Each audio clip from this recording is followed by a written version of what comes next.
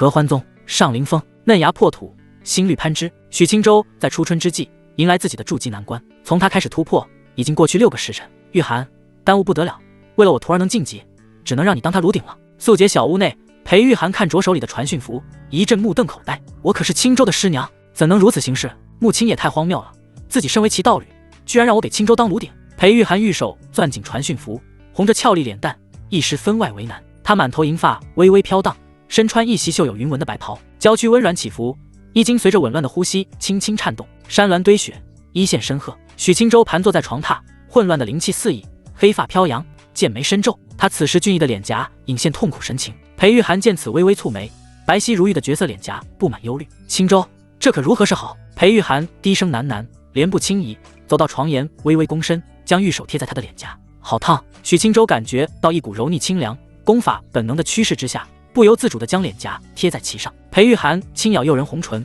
美眸一瞬不瞬地盯着许青州。他将丝丝缕缕的灵气渡入许青州的体内。不曾想许青州的神情更加痛苦，眸子微张，隐约可见其内显眼的赤红。裴玉涵娇呼一声，连忙将手拿开。许青州气息迅速崩溃紊乱，细腻的肌肤开始渐渐泛红。裴清寒见此心急如焚，抬起玉手看着那张浅黄的传讯符，不由一阵气苦。难不成当真要？师娘，快离开屋子，我的情况撑不住了。许青州双拳紧握，面朝裴玉涵，嗓音略带嘶哑。裴玉涵不由眼眶一红，将那传讯符一丢，轻轻跳上床榻。不管了，青州，我疼惜了这么些年，要是他出事，我得多心疼。裴玉涵宛如白玉灵蛇的双臂伸出，直接将许青州抱在怀中。师娘不允许你出事。许青州不由失神发愣，比柔软触感先来的是扑鼻的淡雅清香。裴玉涵感到一阵滚烫直达芳心，纤长细白的脖颈泛起粉红。青州，等会就不难受了，放心。他的嗓音带着明显的颤抖，欲手无措地轻抚许青州的脸颊。师娘。许青州侧脸埋在山峦间，呼吸变得愈加灼热。裴玉涵方心俱颤，他不敢再耽搁，玉手轻扯白袍，香肩柔滑，白袍徐徐而落。许青州虽被功法反噬，但神识仍旧清明。他见师娘突然这般行事，一时呆愣无言，眼神从师娘媚态横生的脸颊落在眼前的翠绿小衣上。裴玉涵感受到她的灼灼目光，嫩脸含羞，玉手挡在胸前，可或许是过于紧张，用力太多，只见侧边挤出夺目血色。许青州被功法折磨得欲仙欲死，此时仍是不愿冒犯师娘，咬牙涩声道：师娘不必如此。裴玉涵暗咬银牙，直接将许青州按倒，玉手撑在他的胸膛上。可是你的经脉都开始熔毁了。许青州感受到小腹上的莹润，大手不由落在师娘的圆润长腿上。真润啊！裴玉涵娇躯一颤，轻呼一口气，直接弯腰吻在了许青州的唇间。2个时辰后，一股沛然灵气席卷整个屋子。许青州悠悠睁眼，长舒一口气，他低头看向怀里的娇躯，不由倍感心疼。裴玉涵的俏脸隐现泪痕，枕在许青州的怀里，满脸的疲惫。他轻轻擦了擦师娘眼角的泪水，正要说话，突然响起叮的一声。恭喜宿主已血觉醒神级任务系统，本系统随机触发任务，任选其一完成可获得各种奖励。新手福利，开局立即触发任务。任务1，新手奖励全知神童。任务2，仙子的修行。新手暴击奖励姻缘仙典。许青州神情一呆，系统，自己降生在这个修仙世界蹉跎20年，他早已淡去身负金手指的念想，可不曾想居然以这种诡异的法子觉醒系统。早知如此，何必苦修多年？自己虽身处合欢宗，师尊却打小教育自己，上承合欢术讲求阴阳两气流转，可不是阴阳相合。师尊嘱咐自己不可堕于邪道，谨记坚守元阳。师尊误我。许青州稳定心神，仔细地查看眼前的光幕，视线落在2个任务上。怎么选？裴玉涵脖被掩在胸前，此时美眸迷蒙，望着愣愣出神的许青州。他神情霎时变得复杂，玉颜酡红，脸颊上挂着明显的羞赧。青州，你成功晋级了。裴玉涵的声音细若蚊凝，软糯勾人。许青州顿时回神，轻呼出一口气，低头看去，我已成功筑基。师娘，你还好吗？裴玉涵一怔，脸蛋更红，娇嗔地瞪他一眼。无碍，你没事就好。许青州面不改色，轻轻点头，右手温柔地抚顺师娘的耳边青丝。既然师娘没事，现在长夜漫漫。许青州将手从师娘的耳边滑入被子中，选择任务1。上凌峰半夜下了一场瓢泼大雨，雨水击打在屋瓦上，啪啪啪作响，直到东方即白彩纸，屋内一片狼藉。青州，我一直以为你是听话的好孩子，不曾想你。哼！裴玉涵委屈不开心了。许青州轻轻在他嫩白脸颊上咬了一口，拥着他娇躯的手紧了紧。师娘是疼得不舒服，我给你揉揉吧。裴玉涵轻啐一口，恼怒地拍开他的爪子，掀开被子，披上白袍，气羞羞地离开了。许青州叹息一声，都怪系统，恭喜宿主完成任务，获得全知神童。算了，不怪你了，系统万岁。许青州正想起床整理床榻，师娘突然去而复返，她快步走到床沿，冷着俏脸，弯腰将玉手摸进被褥。片刻后，一块白帕被师娘抽出，塞进怀里，轻瞪了许青州一眼，再次转身离开。许青州赶紧凝神，不再胡思乱想。收拾妥帖后，他坐在屋内圆凳上，打开系统光幕，全知神童可查探一切信息，透视窥探心声，可学习。对高于自身2个大境界的修士无效，窥探心声需要对施术人极为信任，或对方心湖完全不设防。许青州双眼一亮，透视加窥探心声，这系统的新手暴击奖励也太顶了！学习。许青州双眼顿时感觉到一阵清凉，瞳孔深处浮现淡淡的蓝光。3息后，异状消失。咚咚！恰在此时，敲门声响起。许青州将光幕收起，看向房门，难不成是师娘又来了？来得正好，新学的全知神童恰好试试效果。许青州迅速起身，快步打开房门。师尊！许青州满脸愕然，睁大双眼看着门口。穆青醉醺醺地瞅着许青州，他长发披散，凌乱却不脏，脸颊玉嫩光泽，泛着酡红，面部轮廓柔和，颈部线条精致如美瓷，身穿大红对襟长袍，胸前山峦极为饱满，如同中秋满月，腰肢盈盈一握，胯部渐宽，圆润的长腿白腻肉感，显得他个子极高。穆青手中还提着一大红色葫芦，一经威胁，可见脖梗细绳和山峦深壑，仪态全无。乖徒儿，你师娘说你成功晋级了，我想着来看看你。哥。穆青的嗓音魅惑轻柔，红润的小嘴儿一张，全是扑鼻的清香酒气。许青州无奈伸手搀扶着站姿歪斜的师尊，将他扶进屋内。师尊，喝高兴了就好好歇歇，晚些来看徒儿也不碍事。穆青玉只轻戳许青州的额头，娇嗔不满，媚态勾人。晋级筑基可是大事，师尊为了助你，连道侣都搭进去了。许青州脸色一僵，师尊和师娘这道侣关系，称得上合欢宗独一份了。2人都各有烦闷，不想接触男子，可身处合欢宗，没有道侣像话吗？2个有名的仙子一合计，就联手凑合着过了。看似是道侣，实则是闺中密友。合欢宗能允许2人乱来，也全靠师尊颇有修为。许青州将师尊扶到软榻上，方便九蒙子师尊侧躺着舒服些。穆青惬意的长声娇吟，让人想入非非。许青州见怪不怪，提着凳子坐到他身前。穆青傻呵呵的笑了2声，打了几个9嗝，一把抓过许青州的大手，细细感知。宝贝徒儿，筑基境的宝贝徒儿，让我好好看看。许青州任由不清醒的师尊折腾，他心中嘀咕片刻，全知神童看看看。许青州面不改色，眼底深处闪过一丝碎光，瞬间脑海浮现探查到的信息：姓名穆青，年龄99，境界元婴6层，姿色97分，满分100。杀招此水灵印，引动天地水系灵气，化作水运法印，威力极大。火池分界凝聚大范围圆形火池，禁锢其内修士，点滴炼化。弱点：许青州禁忌之地耳垂。许青州一愣，感觉到师尊的灵气流转在体内，神情渐渐变得温柔，自己也能成师尊的弱点。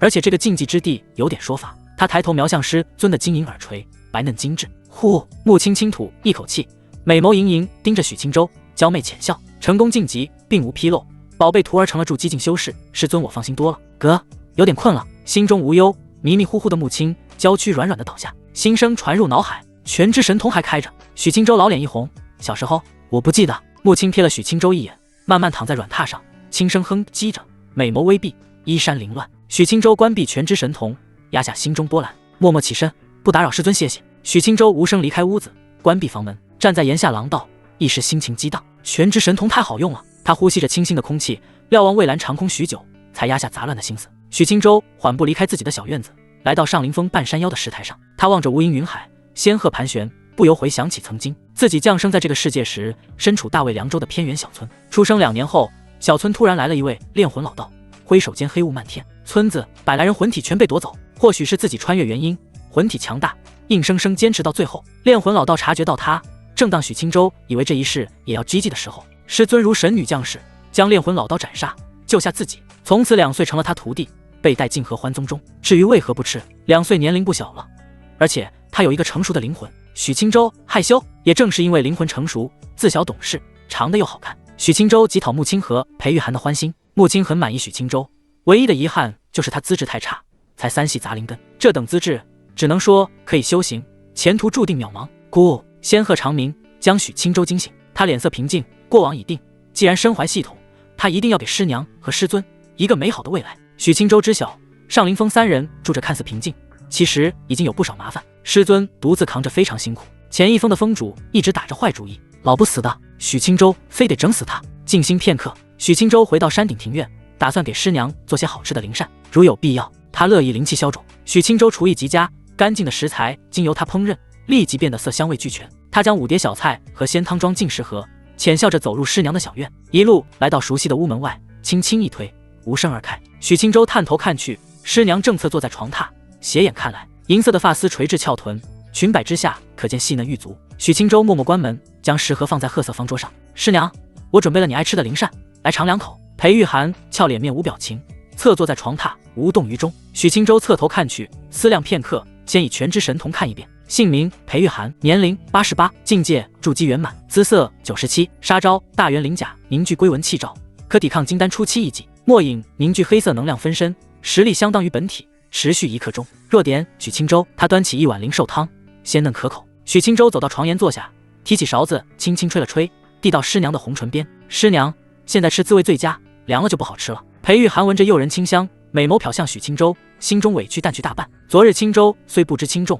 但还是关心自己的。裴玉涵谈口微张，含住勺子。许青州轻笑点头，温柔地喂着师娘。裴玉涵的胃口不错，小碗的汤喝尽后，娇声道：“青州，我坐桌前吃。”许青州点头，将手中小碗一抛，划出一道弧线，无声落在桌子上。他半蹲下身子，抓过师娘的纤细脚踝，将秀美嫩足套进白色绣花鞋中。裴玉涵眸子温柔，脸蛋悄然挂上浅红。两人来到桌前坐下，裴玉涵小口吃着菜肴，殷勤夹菜味给许青州，一顿饭吃得柔情蜜意，酒足饭饱。许青州坐在桌前，看向身侧的师娘，犹豫片刻，凑近脸蛋：“师娘，还不舒服吗？”裴玉涵脸蛋一红，蹙眉轻抿许青州的耳朵：“师娘，我好歹有筑基境圆满的修为，哪有那般不济事，早已无碍。”许青州轻笑颔首，诚恳道歉：“师娘，昨日是我不对，下次不会了。”裴玉涵柔柔点头，可又转而一愣，他秀眉倒竖，轻拍许青州的额头：“什么下次？仅此一次？什么？”许青州感觉天塌了，他瞬间愁眉苦脸，做着微微轻叹。裴玉涵瞧得有几分心疼，犹豫片刻，红着脸蛋柔声道：“以后看我心情。”许青州精神顿时振奋起来，眸子发亮的看向师娘。哼！裴玉涵轻哼一声，妩媚的白了他一眼：“穆青见过你了。”“师尊酒还没醒，现在还睡在我屋内。”裴玉涵蹙眉摇头，小声嘀咕：“你师尊也不知为什么独爱喝酒，一天天没个清醒。师尊高兴就行，以他的修为又伤不了身子。”裴玉涵默然点头，沉默许久。裴玉涵叹息一声，凝视许青州：“青州，昨日宗门长老议事，又商讨了关于是否保留穆青风主一事。”许青州脸色凝重起来，此事主要是因为上灵峰是主峰，但弟子太少，还资质极差，只有自己一根独苗。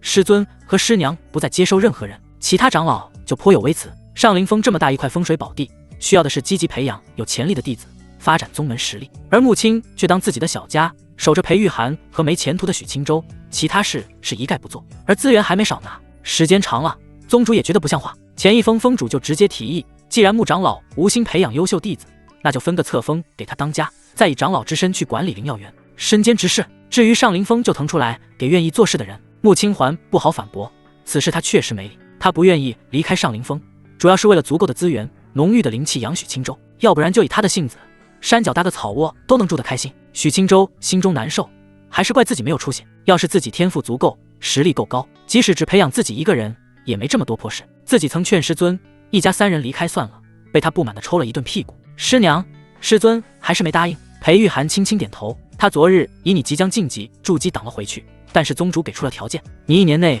必须晋级到筑基圆满，修为不到，我们真在上灵峰待不住了。如果是以前，许青州只能绝望，以他的资质，1年内从筑基初期到圆满完全不可能，即使是宗门的核心弟子也办不到。宗主如此说，还是不想穆青心中产生太多不满，让他再拿1年资源。可现在许青州身怀系统，1年，他无比自信。恭喜宿主触发任务，任务1，想办法解决师尊忧虑，奖励荒古圣体；任务2，同舟共苦，师尊独自抗压力，心中有愧，提升修为，解决此事，奖励灵境乘3。许青州没想到此时居然能触发任务，而且这任务对吗？系统，你真的是正经系统吗？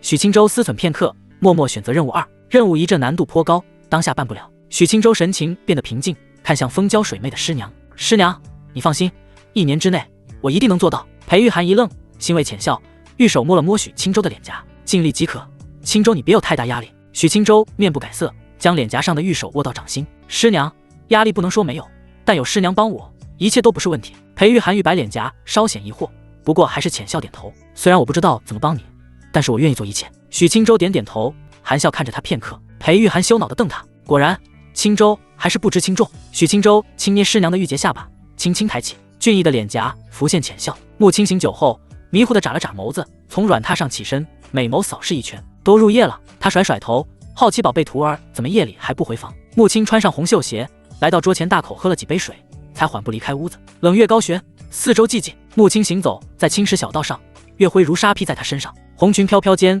他走入自己的院子。他是和裴玉涵住在一起，同院不同屋，兴致来了，两人也偶尔同寝。青州，穆青脚步一顿，站在月下小园中，俏脸狐疑。他思忖片刻，神识隐蔽地探入裴玉涵的屋子，获得临近成三良久之呀。许青州神清气爽地走出屋子，刚转过身，突然看到屋门一旁飘荡着红裙一角，他猛然一惊，豁然看去，师尊。穆青眸子水色潋滟，靠在屋门上，瞪着许青州。青州，夜里你来找玉涵作甚？许青州小心瞅了他两眼，沉吟稍许，试探性道：师娘心情不佳，我来安慰她。穆青轻呼出一口温热甜腻的气息，面无表情道：夜色已深，回去歇息吧。许青州点点头，离开小院。穆青腿儿发酥地走进屋内，回了自己屋子。许青州忧愁地回到房间，以师尊的性子，自己的所作所为肯定被他尽收眼底，师娘也指定被师尊嘲笑。如此一来，师娘奈何不了师尊，心里又得埋怨自己，生自己气了。唉，下次找个机会哄一哄吧。许青州压下烦心事，开始查看今日系统给的奖励。临近成三骸骨夜行，乾隆村生活了100来户村民。某日夜晚，村子外来了一个枯骨道士，他指挥骸骨杀入村庄，屠杀村民，村子危在旦夕。此为临近模拟，宿主需要做到阻挡骸骨进入村庄，击杀最终的枯骨道士，完成度越高，结算奖励越高，只有3次机会。许青州细细理解，看来是类似幻境空间，自己需要做的是保卫萝卜。骸骨实力和数量不可知，枯骨道士的境界不可知，通关难度只有进去才能知晓。许青州静静思索片刻，来到床榻盘坐下来，伸手向屋内一旁一柄长剑飘来，横剑于膝。反正有3次机会，第一次先进去了解一下大致情况。骸骨夜行开启，许青州双眼瞬间一阵流光划过，模糊片刻后再次睁眼，已经身处破烂村庄。他并没有在村子内，而是在村外的小土坡上，天空是一轮孤零零的血色月牙，没有一颗星星。张眼望去，荒芜的大地蒙上一层红光，草木凋零，野兽绝迹。许青州微微蹙眉，转身看去，黑色的山脚下点缀着成片的茅草屋，村子泥泞的黄土路上不见行人，只在窗口隐约可见人影。这不是我出生的村庄吗？不过环境变了，小时候这里挺山清水秀的，繁星遍布天空，清澈小溪粼粼。许青州没想到幻境是这个模样，他眼神复杂，双眼看向某处的茅草屋，可惜他也没看到人影。呼，许青州长舒一口气，稳定心神，多想无益。他重新转过身来，孤零零地站在小土坡上，抬头远望，一袭黑色道袍的枯骨道人飘在半空，静止不动。他的下方上百的银白骷髅站着，空洞的双眸飘起2点绿光。此时其中3具骷髅手持刀剑向许青州走来，脚步无声，刀剑冷光闪烁。许青州紧紧蹙眉，将手伸入怀中，发现除了腰间长剑，储物袋也一并带了进来。他右手拔出长剑，清亮寒芒一闪，骷髅速度不慢，激起淡淡尘土，迅即跑向许青州。来到近前，3具骷髅的刀剑蔓延一层绿光，朝着许青州当头砍下。许青州脸色一凝，挥剑格挡，淡淡的剑气席卷而出，将3人击退。大致炼气圆满的实力，许青州喜忧参半。喜悦的自然是3具骷髅实力不高，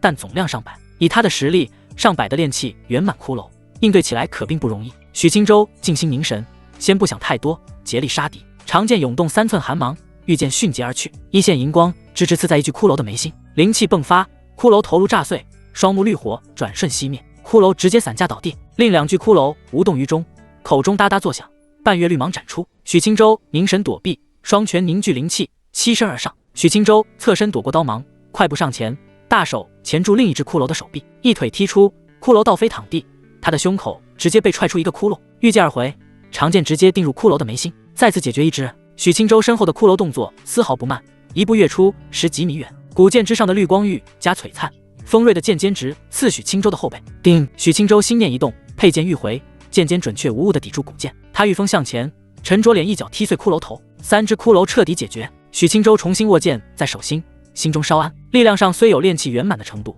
但毫无灵智，战斗死板，没有精妙灵术，威胁程度大大降低。许青州再次抬头远望，发现6具骷髅已然冲了出来，数量翻倍了。许青州双脚扎根大地，涌动全身的灵气，长剑泛起丝丝缕缕的淡红色凌元剑。6具骷髅行至半途，许青州猛然挥剑，红色的半月剑芒呼啸而出，灵气凝而不散。首当其冲的3具骷髅提着古刀格挡，砰！凌元剑芒斩断古刀，直接将3具骷髅的头颅削成2半。其后的3具骷髅齐齐挥刀挡住剑芒于是，许青州松开右手，长剑飘在胸前，剑尖朝前，一点亮光在剑尖越来越璀璨。长剑御风而去，再次将一具骷髅的头颅刺碎。此时最后2具骷髅也来到近前，许青州毫无压力，身影飘忽不定，在古刀间游走，瞅准时机，砰砰2拳，再次打散一具骷髅。最后一具骷髅独木难支，许青州轻而易举解决。他将长剑欲回，远处立即跑出9具骷髅，没有调息恢复灵气的机会。许青州剑眉深皱，他此时虽然没有受伤，灵气可是消耗不少，而他本就资质稀烂，底蕴自然不深，高强度的车轮战他注定坚持不住。形势不容他多做思考，9具骷髅速度越来越快，许青州不再多想，凝聚灵气，挥剑而出，凌元剑，3具骷髅当即倒地，6具骷髅临身。许青州御风而起，如此一来，虽然抵抗攻击的压力大减，但是灵气消耗加剧，剩余6具骷髅也不是没有办法，朝他接连不止地挥出绿色刀芒，而且他们一跃而起的高度足足10几米，也能抽空给许青州来上一刀。小土坡周围顿时碎石翻飞，尘土轻扬。许青州身处半空，聚精会神躲避刀芒，偶尔遇见击散1具骷髅。1刻钟后，9具骷髅成了一堆碎骨。许青州呼吸略显粗重，持剑凝重地看向远处，马上来了12具。他轻叹一声，凝聚全身灵气，连挥2剑，凌元剑，2道剑芒沛然而出。又1刻钟后，许青州脸色微白，身上的袍子被割出几条碎布，后背渗出红色的血痕。灵气消耗越多，他的压力越大。可当他回身望去，15具骷髅已经气势汹汹而来。这灵境强度这么高的，许青州掏出储物袋，磕下激励丹药，抓出几张符箓。他先是挥出2道凌元剑，再将手中火蛇符挥出，红色剑芒在前，火蛇符紧随其后，前面空地顿时成了大片的火海。剑芒消散，火海消失，15具骷髅只冲出来5只。如果是5只的话，许青州觉得很行。他持剑上前，剑影森森，花去半刻钟将剩余骷髅解决。但此时的他灵气损耗严重，气喘吁吁，大汗淋漓。正当他以为下一波要来了的时候，远处骷髅的后方突然御风飘出一具大数倍的骷髅，他的双目和胸膛都亮起绿光，古刀的绿色光芒深邃夺目。筑基境高大骷髅御风极快，来到许青州身前不远处，毫不客气地连挥10几道刀芒。砍臊子呢？许青州低骂出声，御风躲避，狂猛的灵气波动让他一阵心惊。高大骷髅明显聪明些，许青州躲避的瞬间，他就御风而来，一刀直接往许青州的脑袋削去。当许青州持剑格挡，本就灵气亏空，此时顿觉胸口一震，身躯向下坠落。高大骷髅乘胜追击，银白大脚直接踹在许青州的胸口，砰！枯败大地激起一捧尘土，许青州躺在浅坑中，浑身剧痛。这灵境难度也太高了，筑基1层怎么可能通过？许青州咬牙起身，立即闪身向一旁。萧几乎在他离开瞬间，古刀就插在了浅坑的中心。许青州见此不担的丝毫，重新御风而上，眸子凝视高大骷髅，竭尽全力的凝聚灵气于剑身。两者接触，许青州一剑刺在他眼球上，高大骷髅一拳捶在他胸口，当即将他捶得吐出一口老血。许青州握着长剑倒飞而出，咬牙看去，高大骷髅并没散架，他的半边脸碎裂，另一侧眼眶飘荡绿光。许青州眸子浮现几缕血丝，将体内所剩无几的灵气再次凝聚在长剑上。高大骷髅先一步攻击，迅速御风而来，拳头握紧，浮现绿色光芒，两者眨眼近在眼前。许青州怡然不惧，流淌红光的一剑刺在他另一只眼球上，高大骷髅的头颅当即破碎，身躯立即开始散架，他的拳头直接锤进了许青州的心口，整个心脏和胸膛血肉模糊。许青州大口吐血，眼神模糊，沟槽的，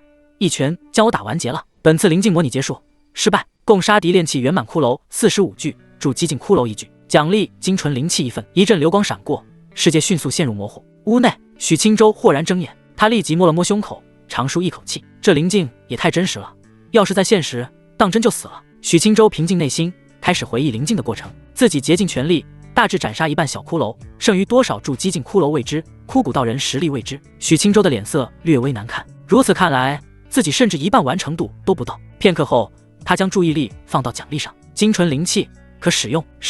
许青州顿时感觉丹田凭空多出灵气，筑基境1层的修为快速攀升，他的境界以匪夷所思的速度向前迈步。许青州内视自身，观察自己身躯的每一丝变化，在灵气的滋润下，肉体的强度开始有些微提升，丹田之内凭空出现的灵气越来越多，灵雾翻腾。许青州的境界在短时间内迅速破境，来到筑基2层。师娘真的能帮我修行？师娘宝宝也太厉害了吧！许青州心情激动，恨不得摸着夜色再去师娘的屋子一趟。不过想到师娘此时定然心情不佳，他打消念头，压下起伏的心绪，开始思索怎么通过灵境。现在自己即使晋级筑基2层，也断然没有机会通过，需要借助外物。许青州第一次就发现自己的储物袋能带入灵境中，自己要是将师尊的法宝借来一用，再去灵境，岂不是轻而易举通过？许青州沉思片刻，打算明日找一趟师尊借来试试。不过担心灵境会有莫名其妙的限制，他多长了个心眼。师尊的高级法宝要带着，寻常的符箓、丹药也带够，做2手准备。许清舟躺在床榻开始休息。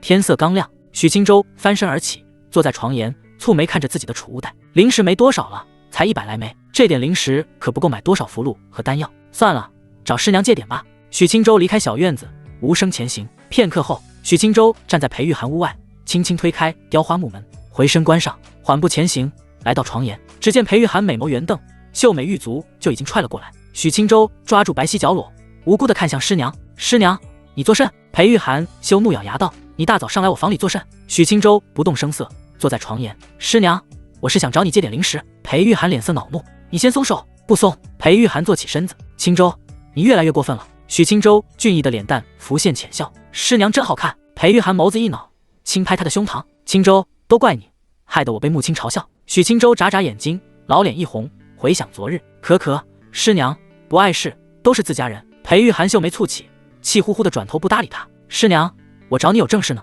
借点零食。”裴玉涵疑惑看他：“你要零食作甚？买点资源有大用。”裴玉涵没细问，从储物界拿出1袋零食，直接递给许清舟：“300颗，给你用了。什么借不借的？”许清舟笑嘻嘻的接过，思忖片刻，小声道：“师娘，再给点。”裴玉涵抬眸看他，柔媚低声问道：“你要买什么？还差多少？”“师娘，再给1000零食，约莫就够了。”裴玉涵一愣，再次取出1大袋零食，神情严肃几分：“这个的还。”许清舟收起零食，琢磨片刻：“清舟，你想作甚？”“师娘，零食是不可能还的，只能以其他方式偿还了。”裴玉涵瞧他阵仗，羞恼地踹他：“清舟，零食我不要了。”许清舟轻轻一笑：“师娘，有借有还才行。”裴玉涵拧着他的腰间软肉：“我让你开不了口，我让你开不了口。”许清舟疼得脸皮一抽，师娘这几下当真没留手，他急忙按住腰间的白皙玉手，无奈低声道：“师娘，我住2层了，这多亏了师娘。”裴玉涵神情震惊，美眸盯着眼前的俊逸脸蛋，细细凝神查探片刻，果真住2层了。“清舟，你怎么做到的？昨日和师娘修行的原因？”许清舟一本正经。裴玉涵神情复归恼怒，许清舟将他拥到怀里。裴玉涵将信将疑：“日上3竿，师娘，你好好歇歇。”许清舟轻轻抚了抚师娘的眉眼，心情怡然地离开房间。合欢宗共5座主峰，其中宝运峰在合欢峰的一侧，是弟子们购买各类资源的地方。约莫半个时辰后，许清舟走上宝运峰，进入灵丹殿。殿内此时人影寥寥，缓步前行，来到一处檀木桌前，桌后坐着一位娇媚的风韵女子。“师姐，买10粒回灵丹。”娇媚师姐柔柔看来，眸子水润，天然挂着一股子媚态。此时瞧见许清舟，她眸子微亮，心湖荡漾起来。“好俊的师弟！”娇媚师姐盈盈起身，来到后方柜台，取出10粒回灵丹，装入一只精致玉瓶。她玉手前伸，递到许清舟的掌心，玉指轻轻勾了勾：“师弟，500零食，如果愿意结缘一场，可400零食给你。”娇媚师姐娇笑一声，眸子看向一旁的侧屋。许清舟面不改色地收起瓷瓶，丢下500零食就跑：“我不是那样的人。”娇媚师姐看着远去的许清舟，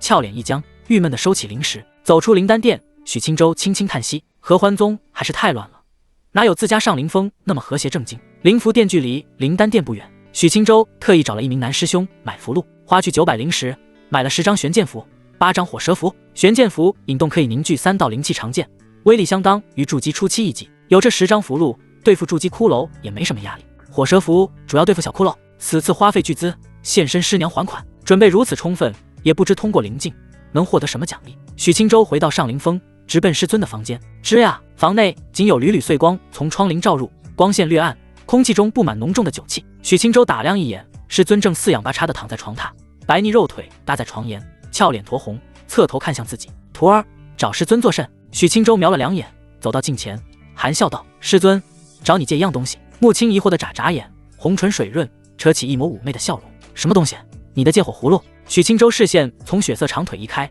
看向青色枕头一侧的红色葫芦：“还请师尊解除禁制，让我用片刻，今日入夜之前还给师尊。”“你想作甚？”穆青神情古怪，玉手撑着玉洁下巴，娇躯曲线玲珑，难不成是想拿着本师尊的法宝去欺负同门？哪能？许清舟尴尬一笑，蹲下身子，轻轻捏着师尊的腿儿：“就是玩玩，不做坏事。”穆青大早上被吵醒，待在屋内瞧了一场大戏，现在被轻轻揉捏，心中顿时古怪的一荡。玉涵也真是，那声儿叫唤的像猫儿轻挠心肝，也不知收着点。“徒儿，借火葫芦你拿走，可得当心，别把上灵峰给点了。”穆青脸色更红了几分，所幸之前喝了不少酒水，如今看来瞧不真切。他撑起娇躯，白皙双足撑在床沿，懒散的伸手拿过床头的借火葫芦。许清舟瞧着师尊极不淑女的坐姿，心中一悸，眼底蓝芒一闪，全之神同开。穆青迅速刻画一道火红灵纹，眨眼之间，灵纹融入借火葫芦。“徒儿，拿去吧。许青州脸色僵硬，一时没回过神，太可怕了。他立即拿过借火葫芦，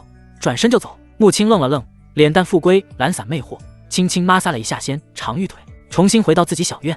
许青州喝了几杯水，清醒脑子，一些画面不能刻在脑子里，要记在心里。盘坐床榻，静心凝神。许青州拿出储物袋检查一番，并无纰漏，最后将长剑和借火葫芦放在大腿上，骸骨夜行开启，流光闪过。许青州重新来到荒芜的小土坡上，血月将光芒挥洒大地，远处的骷髅飘荡成片的绿芒。果然，重新进来后，骷髅总数并没有减少，重新变成100余只。许青州立即查探自身，储物袋和长剑都在，但借火葫芦带不进来。品级太高的原因吗？他在查看储物袋，所幸丹药和符箓都能带进来。刚过片刻，3只骷髅就已经跑了出来。许青州平静心绪，淡然的持剑上前，一道凌元剑解决他们。6只骷髅立即挥舞古刀，迅捷前奔。凌元剑，剑芒狂涌，许青州紧随其后。3只骷髅刚散架，他就持剑刺向剩余3只，6只倒地，9只接踵而至，直到解决第45只。许青州磕下第2粒回灵丹，此次的状态要比上次好得多，体内的灵气也还剩余大半。呼，助激进的高大骷髅御风而来，古刀青芒在途中就开始凝聚，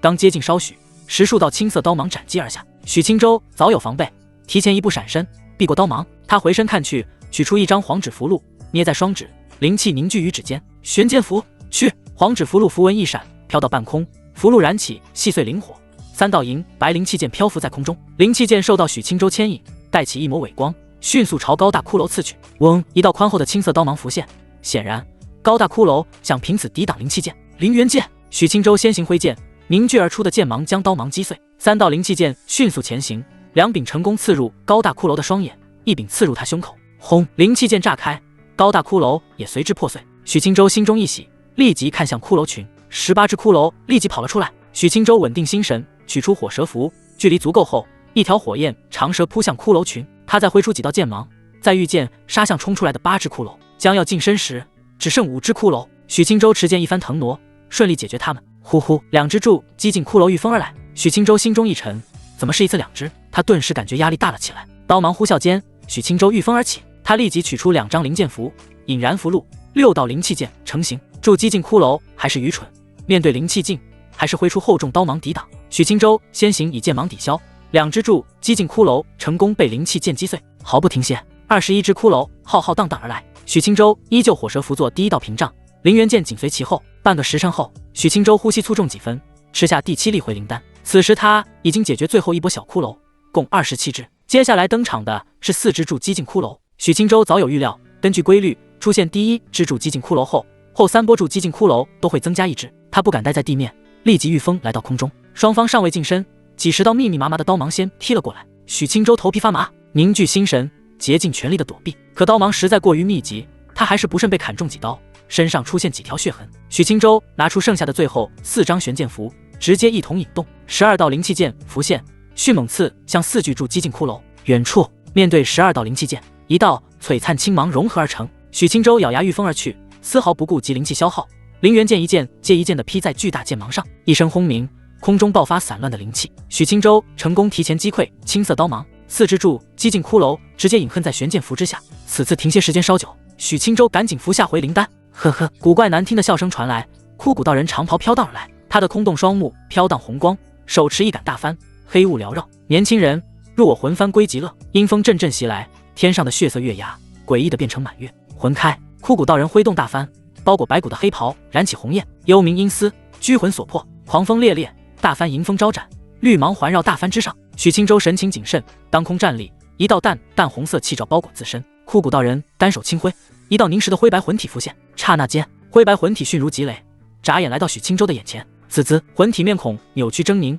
扑在红色气罩上疯狂撕咬。许青州冷静挥剑，剑影阵阵，将魂体斩得支离破碎。枯骨道人再次挥手，10道魂体齐齐出现。许青州脸色难看，将仅剩的1张火蛇符丢出，再辅以2记凌元剑，火蛇乘剑而去，灰白魂体与之轰然相撞，灵气四溢间，火光迸发，4道魂体突破阻隔，来到许青州的近前。他们趴在红色气罩上，无声嘶吼。许青州咬牙抵挡，可还是止不住被攻破护身气罩，魂体攀附在身上，阴冷气息让他脸色一白。枯骨道人趁此时机，眨眼之间来到许青州的身前，银白的骨爪瞬间按下，入我魂幡。许青州面孔扭曲，脸颊转眼毫无血色，至少筑基境圆满的实力，我干嫩娘的灵境。画面流光闪烁，模糊破碎。本次灵境模拟结束，失败，共杀敌炼器圆满骷髅135具，筑激进骷髅10具，奖励精纯灵气1份和5行淬体。5行淬体5行灵气刺激身躯，提升体魄强度。小院房内，许清舟悠悠睁眼，还是失败了，低估了后面筑激进骷髅出现的数量。枯骨道人的实力也超出预期。蹙眉沉思良久，许清舟收敛心神，多想无益，先看收获。精纯灵气使用。许清舟端正盘坐，一股磅礴的灵气流淌全身，丹田之中精纯灵气大量出现，灵雾翻腾如海，转眼晋级至筑基3层。而此次灵气相比上次庞大许多，许清舟的境界依旧在向前迈进。半刻钟后，一声轻微细响出现，淡淡的灵气向四周移荡。许清舟踏入筑基4层。一日千里呀，一日千里。每次和师娘睡完觉境界就涨。许清舟轻轻握拳，庞大许多的力量让他分外惊喜。他再次将目光放入5行淬体，提升体魄强度。许清舟平息灵气波动，立即使用。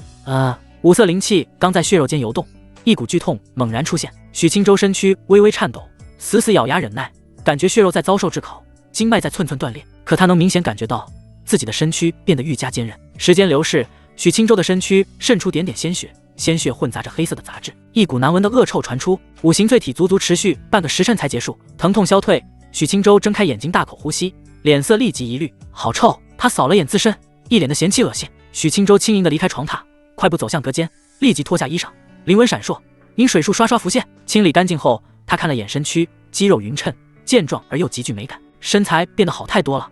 师娘宝宝一定会开心。许清舟披上干净的衣袍，重新来到床前，去陈述。床榻屋子消失一空，直到此时，房间的气味才重新清新起来。许清舟来回走了2步，轻轻挥拳，拳风呼啸，炼体直接来到了易精进中期。炼体和武道结合，与修行意图一样，分3阶9境。下3境修凡胎体魄，分别是淬体境、易精境、断骨境；中3境体魄复归先天，分别是洗髓境、先天境、精深境；上3境开启秘藏，肉身成圣，分别是万象境、不灭境、圣体境。许清舟的体魄是不适合修武道的，可没想到获得的奖励让他强行走上了武道。仙武双修，一般天才都不敢这么玩，稍有不慎就得瘸腿走路，2条路都没什么前途。可要走成了，那就是同境无敌。以我现在的实力，出入后期的筑基境也不是我对手。许清舟心中涌起自信，系统的强大再一次显现。此次的提升相比上次大太多了。如果彻底通关灵境，灭杀枯骨道人，不知还有什么奖励给自己。许清舟不由激动起来，完成度越高，奖励越丰厚。此时他都想立即进入灵境了。可想到枯骨道人的实力，许清舟清醒几分。自己的实力固然强大许多，可和枯骨道人交手，还是只有死路一条。也不知师娘还有没有灵石，再找他拿点准备点资源。此时外面晚霞披在群山间，就快入夜了。许清舟先去厨房，兴致勃勃准备了丰盛晚膳，提着食盒，拿起借火葫芦去了隔壁院子。皎洁月光下，许清舟轻轻推门，没关。走入房内，裴玉涵正坐在绣榻上修行，美眸睁开，盯着笑脸和煦的许清舟。清舟，夜里不好好修行，找我作甚？裴玉涵脸色端庄，银发柔顺地垂在玉背上，白皙脸蛋上表情平静，瞧着圣洁无比。许清舟将食盒放在桌子上，转头笑呵呵道：“师娘，准备些晚膳，找你一起吃。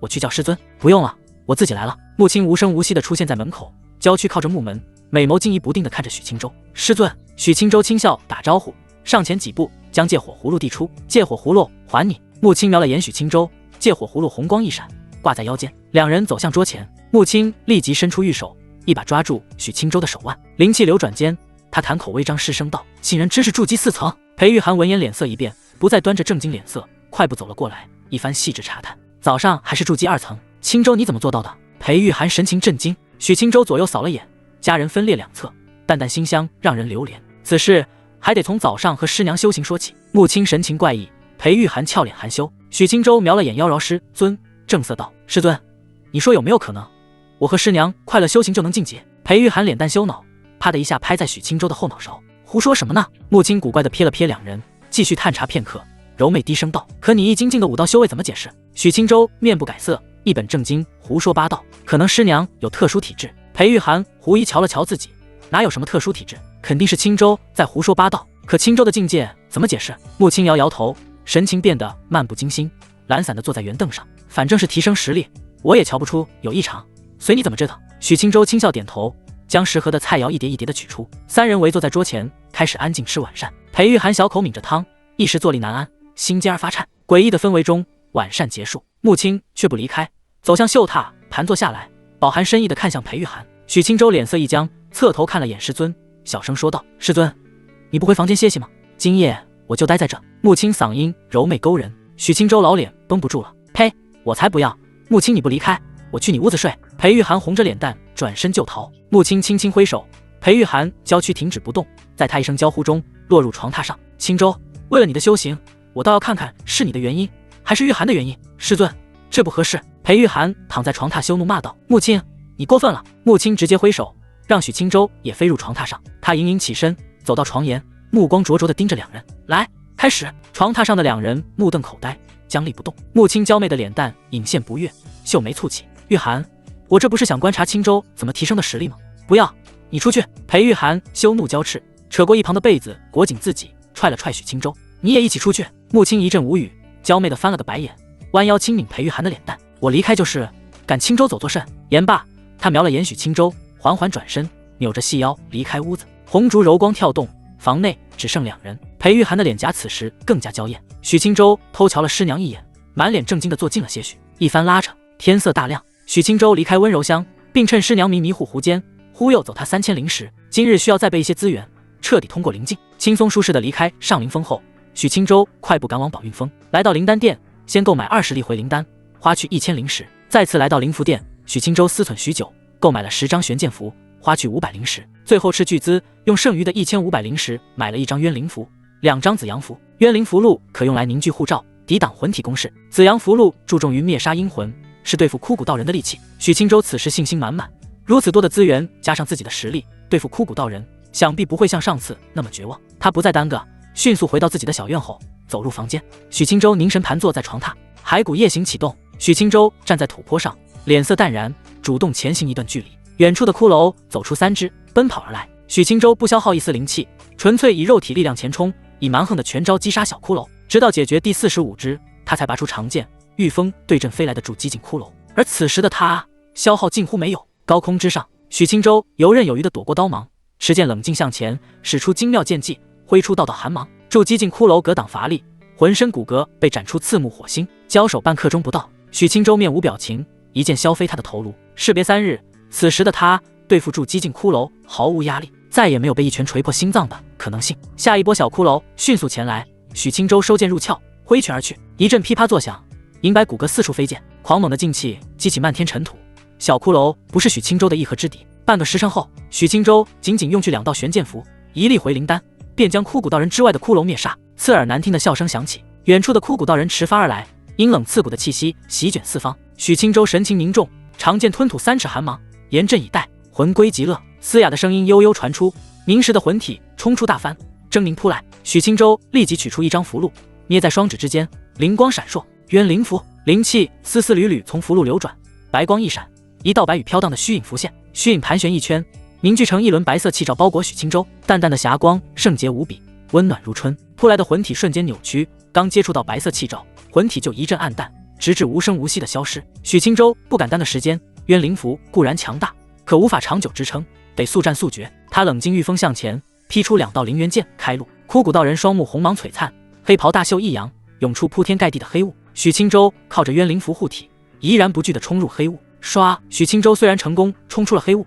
但灵元剑气被消磨殆尽。他见此，掏出2张玄剑符，灵芒一闪，6道灵气小剑迅速冲去。枯骨道人挥舞大幡，数10道魂体涌出，灵气小剑转眼被他化解。许清舟没有丝毫慌乱，此时他已经即将靠近枯骨道人，如此之近的距离，他任由魂体靠近自己，取出1张正黄符箓，符胆紫纹闪烁。紫阳符！许清舟一声轻喝，紫阳符甩出，光芒大炽，轰！紫色烈阳眨眼出现，至刚至阳的气息让周围的魂体迅速湮灭。枯骨道人沙哑大吼，黑袍之上沾染点点紫色焰火，大幡被烧去一角。趁此机会，许清舟凝聚全身灵气，连续斩出3道灵元剑，再用出5道玄剑符，顿时密密麻麻的剑芒向前。枯骨道人吼声更大，剑气肆虐之下，他的黑袍转眼变得破烂不堪。幽魂枪！枯骨道人御风后退，双目红芒大盛，握紧手中大幡，以幡作枪，大量的魂体萦绕在大幡之上。萧！大幡被枯骨道人掷出，一点黑芒在前，四周响起凄厉哀嚎。许清舟心神一悸，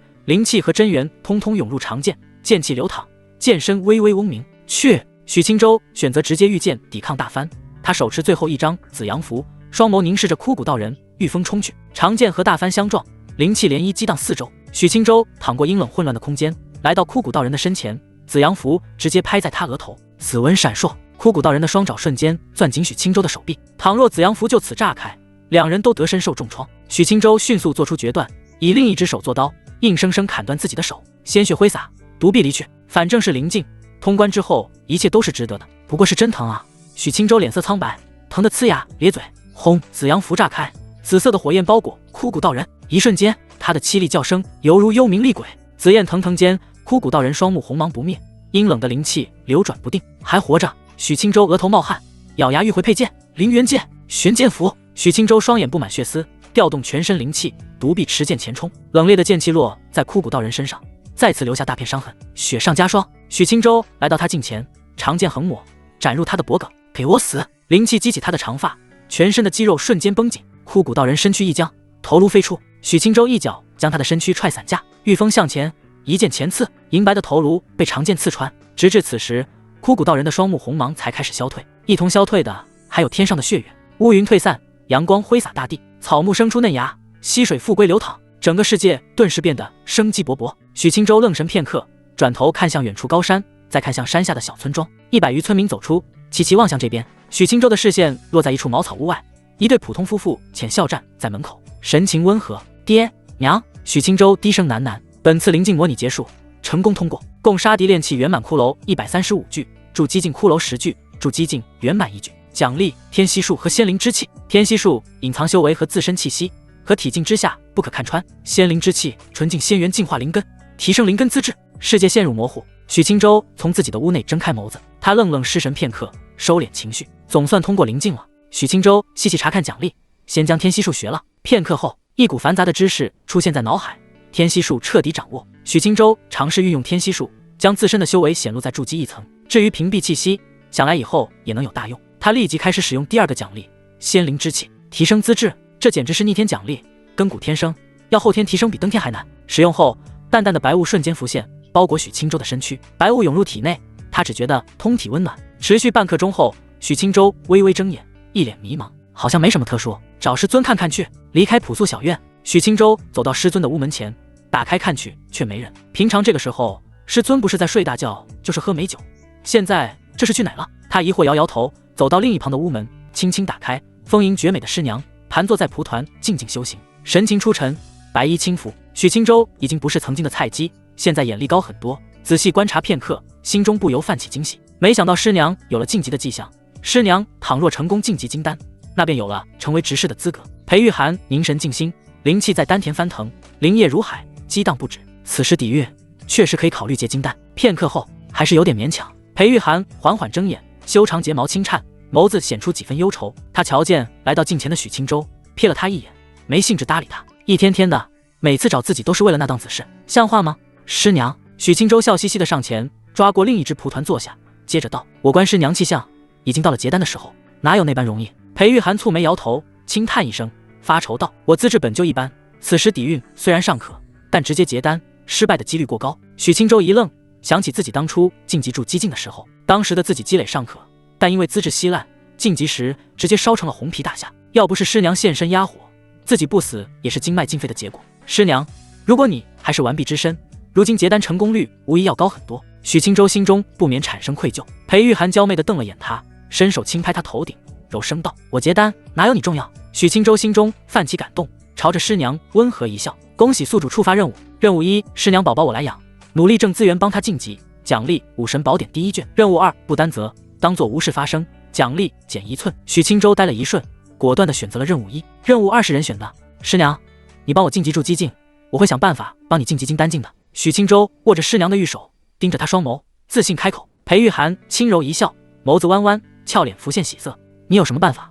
你现在需要做的是安心修行，等木青回来，我找他商议下此事。许清舟不满地眨眨眼，正色道：我现在的实力可以去宗物店领取任务，能自己挣贡献点换取资源了，怎么也能帮到师娘。裴玉涵温柔地摸了摸许清舟的脸颊，也不打击他，晋级金丹境的资源哪是做点任务就能得到的？清舟，做任务可以，但是一定要小心。许清舟轻笑点头，顿了顿，疑惑问道：师娘，师尊去哪了？裴玉涵无奈道：不久前宗主传信，芦溪山脉突现秘境，各方修士都跑了过去。木青深知陌生秘境必有珍稀资源，坐着借火葫芦立马就去了。许清舟一时无言以对，希望师尊此行收获满意。他愣了愣，想起此行正事，抬头看向师娘：“师娘，能查探我的资质情况吗？我自己感知瞧不真切。”裴玉涵满脸疑惑，犹豫一二，小声道：“青舟，你的资质早已测过，是水火木三系下品杂灵根。”许青舟摆摆手，笑道：“现在可能变了。”裴玉涵俏脸微僵：“你在说什么胡话？灵根资质是说变就能变的？”他见青舟表情正经，不是开玩笑，不由疑惑更甚，低头从储物戒取出一块银白玉石，低级测灵石，能清晰测出天灵根之下的资质情况。许青舟接过测灵石，握在手心，灵气涌入机丝，嗡，测灵石发生感应，散发光芒，这证明许青舟存有灵根可修行。银白的测灵石上出现红色和蓝色条细线，裴玉涵美眸看着，并不觉得意外，这是水系和火系灵根的特征。可再静等片刻，绿色却一直不出现。裴玉涵美眸睁大，脸淡疑惑而又震惊，蓝红两色的细线逐渐变长，直到超过测灵石的一半高度才停止。水火双系中品灵根，裴玉涵失神喃喃：这怎么可能？青舟的资质怎么会提升这么多？许青舟瞧了眼测灵石，心中有淡淡的失落。提升倒是提升了，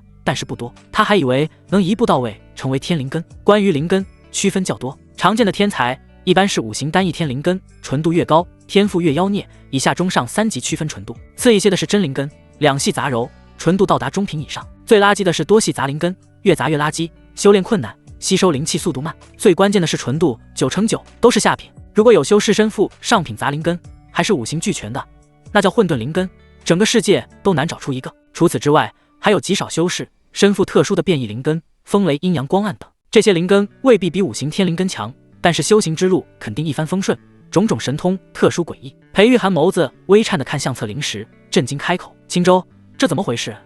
你怎么从三系杂灵根变双系真灵根了？许青舟轻轻一笑，看向美艳师娘：这得多亏了师娘，每次和师娘开心修行后，我都受益颇丰。裴玉涵脸蛋一僵，羞恼地瞪他一眼，净胡说。可想到青舟境界不停晋级，连灵根都能提升，自己也积累足够了，他不由心中将信将疑。难不成自己真有什么特殊的体质？许青舟轻轻一扯，将师娘拉到身前，娴熟地搂在怀里。师娘，你简直是我的福星，自己的系统可是师娘帮忙激活的，要不是师娘，他现在还苦哈哈打坐修行呢。裴玉涵红唇微抿，抬头羞红着脸蛋看他：青舟，不许对师娘不礼貌，师娘都是为了修行。青舟，天色还早，无妨，整个上灵山就你我两人，不碍事。第二日天色微亮，动静渐止，裴玉涵银发铺散似雪莲，静静歇息。许青舟脸色正惊，靠坐床头，轻柔地拥着师娘。师娘，有没有突破的感觉？裴玉涵迷迷糊糊地睁开眼，美眸水色浓郁，嗓音微哑：有点长。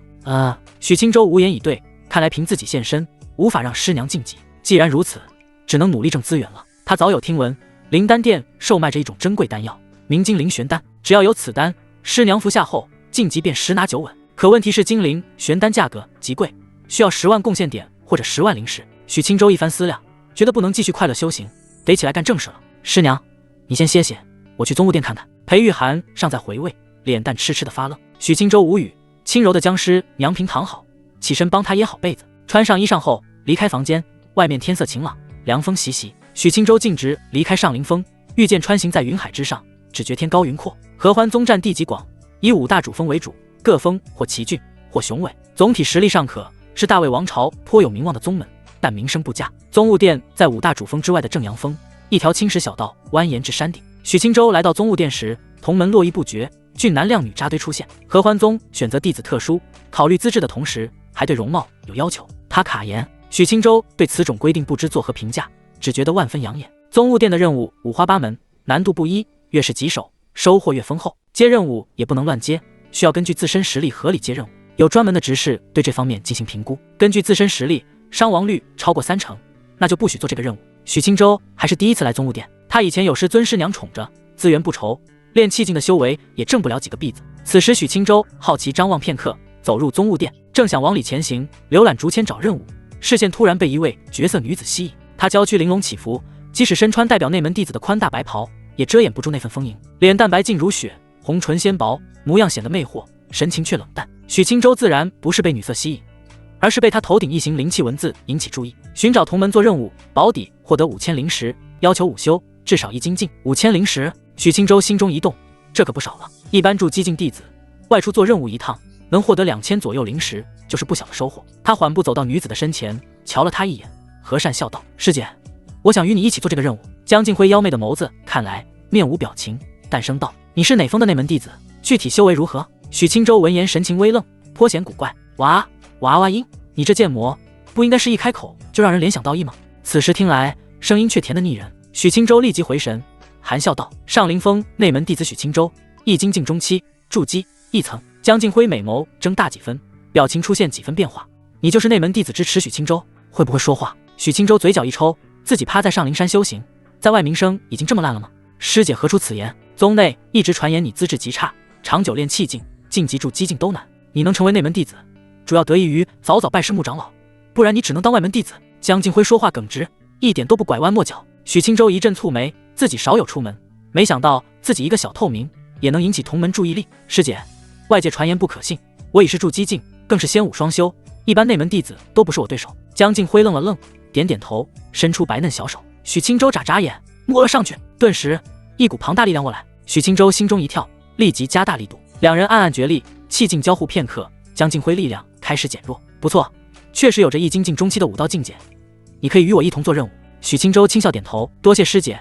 师姐如何称呼？钱一峰，南乡长老二弟子江敬辉。许青州脸色一黑，怎么是钱一峰的人？钱一峰主一直惦记着上林峰，急着赶出自己和师娘师尊，为的就是安排南乡长老成为新任的上林峰主。南乡长老是前林峰主的道侣。许青州一时有点无语，瞄了眼江敬辉，斟酌一二，轻声道：“你可知晓，你家峰主和我上林峰有些过节？我没关注过，只听闻师兄弟谈起你的名字。”江敬辉神情冷淡，继续道：“我只对练武感兴趣。”许青州思忖片刻，轻轻点头，没有反悔组队。钱一峰主做事恶心，自己以后会找他讲道理。江敬辉专注修行，心无恶意，没必要水火不容，而且能拿出这么好的任务，许青州此时还占了他的便宜。两人一同寻找到执事，江敬辉拿出任务签，执事评定登记后，两人走出宗务殿。江师姐，具体任务是做什么？大殿门口，许青州轻声询问。合欢宗周边的临沧城出现妖兽或乱村镇的情况，我们需要解决这部分妖兽，并进入赤灵山脉，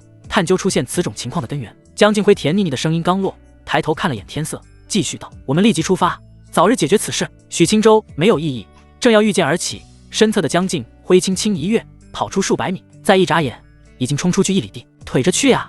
临沧城距离合欢宗500来里，不得跑吐了。许青州轻呼一口气，踩上佩剑，迅速跟上江敬辉。江师姐，我带你一起。江敬辉侧头看去，身影停止前冲。他只有练气境的修为，武道还无法御风，只能用腿赶路。此时看着许青州，他对许青州的评价再次拨高一层。仙武亮图都登堂入室，他怎么可能是内门弟子支持？据他所见，此时对比，大多数内门弟子都比不上他。两人身处山顶小道边，许青州瞧了瞧他，再看了看脚下的一柄细剑。宰两人不是不行，主要看江敬辉能否接受。江师姐，跳上来试试。江敬辉瞄了他一眼，轻轻一跃，站在剑柄末端，淡声道：“我能站稳。”许青州转头看了他一眼，轻轻点头，凝聚一层气罩，直接御剑直线升空。啪！江敬辉迅速伸手抓住许青州的腰，到达一定高度后，许青州瞬间停在高空。江敬辉娇躯扑在他后背，轻轻一弹，脸蛋神情微变，退开，冷声道：“突然停下作甚？”许青州转头无辜道：“我不识路，临沧城走哪个方向？”他只知道大概距离，怎么走就不清楚了。江敬辉瞪他一眼，伸手入怀，掏出一张地图。许青州接过后看了两眼，御剑迅速前行，途经苍茫大地，跨越百里山河。两人花去1个时辰，进入临沧城，直达城主府。城主姓梁，体态圆润，瞧着极为富态。他见到许青州和江敬辉后极为热情，好茶招待，一番夸赞仙家气态如何如何，那双狗眼却一直往江敬辉身上流转。许青州一阵腻歪，不想和城主多谈，直入主题，询问现在还有多少妖兽在外，遭受妖祸的村镇具体在哪。梁城主谈起正事，摆出悲悯忧心的神色，唤来副城主，递出受灾地图，徐徐说着哪里遭受灾祸，如何痛心云云，最后长叹一声，凝视江敬辉，感叹道：“临沧城地界遭遇此等祸事，有江仙子出山帮忙，区妖兽定当，能灭杀殆尽。”许青州斜视他一眼，拿起地图，拉着江敬辉直接跑路。这些官老爷找人办事也就罢了，怎么色心还上来了呢？他根据地图和江敬辉来到第一处受灾地点凌云镇。从高空往下看去，凌云镇外数10只妖兽浑身烈焰腾腾，已经有大卫修士和官兵在阻挡，可他们实力不济，连连败退，连一个筑基境修士也没有，官兵更是粗通武艺的普通人。江敬辉见此面不改色，直接跃出长剑，犹如神兵天降，双拳轰砸向一头红色妖狮。气劲席卷间，江敬辉轰然落在妖狮上，拳头携带罡气，直接锤在妖狮的头顶。吼！妖狮只来得及发出一声痛吼，七窍流血，轰然倒地。四周修士神情惊艳，惊喜望来，官兵们更是满脸震惊。看服饰，是合欢宗的仙子，城主请来的帮手终于到了。仙子真漂亮。江敬辉可没兴致搭理大卫的修士，脸蛋冷静，专注杀妖兽，身如幻影，拳罡骇人心神，拳头挥舞，一只妖兽就喋血飞出，死相凄惨。许青州站在半空，直接御剑而去，剑影穿梭在妖兽群间，冷光一闪，妖兽脖颈便带出一滩鲜血。又来一位仙人，御剑杀敌，这般实力，筑基境无疑。年纪轻轻已然筑基，不愧是仙门弟子。大卫修士神情羡慕，他们虽也有修为，可都是宗门考核刷下来的角色，这辈子大部分人都无法筑基。至于普通官兵，只能看得目眩神迷，一阵羡慕敬畏。数十只妖兽在两人的手下，连一刻钟都没撑到，全部倒在血泊中。江敬辉散去拳罡，掏出一柄小刀，利索地挖出妖丹。许青州好奇地观察，说来可笑，除了合欢宗家养妖兽，这种野外妖兽他还是第一次见。师娘和师尊还是把自己照顾得太好了。江敬辉动作熟稔，显然不是第一次办此事。他将妖丹全部取出来后，分了一半给许青州。炼气境妖兽妖丹，一颗价值10灵石左右，聊胜于无。许青州笑着接过妖丹，共20颗，入手温热，通体浅红色，有着淡淡的灵气流转。根据江敬辉所言，这便有了200灵石到手。其实妖兽尸体也能值几颗灵石，但是体积太大，两人没那么大的储物空间装。两人没和大卫修士闲聊，连夜赶往下一处地点。遇见空中，江师姐以前经常出来做任务吗？是的，武道需要大量的战斗精力，枯坐山上修行，走仙途尚可，修武万万不行。江敬辉淡漠开口。江师姐武道什么境界了？已精进后期。许青州侧头打量一眼，娇躯莹润，却蕴含爆炸性的力量。倘若不知底细，谁能想到这般样貌的女子走的是武道，境界还不低。许青州，你第一次走出宗门？江敬辉难得主动挑起话题。许青州轻轻点头，自己以前没练武天赋，修道资质又差，哪有闲心到处去浪，大部分时间都在枯燥打坐，挺不可思议的，只待在上林峰，真不知道你怎么晋级易精进中期的。江敬辉轻声感叹，嗓音甜腻，犹如28少女。许青州忍不住再回身看他，听他说话总有一股反差萌。片刻后，从他妩媚的脸蛋收回视线，默默回过头。我练武有师娘陪练肉搏，平日运动量也不小。你师娘也修武道？不是，但是她能帮我精进武道，时常让我大汗淋漓，力量一泻如注，好不痛快。许青州一本正经胡说八道。江敬辉认真点头，那很辛苦了。两人不在一个频道上瞎扯，直到来到第2个小镇，迅速灭杀后，马不停蹄赶往第3处村庄。此时天色微亮，此地靠近赤灵山脉，已经出现不小的伤亡，妖兽相对较多。江敬辉来到村内，主杀妖兽，许青州救人为主。半个时辰后，两人联手击杀一头筑基境妖兽。蹲在死去的火红巨虎前，许青州轻轻蹙眉：“江师姐，这些妖兽是不是过于古怪？”江敬辉站在他身侧，低头疑惑看他。宗门的筑基境妖兽大多通了灵性，甚至能言语沟通，为何这只筑基境妖兽像一头纯粹的野兽？江敬辉不爱动脑子，摇头不语。许青州轻叹一声，朝远处恭敬看来的大卫修士招手。他赶忙走到近前，躬声道：“前辈。”许青州轻声询问：“赤灵山脉的妖兽以前也会跑出来吗？”大卫修士直接摇头：“数百年没有过了，也就近期，赤灵山脉的妖兽陆陆续续的冲出来，毫无头绪的乱跑，见人就杀。”许青州点点头，仰望远处的赤灵山脉，犹如一条趴伏的火龙，看来得进去详细探究此事根源。许青州不耽搁时间，载着江敬辉直奔赤灵山脉。行至半途，许青州轻声询问：“江师姐，你以前曾来过赤灵山脉吗？”江敬辉道：“来过数次，里面大多是火系妖兽，肉体强横。赤灵山脉温度极高，即使筑基境修士长时间身处其中，也会导致实力降低。想要降低影响，需要不俗的体魄，这也是我选择午休组队的原因。”许青州默默点头，接着问道：“其内妖兽实力如何？”江敬辉无语地瞟了他一眼，明明实力那么强，可每一个问题都像外门弟子，大多是炼气境妖兽，少量筑基境妖兽，以一只金丹境妖兽统领。许青州脸颊浮现诧异，实力也不怎么样。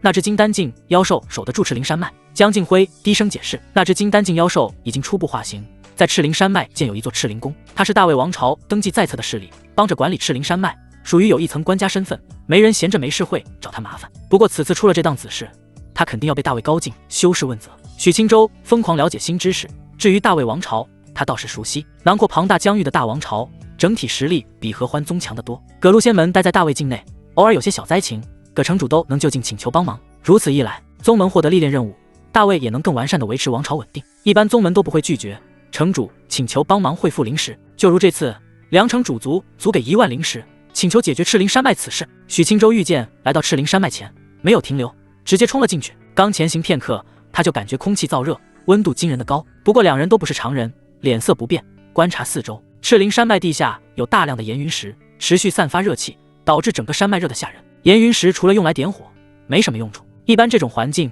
草木绝迹才是正常。可赤灵山脉却有成片的火元树，它们不惧恶劣的环境，茁壮成长，漫山遍野。许青州低头看去，红色树叶随风摇曳，树林间火系妖兽四处流窜，很神奇的树。江静辉瞥了他一眼，淡声道：“许师弟，以后多出来做做任务，世间神异，书籍上可瞧不真切。”许青州轻笑点头。两人此行不是为了猎杀妖兽，便没落的大开杀戒，主要以观察为主。半个时辰后，许青州突然停止御剑，皱眉清秀。江静辉好奇询问：“你发现了什么？”有股淡淡的古怪气味。他看向下方的妖兽，接着道：“刚进入赤灵山脉时没有这股味道，而且下方的妖兽此时看去明显暴躁很多。”江静辉仔细观察，嗅了嗅，赞道：“许师弟，你观察很敏锐。”许青州不置可否，带着江静辉继续前行。吼！突然，下方传来一声兽吼，声音格外响亮，激起大片枯叶。许青州谨慎看去，发现是一只直立而起的红毛巨虎，睁大虎目看向两人。筑基境妖兽仿佛没有恶意。江静辉淡声道。许青州点点头，御剑靠近些许，一番打量，盯着他的双目。会说话？红毛巨虎点点头，嗓音尖涩洪亮：“我并无恶意。”许青州问道：“你叫我们下来作甚？”红毛巨虎看着许青州，神情略有狰狞，虎爪拍了拍脑袋，大声道：“赤灵山脉出了问题，很多妖兽神智错乱。”许青州表情不变，他一切都看在眼里。现在主要问题是寻找原因。你知道什么线索？红毛巨虎轻喘一口气，巨大的虎爪指向远处赤灵宫的方向。数日前，有几位人族修士御剑冲向了赤灵宫，接着不久后赤灵山脉就出现异常。许青州和江静辉对视一眼，神情凝重几分。如果你们是想探查这事，请尽快前往赤灵宫。巨虎高声请求：“你没有想着去赤灵宫看看吗？”许青州问道。“不行的，越靠近我神智混乱的越厉害。”巨虎微微呲牙，显然赤灵山脉的异常已经让他极为难受。许青州点点头，御剑来到他身前：“可以让我查探一下你的情况吗？”红毛巨虎谨慎看他一眼，犹豫片刻，小声道：“我是赤灵宫巡山妖将，严格来说得大卫办事。”许青州翻了个白眼，没好气道：“放心，不杀你。”红毛巨虎很单纯，信以为真，大脑袋直接凑了过来。许青州伸出右手按在他额头王字上，细细查探。江静辉好奇，伸手也摸了摸他的脑袋：“女仙士，你也懂仙家手段？”红毛巨虎瓮声瓮气的小声询问：“不是，我只是觉得毛色鲜亮，虎皮包下来肯定能卖个好价钱。”红毛巨虎吓得一抖，虎目圆瞪：“你这个人族好可怕！”许青州收回手，红毛巨虎立即远离几步。江静辉问道：“有查出什么？”许青州脸色尴尬，摇摇头：“毫无发现，一切正常，估计我修为不够的原因。”红毛巨虎闻言叹息一声，虎爪拍着脑袋，砰砰作响。许青州瞥了他一眼，神情和善说道：“虎兄，我见你难受的厉害，我帮你。”红毛巨虎疑惑看他，许青州笑着握起了拳头，气劲流转：“你们这些人族，果然个个道貌岸然，不是好人。”单纯巨虎被吓得掉头就跑，迅速没了踪影。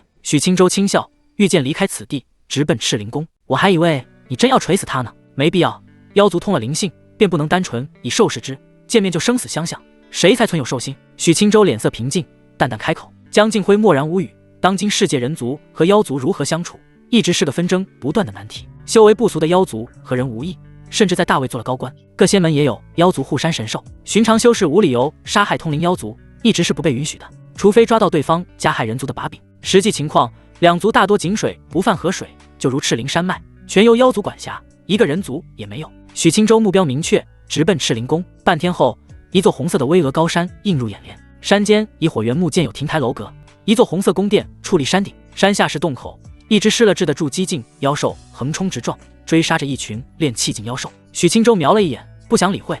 可就在此时，脑海响起系统的声音：“恭喜宿主触发任务，任务1：天降横财，洞底存有赤灵晶，但有神智错乱的妖兽守护，挖它，奖励赤灵断体。任务2：狗道至上，放弃赤灵晶，前往赤灵宫，奖励灵气一丝。”许青州呆了一瞬，立即选择了任务1。不说任务奖励，单赤灵晶就是一笔横财，岂能错过？江师姐，我们暂时不上赤灵宫，先去下方的山洞看看。许青州御剑慢慢向下。为何？江静辉瞄了眼那头发疯的筑基境妖兽，微微蹙眉：“我刚才突然心中有感，似有福缘来临。”许青州脸色正惊，目光仔细打量山洞，接着道：“天余不取，反受其咎。”江静辉只觉得莫名其妙，难不成是因为自己仙途境界低，察觉不出周围有何福缘？许青州刚到洞口，身后巨大的红珠金放气炼气境妖兽转身猛然扑来。江静辉脸色一凝，拳刚凝聚，直接一拳挥出，打在他猪头上，发出一声闷响。红珠精趴在地上哼唧几声，眸子赤红，再次冲来。罢了，既然灵智已失，只能将你超度了。许青州轻踏地面，双袖一荡，身影骤然冲出，原地留下2道浅坑。砰！蕴含庞大力道的拳头落下，红珠晶嘶吼一声，再次倒飞而出。江靖辉冷静向前，红珠晶尚未落地，娇喝一声，长腿甩在红珠晶的侧腰，红珠晶旁大身躯落在地面，连续翻滚，激起枯叶漫天。许青州睁大眼睛看去，江靖辉神情冷漠，单足站地，稳如扎根青松。他瞄了2眼，心中暗暗嘀咕，胸怀过于伟岸，此前一腿山峦荡漾的，差点没把许青州晃下。红珠晶接连遭受重击，在皮糙肉厚，现在也一口中一血。倘若是正常筑基境妖兽，此刻早已逃之夭夭。他却闷吼一声，再次冲向江靖辉。许青州没以筑基境修为对敌，纯粹以易筋境午休手段上前。他没学过什么拳招，只学过剑招剑技，此时以拳作剑，打得不伦不类。江靖辉与他一同对敌，看得秀眉紧皱，倒不是嫌弃他招式三脚猫，只是觉得颇为怪异，觉得他对近身肉搏有几分生疏，这也能晋级易筋境。红珠晶只有筑基境初期的实力，在2人的联手下被打得嗷嗷叫。片刻之后，江靖辉圆润长腿绷紧，狠拉一脚踹在红珠晶额头上，咔！红珠晶眼球爆开，身躯僵直倒地，结束了自己的一生。许青州收拳瞧了江靖辉一眼，倘若自己完全以武道水平和他交手，自己大概率要被他的长腿活活夹死。将腰单挖走后，许青州和江靖辉走到洞口，里面只有淡淡红光，古怪气味明显要浓郁很多。许青州持剑在前，凝聚灵气护罩包裹2人。进入山洞中，可以明显感觉到气温陡然升高，即使2人有意精进的体魄，此时也感觉颇为难耐。倘若不是午休筑基境修士，必须要以灵气阻隔气温影响。山洞口颇为宽大，四周石壁上点缀着大量岩云石，散发淡淡红光。哒哒，前行数百米，前方只剩下一条狭窄石道，只供1人通行。你究竟发现了什么？江靖辉站在洞口，疑惑道：“我怎么什么都没察觉到？江师姐，我嗅到了赤灵机的气息。”许青州也没感知到任何东西，但是系统总不会骗人吧？江靖辉眼睛一亮，赤灵晶可是3品灵晶，价值不菲，进去看看。许青州持剑在前，凝聚一团灵球做光源，谨慎前行。初级侠才通人，前行数里，一道红光出现，2人加快脚步走出通道，一处宽大的石洞出现，气温再次猛然升高，石洞到处都是红彤彤的岩云石，空气热得让人难以呼吸。江靖辉脸蛋微红，和许青州站在洞口，凝重地抬头看去，整个空间除了岩云石，石洞顶部盘踞着一条红色巨蟒，巨蟒盘着的鲜红石块就是赤灵晶，好大一块。江靖辉看向巨蟒，毫无惧色，盯着被他缠绕的赤灵晶一阵欣喜。嘶嘶，巨蟒长达100丈，巨大的3角舌头垂落下来，火红树瞳盯着2人。许青州不敢让他靠得太近，御剑向前，巨蟒张开血盆大口，猛然咬来，毒牙锋锐如刀。江靖辉神情一变，闪身躲在一旁。许青州速度更快，御剑往巨蟒躯体上一刺，直接御风而起。巨蟒一口咬在洞口石壁上，碎尸飞溅。长剑在巨蟒的身躯上割出一道伤口，带出灼热鲜血。可这等伤势和他庞大的身躯相比，不值一提。巨蟒被轻微疼感激怒，本就癫狂的神智变得彻底疯狂。他迅捷转身，树瞳盯着许青州，庞大蛇躯从赤灵晶上离开。许青州将长剑握在手中，一番感知，巨蟒的实力应该接近筑基后期，大致筑基6层的水平，实力不错。江靖辉盯着巨蟒，绷紧娇躯，真元流淌全身，随时找机会出手。巨蟒望向许青州，张开大口，一阵红光浮现，一颗红色光球带着灼热的气息飞去。许青州劈出一道灵元剑，抵挡光球，御风向前，持剑直奔巨蟒舌头。巨蟒张口就咬，红色毒液在尖利毒牙上滴落。江靖辉趁此时机重重踏地，娇躯瞬间前冲，一拳轰向7寸。砰！巨蟒身躯猛然一颤，100丈蛇躯疯狂扭动起来，整个山洞被搅得轰然作响。他的双目更显暴力，即使弱点受到重击，仍旧一口咬向许青州。许青州神情冷静，以气罩阻挡毒液，显之又显得避开巨蟒大嘴，继而回身一剑，直接把剑插在巨蟒的头顶，剑气肆虐，接连重创。巨蟒疯狂的横冲直撞，口中不断喷出红色光球，震耳欲聋的爆炸四处响起。许青州和江靖辉躲避落时，身如幻影，靠近巨蟒，一拳接一拳地打在他身躯上，只要不被巨蟒找到机会缠绕住，2人没有丝毫的危险。1刻钟后，巨蟒的身躯被拳刚锤的鲜血遍布，舌头一阵摇晃，最终倒在石洞中。许青州拔出舌头上的长剑，找出妖丹，2人消耗都不大，连筑基境后期都不到的妖兽，还是神志不清的，这对2人毫无压力可言。许青州御风而起，来到山洞顶部，将手按在赤灵晶上。恭喜宿主完成任务，获得赤灵断体。许青州长剑凝聚灵气，从根部将整块赤灵晶切割下来。他双手环抱住赤灵晶，落在地面上。江靖辉来到近前，玉手摸了摸，欣喜道：“纯度很高，这么大一块，至少价值3万灵石。发了。”许青州内心欣喜起来，做完任务也才5000灵石而已。赤灵晶平分之后，此行已经赚了2万灵石，如此一来，给师娘宝宝买丹药的进程顿时前进一大截。两人肯定不会现在开始切斥灵晶，暂时先放在许青州的储物袋。回宗门后折算贡献点，两人直接分灵石。许青州平静心绪，注意力回到系统，奖励还没用。赤灵断体抵赤灵真言淬炼肉身，可提升体魄强度，壮大真元。许青州瞄了眼江静辉，含笑道：“江师姐，你且稍等片刻，我历经一场战斗，突然有所感悟。”因高温影响，江静辉脸蛋红彤彤，模样更显娇艳。你感悟出了什么？许青州没回答他，走到一处空地，盘坐下来，又默默起身，有点烫屁股。他轻轻一跃，直接坐在巨蟒蛇头上，使用赤灵断体。江静辉满脸好奇，美眸盯着他。突然之间，淡淡的红芒出现在许青州的体表。种族千叶藤，年龄672，境界金丹1层，姿色6分，人族审美。杀招尖藤火海，挥舞全部藤蔓，组成大范围火海。藤蔓再生，生命力极为顽强，火丹不灭，藤蔓能迅速再生。弱点植物成精，当前灵智极低。致命点主干中心的火丹。许青州蹙眉，看来原地砍藤蔓是纯粹的无用功。藤蔓再生的情况下，自己活活累死，再也无法灭杀他，得靠近主干。许青州转头看去，一片血色穿梭在火红的藤蔓之间。江静辉神情愤怒，杀得气势汹汹。许青州脸颊一僵，不是江静辉的衣裳被藤蔓烧干净了，是自己神通没关。姓名江静辉，年龄29，境界炼气期7层，易精进后期，姿色96分。杀招真武掌，凝聚全身真气与掌心，迸发强大力量。弱点怕鬼，禁忌之地。如许青州关闭全知神童，再看就不礼貌了。他轻轻一震，将包裹自己的藤蔓荡开，迅速靠近江静辉，挡在他身前。江师姐，我打算靠近主干，你能抵挡多久？江静辉红着脸，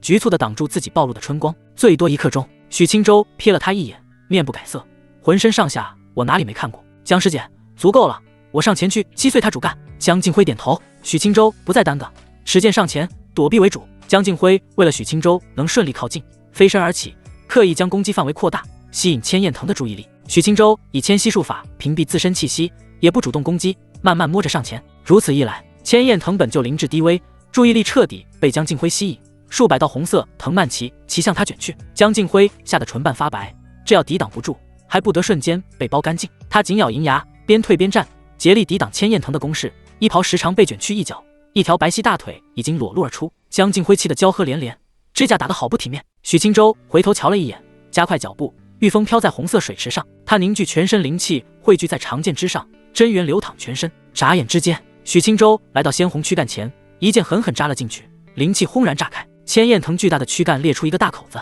没看到火弹。千焰藤的藤蔓一僵，随即疯狂的抽搐扭动起来。许青州心中一惊，暗暗咬牙，直接冲进躯干之内，肆意挥剑。千焰藤躯干燃起熊熊烈火，直至蔓延到每一条藤蔓之上。江静辉神情微慌，眼前的藤蔓散发高温，带起炽热火焰，抽打在身上，那就不是衣裳被毁那么简单了。许青州2道气罩护身，寸步不退，已经感知到火丹的位置，他更加卖力的挥剑。千焰藤收回部分藤蔓，猛然抽打在许青州的护身气罩上，涟漪阵阵，噼啪作响。许青州一阵心惊肉跳，这要是气罩抵挡不住，抽打在身上，别说自己是正常人，自己身上也扛不住啊。江静辉现在就被打得节节败退，那是一鞭子也不想吃。凌元剑！许青州怒喝一声，深知时间宝贵，再次凝聚全身灵气，向着火丹位置劈出一剑。轰！红色主干破碎，裂出一个大洞，一抹赤红光芒出现。火丹！许青州神情一震，丝毫不犹豫，剑尖直接刺了上去。当的一声，火丹迸发出刺目的火星。千焰藤火丹遭受攻击，陷入疯狂，燃起的火焰更加炽热，火丹光芒璀璨。千藤火海，密密麻麻的藤蔓平均铺开，腾腾的火焰席卷每一处空间。江静辉全力凝聚气罡，娇媚脸蛋汗珠滴落，抵挡得极为吃力。许青州握起沙包大的拳头，额头青筋浮起，凝聚沛然全罡，直接一拳轰在火丹上。咔！一拳之下，火丹顿时出现密密麻麻的裂痕。许青州深呼吸一口气，再次咬牙，全力挥出一拳，一声轰然巨响，火丹崩碎，四溅飞散。千焰藤的藤蔓胡乱甩动，火焰持续燃烧，此处空间温度更加恐怖，藤蔓渐渐化为飞灰。许青州持剑回身看去，一片火海中，江静辉脸色难看，娇躯通红，身连柔顺青丝都要烧起来了。不好！许青州立即御剑而回，眨眼来到他的身前，将他拉到怀里，2层气罩直接裹在他身上。你闭上眼！江静辉局促的手足无措，拉扯着许青州的外袍，一个劲的往自己身上遮。许青州大手扶着他的纤腰，手里的肌肤一阵滚烫。江静辉不安分的扭动娇躯，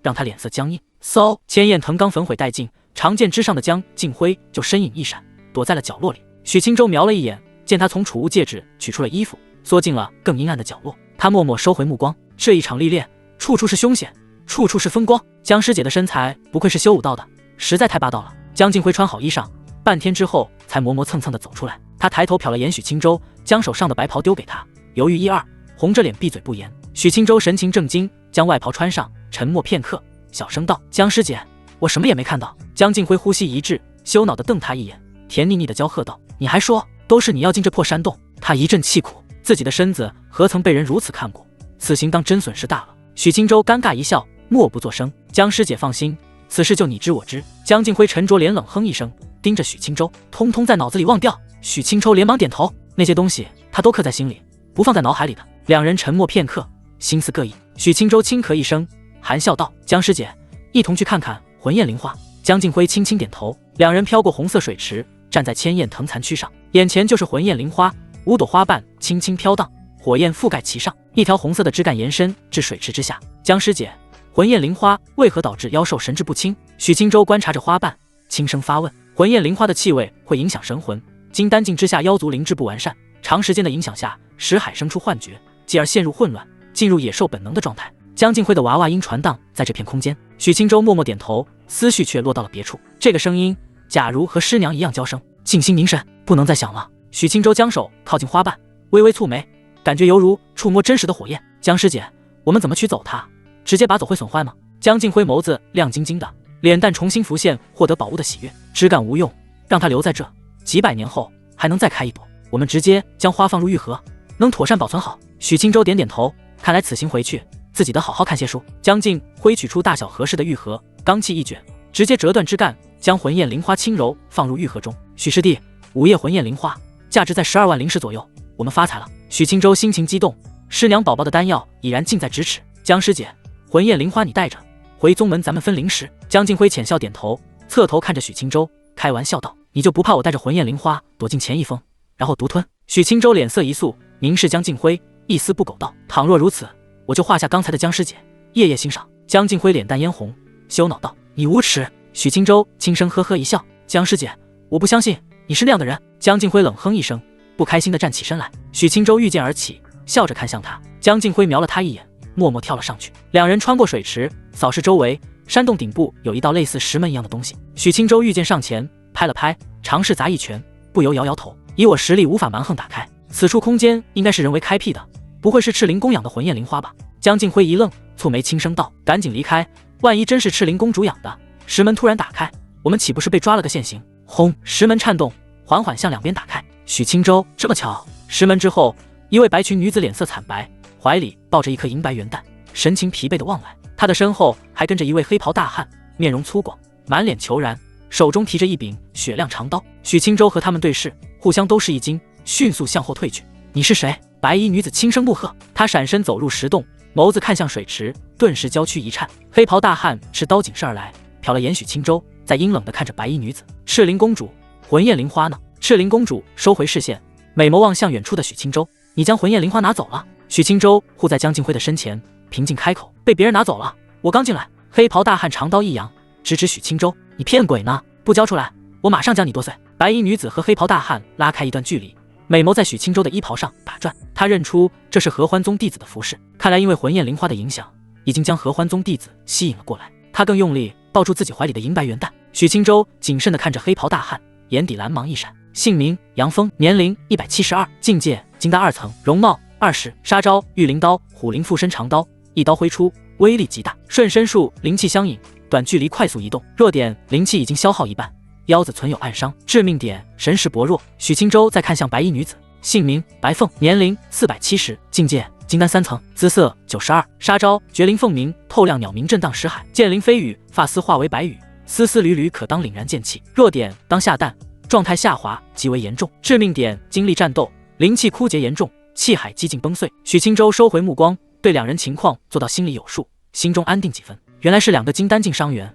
特别是白衣女子，已经惨不忍睹。江静辉瞄了眼白凤，轻声询问：“你是赤灵公主？”白凤内心暗自思索，面无表情的点头。江静辉一阵蹙眉，黑袍大汉明显是人族，这2人怎么搅合在一起的？他猛然想起此前遇上的巡山虎将，不由将目光看向杨峰：“你就是数日前来赤灵宫的修士？”杨峰露出一抹狞笑，不屑回答。虎声响起，长刀一阵颤鸣，对着许青州直接一刀劈出。御灵刀！许青州脸色一惊，凝聚2层气罩，再挥出2道拳罡，刀芒嗡的一声劈碎拳罡，直接劈在气罩上。轰！许青州气罩破碎一层，两人直接倒飞而出，砸在后面石壁上。江靖辉闷哼一声，撑着许青州的后背，差点喘不过气来。杨峰脸色惊诧，不是筑基1层吗？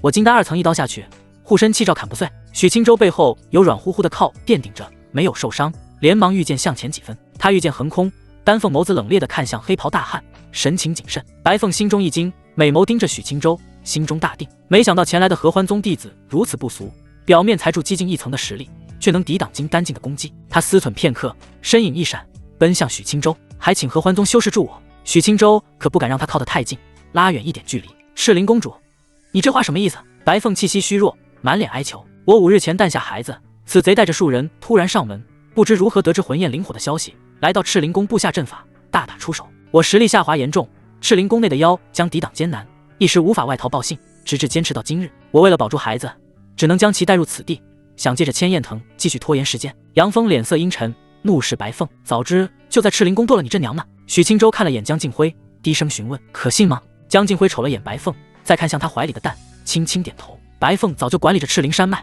可信。许青州轻呼一口气，点点头，看向白凤：赤灵公主，你还能发挥多少实力？凭我一人，恐怕不是他对手。白凤摸了摸怀中的银白元蛋，上前轻轻地给江靖辉：麻烦道友帮我护好即可。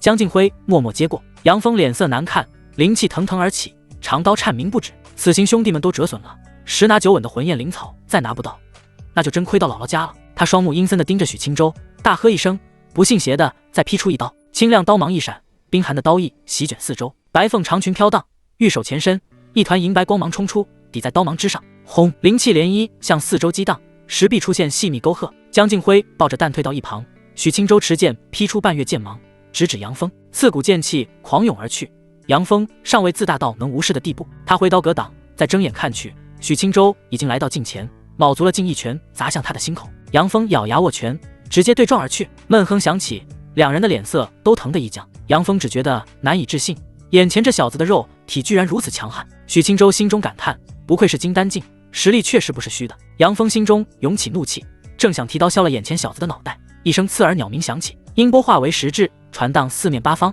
因为白凤主要针对的是杨峰，许青州快速清醒过来，见他陷入瞬间呆滞，立即提起长剑，继续刺向他心口。剑锋冷冽，顺利刺了进去。杨峰复归清醒，胸前的疼痛让他勃然大怒，灵气凝聚，一刀当头劈下。许青州拔剑格挡，带出一捧温热鲜血。轰！如此之近的距离，许青州的护罩接连破碎，长刀砍在灵气汇聚的长剑上，震得他脸色一白。杨峰怒不可遏，大喝一声，双目布满血丝，奋力向下按压长刀。远处的江靖辉看得心急如焚，正想丢下怀中的蛋上前，白凤此时果断出手，他扯下几缕青丝握在手中，压榨丹田残存不多的灵气，使青丝缓缓化为剑气。剑气细如发丝，威力却不可小觑，目标赫然是杨峰的眉心。杨峰自然不会坐以待毙，立即抛下许青州，回身持刀格挡，剑气和刀芒纠缠，崩散在半空中。许青州咬牙一脚踹出，直接踩在他心口。杨峰疼得脸色狰狞，嘴角溢血，心中此时再恨也不由生出惧意，必须得逃了，不然会死。他怒吼一声，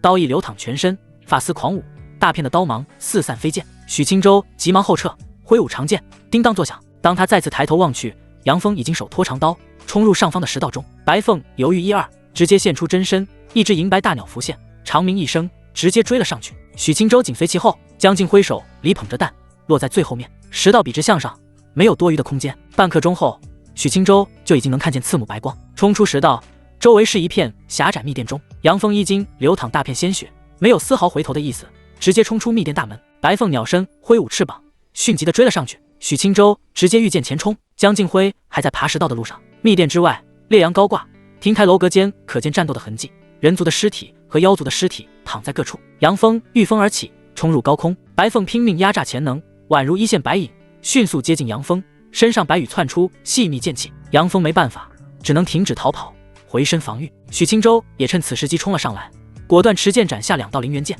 杨峰气息跌到谷底，根本没有余力抵挡许青州的攻击，胸口再添加2道伤痕。许青州神情冷静，继续持剑上前，打算刺入他的眉心。杨峰脸色难看，荡开白凤的剑气，挥刀劈向许青州。骤然之间，嘹亮的鸟鸣再次响起，杨峰头疼欲裂，身躯再次陷入僵直。许清舟心中振奋，持剑向前，剑尖一点，灵芒冷冽刺骨，噗！长剑刺出，成功穿透杨峰的头颅。杨峰眸子睁开，一片血红。他弥留之际，高举长刀，身影顿时一闪。许清舟心中一惊，胸口隐隐感觉到冰冷刀气，正想躲避，噗！长刀没柄而入。许清舟剧烈喘息，只觉得无事发生。他睁眼看去，发现是白凤闪身而来，巨大的鸟身挡在自己身前，长刀刺入他腹部。杨峰最后一刀力量散去，神情万分不甘，双眼迅速褪去光芒，身躯掉下赤灵宫中。白凤低声提名，白光闪烁，鸟身化为人躯，小腹插着一柄长刀。他御风都艰难，摇摇晃晃，脸颊毫无血色。许清舟连忙扶着他，带着他来到下方的赤灵宫中。此时江静辉才姗姗来迟，瞧见白凤惨状，不由心中大惊。许清舟横抱着白凤，连忙道：“江师姐，有伤药吗？”江静辉点点头，轻轻将蛋放在一旁，从储物戒指取出几粒疗伤丹药。他捏着白凤的小嘴儿，直接将丹药丢了进去。江静辉观察片刻，蹙眉道：“伤势太重了，凭这些低级丹药可不行。”许清舟看了看白凤小腹的大刀，不敢轻举妄动。他低头思量，长剑一闪，飘在身前，轻轻跃了上去。江师姐，只能立即回宗了，速度快些，或许有救。江静辉立即点头，抱着鸟蛋来到许清舟身后，单手揽着他的腰，长剑御风而去。日夜不歇，终于赶回合欢宗。许清舟消耗巨大，脸色苍白，抱着白凤直奔于清峰。此峰是合欢宗5大主峰之一，由合欢宗大长老管理。大长老名为徐兰芝，修为精深，身负木系天灵根，是一位强大的医道仙师。许清舟来到山脚，与江静辉快速上山。于清峰草木青翠，灵兽遍布各处，自然气息极为浓郁。许清舟没心思欣赏风景，遇见快速上山，低头看了眼白凤。他紧闭双眸，气若游丝，嘴角不停地溢出丝丝鲜血。许清舟轻叹一声，加快速度上山。来到于清宫门口，一位内门弟子蹙眉上前，瞟了眼一行3人，冷声询问：“何风弟子所来何事？”许清舟差点破口大骂，没看到自己怀里抱着的重伤女妖吗？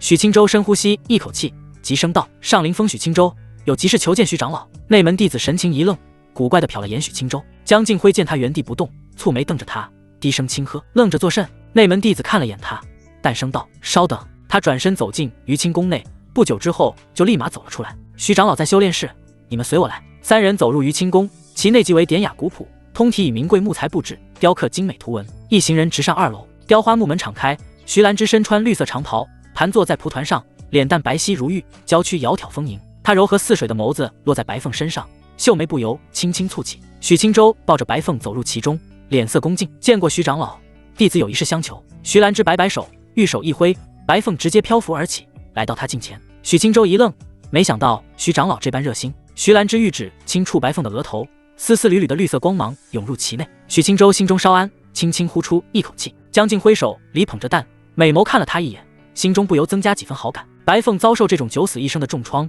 大部分修士想的估计都不是救治，而是干脆挖了妖丹走人。如许清舟这般竭尽全力只为救他一命的修士，可太罕见了。赤灵山脉之行到现在，江静辉对他的印象大加改观。师兄弟们所言的许清舟，与本人那是一个字也不相符。此人天赋之高，实力之强，让他不由心中叹服。细想此次任务，杀妖兽，夺赤灵晶，再激战千焰藤。江静辉脸蛋一红，微微低头：“算了，不想了。”徐兰芝收回玉指，直接将手放在刀柄上，轻轻拔出长刀，鲜血渗出，他立即将手按在伤口，浓郁的绿光浮现。白凤小腹的伤口迅速愈合，伤口消失，肌肤重新变得白净细腻。可他的伤势，皮肉伤是最微不足道的，棘手的是杨峰一刀的刀气侵蚀，况且他还不停地压榨潜能，耗尽灵气，无疑再次让伤势雪上加霜。徐兰芝默默看了眼白凤丹田，轻叹一声，看向许清舟：“丹田破碎，金丹损毁大半，经脉毁去一半，甚至识海都激荡不止。他的伤势重到这般程度，即使是我也难以救治。”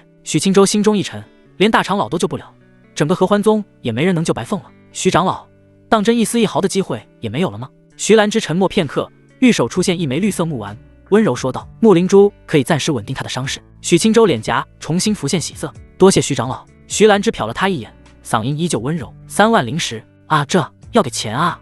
许清舟愣了愣，转而觉得没毛病，徐长老出力又出宝物，总不能白干吧？他思忖片刻，从储物袋取出赤灵晶，转头低声道：“江师姐，赤灵晶我给出去，魂焰灵花多分你灵石。”江静辉轻笑点头。许清舟缓步上前，双手抱着赤灵晶，轻声道：“徐长老，您看这块赤灵晶是否足够？”徐兰芝没细看，轻轻瞟了一眼，玉手一抹，赤灵晶就收了起来。可他没继续耽搁，将木灵珠飘在白凤的丹田处，再将玉手按在白凤的胸口。木灵珠散发柔和的绿光，不断涌入白凤的丹田。徐兰芝的灵气浩如烟海，江河一般的汹涌，不停地流转在白凤的四肢百骸，修复她的伤势。许青州静静站着，默不作声观察。足足半个时辰后，徐兰芝收回玉手，将木灵珠移到白凤的额头。白凤脸色变得正常稍许，平静地躺着，胸腔有节奏的起伏。徐兰芝轻轻挥手，将白凤放到一旁的木榻上躺着。许青州收回视线，恭敬询问徐长老，他的伤势如何？徐兰芝轻轻摇头，叹道：他是妖族出身，金丹损毁大半，丹田也一片狼藉，现在跌进的一塌糊涂，已经只有筑基境1层的修为。此时有木灵珠持续不断的修复，半年之内，他的结果要么跌到炼气境，侥幸活着，要么直接陨落。许青州一脸愕然，忙活一场，形势还是这么严峻吗？场面一时陷入沉默。徐兰芝站起身，胸前长袍夸张的耸起，脸蛋陷入思索，轻声道：还有一个方法能救他，恢复巅峰是不可能了，但是一定能保住性命，稳定境界，再筑基境。许青州惊喜地看向徐长老，问道：徐长老是何方法？运灵金丹可以修复他的经脉和丹田。许青州微微蹙眉，轻声道：徐长老，你有运灵金丹吗？徐兰芝轻轻点头，有，价值至少50万灵石。许青州脸色一僵，这么贵？江静辉也睁大美眸，一时俏脸震惊。徐兰芝轻轻一笑，看向许青州：你打算买来给他用吗？许青州不由看了眼安静躺着的白凤，思索片刻，凝视徐兰芝：徐长老，能写欠条吗？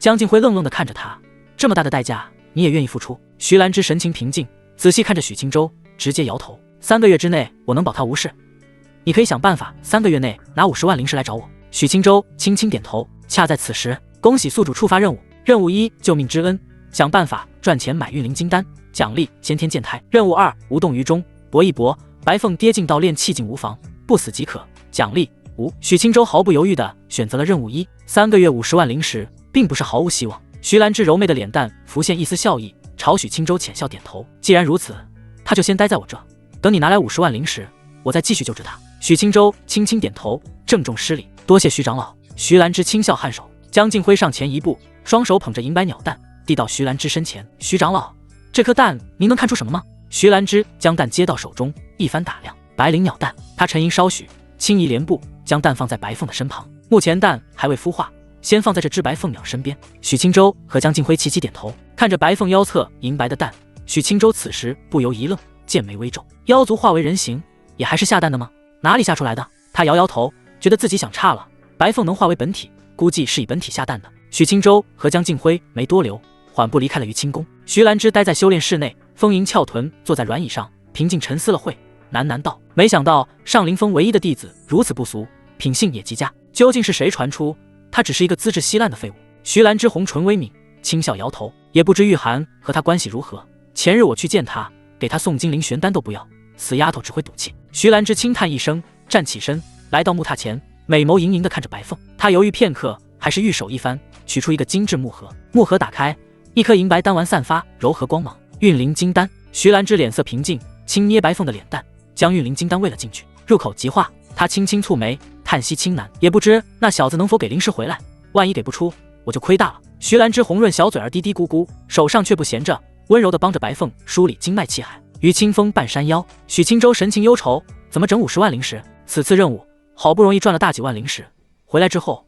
却倒欠记10万。师娘宝宝的精灵玄丹本10拿9稳，现在又遥遥无期了。愁。江静辉看着他，大眼睛眨了眨，轻声道：许师弟，我可以借你灵石。许青州一愣，狐疑地打量江静辉：江师姐，你能拿出50万灵石？江静辉脸蛋一僵，美眸瞪他一眼：我能借你10万，这10万可是算上此次任务所得，加上自己小金库垫一点。许青州眼睛一亮，10万可真不少了。他心中压力顿时稍减，满脸喜色地赞叹道：江师姐，你真是个好人。江静辉无语地翻了个白眼，娇声道：先去上阳峰宗物殿把任务交了，再去宝运峰卖魂焰灵花。许青州浅笑点头，御剑带着他迅速离开。半个时辰后，宗物殿内，江静辉站在一位蓝衣执事的桌前，将此次任务经过详细说出。不过该隐瞒的自然隐瞒了，例如赤灵晶和魂焰灵花，以及自己的糗事，执事记录在册，浏览一遍，轻笑道：你们俩能解决金丹境修士，倒是不可思议。江静辉轻轻摇头：有赤灵公主当主力，我们只是一旁协助罢了。执事没再细问，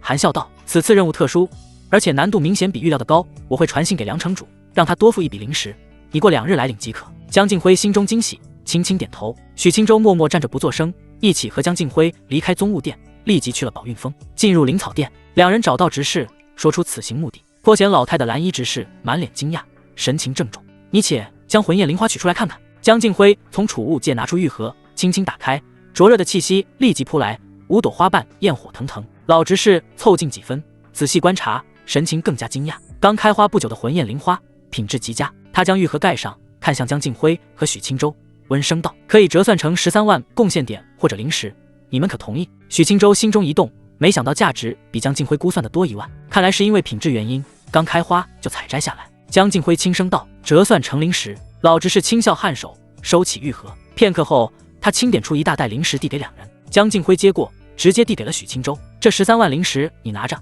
其中6万5当我借你的。”许青州感激接过，轻声道：“赤灵晶还有江师姐的1万5灵石，我已经欠了你8万灵石了。”江静辉听到这个数字，嘴角一抽，先前还是性情了，张口就借出去了，万一许青州还不上，自己的哭死。江静辉压下古怪心绪，俏脸绷紧，和他离开了灵草店。店门口，江静辉揉了揉脸蛋，在储物界一阵清点，再次拿出2万灵石递给许青州：“许师弟，你可得还啊？我所有家当都给你了。”他对自己的师兄弟都不可能这么大方，现在居然将身上灵石都给了许青州，一定是鬼迷心窍了。许青州满脸严肃的接过：“江师姐，放心，倘若还不上，我卖身给你做100年炉鼎。”江静辉脸蛋一红，轻啐他一口。虽然知晓合欢宗内有些不良风气，可自己却不是那样的人。许青州柔和的笑了笑。江静辉瞧了眼许青州，轻声道：“许师弟，我先回钱一封了。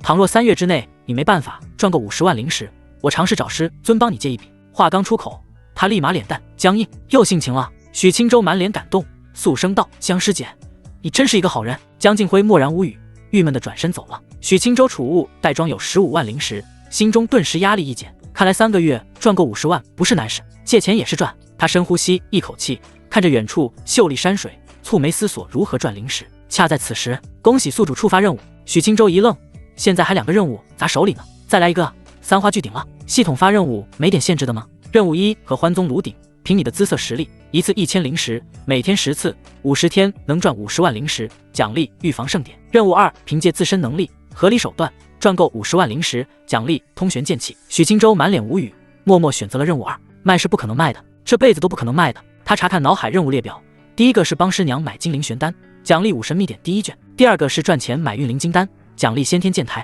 再就是刚领取的任务，奖励通玄剑气。3个任务都有一个共性，需要大笔灵石。许青州摇摇头，不由心生疑惑。石海尝试联系系统，系统发布任务没有限制吗？我不完成也没关系吗？片刻后，石海浮现几道灵石。任务是以宿主当下情况结合现实，随机概率触发合理任务，最多能同时接3个任务。任务判定未完成，积累3次后，系统将解绑。许青州顿时对系统了解更深几分，也对任务机制明白许多。看来以后接任务的万分谨慎，万一接了完不成，那不是完犊子了吗？许青州遇见离开宝运峰，迅速回到上林峰。他没回自己的屋子，直接去找了师娘。毕竟此时自己确实压力有点大。许青州刚来到门口，房门就立即打开。风韵美艳的裴玉涵满脸惊喜，抓着许青州的手：“青州，我好几日没见你了。”许青州轻柔一笑，直接上前将师娘搂在怀中，惬意地长舒了一口气。裴玉涵俏脸微红，玉手轻柔地拥着她的腰，柔声道：“青州，怎么了？”许青州轻嗅着发丝清香，轻轻在师娘的雪腻脸蛋上吻了一口。想师娘了。裴玉涵脸蛋羞红，娇嗔地轻轻推开他：“才几日未见，怎么跟个孩子似的？”2人走入屋内，房门无声关闭。许青州牵着师娘到绣榻坐下，将师娘搂在怀里。此行经历一波三折，我差点见不到师娘了。裴玉涵心中一紧，脸蛋浮现惊慌，抬头望去：“青州，你做什么任务了？”许青州轻轻地抚了抚师娘的秀眉，大手落在她美颜脸蛋上：“我去了一趟赤灵山脉，不过出了一些意料之外的事情。”他停顿片刻，将手落在师娘的白袍衣襟上。裴玉涵眸子水色荡漾，轻轻按住她，羞声道：“青州，别胡闹，将你此行经历说来。”许青州轻笑点头，将师娘拥紧了几分，徐徐将经历细细说出。足足1刻钟后，裴玉涵吐气如兰，甜腻的鼻息扑打在许青州的脸上：“青州，下次不许做任务了，唯一出去一次，还如此凶险。”许青州低头看向他，直接摇头：“这哪能行？温氏养着，我一辈子也没什么出息。”裴玉涵美眸涟漪阵阵，脸蛋酡红如晚霞，妩媚绝色。他将玉手缓缓摸在许青州的脸上，颤声道：“赤灵公主救了你一命，你就她做的没错。至于灵石，师娘帮你想办法。”许青州轻笑摇头，俯下身子，将脸蛋埋在师娘纤细白腻的脖颈上。裴玉涵轻轻抓着许青州的发丝，双目迷离。第2日一早，许青州突然神情激动地翻身而起。裴玉涵一愣，红着俏脸，迷糊地看向他：“青州，你突然这么激动做甚？”许青州满脸喜色，低头看着风娇水媚的师娘：“师娘，我想出赚灵石的方法了。裴玉涵一愣，俏脸清醒几分，玉手撑起疲惫的娇躯，靠在他怀里。青州，你想出了什么办法？许青州轻笑道：师娘，我的名声不知为何，在合欢宗内门弟子间不佳，有一个内门弟子支持的称号。既然如此，我直接以内门弟子的身份去演武殿摆下擂台，邀战所有内门同门，赌注是15万灵石，只要我能赢，立马就能赚15万灵石。许青州内心觉得此方法极佳，自己有天机术，等闲修士看不穿自己，而宗门之内自己的废物之名又小有名声，15万灵石会没有自持实力的同门起贪心？裴玉涵青丝散乱，神情认真地想了片刻，看似行得通，但是内门弟子不少是筑基境圆满，青州你当真有把握？许青州脸色认真，轻轻点头，只要没有晋级金丹境，以我现在实力，我有信心。裴玉涵美眸泛起异彩，娇躯轻轻一颤，愣愣地看着许青州。青州，我相信你。许青州俊逸的脸蛋上浮现温和笑容，大手部规矩起来。师娘，每次和你修行后都有好事发生，我要再奖励你一次。青州，天亮了，没事。话说师尊怎么还没回宗？日上三竿。许青州贴心帮师娘理顺玉白长袍后，与他一起离开上林峰。裴玉涵容光焕发，脸蛋水润，亲自御剑在前。许青州站在他身后，揽着他的细腰，两人一路来到仙武峰。演武殿建在此处，演武殿是合欢宗最大的一处建筑，里面甚至能支撑元阴境之间的比试。不同的境界可以选择不同的擂台比试，也有专门修炼的场所，仅供修炼术法所用。许青州带着裴玉涵走入其中，里面颇为嘈杂，宽大殿内除了比试的修士，还有大量围坐四方的弟子，他们有的是闲来无事，有的就是老赌棍了。弟子之间结了仇怨，相约比试，常有这些不务正业的弟子压住谁能赢。许青州扫视一圈，牵着师娘缓步前行，找到一位蓝衣执事后，两人止步。蓝衣执事瞄了眼许青州，再看向他身后的裴玉涵，不由脸现惊艳。合欢宗固然美人极多，可裴玉涵这等绝佳容貌还是属于极少数。许青州不满地轻咳一声，冷声道：执事大人，我需要一处宽大擂台，能支撑住激进比试。擂台需要附灵石才能用。蓝衣执事收回目光，瞥了他一眼，淡然点头。一个时辰300灵石。许青州轻轻点头，默默转身向师娘要了900灵石。蓝衣执事看得脸颊微僵，不是，穷成你这样的，怎么会有这么绝色的道侣？他想不明白，难不成有什么特长？蓝衣执事接过900灵石，取出一块玉牌递出，其上写了一个6字，6号擂台。许青州接过玉牌，转身就走。裴玉涵乖巧地跟在身后。蓝衣执事见此不由扼腕疼惜，来到6号擂台前，裴玉涵找了一处无人的角落，温柔打气道：青州，加油！许青州轻笑点头，他缓步来到看管擂台的裁判面前，将玉牌递给他。裁判接过玉牌，蹙眉询问：你的对手呢？许青州淡声道：等会可能会到吧。裁判懒得多管，接着问道：你是哪峰的弟子？实力如何？上林峰内门弟子许青州，筑基1层。裁判金丹境修为，许青州的实力确实是显露在筑基1层，真假无所谓，只要不是练气境或者金丹境，他就不管。至于上林峰内门弟子，裁判斜视了一眼许青州，这倒是一个稀罕人物，莫不成是刚晋级筑基境，就迫不及待来这耀武扬威？裁判记录下来，没多说什么，示意可以直接上擂台。许青州轻轻一跃，来到擂台中心，周围不少的弟子视线望来，一时脸颊浮现好奇。又有人打擂比试，是筑基境擂台，看来是内门弟子之间的比试，瞧着有几分看头。不过实力是不是差了些？实力暂且不谈，我倒是觉得他俊俏非凡。师妹，我想和他结缘。师妹，我有100灵石，一旁结缘1刻钟。呸，200。许青州环视一圈，轻呼出一口气。接下来该我人前显圣了。他直接以灵气在擂台上凝聚醒目大字：上林峰内门弟子许青州，邀战任一内门同门，胜我可得15万灵石，败之则给我15万灵石，所有家当直接梭哈。场面从好奇变得寂静，看清文字后，顿时起了轩然大波。他筑基1层邀战整个内门同门，15万灵石，简直疯了！内门支持许青州，那个靠着穆长老庇护的废物，前段时日不是说他才练气境，现在是刚突破膨胀了吗？对许青州有所耳闻的弟子大肆嘲讽，不知许青州底细的弟子此时闻言也不由愕然，继而跟着不屑嘲笑，不知天高地厚。内门弟子中筑基圆满也不是才1个2个，邀战任何内门同门，你一个筑基1层怎么敢的？许青州脸色平静，四周的话语不影响他分毫，竟等赶第一个上来的同门。裴玉涵坐在角落，耳中传来的话语气得他脸色通红，究竟是哪个混蛋在外诋毁青州的？他气抖了，许青州名声会如此恶劣，资质差不是主要原因，大家修行都时间不够，谁有那闲心天天关注同门的资质好坏？主要是许青州资质差的同时，却背靠高层长老，独享一座主峰，这像话吗？他一介只配外门待着的废物，却享受超过核心弟子的资源，这谁受得了？如此不平衡，弟子自然会说风凉话，继而如烈火燎原，引起大批弟子的不满。啧，不愧是上林峰唯一天骄，出手就是阔绰，上来就15万灵石，吾辈辛辛苦苦赚1万灵石都难，他却可以随意拿15万灵石出来玩乐，何其不公！许师弟如此富裕，早知我该多跑跑上灵峰，让师姐我给他温暖。搭上他，灵石还不是随便用。风波越来越大，6号擂台成了唯一焦点，管理的执事们神情紧张。现在弟子们的情绪很不对劲，他们从好奇到震惊，内心开始不平，继而心生愤怒了。可别冲动之下上去围殴他啊！执事们心泪叹息，不满地瞟向许青州，知道你靠山大，身上有大量灵石，但就不能像以前那般藏起来偷着乐，跑出来显摆什么？演武殿可谓群情激愤。终于，一位筑基6层的内门弟子冷哼一声，跃上擂台，不屑大声道：“道疾风内门弟子梁元化前来请教。”声音传荡四方。好，梁师兄给他点颜色看看，让他领教内门弟子的厉害。哎，慢了一步，15万灵石啊，下手还是不能太重。穆长老可是出了名的心狠手黑。算了算了，不谈这个。许青州淡然地瞟了他一眼，从储物袋取出一大袋灵石，砰的一声放在擂台上。15万灵石有吗？梁元化脸色一滞，双眼瞟过那袋灵石，尽是贪婪。赢了我自然会给你。他可没有15万灵石，甚至零头都拿不出。一般内门弟子身上有个小几万灵石，都是了不得的富裕弟子了。许青州轻轻摇头，淡声道：“没灵石就下去吧。”梁元化神情恼怒，瞪着许青州，怒声道：“你区筑基1层，莫不是觉得能赢我？”许青州冷声开口：“滚！”梁元化被气惨，可总不能不讲擂台规矩，肆意出手。周围的弟子同样气得不行。你这是来比试的，分明是提着大把灵石来羞辱人的。15万灵石，这数字倒是考究，有几个能拿出来？拿不出岂不是不能比？还真就让你小子压着一众内门不能上擂台，无耻，简直无耻！这就是金钱的力量，即使你是一个废物，灵石够多，也能当最强弟子。你们这些穷货，也就能在这叫唤。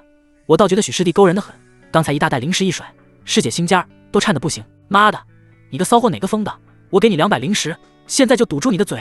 四周看台的修士更愤怒了，乱作一团，又格外憋屈。要是灵石足够，怎么也得上去捶他一顿，以解心头火气。许青州直接将灵石放在一旁，满脸无语。要不是暂时不能轻易动手，他非得挑2条杂鱼上来教育教育。演武殿吵吵闹闹一片，此处风波快速向外转去，越来越多的弟子赶来，甚至惊动了不少的执事和长老。于清宫2楼，徐兰芝和白凤站在窗口，低头看着快步下山的弟子。没想到他会以这种法子赚灵石。徐兰芝低声轻笑，白凤的脸蛋还是显得苍白，嘴唇不见血色，蹙眉虚弱开口：“徐前辈，他不会有危险吧？”“放心，这小子阴险着呢，出不了事。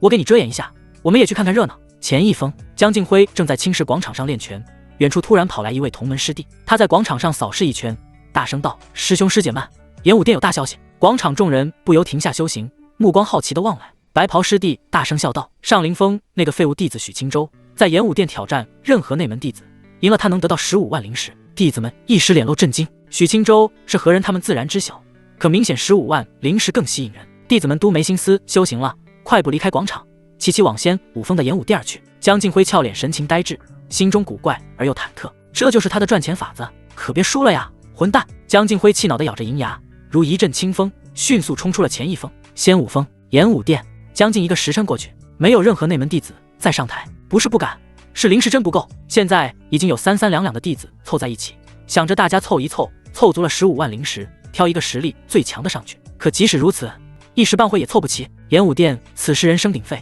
已经许久没有这么热闹了。四周看台渐渐坐满了人。裴玉涵蹙眉缩在角落，一位弟子贼眉鼠眼，正想摸过来，他冷哼挥手，啪的一声以灵气拍飞他，响声清脆，动静极大。此处角落一静，周围顿时老实下来。玉涵，这么生气作甚？温柔的声音突然在裴玉涵的身后响起。裴玉涵转头看去，翻了个白眼，转过身当作没看到。徐兰芝俏脸浮现不满，伸手轻轻捏住他的脸蛋：“你就对师尊这种态度？”裴玉涵不满地拍开徐兰芝的玉手，瞪了他一眼，顿了片刻，低声道：“师尊，我错了。”徐兰芝轻笑一声，身旁还站着一位样貌平平无奇、身穿蓝裙的白凤，是大长老。徐兰芝的出现自然被人注意到，他可没进行伪装。顿时角落吸引大片视线，弟子们神情惊异地望来。大长老深居简出，即使是内门弟子也极少看到他。没想到此次演武殿风波能吸引到他老人家前来。徐兰芝轻轻抬手，示意周围弟子莫要喧哗，弟子们老实照做。徐兰芝坐到裴玉涵的身边，与他一同看着擂台，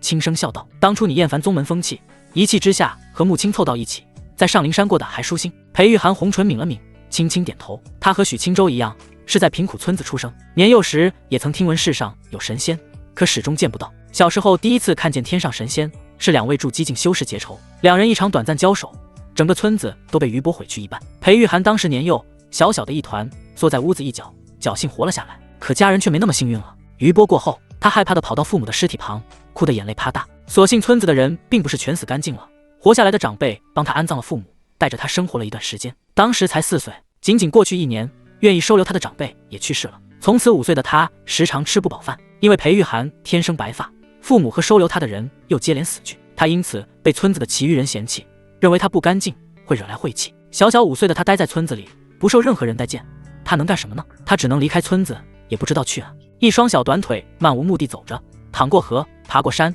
衣衫褴褛，硬生生跑了100来里路，可最终还是没找到安身之地。当时他坐在灰色石块上，小口啃着青色野草，远处却悄然走来一只巨狼。裴玉涵即使到现在也能记得当时的绝望，他双眼含着一把泪，吓得瑟瑟发抖，口中野草掉在地上，巨狼也扑了过来，结果自然是没死。他被路过的徐兰芝救了下来，带到了合欢宗，因为资质尚可，他也顺利被收为弟子。从此日子总算慢慢好了起来。徐兰芝初始只觉得小丫头可怜，随手就下，可后面越养越可爱，人也听话讨喜，倒是对她慢慢有了感情。如此悠悠过了一甲子，裴玉涵依赖徐兰芝，也敬重她，可却不喜欢宗门风气，他觉得太乱了。年龄越大，越是有些不正经同门烦自己。他找师尊说理，让他主持公道，师尊也帮他出头，告诫弟子不许再打扰玉涵。可治标不治本，每隔1-2年就会重新跳出几个男弟子献殷勤，心思却龌龊。这也怪不得师尊，毕竟宗门也经常招收新弟子，此事除非大动干戈，否则解决不了。可宗门风气一直如此，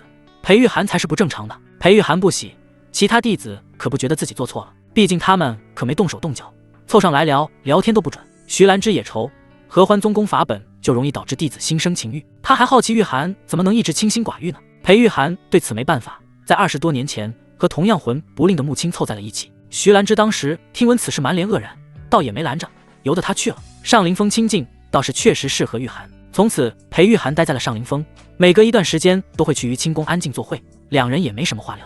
而因为分隔2峰，徐兰芝觉得玉涵也长大了，也就很少去看她。但死丫头就因此闹脾气了，觉得自己不关心她了，不护着她了。可是2个大娘们还是修仙的，隔3差5凑一起能聊什么呀？徐兰芝无语，猜测应该是玉涵幼年经历让她心中对自己依赖过重的原因。她此时看着身旁美艳的玉涵，心生欢喜，轻笑道：看来你日子确实过得不错，脸蛋水润润的，精神也平和安详。裴玉涵一愣，紧张兮兮地瞧了眼徐兰芝，微红着脸默默点头。徐兰芝抬头瞧了眼擂台，再将目光收回来，落在裴玉涵身上。玉涵，你的资质强行冲击金丹还是有风险，朕不要师尊给你的金灵玄丹。裴玉涵轻轻摇头，眸子望向擂台上的许青州，露出一抹浅笑。青州说会给我买，这还是他第一次正儿八经送我东西，我要他给的。徐兰芝俏脸神情一愣，狐疑地审视玉涵，再瞄了眼许青州，低头沉思起来。两人关系如此亲近吗？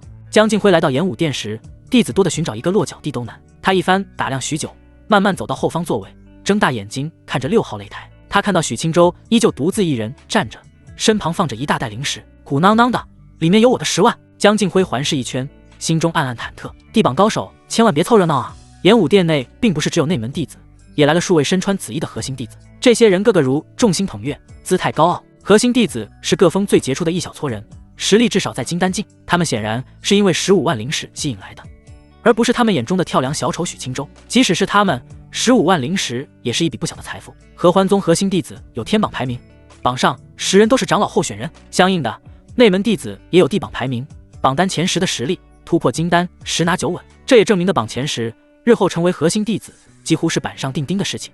而就在此时，6号擂台悄然跃上一位白袍女修，她媚态勾人，是一个身段窈窕的风韵女子。合欢峰苏苏前来请教许师弟，主峰合欢峰弟子，属于宗主一脉的弟子。苏苏嗓音软糯柔媚，玉白脸蛋上挂着浅淡微笑。许青州入合欢宗20年不到，大部分内门弟子还真能叫他一声师弟。苏苏的出现再次激起讨论。苏师姐，地榜第8的苏师姐居然出手了，她那么有钱，15万灵石能拿得出来？阁下有所不知，苏师姐结缘价格奇高，而且她和核心弟子也频繁结缘，长年累月下来，苏师姐修为不仅越加精深，腰包也越来越鼓了。我也曾听闻，即使是执事大人也多有光顾，岂止即使是长老，可道听途说啊，师兄们不可当真。许青州打量一番前方的妩媚女子，心中满是意外。苏师姐带灵石了吗？苏苏拿出储物袋，将一个大袋子丢出，掀开一角，全是亮闪闪的灵石。四周看台的弟子们骤起喧哗，大把灵石展露眼前，还是挺有冲击力的。许青州点头思量片刻，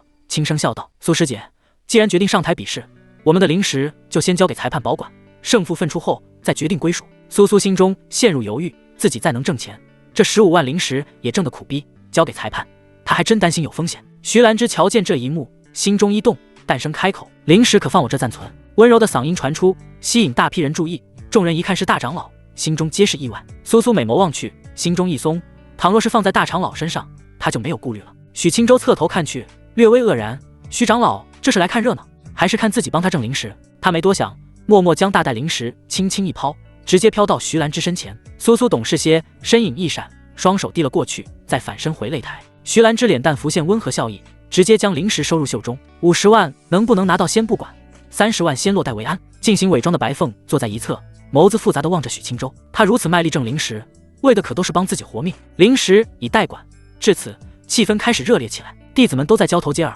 比赛胜负基本没有悬念。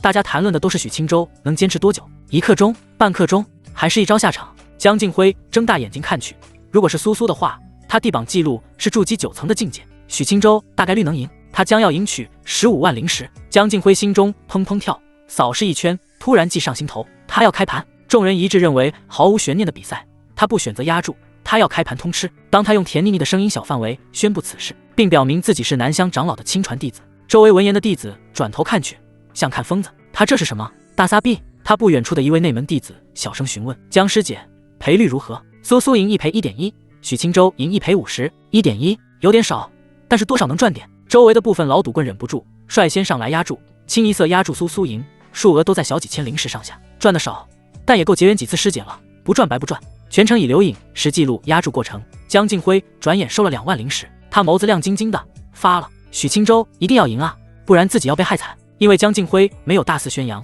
只是小声告诉周围同门，所以自己并没有被围得水泄不通。而且1.1的赔率，除非压个大几万，不然赚那3瓜2枣，大部分人也没兴趣。主要是江敬辉不敢玩太大，苏苏赔率一高，压住的人太多，自己后面是吃饱了，可查出自己曾和许青州做任务，那直接完蛋了，以后出门都怕被敲闷棍。当裁判上前开启结界，淡黄气罩笼罩擂台，比试正式开始。江敬辉也直接封盘，短短时间腰包收了整整7万多灵石。倘若许青州赢了，本次直接零成本赚7万多灵石，因为根本没人压他赢，这还得多亏他只有坏名声在外，本人天天窝在上林峰，唯一一次任务还是和江敬辉做的。而万一苏苏赢了，江敬辉所得赔出去，同时也就多赔7000多灵石。江敬辉美艳的脸蛋紧张忐忑，紧紧盯着许青州，一定要赢啊！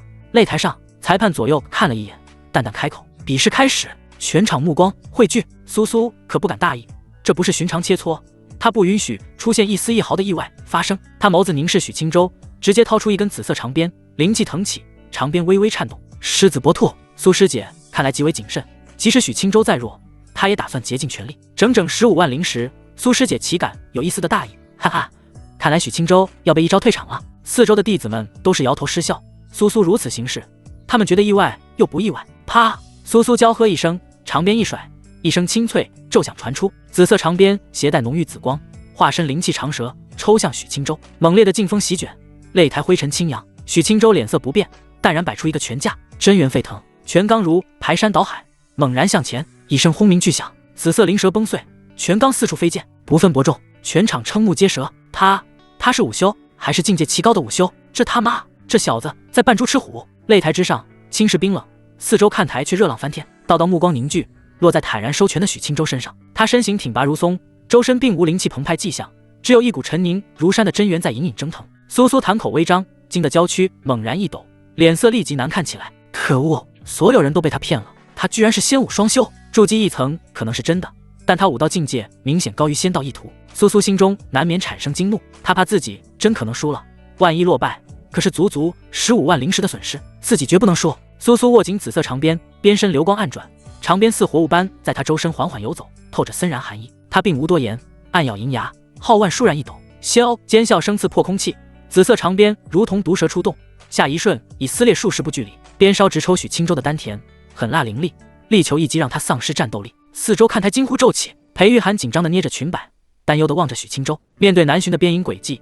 许青州不退反进，右脚猛然向前踏出，脚下地面微微一颤，他微微侧身，白袍之下的右臂肌肉绷紧，宛如百炼金刚，不闪不避，五指成爪，带起一股烈风，精准抓住长鞭中段。啪！长鞭尾部余力不减，直接抽在许青州的后腰上，白袍破碎，健壮的腰背隐约浮现血痕。许青州又挡住了，他这是失误了，还是实力只允许抓住中段，无法攥住边梢？如此看来，他的实力固然超出我们预料，但是并没有强到多可怕的地步。许青州脸色沉静，他完全能以手抓住边梢，可如此一来，自己的实力将暴露更多。苏苏只是第一个对手，可不能是最后一个。赢了他，许青州打算直接梭哈30万灵石，直接凑够运灵金丹和精灵玄丹的灵石，3个任务同时完成。念及此处，如何赢苏苏，许青州就要费些脑子了。此时，钢爪般的大手攥着长鞭，真元和灵气在激荡，发出金铁交鸣般的脆响。苏苏玉手握紧长鞭，灵气全力涌出，长鞭燃起一股紫色焰火。许青州手掌感到一股刺骨高温，五指猛然合拢，手臂青筋盘扎，一股磅礴巨力爆发。鞭身上传来的巨力让苏苏脸色微变，以他的体魄实力，断然无法和许青州比拼蛮力。苏苏不敢让长鞭脱手，发出一声低喝：“紫灵入体！”长鞭诡异迸发紫光，一道虚幻紫蛇漂浮而出，融入苏苏的体内。顿时，苏苏双眼绽放翠然紫芒，沛然墨玉的力量流淌全身，攥紧长鞭的手猛地向后一扯，长鞭顿时挣脱许青州的钳制，四周哗然如沸。这是苏师姐的成名绝技，长鞭是珍贵的灵气，苏师姐又修成了融合灵体的复灵诀，实力短时间提升至筑基圆满。比试交手数招，苏师姐的招数虽被抵挡，但许青州却接连受伤，看来他的实力也不过如此，稍有波折。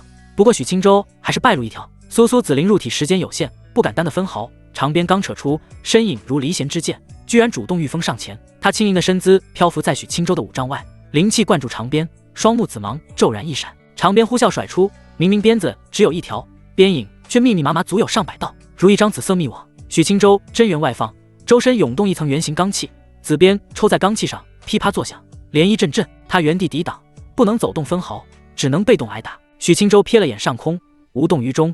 他不会凭借实力蛮横地冲上去解决他，只要自己看似艰难的抵挡，耗去时间，苏苏诡异状态消退，到时自己再冲上去，就能以寻常筑基后期的实力利索地解决他。擂台紫光闪烁，汇聚成河。许青州就是河中顽石，不停地抵御河水冲刷。苏苏心中渐渐泛起急躁，自己虽能压着他打，可自己状态不能长久，万一紫灵附体的时间消退，自己不能解决许青州，那落败的风险无疑更大了。苏苏俏脸凝重，咬着银牙，灵气更加汹涌。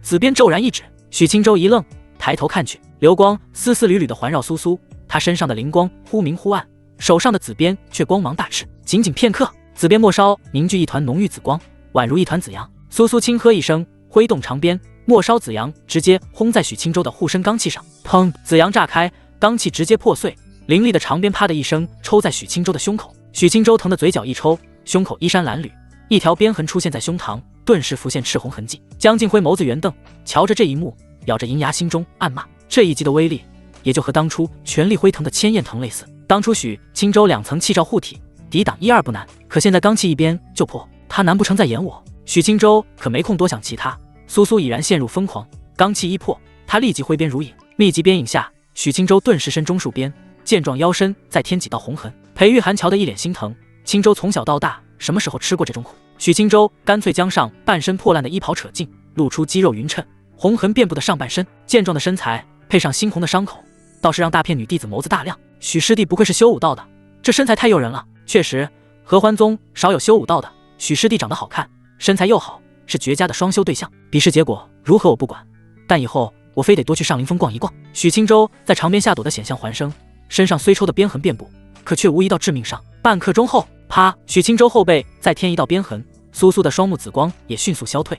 紫灵回到长鞭，脸颊浮现淡淡的苍白。紫灵入体时间结束了。许青州眸子眯起，老老实实当了半刻钟的 M， 现在该自己一锤定音了。许青州轻呼一口气，全身肌肉绷紧，第一次率先主动攻击。苏苏脸色难看，急忙拉开距离，同时紫鞭向前挥去。许青州双臂罡气流转，满脸冷静，双腿微屈，身如利剑，直冲苏苏而去。啪！许青州体表浮现一层淡光，恰好抵挡了挥来的紫鞭，自身却已然靠近了苏苏。他拳头捏紧，拳罡沸腾，一记青龙出海，直接捶向苏苏的胸膛。砰！苏苏双臂招架在胸前，竭尽全力抵挡，沛然力量涌现，许青州的拳头悍然轰了上去。苏苏双臂骨骼轻响，脸颊浮现疼苦的神情，娇躯被蛮横的力量捶得一颤。转眼之间，身处半空的苏苏被轰在青石擂台上，衣裙沾染脏兮兮的灰尘。见此一幕，看台众人心中一震，这苏师姐居然要输了。午休的体魄过于夸张，苏师姐的鞭子威力固然强悍，但是没有一锤定音的杀招，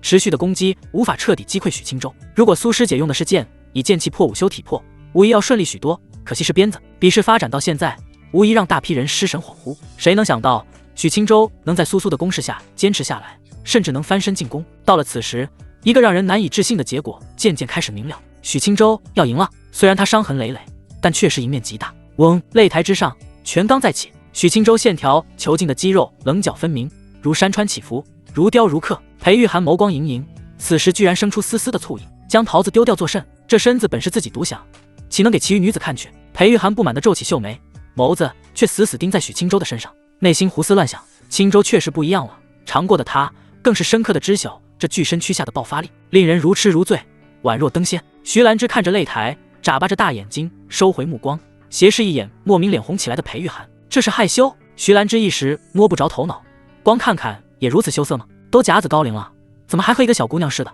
倘若让徐兰芝知晓裴玉涵心中所想，她也得害羞。许青州掌控好合适的力道，不顾苏苏的惊慌抵挡，一拳往她丹田砸下。苏苏灵气迸发，伸手御手，拳掌相接，他手腕一折，狂猛的劲气将他再次掀飞。许青州紧追不舍，罡气激起满头黑发。苏苏深知被午休净身的下场，倘若被缠住，自己必败无疑。可知晓并不代表他能挡住，他本就实力滑落，陷入低谷，在接二连三的攻击中，他还是抵挡不住，一拳被击打到丹田之中。苏苏娇躯弓起，狠狠摔在青石擂台上，丹田灵气混乱激荡，体内游走的灵气失去掌控，他躬身如虾，脸色惨白如纸，短时间彻底丧失战斗力。倘若是生死之争，他此时已是死路一条。场外裁判心中惊异，飞身而起，他看了眼擂台，苏苏正挣扎着努力爬起来，他的身旁许青州静静站着，一脸漠然地看他。胜负已定，比试结束，许青州胜。苏苏娇躯一僵，散去挣扎的力量，软软侧坐在擂台上，满脸的悔意，心中疼得滴血。15万灵石，这是他大半的积蓄。四周看台的弟子们安静片刻，猛然喧哗起来。此前虽已有预料，可切实看到这一幕，还是令人不敢置信。苏诗杰可是的榜第8，许青州能赢他，岂不是至少也是地榜前8的水平？谁传许青州前段时间才练气劲，一直是个实打实废物的？估计没瞎传，他可能确实刚突破筑基境，但是这阴险小子专修武道，这你能想到？许青州的风评瞬间变化，从人人极度讥讽的废物，变成内门前列的天才。直到此时，他们才稍微理解为何穆长老守着他不放。看来不是无脑的偏爱，而是这小子确实颇有能耐。实打实的地榜前10，谁能轻视？即使寥寥数位前来的核心弟子，面色也不由凝重起来。仙武双修一直极为少见，可许青州先突出基境一层，武道至少一精进后期，双双登堂入室。不出意外，只要给他时间，他必然能双双修炼到圆满。仙武双修走到第2境圆满，等闲金丹能是他对手，也因此许青州假以时日必成核心弟子，还不是垫底的核心弟子，潜力之大令人动容。擂台上，苏苏长舒几口气，慢慢站起身子，双眸怒视许青州：“你这个骗子！”许青州瞥了他一眼，轻声笑道：“我一直说我筑基境1层，骗谁了？”许青州早早晋级筑基境4层，一直天息术隐藏，谁没被他骗？不到合体境，谁能看穿？可合欢宗哪有合体境？天息术的强悍可见一斑。徐兰芝坐在角落，无语地看着许青州。许青州的大致底细，一来是有白凤相告，二来是自身水系天灵根对生命气息极为敏感。许青州旺盛的气血，至少一精进的实力，可无法骗过自己。苏苏眼眶气得通红，瞪视许青州一眼，愤然转身离开了擂台。许青州轻轻摇头，环视一圈，周围的弟子已经不敢再嘲讽他、轻视他，面对他的视线都不由微微避开目光。女修们倒是大胆，个个暗送秋波，轻舔红唇。正当看台的弟子以为比试就此结束，准备散场的时候，许青州一句话激起千层浪。比试继续，30万灵石为胜利品，可有内门师兄再上来？清朗的嗓音覆盖全场，声音听不出狂傲，却让上千弟子心生骇然。筑基境的比试，居然能拿出如此之大的筹码来比试，一来一去，那可是足足60万灵石。这等丰厚资源，即使是元婴境都想上来动手。徐兰芝脸露诧异，这小子是想一次性赚够50万灵石，可是以他的目光，也只能看出许青州能对付一般筑基境圆满。再打下去，万一来个半步金丹，或者同样是仙武双修的，他就不怕竹篮打水一场空。江静辉心脏砰砰跳动，已经趁着众人失神，默默离开换一个角落。7万多灵石到手，现在可不能被压住的人逮住。场面寂静良久，执事们也震惊瞠目。数额如此之大的比试，他们不吃不喝也要干数年。穆长老的弟子这么财大气粗吗？许青州挺拔站着，再次开口，可此时立即上来比试。看台周围其余的地榜高手心中一跳，许青州刚战斗一场，身上伤痕遍布，实力必然有滑落，现在上去赢他，那可是足足30万灵石。大部分看热闹的弟子面面相觑，他们自然是不敢上去。首先打不赢，其次拿不出30万灵石，现在能上去和许青州交手的，肯定是地榜前列的强者，还必须身怀巨款。内门弟子中有这样的人吗？东面看台，于清宫大长老亲传，地榜第5的秦青川长长叹息一声，好想上场，可惜拿不出灵石。他身旁的师弟咽了口唾沫，颤声道：“大长老就在前方看着，秦师兄上去借点。”秦青川翻了个白眼，摇头失笑：“师尊可看不惯我如此行事？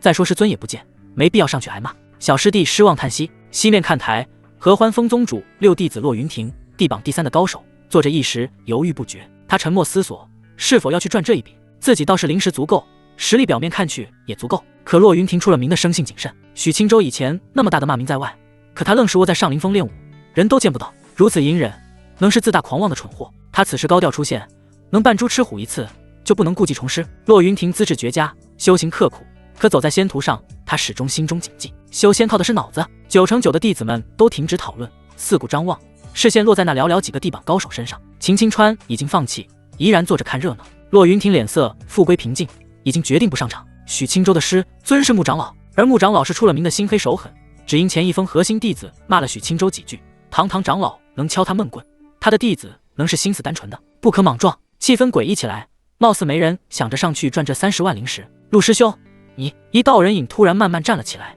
身形高大雄伟，面容俊朗。他身处南面看台中心，一袭白袍轻轻飘荡，弟子们视线齐齐望去，心生震惊。是陆师兄，难不成陆师兄想出手？陆师兄身为云泽峰元长老3弟子，地榜第2的高手，对付许青州倒是10拿9稳。10拿9稳，我看成死期3开。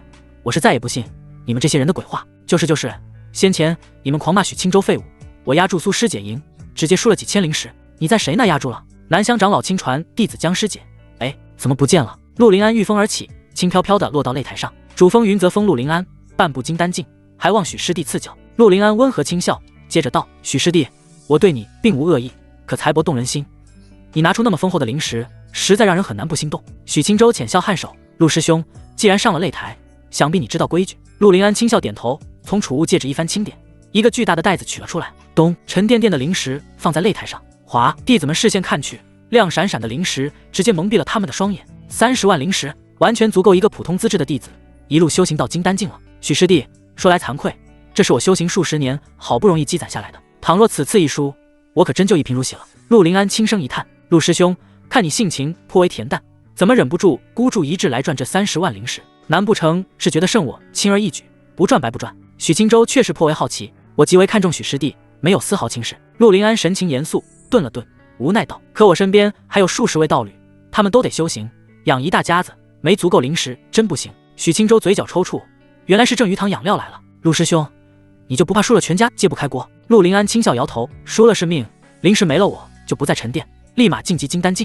实力足够，想必他们也不会想着离我而去。”许青州无语摇头，没想到陆林安的心性如此不拘一格。陆林安提着灵石身影一闪，直接来到徐兰芝的身前：“见过大长老。”徐兰芝淡然颔首，接过灵石收入袖中。陆林安默默返回擂台，他怎么觉得大长老收灵石像收他自己的东西似的？裁判心中激荡不止，御风而起，重新开启气照。两人的筑基境比试还不至于让他激动，主要是那60万灵石实在让人无法静心。四周看台的修士聚精会神，此时心中都在暗自猜测此战走势会如何。至于如此前那般断言许青州必败无疑的想法，此时已经荡然无存。比试开始，场面倏然一静。擂台之上，许青州神情凝重，此时倒是真不敢大意了。半步金丹的实力，可不是他能随意赢的角色。陆林安敛去淡然神色，身姿变得挺拔如出鞘利剑。他静立擂台一端，此时虽未持剑，周身却渐渐弥漫一股锋锐无匹的气息。显然，他是一名剑修。许青州见眉微皱，心中更加警惕。五夫体魄对其余寻常修士而言，是一块又臭又硬的石头，可对剑修士例外。剑气之锋锐，杀力之强，即使是五夫体魄也不敢轻视。许青州呼吸变得平缓，气势巍峨如山，周身气血蒸腾，将刺骨气息抵挡在3尺之外。陆林安见许青州不率先出手，思量片刻，并指如剑，当空一划，嗡，一道凝练无比、肉眼可见的淡青色剑气弹指而出，清月剑鸣声响彻，剑气直刺许青州的丹田气海，速度之快，宛如惊鸿。仅仅一招，就可见陆林安剑道之精深。四周弟子心中一震，微微发出惊呼。许青州丝毫不乱，右拳猛然轰出，毫无花哨，只有灼热沸腾的拳罡。轰！剑气和拳罡悍然对撞，发出刺耳的爆响，气浪翻滚，吹得陆林安衣袂猎猎作响。看台众人不觉得意外，陆林安试探一击都接不住，许青州就不可能赢苏苏。气浪翻腾间，突然响起密集的破空声，萧萧！陆林安剑指急速挥出，破空声连绵不绝，如疾风骤雨的凌厉剑气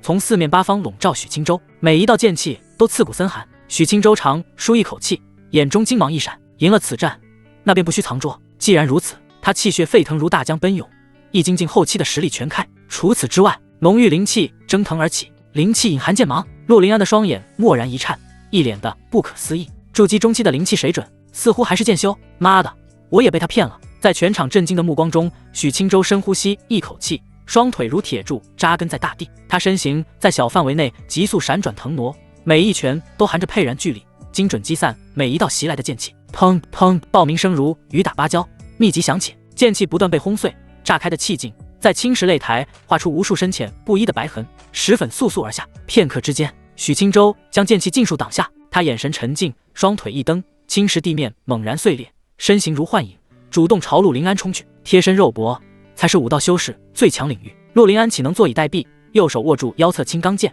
一抹刺目青光浮现，枪脆鸣轻响，长剑出鞘，带出一抹刺骨青芒。凌厉劲风中，青芒撕裂长空，直刺许青州的中空，速度之快，只见残光。许青州握紧右拳，健壮的上半身可见肌肉绷紧，蛮兽般的力量开始凝聚。轰！震撼一幕出现，面对青芒流影，许青州直接一拳对撞，罡气携带灵气，硬生生将青芒荡开。他身躯一闪而逝，来到陆林安身前，低吼一声，旋身拧腰，一拳击打在他的胸口。陆林安喉间一甜，脸色顿时涨红，借势向后躲去。许青州哪会让他拉开身形？他如复古之躯，是要一套锤的陆林安丧失战斗力。砰砰砰，场面居然诡异的出现陆林安被压着打的情况，四周弟子都看傻眼了，难以置信，简直难以置信。许青州和苏师姐交手根本不是全力，岂止倘若他全力凝聚气爪，身上就不会有这么多鞭痕，阴险，实在太阴险了。角落处，裴玉涵眸子璀璨，亮晶晶的，嘴角笑容怎么也压不下去。青州的实力，即使是他也没想到强到这般程度。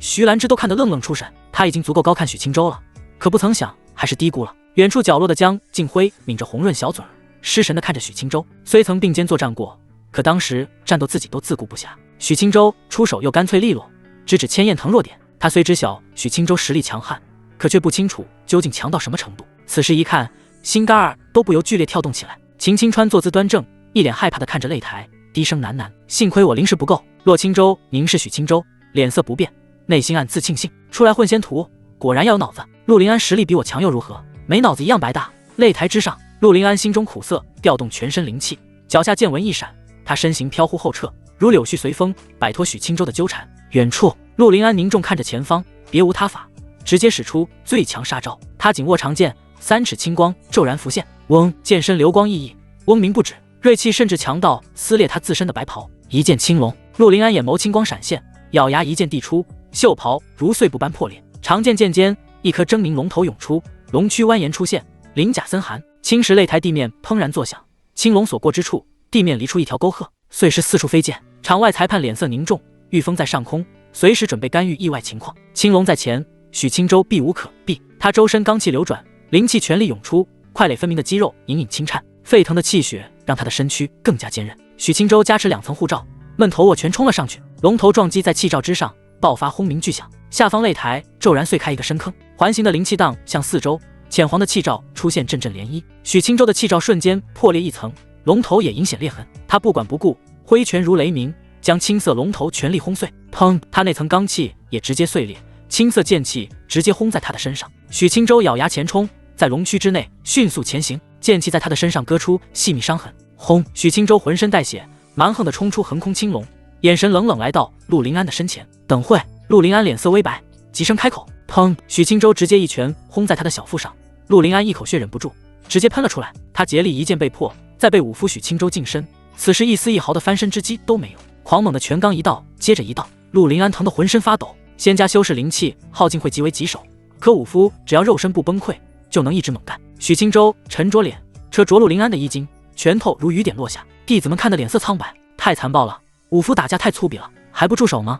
陆师兄已经大口吐血了，裁判愣着干嘛呢？陆林安嘴角直抽抽，无力低声道：“许师弟，你要打死我吗？”许青州瞅了他一眼，大手攥着他衣襟：“你认输？”陆林安脸颊一僵，右手死死握着青钢剑。砰砰砰！许青州没办法，再次给了他几拳。陆林安体内灵气被刻意锤得无法聚拢，如此下去，自己迟早会彻底昏死过去。许师弟，我认输。陆林安没办法，再垂死挣扎无济于事，败局无非早晚罢了。裁判此时才朗声宣布结果，比试结束，许青州胜。裴玉涵提起的心重落下，瞧着擂台，心疼而又自豪。江敬辉也瞬间回神，眸子复杂地看着擂台。同为午休，他才更加深刻地知晓许青州的强悍，以后或许可以去上林峰向他请教武道。江敬辉低声喃喃，四周看台的弟子们愣失神。赢了！许青州居然再次赢了下来，对手还是地榜第2的高手，这谁能事先想到？令人难以置信。许青州轻呼一口气，手臂轻轻一甩，陆林安跌在一旁，自己也不好受，上身全是密密麻麻的血痕，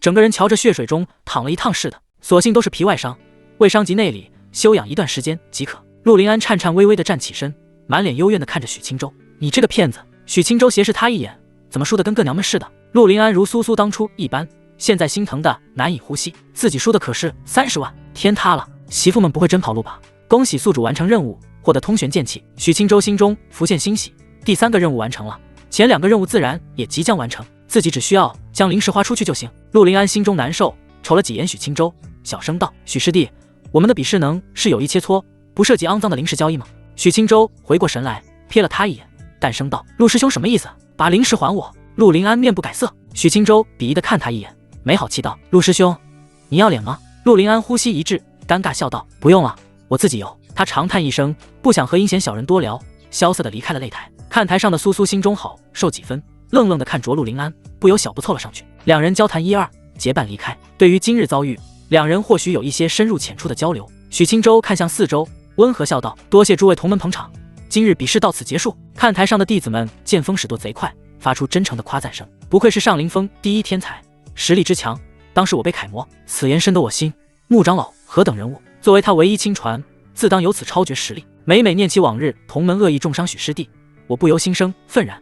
某些小人就是心生嫉妒，恶意诋毁。看台上某些人是一点脸都不要了，有些风骨的弟子不愿意凑热闹，悻悻然起身离去。许青州自己都听得脸红，离开擂台，绷着脸来到了徐兰芝的身前。徐长老。徐兰芝浅笑颔首，柔声道：实力很不错，出乎我的意料。许青州谦虚摇头。裴玉涵心疼起身，玉手轻轻摸了下许青州的胸膛，蹙眉道：青州，疼不疼？师娘不碍事。徐兰芝默默看着裴玉涵的柔嫩玉手，心中觉得哪里不对劲。她总觉得这两人的关系过于亲密了，难不成是因为以前的玉涵对任何男子都不假辞色，所以现在看去显得反常？许青州视线回到徐兰芝身上，轻声笑道：徐长老，你给我10万灵石即可。徐兰芝轻轻点头，恭喜宿主完成任务，获得先天剑胎。许青州心中再次一喜。白凤默默站在一旁，失神地看着许青州，自己的小命哪里值50万灵石，就凭自己帮他挡了一刀。白凤久居赤灵山脉，身周全是尚未彻底化形的妖族，无理粗鲁，他何时感受过此等人心善念？白凤不由心生怅然。徐兰芝并未立即拿出10万灵石，美眸瞟了眼许青州，浅笑轻声道：许青州，你打算拿10万灵石做什么呢？徐兰芝其实隐隐有所猜测，玉涵此前说许青州打算给他买金灵玄丹，而自己恰好有。许青州古怪地瞥了眼徐兰芝，这种事你问来作甚？他思忖片刻，含笑道：师娘快要晋级了，为了成功率高些，需要买1粒金灵玄丹。徐兰芝轻轻颔首，玉手一翻，一个小木盒取出，里面赫然是金灵玄丹。许青州，丹药我给你，灵石就交给我了。许青州一愣，这貌似也行。他拿过金灵玄丹，递给了师娘。师娘，回去准备晋级。恭喜宿主完成任务，获得武神秘典第1卷。裴玉涵郁闷地接过丹药，不由有些嫌弃，自然不是因为许青州送的原因，而是因为这是徐兰芝身上来的。这就像情侣热恋，同一样东西，娘亲送和心上人送，那能一样吗？而且前段时间这丹药能白拿来着，现在却要青州花10万灵石，裴玉涵心中就更难受了。早知道不任性了。徐兰芝心中可就舒畅了，露出满意的浅笑，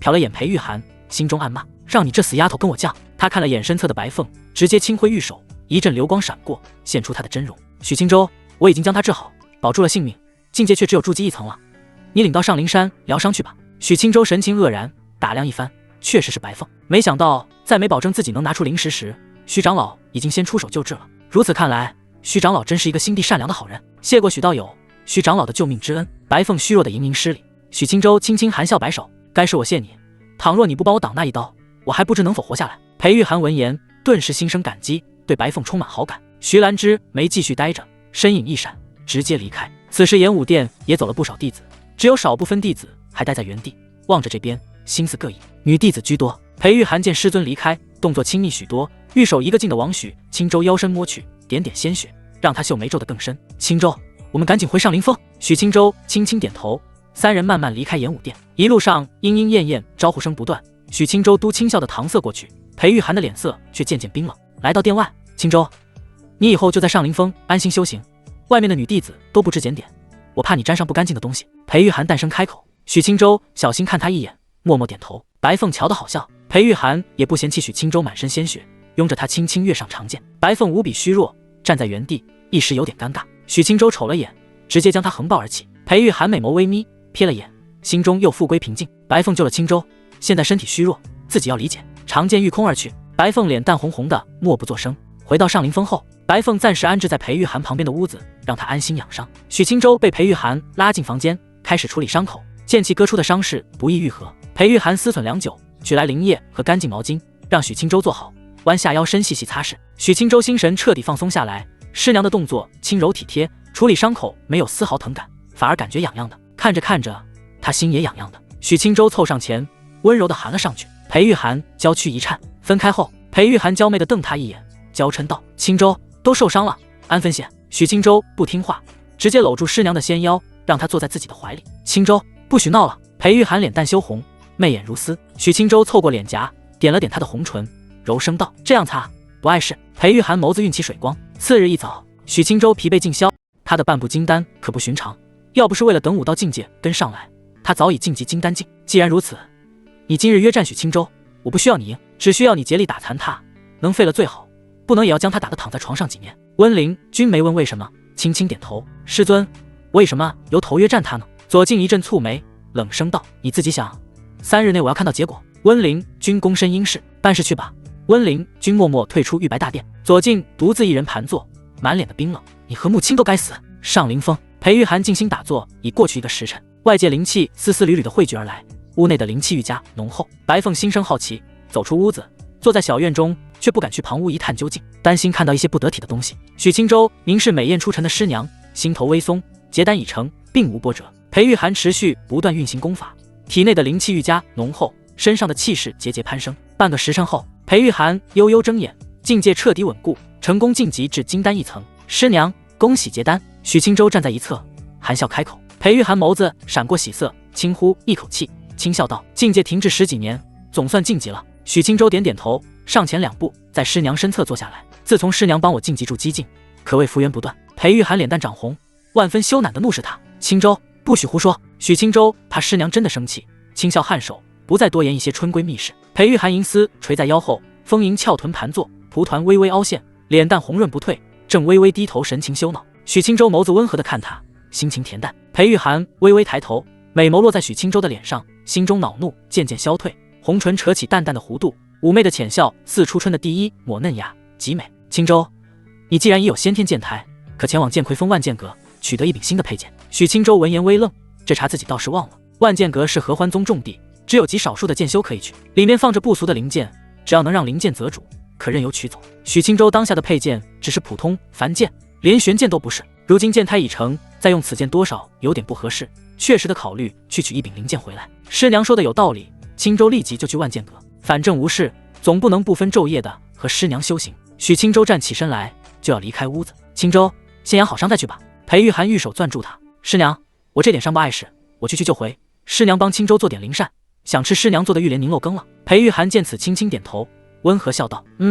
青州早去早回。”许青州走出屋子，抬头看去，小院花圃旁，白凤静静站着赏花，神态瞅着柔柔弱弱。他上前几步，细细打量他几眼，笑道：“白道友，伤势如何了？”白凤美眸瞟了他一眼，余光射向屋子，不着痕迹的收回，柔声道：“徐长老医术高超，我已无大碍，只需静养慢慢恢复。”许青州轻笑点头，思忖片刻，轻声道：“白道友住在上林峰内，安心养伤即可，如有灵药需要，尽可与我提。”白凤温柔轻笑，颔首应是。许青州点点头，欲见离开上林峰。白凤抬头望去，此时脸蛋才复归几丝古怪，明明那般好的一个人，怎么和他师娘待在一起，却那般满心欲念？唉，或许这就是人无完人吧。御剑穿行于云海之间，脚下凡剑如通人性，雀跃前行，不愧是先天剑台。许青州淡笑，眺望长空，衣袂飘飘，风姿卓然。如他这般模样，仅看外表，谁不称赞一句山上剑仙？可衣袍之下，却是一副蛮瘦体魄，走的是粗鄙武道的路子。半个时辰后，剑魁峰上一座9层高阁孤零零矗立，此地先少有弟子前来，由一位老资历执事管理。许青州在峰顶止步，收剑归鞘，缓步走向万剑阁外的小屋。屋门敞开，一位老修士坐在桌后，正神情端正看禁书。许青州惊鸿一瞥，瞧见书名大魏宫廷验史。老执事察觉门口来人，心中微惊，袖袍一卷，书籍不见踪迹，心中暗叹，关键桥段看入神了。许青州面不改色，缓步上前，施礼笑道：“见过李执事。”他的蓝袍胸口有着淡淡的刺绣。李李神情端正，模样虽显老态，气度却不凡，淡淡锋芒隐而不露。你是何峰弟子？上林峰内门弟子许青州，穆长老亲传。李老脸浮现诧异，上下一番细致打量，轻轻颔首：“你也练剑？”许青州单指一划，一线剑气浮现身前。李眸光骤然一凝，此道剑气不用细看，仅仅感知1、2就能察觉到内里的刺骨森寒。穆长老收了一个好弟子啊！李由衷赞叹。他长期待在万剑阁外，不问外事，前来的弟子也不会闲着和他谈许青州。李因此不知晓许青州曾经的骂名，可穆青他却如雷贯耳。曾经的核心弟子第一人，半百岁数的袁英静，如此天骄，曾压得当初一代同门抬不起头。许青州谦逊摇头，含笑道：“小有实力，不及曾经师尊1、2。”李一愣，失笑摇头。他站起身，领着许青州往外走。修士想走上剑道，并不是一件易事，就像成为修士需要先有灵根，想成为纯粹剑修，那就更需要资质悟性。合欢宗数千名弟子，能来万剑阁取剑的寥寥无几，由此可见成为纯粹剑修之艰难。李缓步前行，或许是因为常年一人独居，好不容易来了一名弟子，此时极为健谈。许青州静心听着，缄默不语。他曾经也练剑，可练剑不代表就是剑修，没有一颗无暇剑心，练剑难有大成就。纵使练至剑气满天，也是修为使然，剑道却在原地打转。李沉默片刻，抬头仰视万剑阁，喟然叹道：“合欢宗功法使然，本就不是剑修宗门，不能出剑道好苗子说得过去。可大手笔见了这万剑阁，却始终人影寂寂，难免令人惋惜。”许青州望了眼万剑阁，轻声问道：“李执事，以往就没出过天赋不错的剑道弟子？”李收回视线，双手拢袖，无奈摇头，只能说小有天赋，连能让灵剑产生感应的都没有，竟是一些只配拿玄剑，天赋半桶水晃荡的角色。李愣无神片刻，侧头看向许青州，老脸浮现笑容：“许青州，你身为穆长老弟子，此前一道剑气，我看着也不俗。老朽猜测，你进入万剑阁，至少能取得一柄玄剑。”许青州仅是轻笑点头。两人来到万剑阁门口，李启动战法，万剑阁第1层的门轰然打开。许青州进入之后不可逞强，剑气承受不住，取得心仪的剑就退出来。李严肃告诫。许青州点头道：“谢李执事提醒。”李轻笑颔首，口中话语压不住，不由继续絮絮叨叨：“许青州，前段时日一则震撼消息，连老朽我都有所耳闻。大魏境内有名的明神宫招收弟子，其中一位弟子天赋之佳，令人动容，居然身怀奇异灵根剑灵根。明神宫上下都被惊动，明神公主更是放声大笑，坦言我宫再添一名纯粹剑修，假以时日，凝聚本命剑有望。”李心神往之，喃道：“成仙大道上，修士如过江之际，可凝聚本命剑者又有几人？”许青州瞟了他一眼：“那不巧了吗？在下正好有本命剑一柄。”李回过神来，看向许青州，摇了摇头，失笑道：“一时嘴巴把不住门，不小心耽误了你时间。”许青州摇头示意不碍事。李点头，侧过身子，示意可立即入剑阁。许青州颔首，缓步前行。李望着他的背影，饶有兴致。剑阁之内，剑气森森，其内没有多余杂物，全是插在地面上的长剑，模样不一。剑林之中，只有一条羊肠小道通往楼梯。若看不上此处长剑，可承受剑气穿过剑林，去往第2层。许青州环视一眼，4处的长剑静静矗立，长的、短的、宽的、窄的、完整的、残缺的，样式不一，大多是凡剑，少数几柄玄剑，长久放在此处，自生丝丝缕缕的剑气。许青州看不上眼，直接提步前行，坦然自若。行走在剑林之中，长剑自生感应，嗡嗡颤鸣，似在渴求许青州将自己带走。积压下来的浓郁剑气环绕而来，不似要阻挡他，反而似在亲近他。李目露讶异，许青州的天赋超出他的预料，居然能如此轻易地走过剑林，瞧着似乎还毫无压力。嗡，整层的长剑突然一颤，居然自主地漂浮而起。李双眸突然一颤，老脸万分不解，这是发生了何事？上千柄剑围着许青州环绕，一个劲地想凑上来。许青州微微蹙眉，嫌弃地看向四周，不想搭理这些剑。他轻轻伸手往下一压，上千把剑重新落下，插入地面，剑身摇晃不止，似乎在轻声呜咽。他愣失神，看禁书看眼花了。许青州行走在小道上，直接走上楼梯，前往2楼。李心中惊异，御风而起，站到2层窗口。许青州仍旧平淡地环视一圈，这层的剑气明显要浓郁许多，他却仿若泡在温水里，并无丝毫不适，反而格外惬意。2层的长剑总体数量变少，但是悬剑数量变多了，剑光灿灿。许青州依旧看不上眼，单手下压，阻止长剑舔狗一样的献殷勤，缓步走向第3层。居然如此轻松，剑气对他没有丝毫影响。李李瞧得万分古怪，心中震惊愈加浓郁，而且长剑似乎对他自身感应，是我的错觉吗？他尚未想出一个所以然来，许青州已经走入了第3层，悬剑凌厉，吞吐着凛然剑气。许青州细细看去，此层的剑明显品相好了许多，没有下方的那么不堪，连锈蚀的剑都还留着。初步估算，第3层约有长剑300余柄，其中多是悬剑，达到200余柄。许青州轻轻摇头，仍是没有兴趣，总得拿一柄灵剑才像话吧。许青州轻松再上1层楼，剑心无瑕。李李飘在窗口，老脸浮现激动，神情浮现遮掩不住的震惊。许青州见到天赋之高，力压层来的一众弟子，他不想错过丝毫，连忙御风到4层窗口，睁眼望去。许青州轻轻蹙眉，无奈叹息：4层长剑数量不变，但全部都是悬剑，光芒璀璨。到达此层，剑气已经肉眼可见，楼层内飘着丝丝缕缕的白雾。许青州只觉暖风轻拂，他随手轻挥，将凑上来的长剑拨至一旁，直接来到5层。到了此地，长剑数量直接减少大半，仅有100余柄。许青州细心感应，发现也仅是上品悬剑，对一般用剑弟子而言已是绝佳宝剑，但对他而言，悬剑却远远不够了。长剑的品级越高，灵性更甚，100余柄悬剑和许青州天然吸引，不顾一切地向他靠拢，雀跃盘旋。李李已经看傻眼了，一个不可思议的念头浮现心中：难不成许青州有一颗通明剑心，使得悬剑对他天然亲近？至于先天剑态，他实在不敢想。许青州却是颇为烦躁，自己挥手驱赶，这些剑也半分不矜持地凑上来。他轻叹一声，思量片刻，体表浮现淡淡的剑气，剑压覆盖四方，哐当哐当，悬剑立即顿住不动，向地面掉落，响起成片的脆鸣。许青州见此舒心几分，缓步走向6层。李李瞧了眼满地的悬剑，心湖骤起波澜。通明剑心，无疑，难怪他随手一缕剑气，那般凝实无瑕。李李急忙跟到6层，可许青州已经直奔7层。6层放置数十柄极品悬剑，但不到灵剑品级，许青州没有丝毫兴趣。万剑阁7层仅有10柄长剑，剑气却凛然，整个空间丝丝缕缕的剑气无序游荡，像是银白的发丝。许青州抬眸望去，此时心中才起了几分兴致。10把长剑模样各异，有古朴长剑，有长柄大剑，甚至还有一柄柳叶式的纤细小剑，无一例外，这10柄剑都达到灵级品质。许青州的到来让常年沉寂的10柄剑蓦然一颤，富有灵性的他们更加渴求能追随许青州。嗡，10柄长剑倏然飞起，齐刷刷来到许青州的身前，他们迅速盘旋，雀跃无比，将4周剑气搅得像是满天飞雪。许青州满眼好奇，尝试捂住一柄黑柄长剑，名太渊。握住刹那，太渊剑静止不动，无丝毫抗拒地落在许青州的手心。其余9柄剑盘旋更快了，甚至偶尔以剑尖戳向太渊剑，叮叮当当。另外9柄剑似乎极为不满，许青州失笑摇头，轻轻松手，太渊剑嗡的一声贴近许青州的胸口。许青州拨开它，已经没了兴致。灵剑不错，但显然上面还有更好的。他走在飞雪般的剑气中，大袖飘摇，怡然前行。李李已经看傻了，万剑阁7层已经多少年没弟子来了，而许青州不仅走到7层，甚至对灵剑仍不满意。李李稳定心神，继续向上1层。许青州没在8层多留，瞥了那5柄中品灵剑一眼，直接上了9层。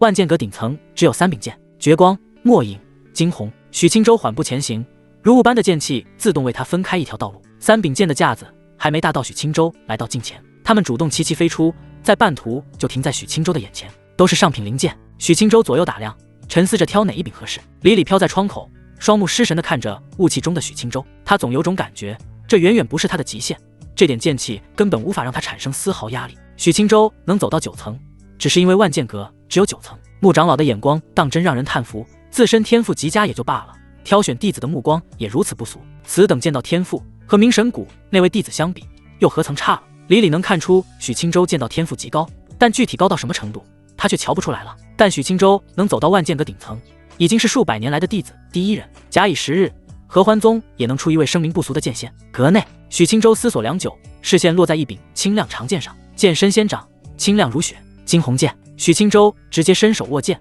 横在胸前，剑身存有剑气，丝丝缕缕的缠绕，四周剑气激荡旋转。嗡！许青州心念一动，惊鸿剑微微一颤，剑气顿时内敛。他伸出另一只手，欲来架上的剑鞘，惊鸿剑无声归鞘。剩余2柄剑飘在许青州身前，不舍离去。我倒是想都拿走，可宗门不让。他无奈叹息一声，轻轻推手，将剩余2柄剑压回剑架上。许青州将腰剑凡剑放入储物袋，惊鸿剑挂在腰间，携剑下楼。李李已经在万剑阁门口静等。当他看到轻笑而来的许青州，复杂赞叹道：“许青州，我曾想过你的剑道天赋不弱，可没想到能强到这般程度。”许青州倒也没妄自菲薄，轻轻点头：“此行取剑，晚辈极为满意。”李李含笑点头，转身启动阵纹，万楼阁大门徐徐关闭，转过身来笑道：“今日之事，我会禀明宗主，不出意外，弟子一辈的剑道大梁需要你来扛了。”许青州倒也没阻止，宗主他还是挺有好感的，他没兴趣和老头继续闲聊，直接施礼告辞。李李也没挽留他，独自一人满心感叹地回到了自己的小屋，重新坐在桌后，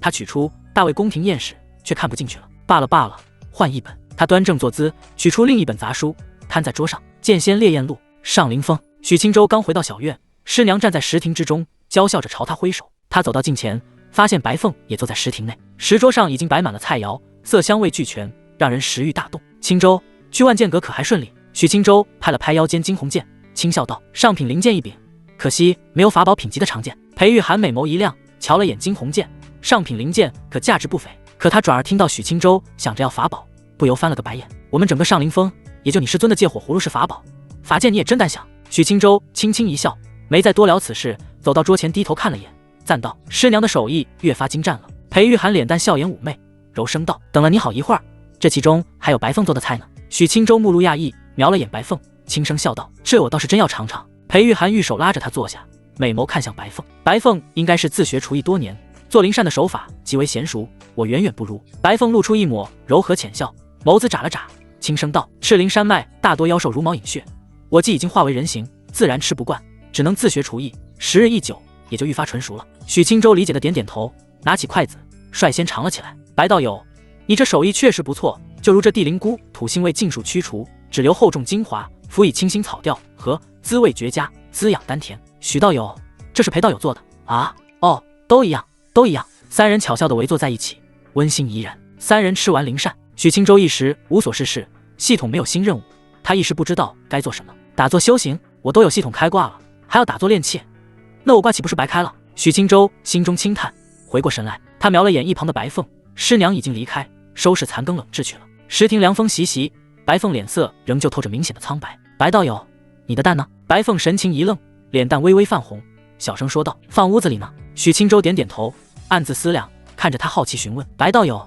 你的蛋是怎么来的？难不成也是如人族一样，阴阳相合生出来的？那你应该有丈夫才是。”白凤被许青州问得满脸无语，玉手缩在袖中，低声道：“如若是阴阳相合，我就不用孵蛋了。那颗蛋是我用上100年时间慢慢孕养而来，它并没有父亲。”许青州暗暗吃惊，妖族这方面还能自给自足，而且怀胎时间长达100年，这比哪吒还要离谱。许青州不再谈这个话题，多少涉及私密，谈多了担心白凤心生恶感。青州，有人找你。师娘的娇呼声远远传来。许青州站起身，好奇望去，轻声向白凤告辞，走出小院，来到外面石坪上，只见一位白袍女子静静站着。江静辉。裴玉涵站在庭院门口，美眸盯着他一番审视，心中暗自嘀咕。他早就猜测经历演武殿风波后，青州会成为香饽饽，可没想到隔天就来了姑娘。江静辉瞅见许青州，郁闷的神色稍缓，快步走上来：“许青州，你师娘管得也太宽了，连院子都不让我进。”裴玉涵柳眉倒竖，合欢宗风气如此差，谁知道你什么人？许青州脸色尴尬，朝江静辉轻声致歉，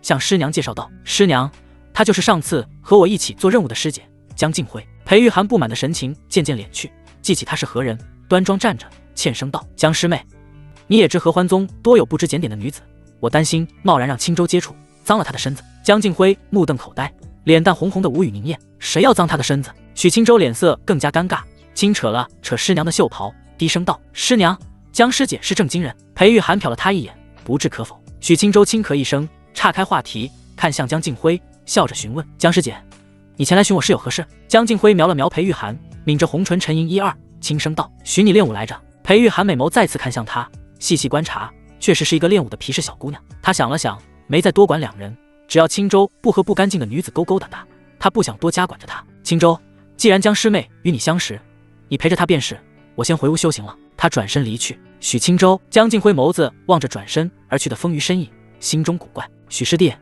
你师娘是不是见我来了不开心？”许青州无奈摇头，轻声道：“哪能？”他觉得师娘应该是想独享自己，现在有其他女子凑上来，心中难免泛起本能的危机感。许青州不再多想这些，和江静辉来到石坪上：“江师姐，你怎么突然来兴致找我练武了？”江静辉眸子神采奕奕，肃声道：“你我武道境界相当，和你交手练武，能酣畅淋漓，极大的精进武道修为。”当然，还有另一件事，你还欠我10万灵石。许清舟心中一咯噔，他差点忘了这茬，可现在自己身上可没灵石了。江师姐，我说我60万灵石花光了，你信吗？江静辉美眸睁大，一开始当然不信，可想起他要给徐长老50万灵石，不由心生理解，不在意的摆摆手，无妨，你陪我练武，助我修行。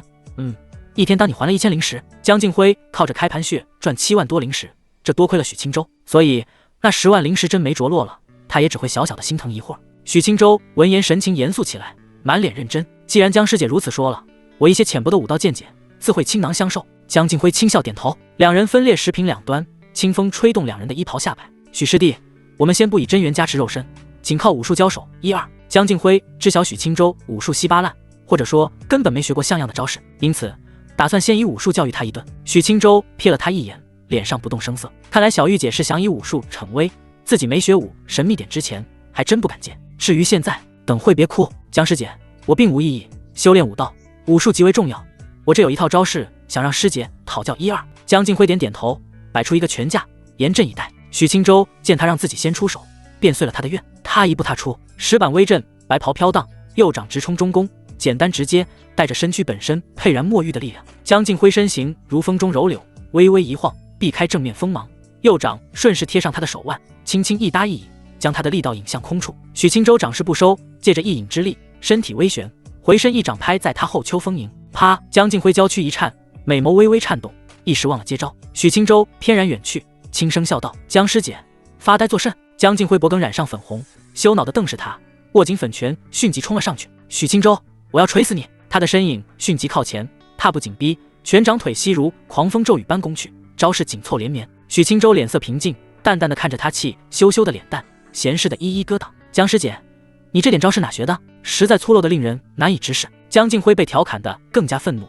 自己勤学苦练20几年的招式，能是粗鄙的？他粉拳握得更紧，攻势愈加凶猛。许清舟像是惊涛骇浪中的一叶扁舟，看似随时倾覆，却总能差之毫厘地避开或格挡。许清舟可以看出江静辉的身法柔到了极致，如丝绦缠绕，娇躯绵软，拳肘角度刁钻，可仅此而已的话，他可休想让自己身中一招。江静辉再一次擒拿失败后，他柔滑的手尚未收回，许清舟猛然伸手钳住他的2只手腕，再猛然回环，站在他的身后，另一只手钳制他的纤腰。江静辉惊呼一声，整个人被束缚在他的怀中。江师姐，就这？江静辉脸色羞红，奋力挣扎，甜腻腻道：“放开我！”江静辉温软的身躯贴在许清舟的胸膛，他感受着轻柔的呼吸符在颈侧，带着一股令人心颤的暖意。许清舟，你耍流氓！江静辉委屈的颤声开口。许清舟失声轻笑，此前自信十足，气势汹汹，现在怎么转眼委屈唧唧了？他的手牢牢箍在纤细腰间，以防江静辉挣脱。江师姐，你认输我就放了你。江静辉呼吸急促起来，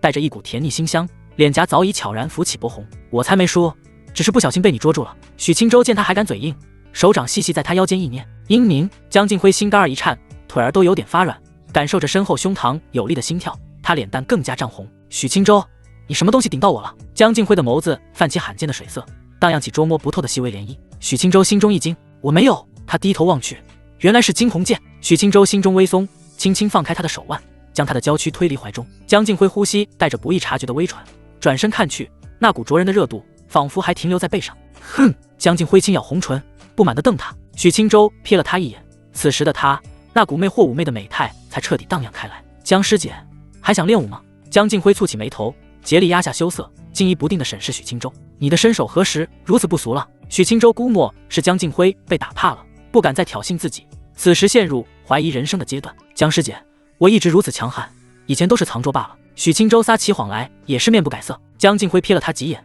理直气壮道：“你教我？”许清舟笑着点头，上前几步走到他身前，笑道：“我见你刚才出招身教体柔的，教你一套名为蓝漏游身步的身法，学了之后就不容易被捉住了。这套身法是记载在武神秘典中的武术，自然高明无比。”江静辉眼眸一亮，开心的点头。许清舟做出起始动作，示意他跟着学。江静辉脸色变得严肃，神情专注，一丝不苟照做。蓝漏游身步虽然算不上多高明的武技，可也不是跟着学一遍就能掌握。直到落日西斜，江静辉也只是学得出句雏形罢了。江师姐，你太笨了，你自己回去多练习，明日过来打一遍。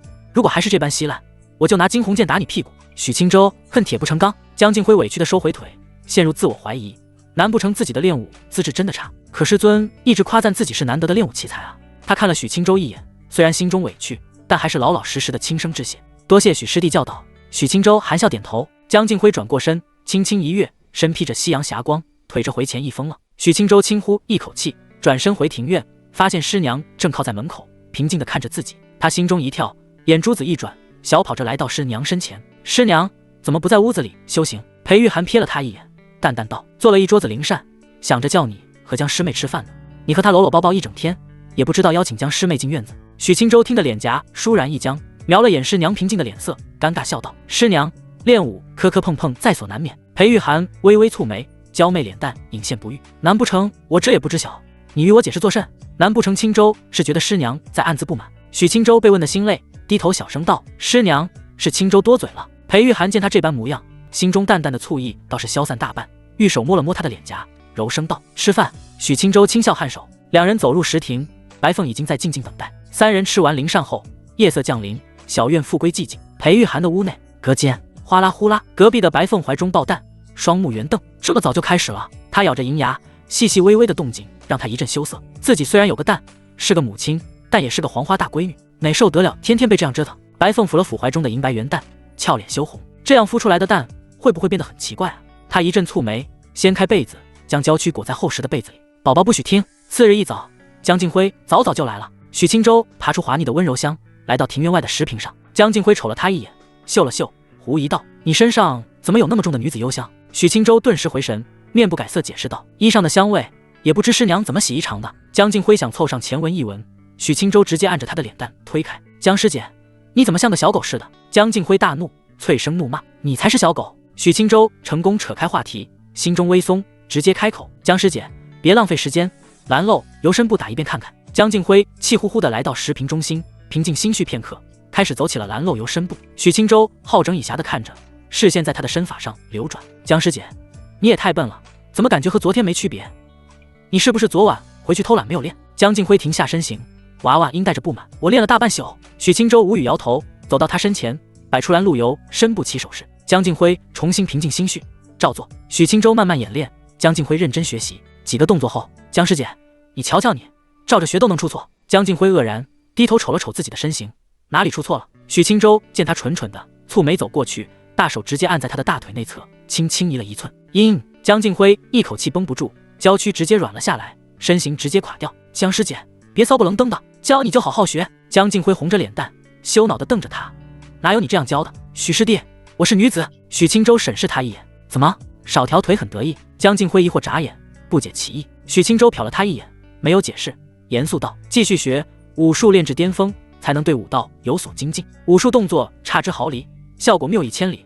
我们作为山上仙士，可不能以凡俗武林的标准要求自己。江师姐，你武术得先熟练，并且需海纳百川，最后再养出胸中义气，直到武艺上身，朴实一拳也足以排山倒海。说罢，他站在江静辉身侧，望着远处山林，用出蓝漏由身部，身影如电，转瞬消逝。当他来到远处，蓦然腾空而起，朴实一拳而出，拳意上身，劲气狂涌，树林向两边倒伏，掀开一条宽阔大道。江静辉看得一脸失神震惊，都是一样的步伐，拳招，可许青州用出来和自己却是云泥之别。劲气消散，树木重新合拢，徒留满天枯叶。许青州重新一步跃了回来，淡淡看了江静辉一眼：江师姐，任重道远呐。江静辉眸子亮晶晶地看着他，甜甜道：我要学。许青州示意他继续跟着自己练。江静辉点头，提起12分精神，学得一丝不苟。练至半途，许青州偶尔上前调整他的动作。江静辉虽然还是害羞，可已经不会散了一口气，并认真理解，细细揣摩。2个时辰后，许青州站在江静辉的身前，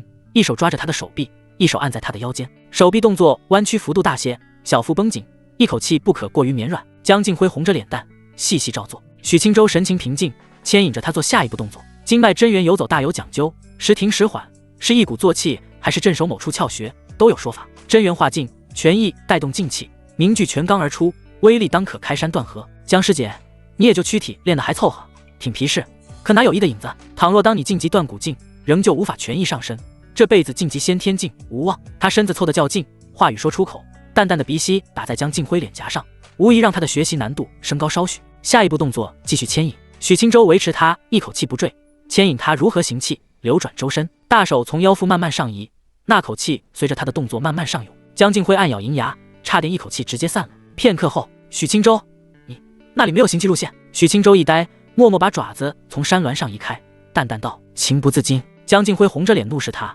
身形直接垮掉，不满地推开他：“不学了，你这个人色色的。”许青州尴尬地直搓手，老脸一红。江靖辉长得貌美，练武之后身材又绝佳，渐渐的难免心猿意马。真不学了？江靖辉红唇微抿，抬头瞄了他一眼，脸颊羞意尚存，犹豫一二，红着脸淡尖声道：“学，不过你不准捏我了。”许青州嘴角一抽，连忙摆手：“江师姐，这话可不能乱说，练武磕磕碰碰在所难免。”江靖辉白了他一眼，不满轻哼一声。他深呼吸一口气，重新摆好姿势。许青州瞥了他一眼，正要上前贴身教学，远处突然遇见飞来一人。江靖辉抬头看去，重新站好，疑惑出声：“苏苏，他怎么来了？”他可是听闻苏苏的风评颇为香艳，靠着阴阳小道修行，他此时前来。江靖辉心中一凛，目光灼灼地盯着许青州。许青州同样疑惑，察觉到江靖辉的视线，嘴角一抽，无奈摇头：“江师姐，我和他只有一面之缘，不熟。”江靖辉脸色恢复平静，瞅了眼越来越近的人影，淡淡开口：“你和我说这些做什么？我还能管你私事不成？”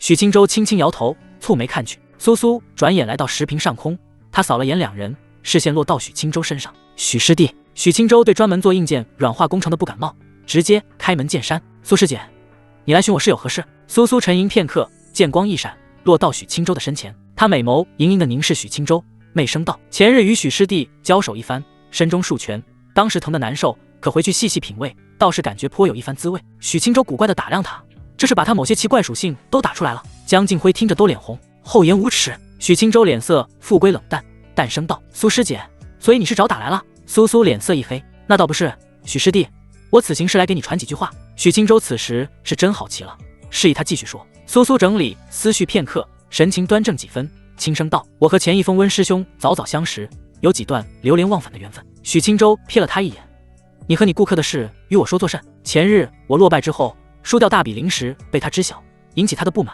所以温师兄打算邀许师弟比试一场，打算赢回10万灵石。”江靖辉越听神情越凝重，插话道：“你说钱一峰温师兄是谁？”苏苏瞄了他一眼，淡淡道：“温灵君。”许青州面无表情，全知神瞳开启，可是除了他的身子和基本信息，并不能窥探到心声。苏苏对自己过于陌生，心里始终有着提防。江靖辉闻言脸淡，浮现震惊，低声喃喃：“他怎么想和许师弟交手？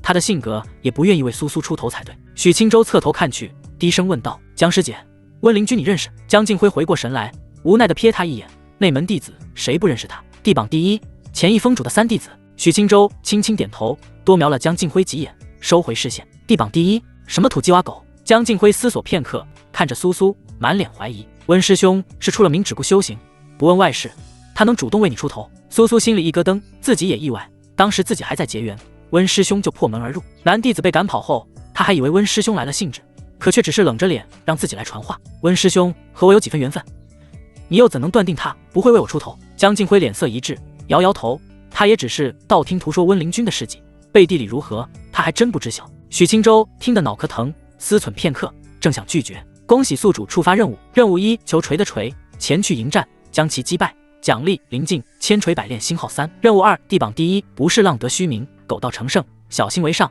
传话温灵君，等我晋级筑基境圆满再战，奖励少量精纯灵气1份。许青州为难起来，居然这个时候来任务了。灵境和灵气，果断选择任务1。苏师姐，你回去传话，我同意他的邀战，不过灵石提升到60万，时间定在明日，地点演武殿。苏苏一愣，没想到许青州答应的这么果断，而且60万灵石，他心头一颤，这得结多少元？苏苏深呼一口气，看着至少身怀60万灵石的大款，眸子润得要滴水，厉声道：“许哥哥，我知晓了。”许青州听着起鸡皮疙瘩，冷着脸默不作声。江靖辉鄙夷地看着苏苏，不满地冷声道：“苏师姐，他哪有和你那般熟？你称呼如此没脸没皮像话吗？”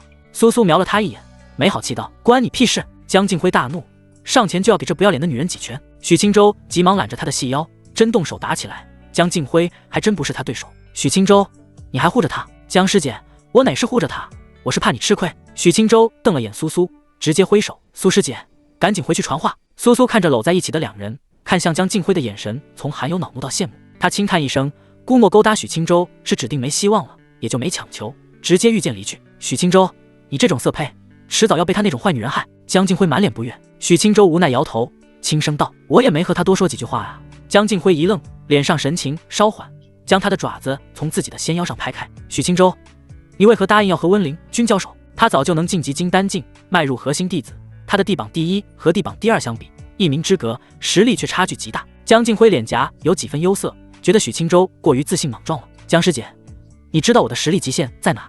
你说有没有可能所谓的地榜第一，在我面前狗屁不是？许青州可不是无端自大。倘若是前日演武殿时，温陵君立即要来第3场，自己或许会输，可现在能输？他早不来，晚不来，自己将挂开满的时候凑上来，这不是找死吗？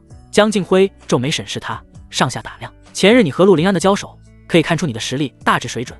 凭你当时的表现，你和温陵君交手，输的概率至少90%。许青州轻咦一声，淡淡笑道：“那这小子倒是确实颇有几分实力。”江静辉见他还是如此漫不经心，不满道：“你能不能认真一点，重视几分？”许青州轻叹一声，看着他的美颜脸蛋，笑道：“江师姐，你相信我，即使他能100%赢前日的我，明日交手他也必输无疑。”江静辉眨眨大眼睛，低声道：“一定能赢，一定。”许青州无比自信，他都估摸着以温陵君的实力，连自己的本命剑都逼不出来。江静辉心中砰砰跳动了起来。既然如此，即刻开盘。江静辉脸色万分认真，严肃地朝许青州说道：“许师弟，明日你要能赢，10万零是不用还了。”许青州眼睛一亮，斩钉截铁道：“江师姐既然如此说，我明日非得将那小子打出屎来。”江静辉脸蛋一僵，轻瞪他一眼：“你说话文雅些。”许青州不在意地笑了笑。江静辉没有心情练武，离开了上林峰，准备散布明日比试的消息。今天下午他就要开始各处当庄，找人压住，一朝暴富，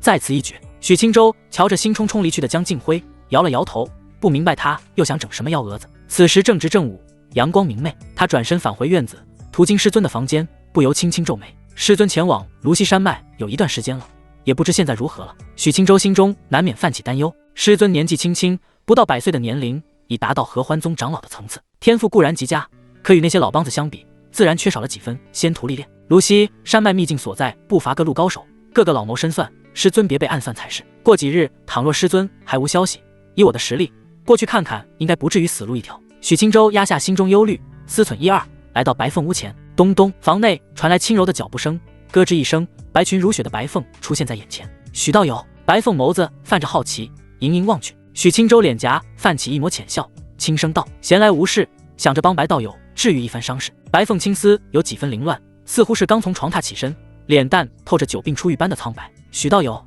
如此会不会麻烦你了？不碍事。白凤轻点琴手，侧过身子，让许青州走入屋内。房门关上，许青州双目好奇地看着床榻上的蛋，通体银白，还团团包着薄被。他上前几步，蹲在床沿，侧头看向一旁跟来的白凤。白道友，我能看看这颗蛋吗？白凤目光落在他脸上，苍白的脸颊透着一股浅淡的粉色。可以。许青州点点头，目光仔细观察圆蛋。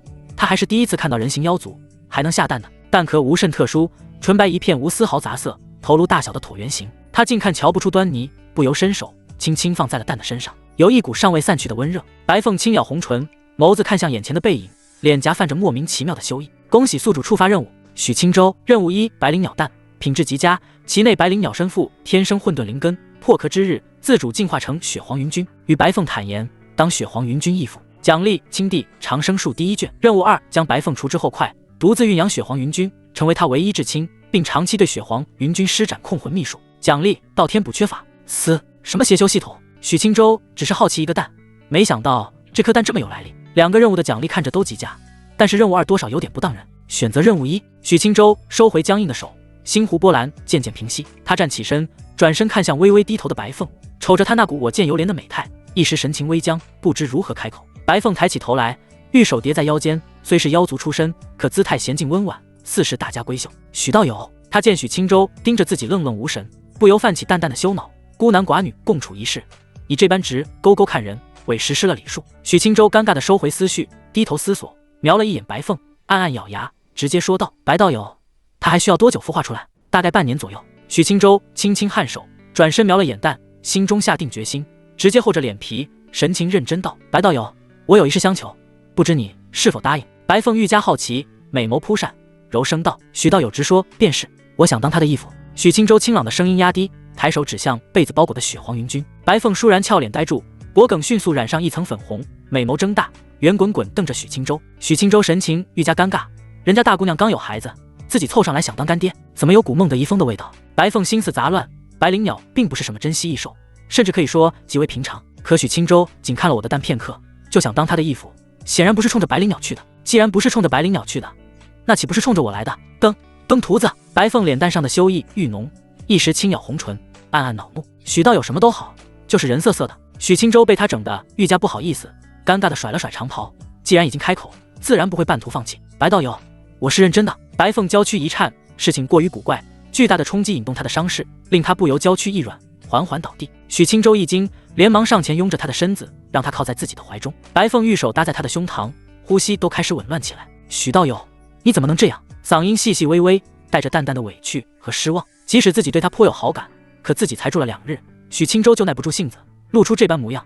他觉得也太快了。许清舟愕然，小心地瞄了他一眼，怎么感觉自己欺负了他似的？自己只是想当你孩子的干爹而已。白道友，勿要多想，我只是觉得此蛋非比寻常。白凤悠悠地看他一眼，感受着有力跳动的胸膛，让他心尖儿都微微发颤。许道友，既然你如此坚持，我答应你便是。恭喜宿主完成任务，获得青帝长生术第1卷。白凤嗓音发颤，娇颜酡红，趴在他的怀里紧张地闭上了美眸。许清舟，他低头瞅了瞅眼前的娇艳红唇，见他任君采撷的模样，一时神情古怪，一定是哪里有问题。白道友，你误会我了，我没想要顶撞你。白凤小心地睁开眸子，痴痴无言地看他。许清舟扶着他的身子，让他来到床榻坐下。白凤心神一震，允许你亲2口也就罢了，你怎么青天白日的就想这么过分？许道友，不可以。他坐在床榻，玉手环抱，红着脸蛋紧张兮兮地瞪他。许清舟满口槽不知如何吐，也不懂他在脑补什么奇奇怪怪的东西，连忙退开2步。我见白道友身体虚弱，让你能坐着舒服些，白道友勿要多想。白凤愣了愣，见他确实不像有急色的坏心思，侧头看向一旁，眸子水色潋滟，静默无言。许清舟思忖1、2，不敢再刺激他，打算让他先平复心绪，便缓步走到桌前坐下。青帝长生术第1卷使用。许清舟正襟端坐，脑海涌入大量知识。青帝长生术第1卷的内容渐渐被他熟人掌控。良久之后，白凤的情绪逐渐平静，坐在床榻上，眼神好奇而又震惊。许清舟静静坐着，在刚才短短的时间里，体内的生机突然旺盛起来。白凤不明白发生了什么，但清晰的感知让他知晓许清舟发生了一些难以理解的变化。此时，一丝淡淡的清气浮现，缭绕在许清舟的周身，清新的自然气息让白凤身心怡然。那缕淡淡的清气漂浮着，慢慢向白凤靠近，最后钻入她的眉心。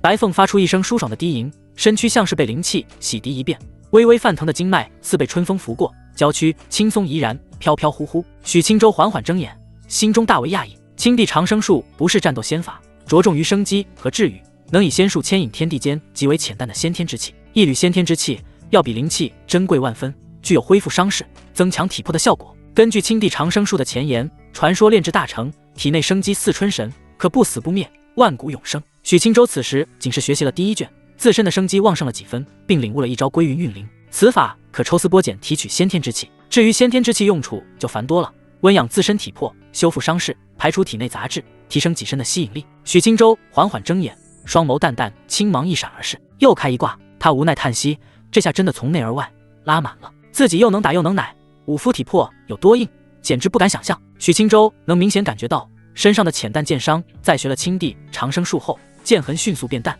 生机流转，身躯状态恢复巅峰。他抬头看向白凤，只见他白蛇玉臂撑着身子，檀口微张，轻轻微喘，脸上带着舒适的浅笑。许清舟大为意外，他刚才只是觉得那缕清气生机勃勃，觉得对他伤势有帮助，便送入了他体内。此时看去，反应这么大的吗？许清舟神情正惊，站起身走到床沿，瞥向白凤的娇媚脸蛋。白道友，我给你再疗伤一会儿。白凤心中一惊，立即回转过神，娇躯轻颤。她害羞地看了眼许清舟，轻轻点了点头。受伤极重的她，在体会到刚才那缕清气的滋润后，顿时感觉卸下万钧重担，身体舒适的难以想象。还想要？许清舟瞄了他几眼，直接褪去鞋子，在床榻上盘坐下来。白凤羞意更浓，缓缓往里坐了坐。白道友，你坐好背对着我即可。白凤乖巧的点头，面朝里侧，端正盘坐好，丰盈臀瓣宽过肩，圆如满月。许清舟脸色冷峻，不多看不该看的，轻呼一口气，双手按在白凤的背部，双手浮现淡淡青光。白凤或许是妖族出身的原因，对自然生机极为敏锐，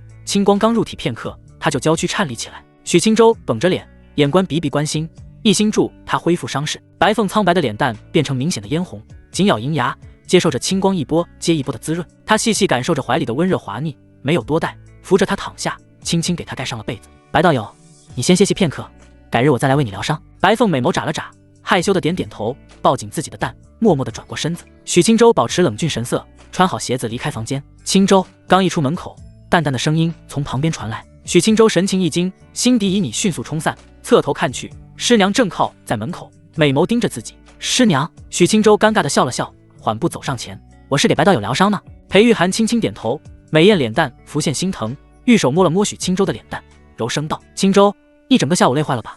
许清舟心头一跳，温柔地将脸颊上的玉手握住，上前拥着师娘纤腰，提步走入她房间内。哪有累不累的，好去些许灵气罢了。裴玉涵玉足轻勾，将房门悄无声息地关上。白道友为你遭受如此重创，你得多为他上心些才是。青州知晓了。裴玉涵瞥了他一眼，接着道：可人家清清白白的姑娘，疗伤何须房门紧闭大半天？幸好上林峰就我们3人，不然让别人瞧去，还不知怎么编排你。许青州心思一转，知晓师娘又是起了淡淡的醋意，怀疑自己生了花花心肠。师娘，是青州考虑不周了。裴玉涵轻瞪他一眼，娇嗔道：给你剑伤擦药呢，一天天的脑子尽是坏东西。许青州失望地收回手，眼珠子一转，也不点破自己剑伤好了，任由师娘帮自己掀开白袍。片刻后，裴玉涵弯下腰身，美眸惊奇。许青州一心沉迷在师娘身上时，外界却闹翻了天。一则消息传出，弟子们开始奔走相告，压得所有内门弟子抬不起头的温灵君，居然要和许青州比试一场。上次风波，弟子们还在津津乐道，没想到紧接着就突然传出这么大的消息。对于2人的比试，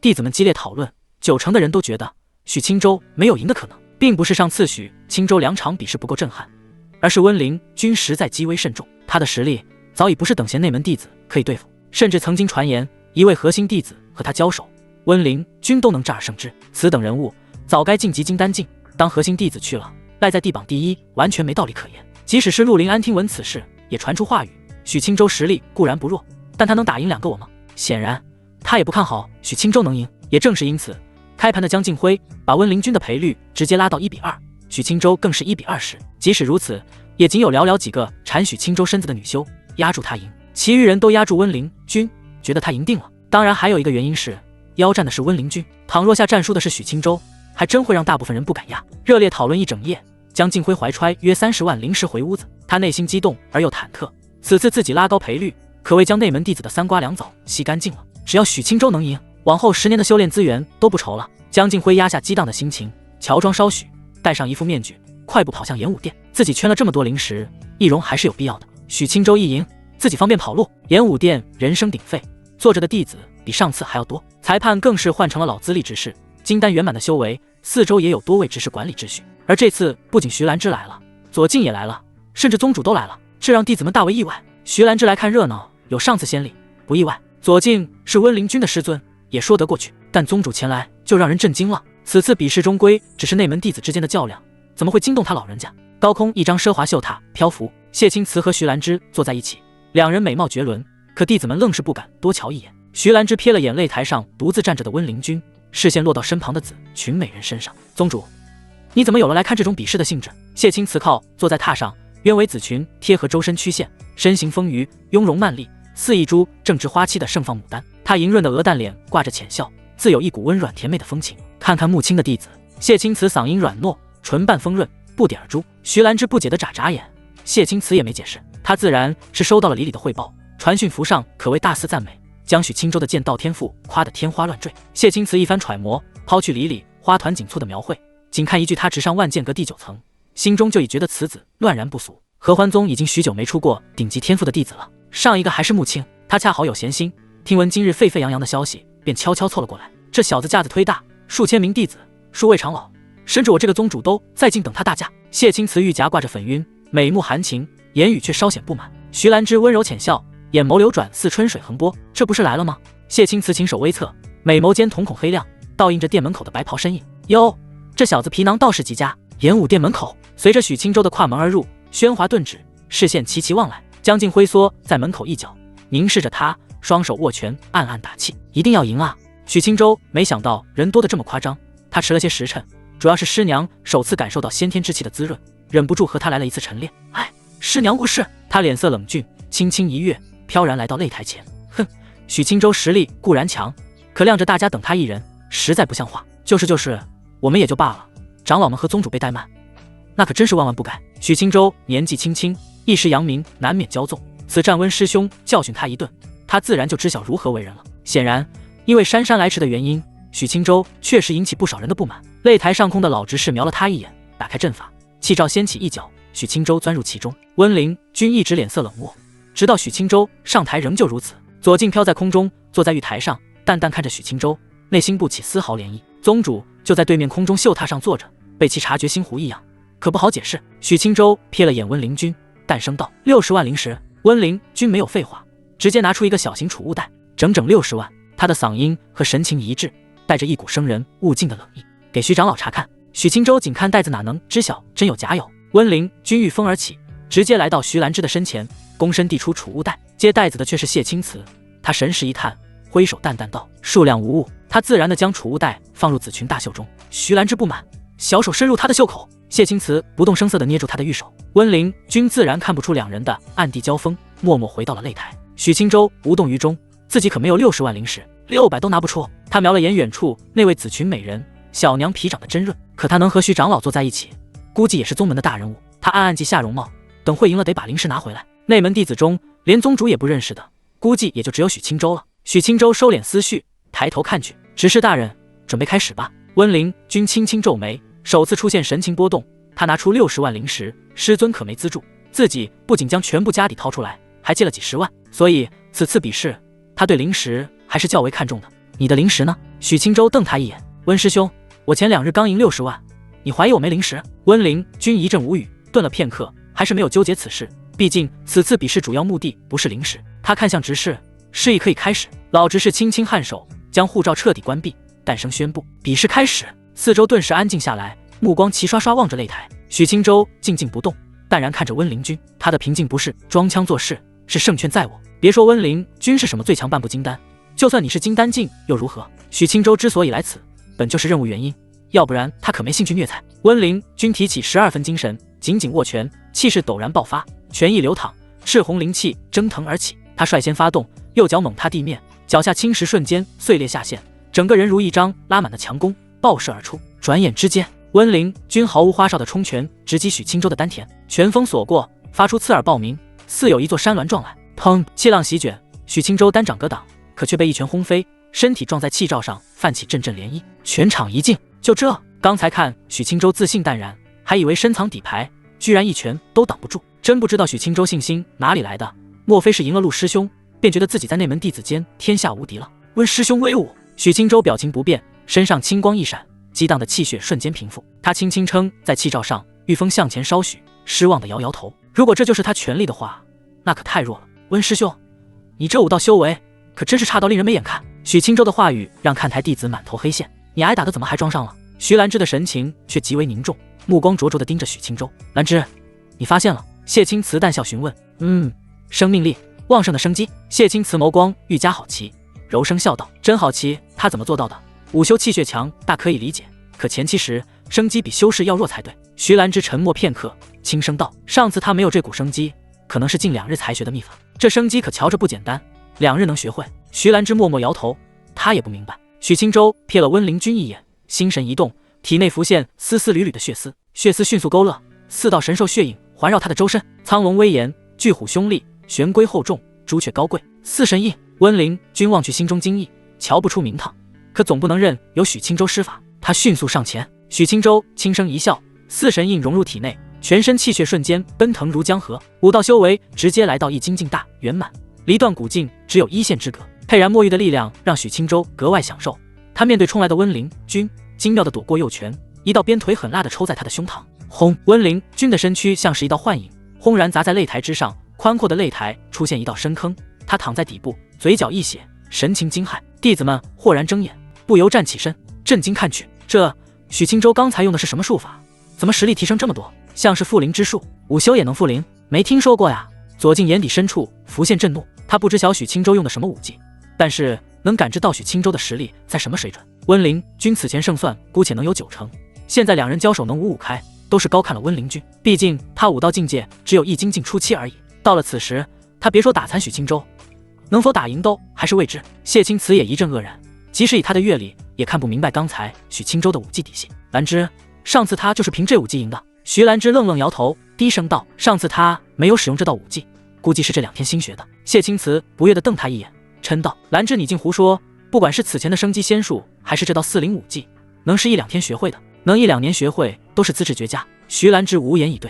擂台之上，温灵君咬牙起身，浑身的灵气全开，掀飞4周的碎石，半步金丹的实力展露无遗，浑身灵气沸腾。他拔出腰间长刀，不敢和许青州贴身肉搏，武道差距太大了。可这是他不愿意就能避免的。许青州身影一闪，如一线白虹，涌动的拳意似大河决堤。他仅仅朴实无华的一拳挥出，擂台就被离出一条沟壑，持刀抵挡的温灵均瞬间倒飞而出。他尚未稳住身形，许青州却比他更快，一招仙人伏顶当空拍下。温灵均悚然一惊，急忙提刀挡在头顶。轰！长刀夸张的弯折，温灵均再次被轰在下方的擂台，又击出一道深坑。许青州轻轻摇头，对这种单方面吊打的选手没有丝毫兴趣再战。他右拳紧握，嗡的一声，拳罡凝结成一团湛青光芒，真元汇聚，一拳轰出。好！湛青拳罡一出，仿若挥出一袖青龙。看台上的陆林安脸颊倏然一呆，看着那道拳罡化龙，喃喃低语：无耻，太无耻了，这不是偷学吗？许青州要是知晓他如此吐槽，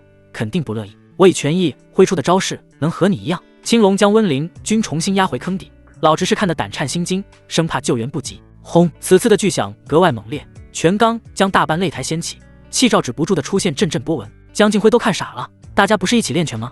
境界也差不了太多啊，为什么你能这么优秀？他满脸的羡慕憧憬，想学。碎石簌簌掉落，拳罡渐渐平息，温灵均衣袍破烂，长刀掉在一旁，浑身鲜血的躺在碎石之中。许青州轻呼一口气，玉峰来到近前，淡淡看他一眼：还打吗？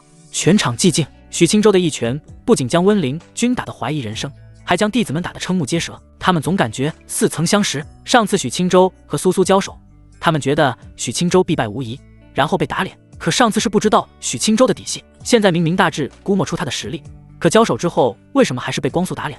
难不成这阴险小子与陆林安交手也在藏拙？那他的真实实力究竟在哪里？许兰芝都被震惊了。士别3日才能刮目相看，可这才2日啊！谢青瓷端庄坐好，眸光灿灿，露出魅惑天下的笑容，像是寻到了一块瑰宝。全场唯一生气的无疑是左近。当初温灵均答应的无比自信，一定能赢，甚至能打残他。可现在呢？他连让许青州受点伤都做不到啊！你对得起我的栽培吗？温灵均颤着手臂撑起身子，他不明白为什么两人的差距这么大。许青州的实力断然没有达到断骨境的层次，可拳头的力道简直骇人听闻。他是易筋境圆满，自己也是半步金丹啊，可一招之下，自己居然败得一塌糊涂。温灵均如此想到是情有可原，仅仅看境界，许青州也就略胜一筹。他即使赢不了，可也不至于输得如此惨才对。但事实上，许青州的体魄经过武神秘典的增强，再加上青帝长生术的增强，此时用出4神印都是给温灵均面子了。系统给的东西，目前为止还没有烂的，全部强的一批。许青州瞥了他一眼，微微蹙眉：你还不认输？你能有一丝一毫赢的希望？他看到温灵均站起了身子，浑身慢慢涌起灵气。轰！灵气迅速浓郁，甚至在他头顶形成了肉眼可见的气旋。许青州见此讥讽一笑，不屑地摇头：你不会以为晋级金丹境就能和我交手了吧？万一你再轻松落败，就不怕道心崩碎？温灵均脸色一僵，死死咬牙，他没有停止晋级，丹田灵液翻滚沸腾。左近见此一幕，直接挥袖离开。以他的境界，不用看就知道，晋级金丹境也无用，能赢也屁用没有。他要的是赢吗？许青州无奈摇头，思忖片刻，直接御风而起。他浑身拳意内敛，慢慢拔出腰间惊鸿剑，一股极致剑意猛然冲霄而起，通玄剑气仿若层层叠叠的波涛一样浮现。谢青瓷站起娇躯，眸子散发异彩，剑气通玄。四周看台的弟子心中掀起惊涛骇浪，这股锋锐剑意可不是简单练剑就能有的，好浓郁的剑意。他仙途真的是住寂静中期吗？最难以理解的，难道不是他仙武双修，另一条道路居然还是纯粹剑修？简直不可思议。仙武双修的天才见过，可如许青州这般2条路都天赋绝佳的，简直闻所未闻。陆林安更是心生叹服，他是合欢宗少有的剑修，可此时看着许青州身周的通玄剑气，心中居然生出一股挫败感。我一个从小练剑的，见到成就还不如一个练武的。上次许青州比试也仅是露出淡淡的剑气，瞧不出深浅，可此时却是让弟子们深刻的看到他的剑气之凌冽。温灵均愣愣抬头看着，脸上那股鱼死网破的意气荡然无存。他一颗虚丹缓缓凝结，浑身的气势节节攀升，战意却是一退再退。许青州持着惊鸿剑，剑气雀跃地环绕着他，白袍飘荡，意气风流。武神秘典自然也有剑招，他没有耍得多花里胡哨，仅是将周身的剑气融入惊鸿剑，轻轻往下一划，一道宛如实质的剑芒瞬间冲出。温灵均脸色惨白，竭尽全力的凝聚气罩抵挡。砰！剑芒的锋锐远超他的想象，即使他初步踏入金丹境，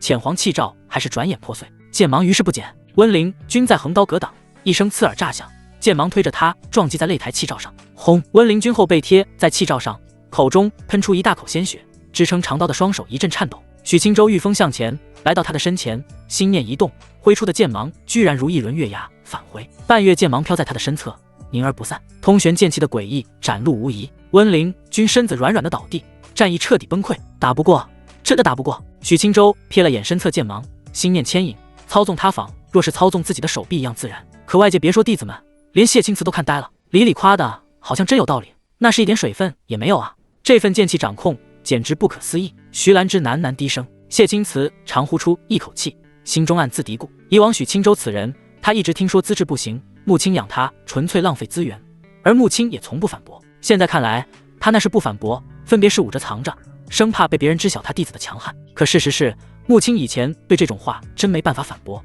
不然也不会去敲核心弟子的闷棍了。穆青倘若现在回宗，看到此时的许清舟，他都怀疑自己宝贝徒弟是不是被人夺舍了。擂台上，许清舟将惊鸿剑入鞘，单手握住半月剑芒，手中剑芒化作丝丝缕缕的剑气，融入他的体内，直至消失不见。老执事瞄了眼颓然的温灵君，见他没有再战的意思，侧头惊叹地看向许清舟，高声开口：许清舟胜，恭喜宿主完成任务，获得灵境千锤百炼星号3。直到此时，看台的弟子们才悠悠回神，眼神复杂地看向擂台。金丹境都赢不了他，不是赢不了，是完全交手资格都没有。陆师兄，你怎么看？我能怎么看？他即使再强，我在意的是失败吗？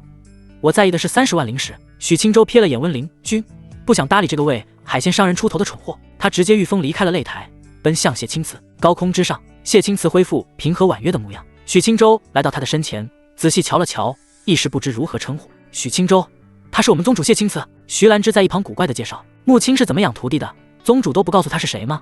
许清舟一惊，连忙施礼，轻声道：见过宗主。谢青瓷含笑点头，浅笑倩兮地打量他。传言果然不可信，许清舟你的实力与资质让我大开眼界。许清舟谦逊摇头，传言可不是假的。谢青瓷拿出袖袍里的储物袋，递给许清舟，含笑道：许清舟，合欢峰有一处灵池，你有空可来合欢峰修行。徐兰芝不动声色地瞄了他一眼，莫不是宗主趁着穆青不在，想勾搭他徒弟？谢过宗主。许清舟接过储物袋，至于灵池，可去可不去。下方弟子羡慕地瞧了一会，不知道许清舟和宗主在聊什么，也就渐渐退去。许清舟和谢青瓷不熟，想着直接跑路回上灵峰看看新得来的灵境。宗主，许长老，弟子就先告辞了。许清舟，你等会随我回一趟于清风。许清舟愕然疑惑地看着风娇水媚的徐兰芝，大长老无端邀请我去于清宫作甚？徐兰芝并没多做解释，淡淡道：打算问你一些问题。许清舟思索一二，颔首答应。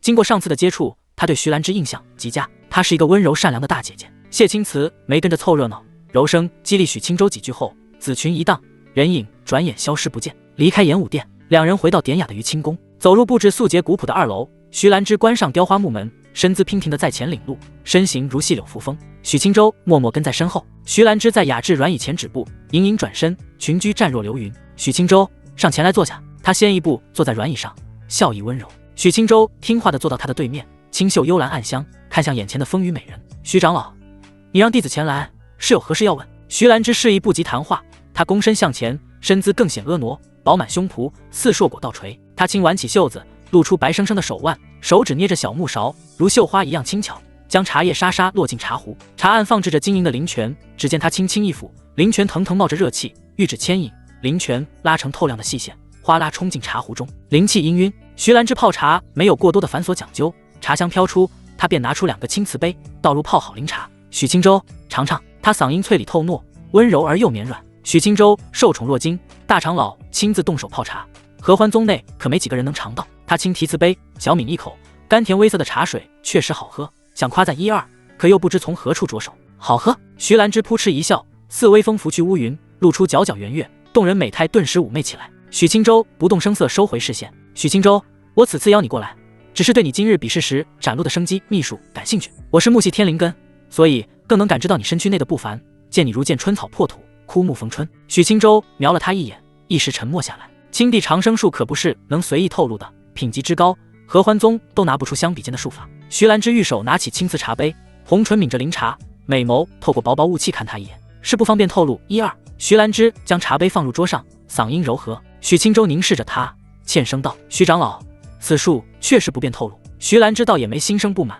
思忖片刻，娇躯靠在软椅上，柔声争取：倘若是其余秘术，例如你那复灵之术，我仅是好奇，并没有了解的性质，但因为我的灵根和修行之道的原因，你那能孕育生机的术法，于我而言不吝于仙人秘法，所以只要你愿意传授，我可答应你任何一个要求。徐兰芝嗓音渐渐从温柔变得严肃，神情也端庄真挚起来。许清舟瞄了他两眼，任何要求，而自己又需要他什么呢？他一时沉默起来，心中犹豫不决。自己固然对徐兰芝有不俗的好感，但是断然没有到传授青帝长生术的层次。至于他的承诺，确实颇有价值，但许清舟也觉得可有可无。徐兰芝见他不言不语，眸子闪过失望黯然，低头蹙眉。他已经在元婴境圆满停滞足足近50年，以他的资质，倒不是没有机会晋级，而是仍需大量时间的感悟积累。若是有了许清舟的秘术，他很有可能一朝顿悟，晋级化神境，并对以后的仙徒起到不可估量的作用。可徐兰芝也不愿意为了仙徒强逼弟子交出秘法，一来是他性格本就善良，做事不会肆无忌惮；二来自己如此行事，玉涵会如何看我？许清舟沉思良久，突然想起师娘，他知晓师娘的师尊是徐兰芝，还是趁师娘咿咿呀呀时问出来的。继而又想起师尊，他心中一定，抬起头来，含笑看向徐兰芝，接着道：“徐长老，此术倒也不是不能传授，不过我确实有一个要求。”徐兰芝满脸意外，心中一喜，笑容亲切道：“但说无妨。”徐长老可知如溪山脉突然出现的秘境？徐兰芝黛眉轻蹙，点头道：“自然知晓，此处秘境我宗去了数位执事，两位长老，你师尊也过去凑热闹了。”许清舟点点头，脸颊泛起一抹忧色，轻声道：“可距离师尊离开已经过去了不短的时间，至今没有任何消息传回。”徐兰芝低头沉思，此事其实已经在宗门高层引起注意了，倘若过几日还是一点消息没有，宗主将会重新再派长老前去打探情况。秘境五花八门，外界谁也不知如溪山脉秘境的底细，可能确实因为一些诡异情况，在秘境耗费时间多些，未必是遇上危机。不过宗门也没疏忽，已经在考虑派人探查。许清舟见眉皱起，摇了摇头，淡声道：“我打算近期亲自去一趟如溪山脉，如此才放心。可弟子实力在大修士眼中不值一提，所以请求徐长老陪我一起去。”徐兰芝立即点头答应下来。此事本就需要派人前往，人选无非是从普通长老换成自己罢了，此事自然可以。你打算何时让我与你一同前去？许清舟思索片刻，轻声道：“大概3天后。”他打算将获得的灵境处理完后，便动身前往如溪山脉。可以。许清舟沉默片刻，望向徐兰芝，犹豫稍许，轻声道：“此术名为青帝长生术。”徐兰芝心神一震，振作精神，认真倾听。此术不是普通术法，有一套玄妙的口诀，配合繁复的经脉行走路线。口诀能口述，但灵气行走路线则需要我亲自给大长老牵引。徐兰芝没想到许清舟如此贴心，温柔点头。许清舟轻咳一声，肃声道：“徐长老，且接好。”徐兰芝连忙正襟危坐，聚精会神。东方清气入无庭，3寸春芽破太阴。自开篇起始，许清舟的清朗嗓音渐渐传出，一股淡清华光流转，道韵自成。徐兰芝可谓字不敢疏忽，听得如痴如醉，一知半解。半个时辰后，丹田中的长生苗青帝符秀天门开，口诀念诵完毕，许清舟也完成一遍术法流转，生出一丝先天之气。徐兰芝愣愣失神，元婴轻颤不止。他似有明悟，可又理解不透彻，神情陷入苦恼。许清舟没有此时打断徐兰芝的思索，静静坐着喝茶。青帝长生术的玄妙，即使以徐兰芝的天资，也不是听一遍就能领悟的。此时他能稍有感应，引起异象，已经是颇为不凡。良久之后，蹙眉的徐兰芝神情渐渐变得迷茫，留意的灵气复归体内。许清舟见他傻愣愣的模样，轻叹一声：“徐长老没理解。”徐兰芝诚实的尴尬点头，脸蛋浮现薄红，确实过于精深，我连一知半解都做不到。许清舟轻轻点头，他是由系统强行将知识灌入脑中，可不需要以悟性去理解。而掌控青帝长生术的他，能深刻体会到此术的浩大精深，也就更加理解此时徐兰芝的苦恼。徐长老，我给你一句一句讲解便是。徐兰芝轻轻点头一笑，神情愈加柔和，美眸微亮。徐兰芝刻意设下禁止，2楼任何动静都隔绝在外。两人讲解长达6个时辰，好一场仙法传授，如琢如磨，如切如磋。呼，徐兰芝满足地长舒了一口气，脸色浮现笑意。徐长老，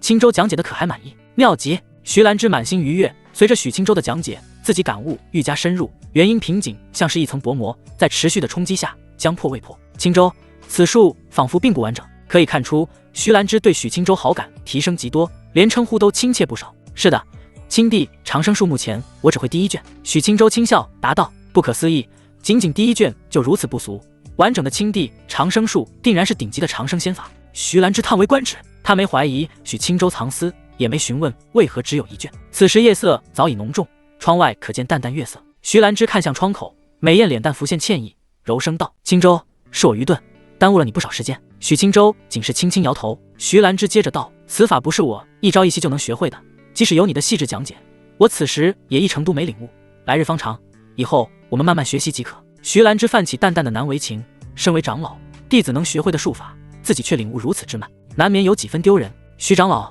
你慢慢理解，我会时常前来为你解惑。许青州犹豫一二，站起身，含笑道：口诀既然已经传授给徐长老，那具体行气路线、开辟窍穴、运养青莲的法子也一并教于徐长老吧。初次学的一知半解无妨，后续慢慢完善即可。徐兰芝美眸盈盈，柔情似水，颔首感激道：多谢青州了。两人立即离开软椅，在蒲团上相对而坐。青州，你如何传授？徐长老，你伸出手即可。徐兰芝神情一滞，犹豫片刻，还是大方地伸出雪白玉手。许青州脸色正经地握了上去，触感温润滑腻，手感极佳。徐兰芝瞄了他一眼，脖梗浮现淡淡的粉色。合欢宗功法他已经修了100余年，一年复一年，并没有靠道律平息丹田邪火，全凭木系灵根的自然气息平息副作用。可此法终归平息不了心境念头，此时陌生滋味传来，难免让他兴起涟漪。徐长老，收心凝神，随着我的灵气游走，记下路线即可。徐兰芝一惊，连忙平息心湖涟漪，轻轻颔首。许青州一丝灵气流出，自雪白玉手融入其内。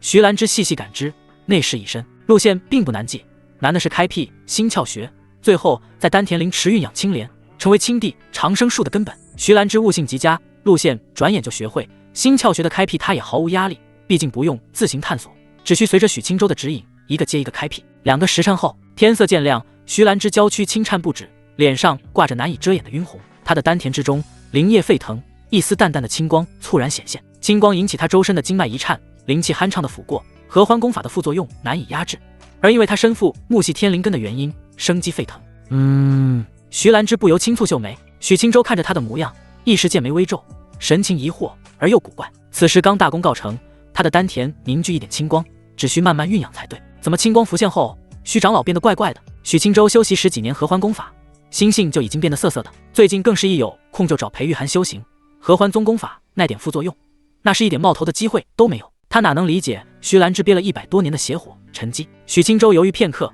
怕引起不可控的后果，他自主使用青地长生术，浓郁青光在周身浮现。他操控青光，从握着的玉手源源不断地涌入徐兰芝的体内，磅礴旺盛的生机，极致的生命力让徐兰芝的灵根泛起光芒，心湖波澜四起，丹田之中的一点青光更加璀璨。良久后，徐兰芝倏然回神，脸蛋瞬间变得涨红如血，她如触蛇蝎似的收回玉手。青州，你先回去吧，我自己先潜心修行。徐兰芝低着头，嗓音发颤，细若蚊蝇。许青州不动声色地起身，也不敢多待，小声道：弟子就先离开了，徐长老倘若后续有不解之处，可以随时来寻我。徐兰芝无言点头，玉手死死地捏着裙摆。许青州绷着正经脸色，不敢多看一眼，转身离开2楼。房门关上，徐兰芝顿时柔柔趴伏在地上，玉指在地板上轻挠，红唇轻咬，眼波荡漾。半刻钟后，徐兰芝缓缓撑起娇躯，眸子蕴有化不去的水色。她傻愣愣地待了片刻，居然扯起一丝轻笑，魅惑如妖。难怪大多弟子都控制不住自己，阴阳修行，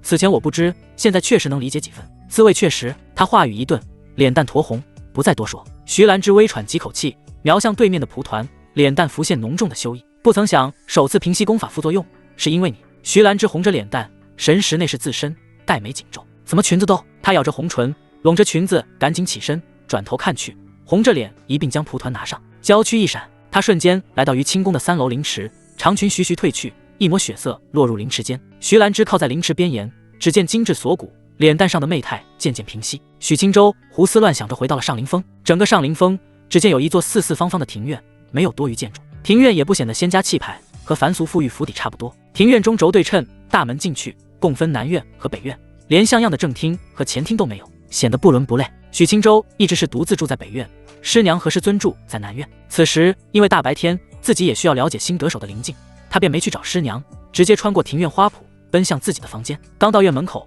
师娘却已经守在了拱门旁。裴玉涵眸子审视他一番，冷着脸不言不语。许青州瞧见师娘眸光微冷，显然心情不佳，不由小心翼翼道：师娘。裴玉涵玉手直接抬起，轻轻捏着许青州的耳朵，冷声道：昨晚去哪鬼魂了？他知晓昨日许青州去演武殿比试了，可却迟迟没回来。找到演武殿后，比试明明早已结束，可人却不见了。裴玉涵不知从哪去找，只能气呼呼地回到上林峰等。可一等就是一夜未归。裴玉涵心中难免产生怒气，现在的青州不似以前，此时在外随便露头就会遭到狐妹子的勾引，合欢宗女子又少有干净的，青州把持不住被脏了怎么办？说昨日是不是有不要脸的狐妹子把你拐走了？裴玉涵玉手更加用力，满脸不悦地瞪着许清舟。师娘，你误会了，我昨日去见了徐长老。裴玉涵呼吸一滞，俏脸上的愠怒神情顿时僵住。我是尊勾搭了青州。许清舟见师娘神情不对，觉得她应该是想岔了，急忙解释，徐长老找我谈正事，学习术法，所以耽搁了一些时辰。裴玉涵回过神，眸子狐疑地盯着他。我师尊能找你学什么术法？许清舟嘴角一抽，手掌运起青光，在师娘眼前挥了挥。这个。裴玉涵美眸圆瞪，气羞羞道：你居然和我师尊那样了。前日他刚尝试这青光的能耐，可谓通体舒坦，滋味极佳。可青州怎么转眼和师尊用上了？许清舟无奈了，握着师娘的温软小手。师娘，不是你我之间那种学习，我和徐长老是正儿八经的传授。裴玉涵竖着秀眉，心绪杂乱，凑近娇媚的脸颊一阵轻嗅，这才心头稍安。许清舟瞧着疑神疑鬼的师娘，牵着她走入院子，回到了自己房间。师娘，徐长老可是你师尊，我怎么敢？裴玉涵瞥了他一眼，冷哼一声：你有什么不敢的？我还是你师娘呢！啊，这……许清舟无奈了，没办法，师娘既然选择耍小性子。沁凉的夜风吹入，师娘，信不信我和徐长老只是单纯学习术法了？清舟。许清舟坐起身，眨眨眼，看着银白长发披散的师娘，见她吐气若兰，半死不活，不由轻笑摇头。这下老实了吧？他给师娘盖上被子，自己走到屋内的蒲团坐下，收敛心绪。临近，千锤百炼开启，一阵流光闪过，许清舟瞬间出现在一处银白的巨大殿堂中，四周全是以散发微光的巨石建造，殿内没有任何的多余建筑，四四方方，像是身处一个玉白盒子内。许清舟好奇观察片刻，提步前行。嗡！突然，四周的墙壁发出轻颤，涌出丝丝缕缕的白雾。许清舟顿时止步，眸子盯着墙壁一撞，涌出的白雾渐渐变多，浓稠如水。当墙壁停止颤动，白雾相互靠拢，一位位人形白影出现，散出筑基4层的气息波动，共有10位。许清舟一愣，这是作甚？白影似乎没有丝毫灵智，凝结而成的瞬间，便齐齐朝许清舟施展各种术法，地刺、灵藤、火焰，各色霞光齐齐涌来。许清舟仅是周身凝结出一轮罡气，便将所有术法抵挡。他继而迅速上前，挥舞拳头冲入白影之内。轰！斧一接触，一道白影就被许清舟擒住，他被死死捏住脖颈，继而一道拳罡轰碎了他的脑袋。白影消散，化作一抹淡淡灵光融入许清舟体内，居然是精纯灵气。许清舟眼睛一亮，扫向四处奔逃的白影，兴致勃勃地冲杀而去，犹如虎入羊群。白影的境界应该是对标许清舟的境界，灵术中规中矩，威力不强不弱。许清舟压根没想着以修仙境界对战，纯粹以武道实力战斗，各类灵术无法给他丝毫压力，他的拳头却是招招致命。半刻钟不到，实力尚可的10位筑基4层白影统统溃散在许清舟的拳下。筑基5层了，许清舟容纳10道精纯灵气后，仙途境界迎来久违的晋升，这也能称丹田之内灵气和真元分割两地，此时勉强达成平衡状态。这也是仙武两道的凶险，两者境界差距过大，另一条路很容易走得又烂又难，甚至出现拖累自己主修之路的情况。裴玉涵总算回神，瞅见青州盯着自己的眼神，不由轻瞪一眼。他搭上白袍，风姿绰约地走下床榻。青州，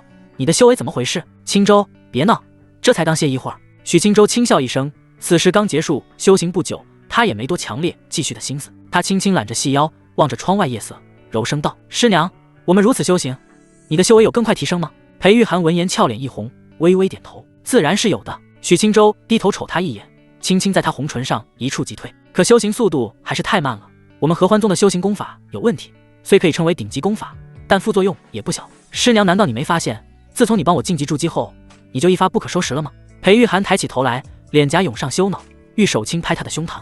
你这死没良心的，明明是你有事没事的主动折腾我，现在你反而说我求而不满。许青州按住他的小手，心中无奈，是青州的不对，操劳师娘了。裴玉涵轻哼一声，脸颊浮现难为情的羞意。师娘，自从你帮我晋级筑基境后，我这辈子究竟能走多远不可知，但是渡劫境十拿9稳。裴玉涵一惊，渡劫境这种人物，整个大魏也找不出几个。他好奇地看了眼青州，没有质疑，温柔地笑了笑。许青州说这种话自然不是显摆。他再次低头凝视着眼前的娇媚脸蛋，嗓音愈加温柔。可我一人走再远又有何意义？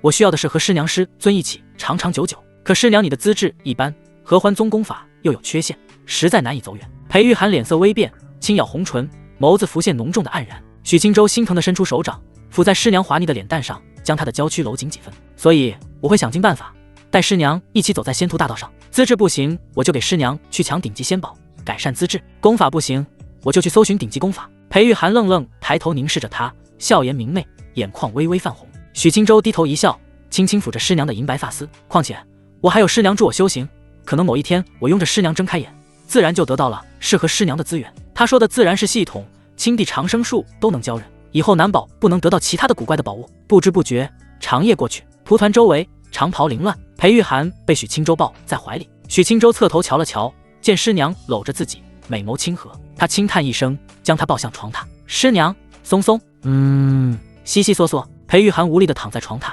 满足睡去。许清舟抚了抚师娘的光洁额头，重新回到蒲团，打量片刻，不由摇摇头，选择换了个蒲团。两人做一个蒲团，反而重了半斤。重新盘坐好后，许清舟打算再次进入千锤百炼灵境，毕竟灵境一共有3次进入机会。灵境启动，流光闪过，许清舟视线恢复清晰后，不由一惊，他猛然感觉到一股极致的炽热传来，自己正身处一个烈焰腾腾的炉子中。许清舟无法动弹丝毫，维持蒲团上盘坐的姿势，漂浮着，四周全是五色闪烁的火焰，向他的身躯一波接着一波冲来。许清舟衣袍瞬间焚毁，整个人沐浴在火海，只能老实承受火焰的炙烤。这就是千锤百炼吗？怎么跟老君练猴似的？许清舟被莫名的禁锢住，只能被动承受，无法逃离。五色火焰格外诡异，轻轻卷来，温度要比寻常火焰高得多。不消片刻，许清舟就被烧得皮开肉绽，鲜血从他的躯体上流淌，滴落掉入下方的火焰后，迅速被蒸发。五色火焰再一次卷来，让他的伤势更重几分，丝丝缕缕的火焰钻入他的体内，真疼啊！许清舟冷汗都无法涌出，只能感受到火焰淬炼的痛苦。半个时辰后，许清舟意识差点崩溃。此时他不仅血肉在消融，体内的经脉都在寸寸被焚烧，他形销骨立，脸颊都没有一块完整的肉块，莫不是要烧死我？许清舟无法多想其他，生怕绷不住，直接彻底意识崩溃。本就血肉残缺的他，再次过了短短1刻钟后，炉子已经只盘坐着一具骷髅。正常情况下，以许清舟的境界，遭受这种摧残，必死无疑。可炉子里的身躯看似是许清舟的，可又不是许清舟的，毕竟这只是在灵境之内，他的真身在外界。此时的他只是意识寄存在此，无法行动，只能感受到痛苦。彻底化为骷髅后，一阵更猛烈的五色火焰袭来，不再轻轻撩过，他直接笼罩在许清舟身上。1刻钟后，火焰消退，血肉重生的许清舟重新盘坐，新一轮的火焰袭来。我又不是真身来此，这样淬炼有何意义？纯粹折磨我，考验我意志力是吧？许清舟无法开口，只能心中吐槽。可他能明显感觉出，经过一轮血肉重生后，他的体魄经脉变得更加坚韧。上次仅仅1刻钟，他就被烧的只剩骷髅，此次身体却能坚持半个时辰。当许清舟再一次变成骷髅盘坐，猛烈汹涌的五色焰火再次笼罩他。片刻后，火焰退去，血肉重新生长的许清舟继续盘坐着。不是正常人第1轮就死了吧？不让我死，我意识也熬不住了。许清舟思绪都开始恍惚了，肉体变强了，痛苦可没减少。第3具躯体格外耐烧，足足烧了1个时辰才结束。一具毫无血肉的骷髅凄惨地盘坐着。你的灵境。许清舟的意识飘忽虚弱，马上就要绷不住了。炉子此时猛然一震，所有五色火焰化作洪流，齐齐朝许清舟涌去。他的血肉此次生长得格外缓慢，但却惊人的强悍。火焰包裹着许清舟，像是炼丹师的灵火在淬炼一颗丹药。腾腾的五色火焰渐渐变小，不是消失，而是被许清舟吸纳。当火焰彻底消失的那一刻，整个炉子变得漆黑一片，只有许清舟猛然睁开的眸子散发灿灿金光。嗡，画面如镜破碎。呼，恭喜宿主通过千锤百炼第2层，获得5行玄脉。房间内，许清舟悚然惊醒，满头的冷汗，疼死你爹了！他重重地呼吸着，脸上的苍白久久不散。许清舟第1层千锤百炼时笑嘻嘻，现在是一点都笑不出来了。他暗暗咬牙，稳定情绪，查看到识海中的奖励，不由陷入迟疑。不会再烧我一次吧？许清舟双手揉了揉脸颊，长舒一口气。只有灵境里才能感同身受，现实中系统都是很贴心的。5行玄脉使用。许清舟只觉得血肉微颤，经脉有力的跳动，体魄开始迅速增强。转眼之间，他易经境后期的境界迅速突破，直接来到易经境大圆满才停止。使用4神印才能到达的实力，现在常规情况下也能达到。至于所谓的5行玄脉，许清舟细细感知1、2，倒是没有什么神异之处，唯一的特点就是坚韧，无与伦比的坚韧，这才是顶级的易经境。许清舟睁开眼，舒展一下筋骨，噼啪作响，舒适惬意。马上要准备晋级断骨境了。许清舟一阵唏嘘，这才半月左右，自己就从炼气圆满来到现在的境界，一时半会急不来。而且武神秘典第2卷还没着落，任务现在也没了。许清舟刚站起身，突然听到隐隐传来的娃娃音：“许清舟，我来找你练武了。恭喜宿主触发任务。任务1，江静辉求学心切，你又暗含坏心，可教他4神印，奖励灵元秘诀。任务2，你之所学皆是高深精妙，不能白白便宜江静辉，与他坦言，你教4神印一次，让他付出些许报酬，奖励天鹰灵诀。许清舟，系统，你要不要看看你在写什么东西？什么叫我暗含坏心？我们纯友谊。许青州仅仅思索片刻，就选择了任务1。任务2怪怪的，许青州人虽然色色的，但是总不能当无耻小人。他瞧了眼安心睡觉的师娘，无声地离开房间。他关闭房门，刚转身就看到好奇的江静辉走在青石板路上。许青州，江静辉满脸喜色，快步跑了过来。许青州挡在门口，小娘皮怎么逛到我院子里来了？你原来住在这里，让我去你屋子看看，恰好我口渴了。江静辉和许青州是愈加亲近熟人了，性格都一改外界的冷淡，在他面前活泼许多。许青州不发一言，直接抓着他的小手就走。师娘还在里面，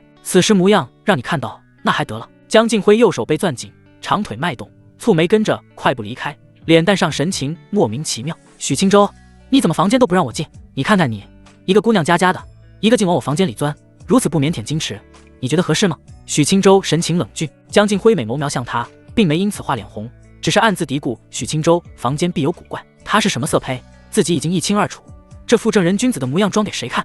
哼，指不定是房内有不能示人的东西。许青州没搭理他，将他拉到庭院一侧的灵泉边，让他好一顿牛饮。片刻后，两人重新来到宽阔石坪。江静辉肃穆站着，脸色认真，缓缓摆好身形，娇躯不动如松。许青州仔细瞄了两眼，上前2步，上手握在纤细小蛮腰上，晃了晃，眼前波涛汹涌，脚下双足却稳如磐石。江师姐有长进吗？身子不似以往那般软绵绵的了。江静辉红唇轻扯，娇媚弧度，脸蛋透出溢于言表的自信。小玉姐的心情顿时好了起来。许青州凑近几分，双眼审视着波涛，双手继续在她腰间轻晃，双峰巍峨弹跳，导致衣襟颤颤。江静辉脸蛋一僵，羞恼地瞪视着他。许青州，你怎么今天一上来就涩涩的？江师姐竟胡说，我这是精准察觉到你的缺陷。如你这般丰腴身材，奶孩子还行，练武实在怪怪的，出手之时永远硕奶的大子比全刚害人。江静辉被说得一阵脸红，收起拳架，怒气羞羞。我以往一直都是缠住的，哪有你说的那般下流？许青州一愣，稍加回想，以往还真是只见硕果轮廓，身形不管如何腾挪也巍然不动。那江师姐今日为何如此这般？你这样让我很难教。江静辉念糯嘴唇片刻，俏脸微红，他只是觉得如此这般，许青州会更有兴致教学。许青州瞅他一眼，也没多想，他本就是闲心调侃。江师姐，今日我们不学兰洛游身步，这种东西你自己多加熟人，迟早能掌握。我今日给你教个厉害的。江静辉美眸一亮，甜甜开口，什么厉害的？四神印。江静辉眸子震惊的一颤，仅听名字他就猜测是何武技。昨日许青州与温灵君交手，使出一招四神附灵，他远远看着，激动的脸蛋泛红，格外憧憬。可此武技一看就高深无比，威力非凡。许青州怎么会把这么宝贵的武技交给自己？江静辉内心激动而又复杂。许青州，你为何要教我这么宝贵的武技？许青州为的自然是完成任务，不然他即使愿意教四神印，也不会这么早教江静辉。没特殊原因，单纯心情不错。江静辉俏脸浮现愕然，眸子扑闪地瞄了他一眼，红唇微抿，轻轻点头。许青州思忖稍许，四神印不是单纯的全招身法，怎么教是个问题。他看着眼前亭亭玉立的小玉姐，伸手自然地握在玉手上，看着她的桃花美眸。我先教你心法和运气路线，你尽力记住，领悟其精要。江静辉肃穆颔首，太虚照分，4项阵级。许青州清朗声音传出，四神印核心精要字字珠玑。江静辉不敢马虎丝毫，心神彻底沉静。1刻钟后，许青州看向眼前愣愣无言的江静辉，轻轻捏了下玉手。记下了吗？江静辉黛眉蹙起，脸蛋透着明显的迷茫尴尬，不由轻手微低，字记下了。许青州脸色不变，这才是正常的，要是他听一遍就能领悟，那你就是主角了。无妨，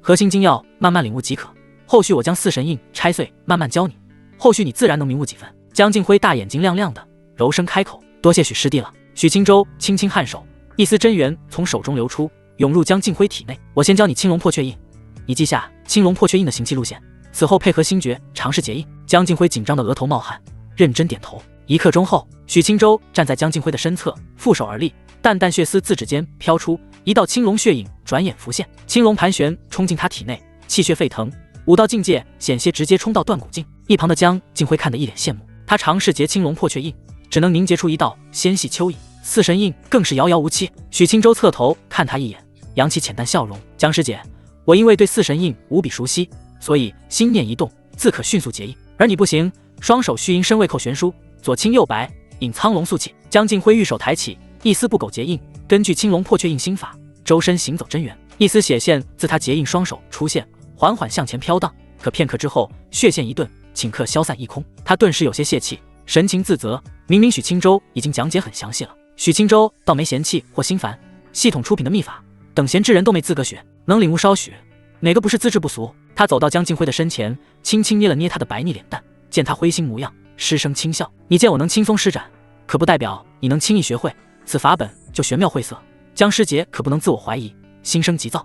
你只需潜心学习即可。”江静辉抬头看去，心里舒服几分，浅笑着柔柔点头。接下来，许青州将白虎坚冰印、朱雀焚须印、玄武直命印以及配套的结印星诀统统传授。江静辉此时只需先记下何时能熟练施展青龙破雀印，再学下一印。至于何时能施展四神印，许青州也只能心里暗自叹息，看来这任务不是短期内能完成的。江静辉站在石屏之上，一遍又一遍结印，不停的失败，不停的尝试，神情坚毅，俏脸隐现薄汗。许青州瞄了两眼，温和一笑，让他独自练习，自己转身去找白凤。今日也不能忘记疗伤才是。他走在青石板路上，一路直奔白凤屋门前，轻轻敲门，房门应声而开。白凤娴静地站着，美眸瞧着他温柔一笑：“许道友。”许青州轻笑颔首，缓步入内，鼻尖嗅入一股淡雅清香。白道友，此时身子好些了吗？白凤玉手抓着褐色门檐，轻轻关上，挡去刺眼暖阳。好些了。他转身看着前面的健壮背影，柔声回复。许青州回身看他一眼，姿态温婉柔媚，脸蛋仍残留着苍白，所幸眼眸明亮有神，唇瓣嫣红，瞧着确实好些了。白凤笑得眼眸弯弯。许青州没选择立即疗伤，提步走到床沿坐下，大手轻轻摸在被褥上的元旦身上。他此时以青地长生术感知，能明显感觉到其内的生命力。半年之后，血皇云君破壳之日，不知是什么模样。许青州想着，不由露出一抹浅笑。白凤站着静静望去，许青州如此不讲究的行为，他瞧着并不生厌，只是内心泛起淡淡的羞涩和失神。混沌灵根，此种资质不说养成神兽，现在拿来炖汤也极为滋补吧。此话许青州自然只能心里想想，说出来怕白凤和他拼命。他再次细细观察片刻，满意点头，心生喜色，自己可是他的义父，炖汤是万万不能炖的。许青州收回手，将蛋抱着放到一旁，看向白凤，招手示意他过来。白凤俏脸一红，低头默默上前，丰盈臀瓣带起裙摆轻晃。白道友，你仍是背对着我坐好即可。白凤乖巧点头，肥腻圆臀坐下，徐徐弯腰躬身，银硕雪衫在双膝荡开，玉手轻褪白色绣鞋，一双倩美秀足穿着罗袜，迅速缩进了裙摆中。他坐在床榻，轻抬琴手，美眸看去含有几丝羞意，悄然对上许青州的双眸不自禁的玉白脖梗染上了一抹粉色。许青州脸色温和，维持正人君子的模样。白凤没有多言，羞涩的收回视线，转身盘坐好，玉背自香肩向下，曲线渐窄，最后猛然渐宽。许青州双手运起青光，轻轻抚在了他的后背上，滑腻温软，刚接触就察觉到一瞬轻颤。白凤心肝剧跳，轻咬红唇。许青州不动声色，周天运行，青光轻涌。因白凤发出古怪低吟，连忙按咬银牙。古怪的青光冲入他的体内，刚修复不久的经脉犹如久旱逢甘霖，阵阵难以自持的愉悦猛烈冲击他的心神。白道友，是有些刺疼吗？白凤耳垂通红，轻轻摇头，嗓音带着丝丝颤抖，并无。许青州轻轻点头，一缕先天之气凝结而成，顺着青光送入他的体内。白凤猛然一抖，玉手抬起捂在了红唇上，媚眼如丝，先天之气的滋润更加猛烈。而因为妖族身份的原因，他对于这缕气息更为敏感，更为渴求。许青州瞄了他一眼，肉眼可见的，他的脸颊泛起淡淡薄红。青地长生术给人的愉悦感实在太足了，不管是师娘徐兰芝还是眼前的白凤，在旺盛生机的滋润下，心间都不由自主地产生猛烈舒适，恰如枯木逢春，大汗甘霖。许青州心中暗叹，默默加强运功，让生机来得更猛烈些吧。半个时辰后，白凤又一次瘫靠在许青州的怀里。许青州低头瞅了他一眼，见他双颊嫣红的微喘，美眸闭合。这样下去，我就要当着血皇云君的面冒犯他娘了。许青州不动声色，爪子轻轻攀在了细嫩腰之上。白凤美眸睁开，失神地盯着许青州，见他低头望来，微慌地闭上眸子，当作没有察觉到他的动作。许青州思忖片刻，紧了紧手，将他抱紧了些，大手滑入白裙。许道友，不！白凤内媚暗藏的脸蛋闪过一抹惊慌，不敢再无视，脸蛋遍布红霞，玉手柔柔地按住他。许青州脸颊神情微微有点尴尬，轻咳一声，手却不拿出来。白道友，你知道的，情不自禁。白凤轻轻点头，娇躯愈加火热。许青州轻呼一口气，现在白凤身子可还虚弱着，占点便宜尚可，真要上马那就不妥了。哪天疗伤好了，非得让其知晓，青光并不一定是从手掌涌出。许青州轻呼一声，轻抚片刻山峦，拿出手掌，将他衣襟整理妥帖，扶着他柔弱的身子躺下。白凤只是失神地望着他，脸蛋神情捉摸不透。许青州低头看他一眼，轻轻一笑，歇歇吧，等你养好身子，现在不管是经脉还是身躯都还虚弱的厉害。白凤一愣，俏脸更红，将被子扯起，遮住大半脸颊，只露出一双盯着他的水润双瞳。许青州，你不嫌弃我是妖族吗？他的声音带着古怪情绪，细若蚊蝇。许清舟摇了摇头，白凤抿唇不言，只是眸子渐弯。许清舟没再多留，无声离开了房间。白凤娇躯蜷缩在被子里，思绪复杂，眸子愈加水润，玉手不由探入衣襟，媚声喃喃：“这么喜欢吗？”许清舟站在屋外，长呼一口气，心中茫然一瞬，怎么莫名其妙将小白鸟撩拨成这样了？合欢宗功法害人呐，定力实在太差了。不过小白鸟是真软啊！许清舟连忙回神，担心忍不住转身回屋。他重新来到庭院外的石坪，江静辉还在结印，丝丝缕缕的血丝从他指尖画出，渐渐勾勒形状，然后失败。许清舟看得轻叹一声，来到他的身后，双臂向前抓住他的手腕，根据我的真元牵引行窃。江静辉跌入温暖怀抱，心湖波澜一瞬，又立即平静下来，认真点头。许清舟真元流淌，江静辉亦步亦趋。半刻钟后，一丝血线出现，多坚持几瞬后又再次失败。许清舟见他蹙眉，眼眸闪过黯然，不由侧头轻笑，这不是进步了吗？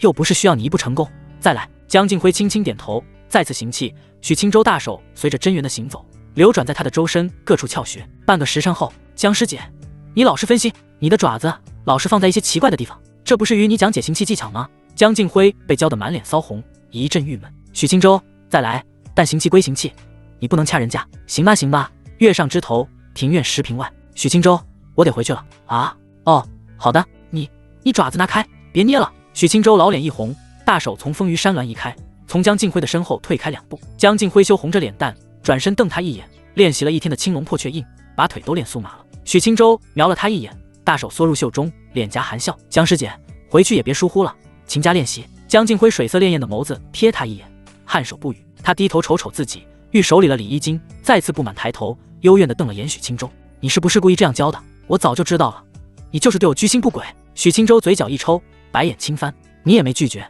江静辉勃然大怒，上来就要揍许清舟，可片刻后，他就被按在许清舟的腿上收拾了一顿。“你这是欺师灭祖，你知道吗？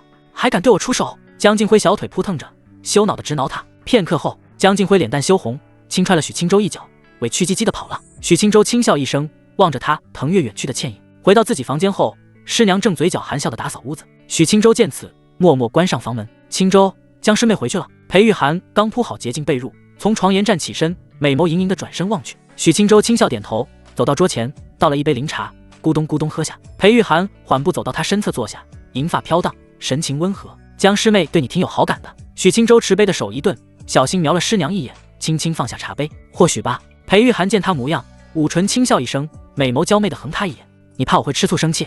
许清舟略显尴尬的点头，吃醋确实会。裴玉涵诚实点头，美眸瞟向脸色微变的许清舟，伸出玉手，将他的大手握着，眸子浮现温柔。“可吃醋归吃醋，我又不真让你和他划开界限。再说，我只是你师娘，你终归需要一个名正言顺的道侣。”许清舟一愣，将他玉手反握，柔声开口：“师娘也能是道侣？”裴玉涵俏脸微红，羞涩地轻瞪他一眼：“胡闹！”许清舟舒心一笑，轻轻用力将师娘拉到怀中，轻挑师娘的玉洁下巴。“玉涵！”裴玉涵美眸一颤，脸蛋倏然涨红，玉手羞恼地拍在他的胸膛上。“清舟，你怎么没大没小的？”许清舟俊逸的脸颊笑意更加灿烂，大手轻挑他琴手，继而附在雪妮脸蛋上。“师娘，称呼你名字后再唤你师娘，我心中反而更来劲了。”裴玉涵脸颊羞意愈浓，玉手不满地轻掐他腰间软肉。“你怎么没脸没皮的？”许清舟失笑出声，大袖轻拂，将身侧圆桌上的物品挥至一旁，将师娘抱起放在桌子上。裴玉涵一愣，娇臀坐在桌沿，白皙玉手两边撑着。许清舟直接站起身，健壮的身躯往下压。裴玉涵脸蛋大红，被渐渐逼得躺在圆桌上。许清舟的两只大手撑在师娘的腰间两侧，深深弯腰，脸颊和师娘的脸蛋在咫尺之间。“玉涵！”裴玉涵心神再次一震，水润眸子溢满羞恼，轻咬银牙：“清舟，不许这样叫我。”许清舟抬起一只大手，轻轻附在他脸颊上，无辜开口：“叫玉涵才名正言顺，叫师娘我们如此这般多不像话。”裴玉涵方心跳动不停，不知为何从许清舟口中听到玉涵两字，他心中就悸动得厉害。“不许，母亲会揍你的。”天蒙蒙亮，许清舟抱着师娘走向床榻，将她轻轻放下，贴心地盖好被子。她的脸蛋还残留着浓郁的妩媚。师娘好像对我叫她玉涵格外敏感，一叫就娇躯绷紧的厉害。许清舟温柔地低声喃喃。他见师娘嘴角含笑的模样，将被子盖严实了些，缓步走到蒲团盘坐，真成时间管理大师了。白天要陪江静辉和白凤，晚上要陪师娘，连进个灵境都需要挤出时间。许清舟一阵无语，收敛好心绪后，他使用千锤百炼的最后一次进入机会。流光闪烁，再次恢复视野时，许清舟已经身处一处漂浮的孤岛上，周围草木稀疏，孤岛周围是壮阔云海。许清舟低头看去，孤岛下方高不见底，身前有一处云梯，云梯渐次往上。他扫视此处孤岛，发现没有任何特殊，最后目光落在眼前的云梯上，尝试走上去，发现有淡淡的压力传来。许清舟微微蹙眉，两只脚踏上去，淡淡灵压压在肩头。他继续向上，发现每多走一阶，身上的压力就倍增，不过远远没到无法承受的地步。许清舟一口气走了10阶云梯，他在一块更大的平台上，身处此地，身上的灵压顿消，四周呼啸成风，淡淡的银白光芒汇聚而来，融入他的体内，又是精纯灵气。许清舟猜想第3层千锤百炼，仍旧是通过考验提升仙徒境界的灵境。他不再迟疑，继续走在第11层云梯上，压力明显更大起来，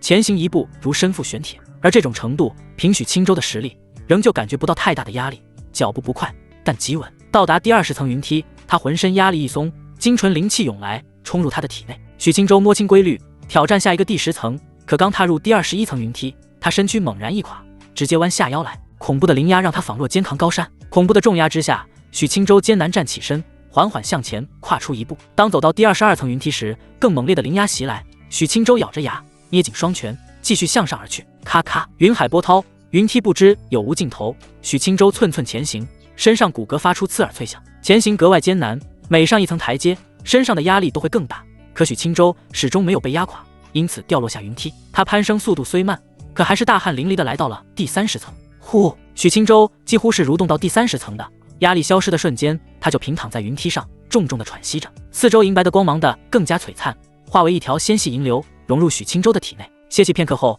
许清舟站起身，看向第31层云梯，其后的云梯更是望不见尽头。凭我的实力，走到这里就濒临极限，后面还这么多阶云梯，我怎么上去？许清舟轻叹一声，咬牙踏上第31层，几乎瞬间，他就被压得无法动弹分毫，额头青筋直跳，可就是无法再前行一步。许清舟竭力挣扎，可身上仿佛被按着仙人大手，不允许他逾越雷池。足足1刻钟后，整个画面轰然破碎。宿主为通过千锤百炼灵境第3层，获得精纯灵气。许清舟意识回归，睁开双眼，剑眉紧皱，第3层灵境怎么可能通过？31层云梯别说是我，来个金丹境都会被压得爬不起来，何况后面的云梯还看不到尽头。许清舟无奈摇头，千锤百炼除了第1层，后面2层都怪怪的。他收敛心绪，精纯灵气使用，汹涌的灵气凭空出现在他的丹田，灵雾汇聚，凝结成滴滴灵液，丹田灵池之中灵液翻腾，青地长生树蕴养的朵朵青色莲花轻轻摇曳。许清舟的境界迅速攀升，转眼突破制住击8层，而灵气依旧浓郁，他的境界继续稳步攀升。歇息中的裴玉涵再次被惊醒，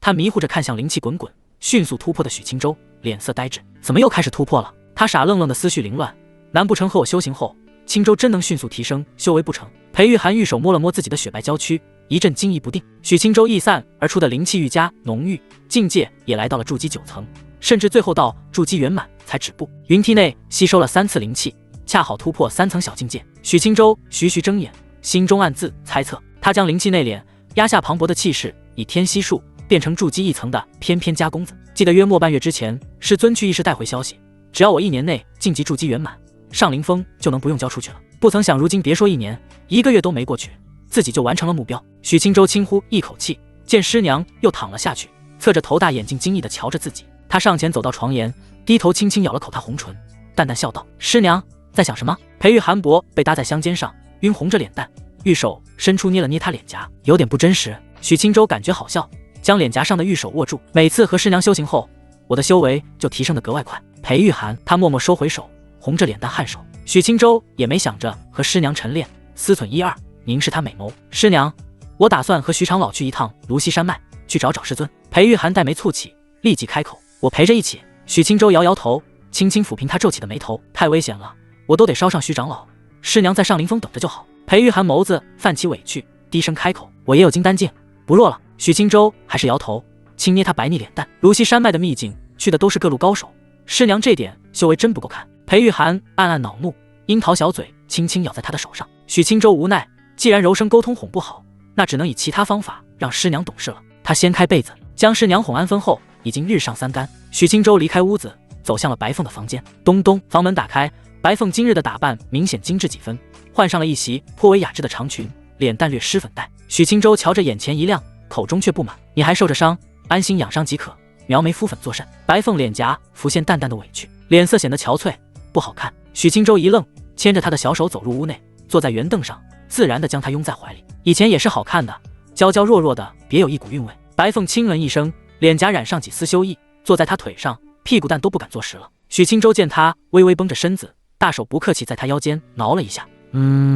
白凤一声惊呼，可算是做瓷实了。许清舟也不急着疗伤，静静将他拥在怀里。今日我就要离开一趟合欢宗，后面估计有一段时间无法亲自给你疗伤。白凤神情立马失落起来，抬起琴手温柔看他，你要去哪里？许清舟捏了捏他穷鼻，找我师尊。白凤轻轻点头，沉默片刻，许清舟拥着他，大手泛起青光，按在他小腹上。白凤娇躯一颤，雪白玉手立即抱紧了许清舟，脸蛋埋在了他怀里。许清舟脸颊泛起轻笑，好好养伤，我回来后再亲手帮你疗伤。白凤乖巧点头。许清舟离开屋子，走在青石小道上，渐渐走出大门。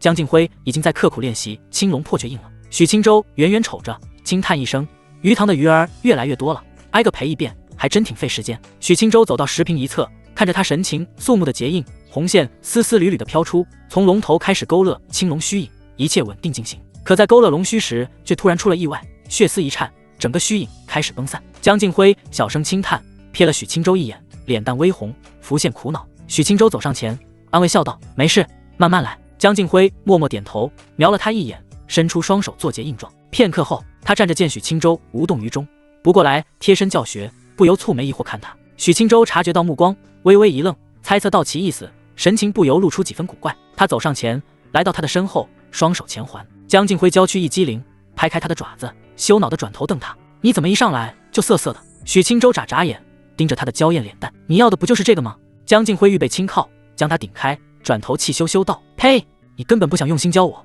只想对我色色。”他又羞又委屈。许清舟脸色尴尬，沉吟片刻，温和看着他：“我得马上离开合欢宗了，这不是想着一时见不到江师姐，再多体会下江师姐的伟岸。”江静辉秀眉皱起，凝视着他：“你去哪啊？我也要去。”许清舟白了他一眼：“如溪山脉，你去不了，你在合欢宗潜心修行四神印。”江静辉满脸不悦：“你都能去，我怎么去不了？”许清舟上前不客气地轻敲他的玉洁额头，淡声道：“我又不是去做宗务殿任务，有什么危险都还未知，你去了又帮不上我，只能拖后腿。”江静辉捂着额头，听得一阵委屈。许清舟瞥他一眼，轻声笑道：“你能将四神印练好，就是对我最大的帮助了。”江静辉凝视着他，小声哼唧：“我就要跟着去。”许清舟听得脸色一黑：“小妮子怎么死倔的？早知如此，就不告诉他了。你敢跟着去，半路我就让你知晓什么叫腰下一剑斩美人。”江静辉听得脸蛋涨红：“你无耻！”许清舟脸色不变，神情认真：“做足了你敢去，我就敢斩的架势。”江静辉练习青龙破雀印时，许清舟站在他的身上，偶尔能隐约感受到惊鸿剑的凶恶。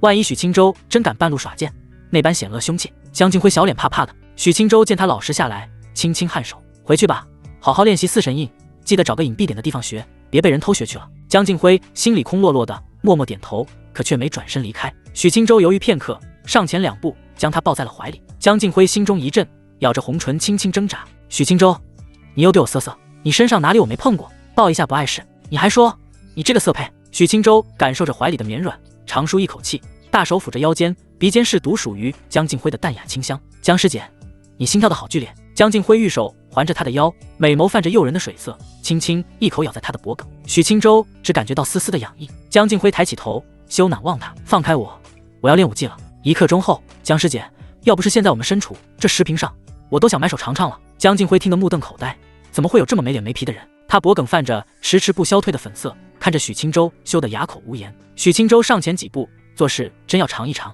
江静辉脸蛋酡红，吓得落荒而逃。许清舟轻笑一声，自然没追上去。他静静看着江静辉软着小腿越跑越快，直至消失不见。此时天色还早，许清舟心湖复归平静，御剑而起，直奔于清风。徐兰芝独自在2楼修行青地长生术，青丝漂浮，浑身的灵气愈加澎湃几分。房门轻响，察觉到是弟子领着许清舟前来，他连忙开门，将许清舟领到屋内。徐兰芝身穿一袭淡雅紫裙，丰腴娇躯包裹其中，曲线玲珑。他看着身前的许清舟，脸蛋神情显出几分不自然，琴手微低：“许清舟，你是来助我学青地长生术的？”许清舟轻笑点头：“徐长老有什么不明白，可以与我说。与你解答完之后，我们立即前往芦溪山脉。”徐兰芝领着许清舟到蒲团上坐下，瞄了他2眼，思索片刻，轻声说着青地长生术的疑点。许清舟静静倾听，轻声解惑。徐兰芝片刻之后，脸色就淡去了几分不自然，神情尽是醍醐灌顶的满足。当他的问题全被解决，徐兰芝眼眸微亮，笑意温柔，尝试运行青地长生诀，灵气行走经脉间，确实顺畅不少。他丹田之内的淡淡青光壮大稍许，脸颊上的神情反而愈加圣洁，不似第一次那般充满着妖媚。看来经过近2日的修行，他身躯已经习惯木系天灵根刺激虽有，但已经不会过于剧烈。主要是徐兰芝100多年的邪火散去，现在处于圣贤时间。许青州安静看着，静等他运行完1周天。少请。许兰芝缓缓睁眼，笑容愈加温柔真挚。许青州，多谢你了。许青州轻轻摆手，徐长老客气了。徐兰芝美眸盈盈看他片刻，瞧了眼外面天色。许青州，我们立即去芦溪山脉。徐长老若还有什么没解决的事，再等等也无妨。徐兰芝轻轻摇头，站起身，带着许青州直接来到窗口。他玉手一挥，一抹银光射出，窗口10丈外出现一艘100丈大小的飞行玉船，船外刻有淡淡的阵纹，轻闪微光。许青州，我们乘坐飞行渡船去芦溪山脉，速度并不比我全力御风慢。许青州好奇地打量飞行玉船，闻言轻轻颔首。两人从窗口飘出，来到飞行玉船上，进入船内。里面空间布置雅致，除了2侧的软榻，中间还放置着一张黄梨木方桌，桌上摆着精致茶具和几本书籍。许青州刚坐下，徐兰芝便催动玉船，化为一抹银光，转瞬离去。凉州芦溪山脉，群峰叠嶂。许青州来到此处地界时，已经离开合欢宗1日。此时烈阳高挂，长空蔚蓝。许青州站在船头，低头向下看去，不见人迹，只有妖兽3两只点缀。徐兰芝站在他一侧，玉手交叠，神情温婉。即将到了秘境入口，此时我已感知到大量的强横气息。许青州闻言收回视线，蹙眉抬头眺望，只见一座高峰格外醒目，像一枚锥子，刺穿波澜云海。流云在半山腰似一圈环形丝带。徐长老，秘境入口当时是如何发现的？徐兰芝美眸凝视高峰，脸蛋神情变得谨慎。稍许，听闻约莫半旬前，一位散修勾打云烟阁的周夫人，两人来到芦溪峰顶一番痴缠，可不知云烟阁主如何得到消息，找到两人，一番大打出手，云烟阁主以1敌2，直接陨落。秘境入口在战斗中显现出来。许青州脸色僵硬，一时默然。媳妇被人勾搭已经很惨了，上门捉奸还被情妇宰了，此种密事应该只有3人知晓才对，是怎么流传出来的？徐兰芝侧过头，睫毛扑闪，轻柔一笑，那我就不知晓了，或许是恶意编排的。许青州一阵无语，原来是小道消息。飞行玉船一路前行，来到芦溪山脉最高峰芦溪峰，穿过云海，可见峰顶漂浮着一轮淡蓝色的圆形光门，光门缓缓旋转，看不透其内情形。周围漂浮着大量飞行仙船，数量过百，也有御剑凌空盘坐高空的修士，不知是散修还是宗门修士。其中最夺目的无异于一艘宏伟的飞行渡船，静静漂浮，长达1000丈，船身阵纹遍布，3个大字格外醒目：灵武殿，大魏王朝的镇国机构。没想到凉州灵武殿都来了，不知是狱主亲自还是仅派出一位领主。徐兰芝望着渡船，低声喃喃。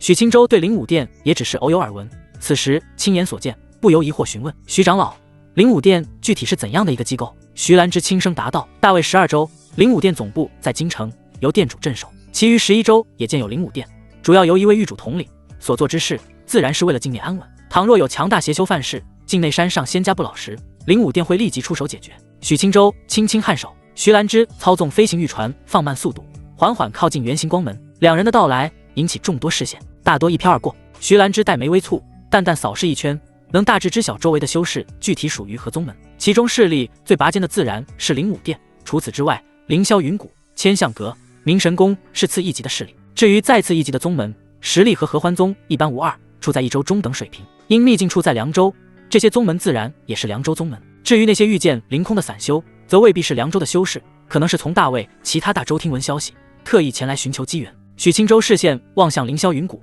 一座小型山峰漂浮着，其内草木青葱，建有亭台楼阁，但瞧不清其内的修士。千象阁驾驭一艘100丈灵船而来，精致古朴，船头隐约可见10几位蓝袍修士。明神宫所在之处瞧着极为奢华，一座宏伟宫殿飘在长空，阵纹闪烁，其内仙鹤盘旋，数位修士站在白玉廊桥之上，俯视四周。许青州视线回到秘境入口处，3大仙门能在凉州为尊不是没道理的，光出行就瞧着如此唬人。徐长老，这些仙门围在门口作甚？或许是接引他们的门人，也或许是察觉秘境久无消息，前来一探究竟。徐兰芝望向秘境入口，见有数位散修径直御剑而入，灵武殿仿佛并没限制修士进入。他默默收起玉船，和许青州御风前行。入口不远处，一位青袍男子正漫不经心地扫视四周，瞧见美艳绰约的徐兰芝，双眸不由一亮。他上前2步，凑到为首的黑袍男子身侧。柳长老，他貌似是合欢宗的徐兰芝。柳渊朝他摆摆手，瞄了眼徐兰芝，双眼一番上下扫视，脸颊扯起一抹意味深长的笑意。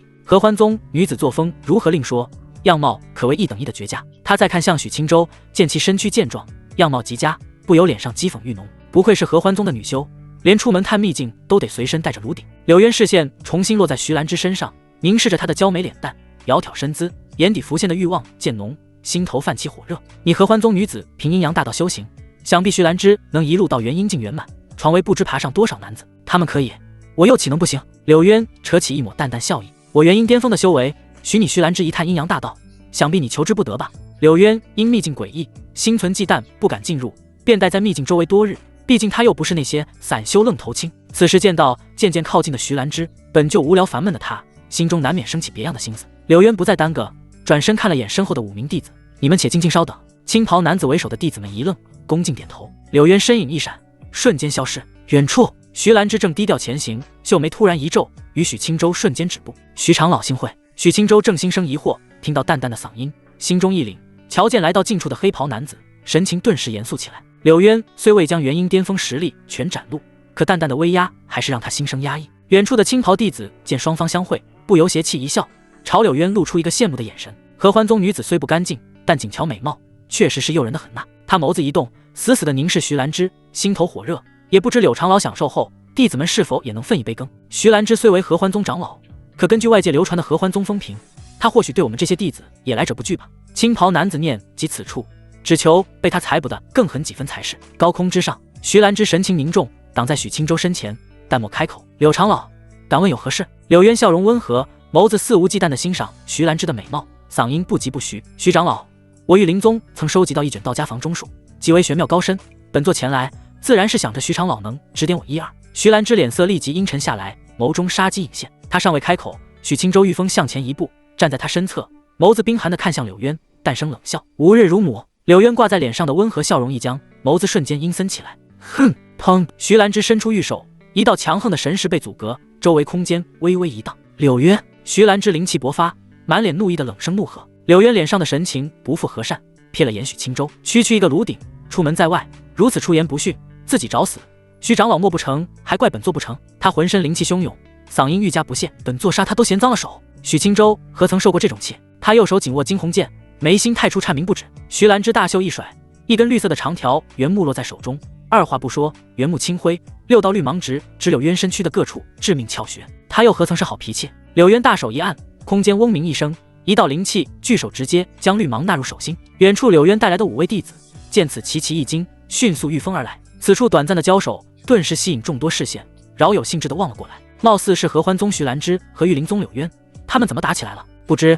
不过徐兰芝瞧着怒容满面，出手狠辣，看来柳渊将他气得不轻。合欢宗徐兰芝，他可少有出现在外界，不曾想实力这般强横。柳渊心中只觉得莫名其妙，自己态度不差，也没直接对徐兰芝出言不逊。自己邀请他同修房中术，不是你们合欢宗的心头好，难不成是因为那只炉鼎极受他的宠爱，我对其出手，惹得他心中不快？徐兰芝灵气波动更加剧烈，绿色灵光如潮水汇聚周身。徐长老，我诚挚助你修行，如此大动干戈作甚？倘若是因为那个炉鼎，大不了本座送一个样貌不俗的男子。柳渊只是久闻合欢宗以你去闻，想尝尝徐兰芝滋味，可没兴趣和他交手。徐兰芝闻言气得娇躯发抖，柳眉倒竖，周身灵光化作一条绿色长河，卷向疑惑倒退的柳渊。轰！柳渊不敢大意，冷哼一声，手持阴阳旋盘，黑光一闪，一道墨龙钻出，龙口大张，直接朝绿色长河冲去。轰隆作响，如龙走江。许青州瞧了几眼，觉得这种程度的战斗不是现在的自己能插手的。他眸子一转，直接看向凑上来的玉灵宗弟子，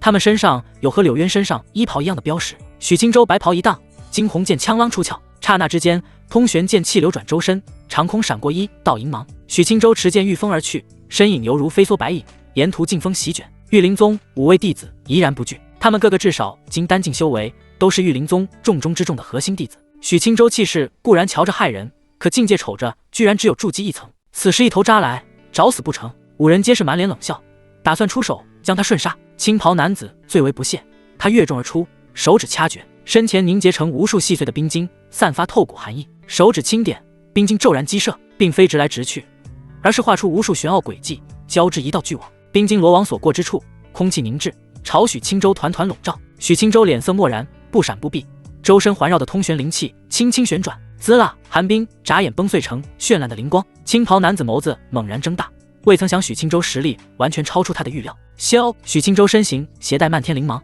长剑直刺而来，一线通玄剑气凝实纯粹，猝不及防间，在青袍男子胸前一穿而过。许青州紧随其后，右手持剑，左手握起，拳刚凝结而成，一拳轰在他的胸膛。砰！青袍男子连惨嚎都没发出，金丹4层修为的他转眼身躯4分5裂。其余4位弟子瞧得心神惊骇，齐齐退后几步。柳渊更是勃然大怒，引动沛然灵气，一巴掌朝着许青州直接拍下，一座五指灵山形成，是要将许青州碾成肉末。徐兰之眸子散发灿灿绿光，青丝长发飘荡而起，手中绿色圆木光芒大炽。轰！远处一道古木虚影浮现，将五指灵山直接砸碎，灵气涟漪激荡四方。如此之大的动静，秘境周围的修士全部望了过来。灵武殿渡船之上，一位身穿红裙的高挑女子站在船沿，清澈的眸子好奇打量。徐兰之长得漂亮，打得也好看，沈领主，你觉得呢？他身后2步的沈恒不置可否，视线一直落在许青州的身上。徐兰之修为确实不错，距离化神境只有咫尺之隔，可最让属下惊叹的却是另一旁的男子。魏凌月一愣，美眸望向在4位金丹围攻中依旧游刃有余、大杀四方的许青州，他顿时脸色认真，严肃点头，确实厉害，剑气通玄，仿佛还是仙武双修，即使是我，估计也不是他的对手。沈恒瞥了一眼金丹圆满的女王爷，无奈摇头，属下不是质疑殿下的实力，可倘若殿下真和他交手，还是走为上策。他身为凉州灵武殿领主之一，在场唯一的合体境，眼光自然毒辣。许青州气血之鼎盛，剑气之锐利，年纪轻轻，仙武双修，其第2境圆满，这份天赋令人悚然。许青州的天息术在他面前可没丝毫作用。魏凌月脸蛋浮现淡淡的不服气，蹙眉望着许青州，仔细观察。远处，徐兰之心中仍旧怒气难消，他难得有闲心出来一趟，却遇上这种无耻之徒。短短接触，气得俏脸冰寒，顶尖灵术甩出，接二连三朝柳渊击去。初步领悟青帝长生术的他，灵气极为浑厚，丝毫不怕和柳渊打持久战。至于许青州，他自然一直紧密关注着，见其神武非凡，一边倒的虐杀5位金丹修士，他顿时美眸神采奕奕，心中惊异不已。许青州的真实实力在他的心中再一次拔高，柳渊可就气惨了。他带来的可都是金贵的核心弟子，每一个都是宗门的未来，宝贝的很。可是此时却被他误认以为的卢鼎无情灭杀，毫无还手之力。他凝神探查之下，远处该死的卢鼎明明筑基1层啊！他不想和徐兰之纠缠，可徐兰之哪会让他离开？他绿色灵目向下一杵，灵光灿然，绿色圆形气界瞬间形成，将2人直接围在高空。柳渊手结阴阳印，只能激起漫天涟漪，一时半会无法冲出。而他带来的弟子已经被宰了3个，只剩2个脸色煞白，垂死挣扎的溃逃。许青州见气往惊鸿剑汇聚，甚至发出轻声嗡鸣。前方的玉灵宗弟子察觉到刺骨锋芒，顿觉不妙，他急忙回身，将手中的碗状灵气丢出，涌出百兽虚影，齐齐抵挡。下一瞬，许青州持剑右手一紧，身随剑走，往前一掠，惊鸿剑裹挟通玄剑气，卷动百兽虚影，化为一条剑气长龙。剑气长龙迅疾前冲，龙身蜿蜒，长空流云被卷起，奔逃的玉灵宗弟子后背瞬间被贯穿，剑气肆虐下，他的身躯被肢解成漫天血沫。许青州身影一闪，瞬间站在长龙头顶，他心念牵引剑气长龙，直扑最后一名玉灵宗弟子。御风溃逃的持剑男子心中一寒，感知到骇人锋芒，顿时好似浮游直面破海青龙，彼此巨大的差距让他心生胆怯都不及，他只能全力凝聚灵气，形成护罩，再将长剑御出抵挡。可面对仿若要撕裂天穹的剑龙，他的长剑仅被抵挡片刻，就被直接摧折。轰！许青州乘龙一穿而过，玉灵宗弟子的身躯血骨飞溅，一颗面露惊恐的头颅掉下长空。柳渊脸色黑如锅底，死了，都死了！他气得浑身灵气止不住的沸腾，心疼的滴血。徐兰之却觉得极为解气，将他围困在绿色元界内，连其柳渊一并宰了才好。四周观战的修士们津津有味，看得手痒。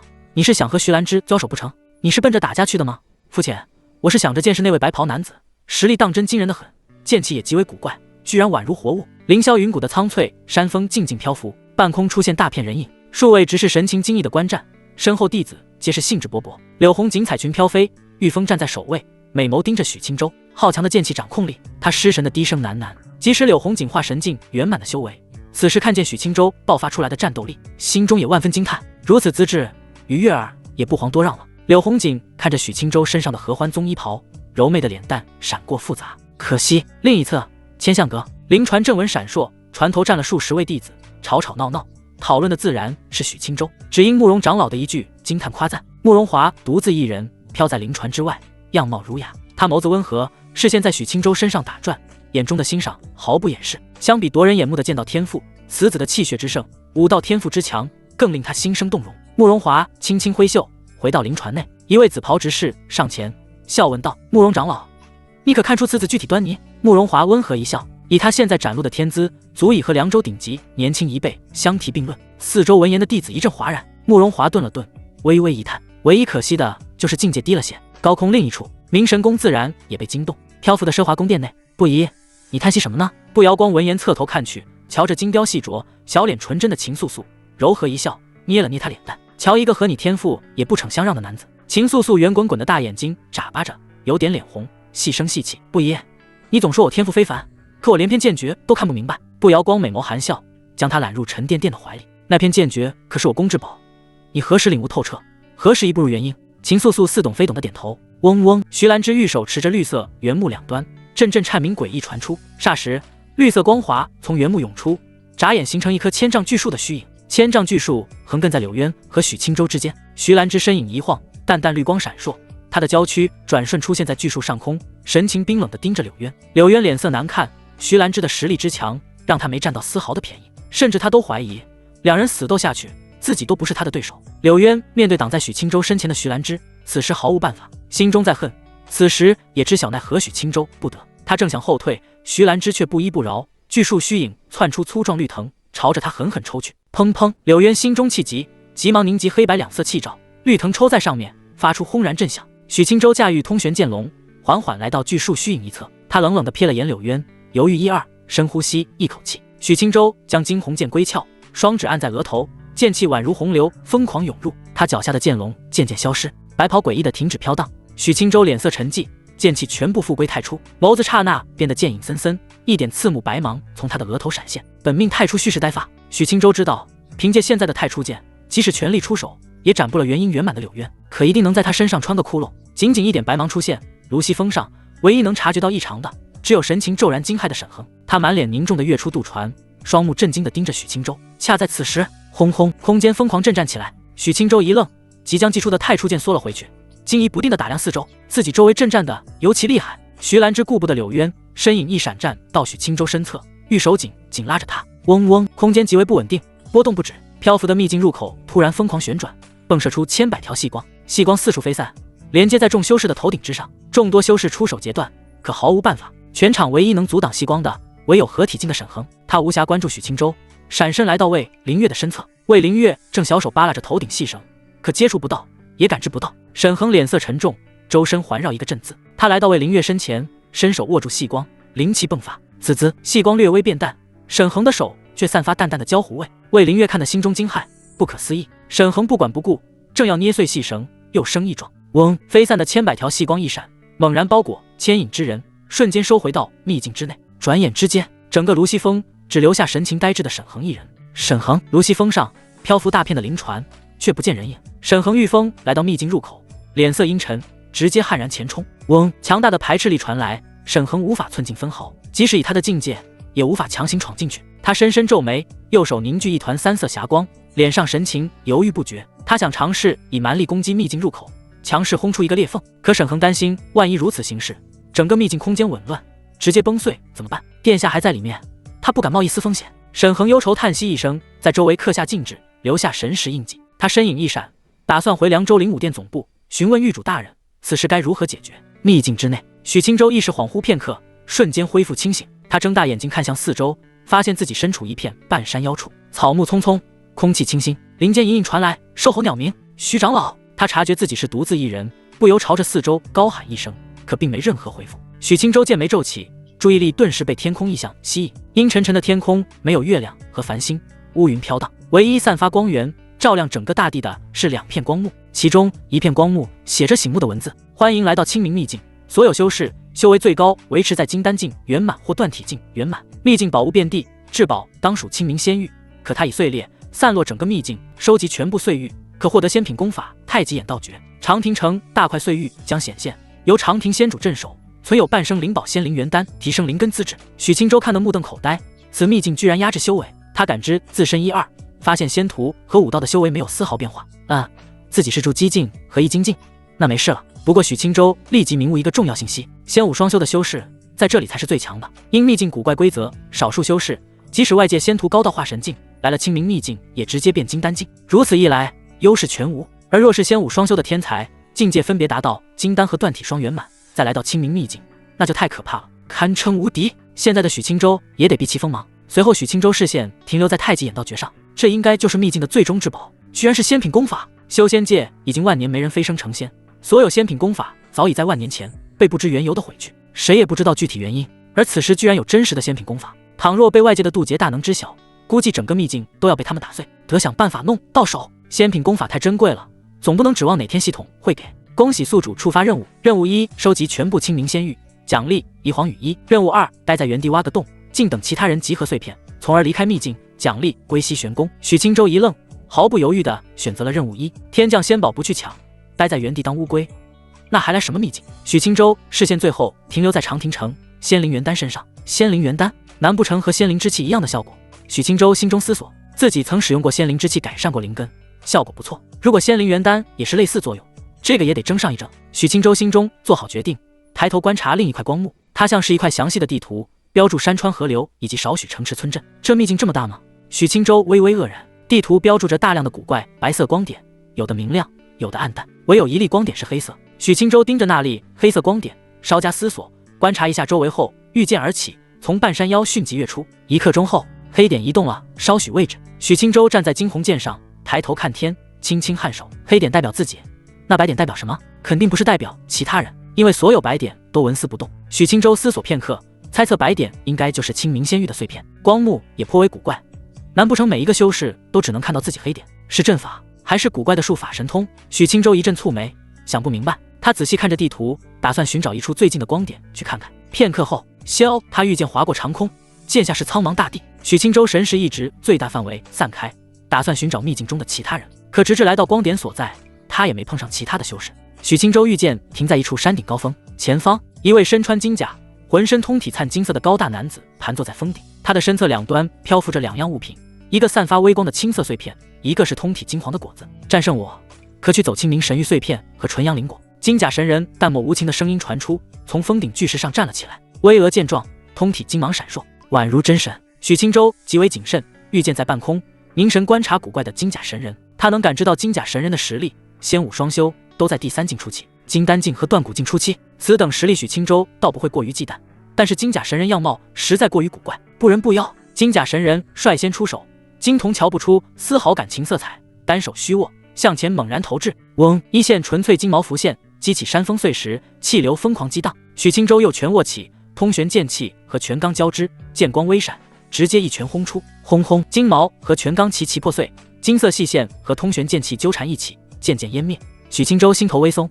金甲神人瞧着古怪骇人，但是实力和表露出来的一致。既然如此，许青州可就没什么好忌惮的了。他心念一动，指尖飘出血色丝线，转眼凝结出4方神使、4神印。4方神使血光一闪，瞬间冲入许青州的体内。轰！气血奔腾间，许青州的武道境界直接强势提升到断骨境，拳罡席卷，4曜气蒸云泽，好强！许青州握了握拳，嘴角扯起一抹浅笑。他瞟了眼金甲神人，御剑惊鸿在身侧，自身宛如狂龙出海，一冲而出。山峰顶端，罡风如刀，剑位置，沉重的压力已经直扑金甲神人而去。许青州雄浑的拳罡激起满天黑发，身影如同一线残光，来到金甲神人之前。砰！拳风狂暴，一声沉闷的巨响爆发，许青州的拳头轰在金甲神人的胸前，拳头直接凹陷其内，罡气四散冲击席卷，坚如金刚的黑岩砰然崩碎。金甲神人恍若未觉，双目金芒灿灿，硕大的拳头直轰许青州的面门。许青州眼神平淡，将拳头收回，张开手掌，砰！金甲神人足以开山裂石的一拳，直接被许青州单掌稳稳接住，五指如钢钳，牢牢箍住硕大的金色神拳。狂暴的拳风戛然而止，金甲神人没有产生任何情绪波动，一招被挡，另一只拳头带着千钧之力横扫而来，罡气直冲许青州的头颅。许青州依旧不动，只是抓住手中的金色右拳向下猛然一按，一股无法抗拒的巨力迸发，金甲神人横扫而来的左拳轨迹瞬间变形，庞大的身躯一个趔趄，重心前移，电光火石间，许青州的动作简单直接，速度快如残影。他松开手中右拳，身如鬼魅般侧身冲入金甲神人的中门大开的怀中，一记卯足死力的肘击直接顶在了金甲神人胸前拳印之上，咚！如同鼓似撞钟般的巨响传出，金甲神人厚实坚挺的胸膛肉眼可见凹陷一个大坑，金甲神人被肘击顶的双脚离地，向后倒飞，轰！山峰巨石被砸碎，草木大片摧折。许青州站在原地，睁眼望去，只见金甲神人瞬间翻身而起，胸前大坑似乎并没让他产生丝毫疼楚，没有知觉和感情。许青州微微蹙眉，如此一来，难不成要蛮横的将金甲神人打得四分五裂才行？金甲神人并没直接前冲，铠甲轰鸣，双臂猛地一合，浑身金甲符文骤亮，嗡，一道肉眼可见的金光以他为中心席卷，覆盖整个山峰。许青州一愣，金光席卷之下，突然感觉身上背负一层沉重压力，轰隆隆，山峰上的黑岩巨石发出不堪重负的呻吟，纷纷皲裂下陷。金甲神人此时才悍然出手，脚掌猛然踏地，地面炸裂，身形借力爆射而出，拳头紧握，金光四射。许青州周身气血微微流转，足以让巨石下陷的重压并无给他太大束缚。游荡在半空之上的惊鸿剑寒光闪烁，金甲神人拳头位置，惊鸿剑先一步抵在半途，叮，金石碰撞声响起，惊鸿剑缠绕千缕通玄剑气，直接将金甲神人挡下。强横的力量爆发，金甲神人所站之地瞬间炸开一个深坑，他飘在原地，通玄剑气肆虐之下，在他的金色体表割出道道剑痕。许青州御风而起，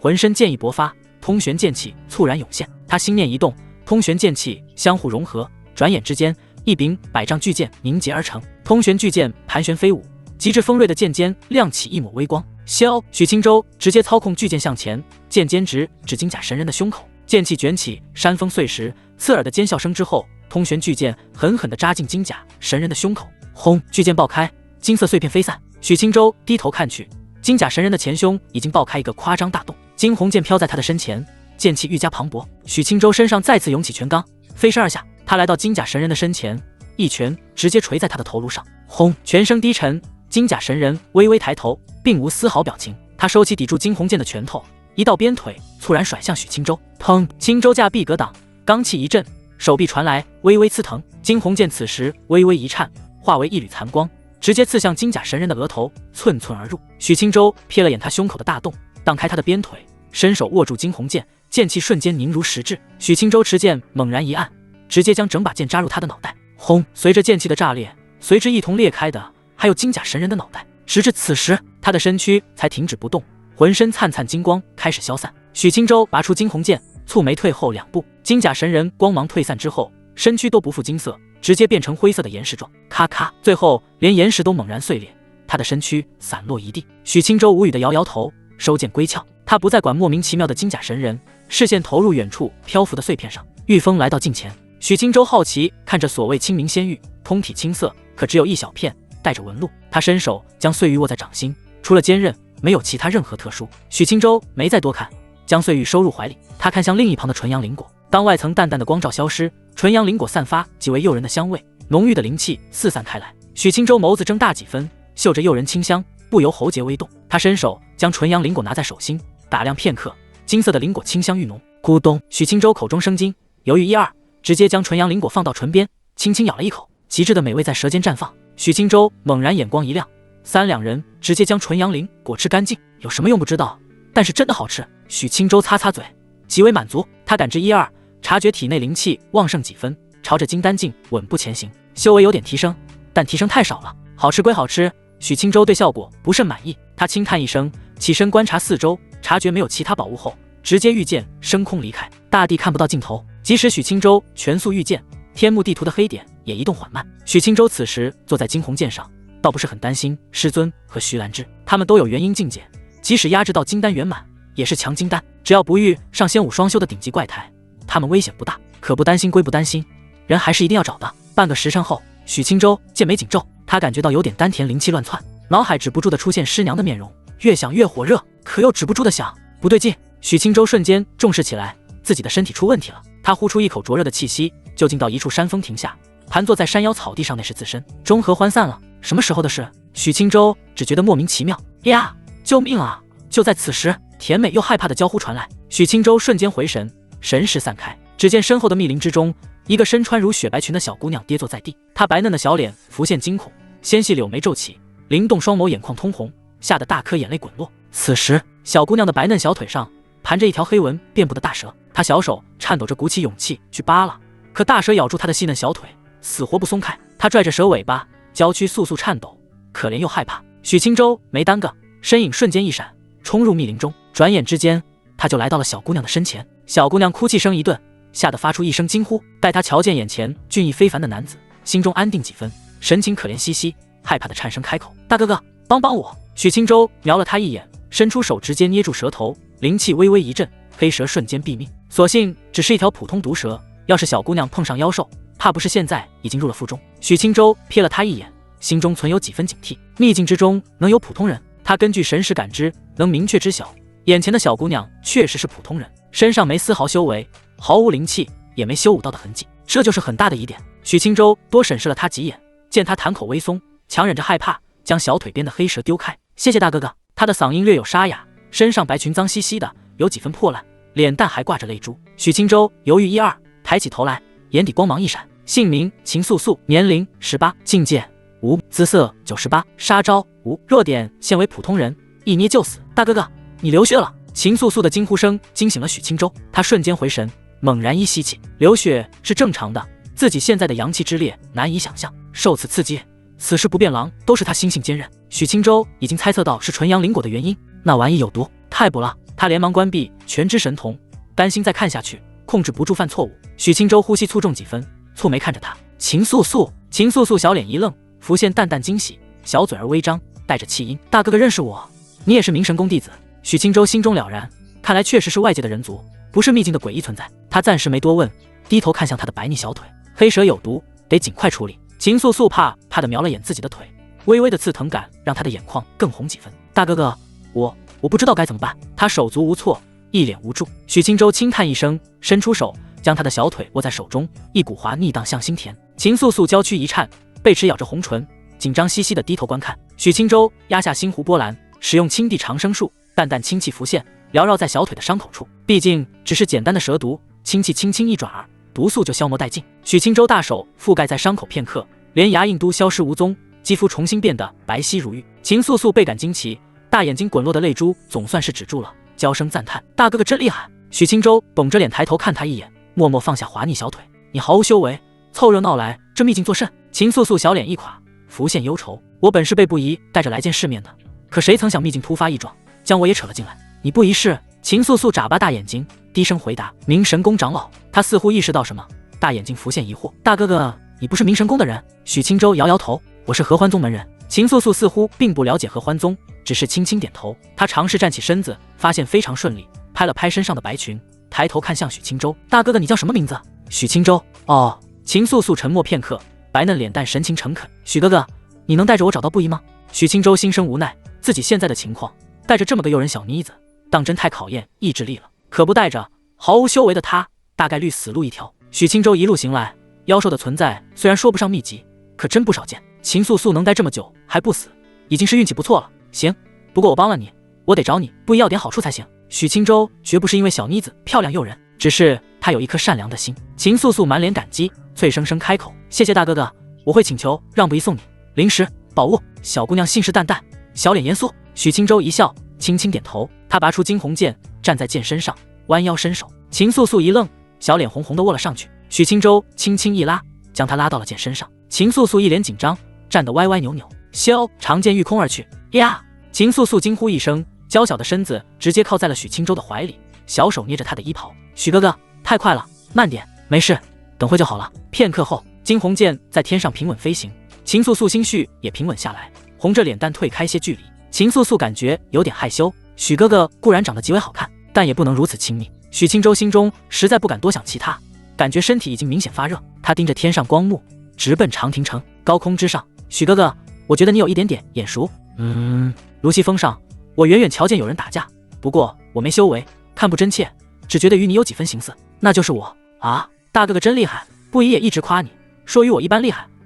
我说的是天赋。许青州愕然，低头看着他的纯真小脸。你吹牛逼呢？许青州左瞧右看，除了觉得小姑娘惊人美丽，并没瞧出什么卓绝天赋。秦素素，你天赋这么厉害，怎么还是毫无修为？秦素素转头瞄了他一眼，犹豫片刻，小声道：我在修秘法，等我秘法攻成，你就知道我有多厉害了。许青州斜视他一眼，摇摇头。一个时辰后，许哥哥，你不要摸人家。许青州悚然一惊，瞬间回神，他低头看去，自己的大手已经不知不觉地放到了秦素素的腰上，纤细柔嫩。秦素素长红着脸蛋，玉手按在他的手上，转头惊慌地看着他。许青州连忙收回手，脸颊浮现歉意，喷出的鼻息愈加灼热。我不是故意的，我身体有些问题。秦素素心肝剧烈跳动，她大眼睛害怕地盯着许青州，观察片刻，秀眉皱起。许哥哥，你好红。秦素素意识到许青州不是刻意耍流氓，她的身体确实出现了问题。刚才心惊之下，秦素素没想太多，此时回想刚才按住她的手，自己小手能感觉到明显的滚烫。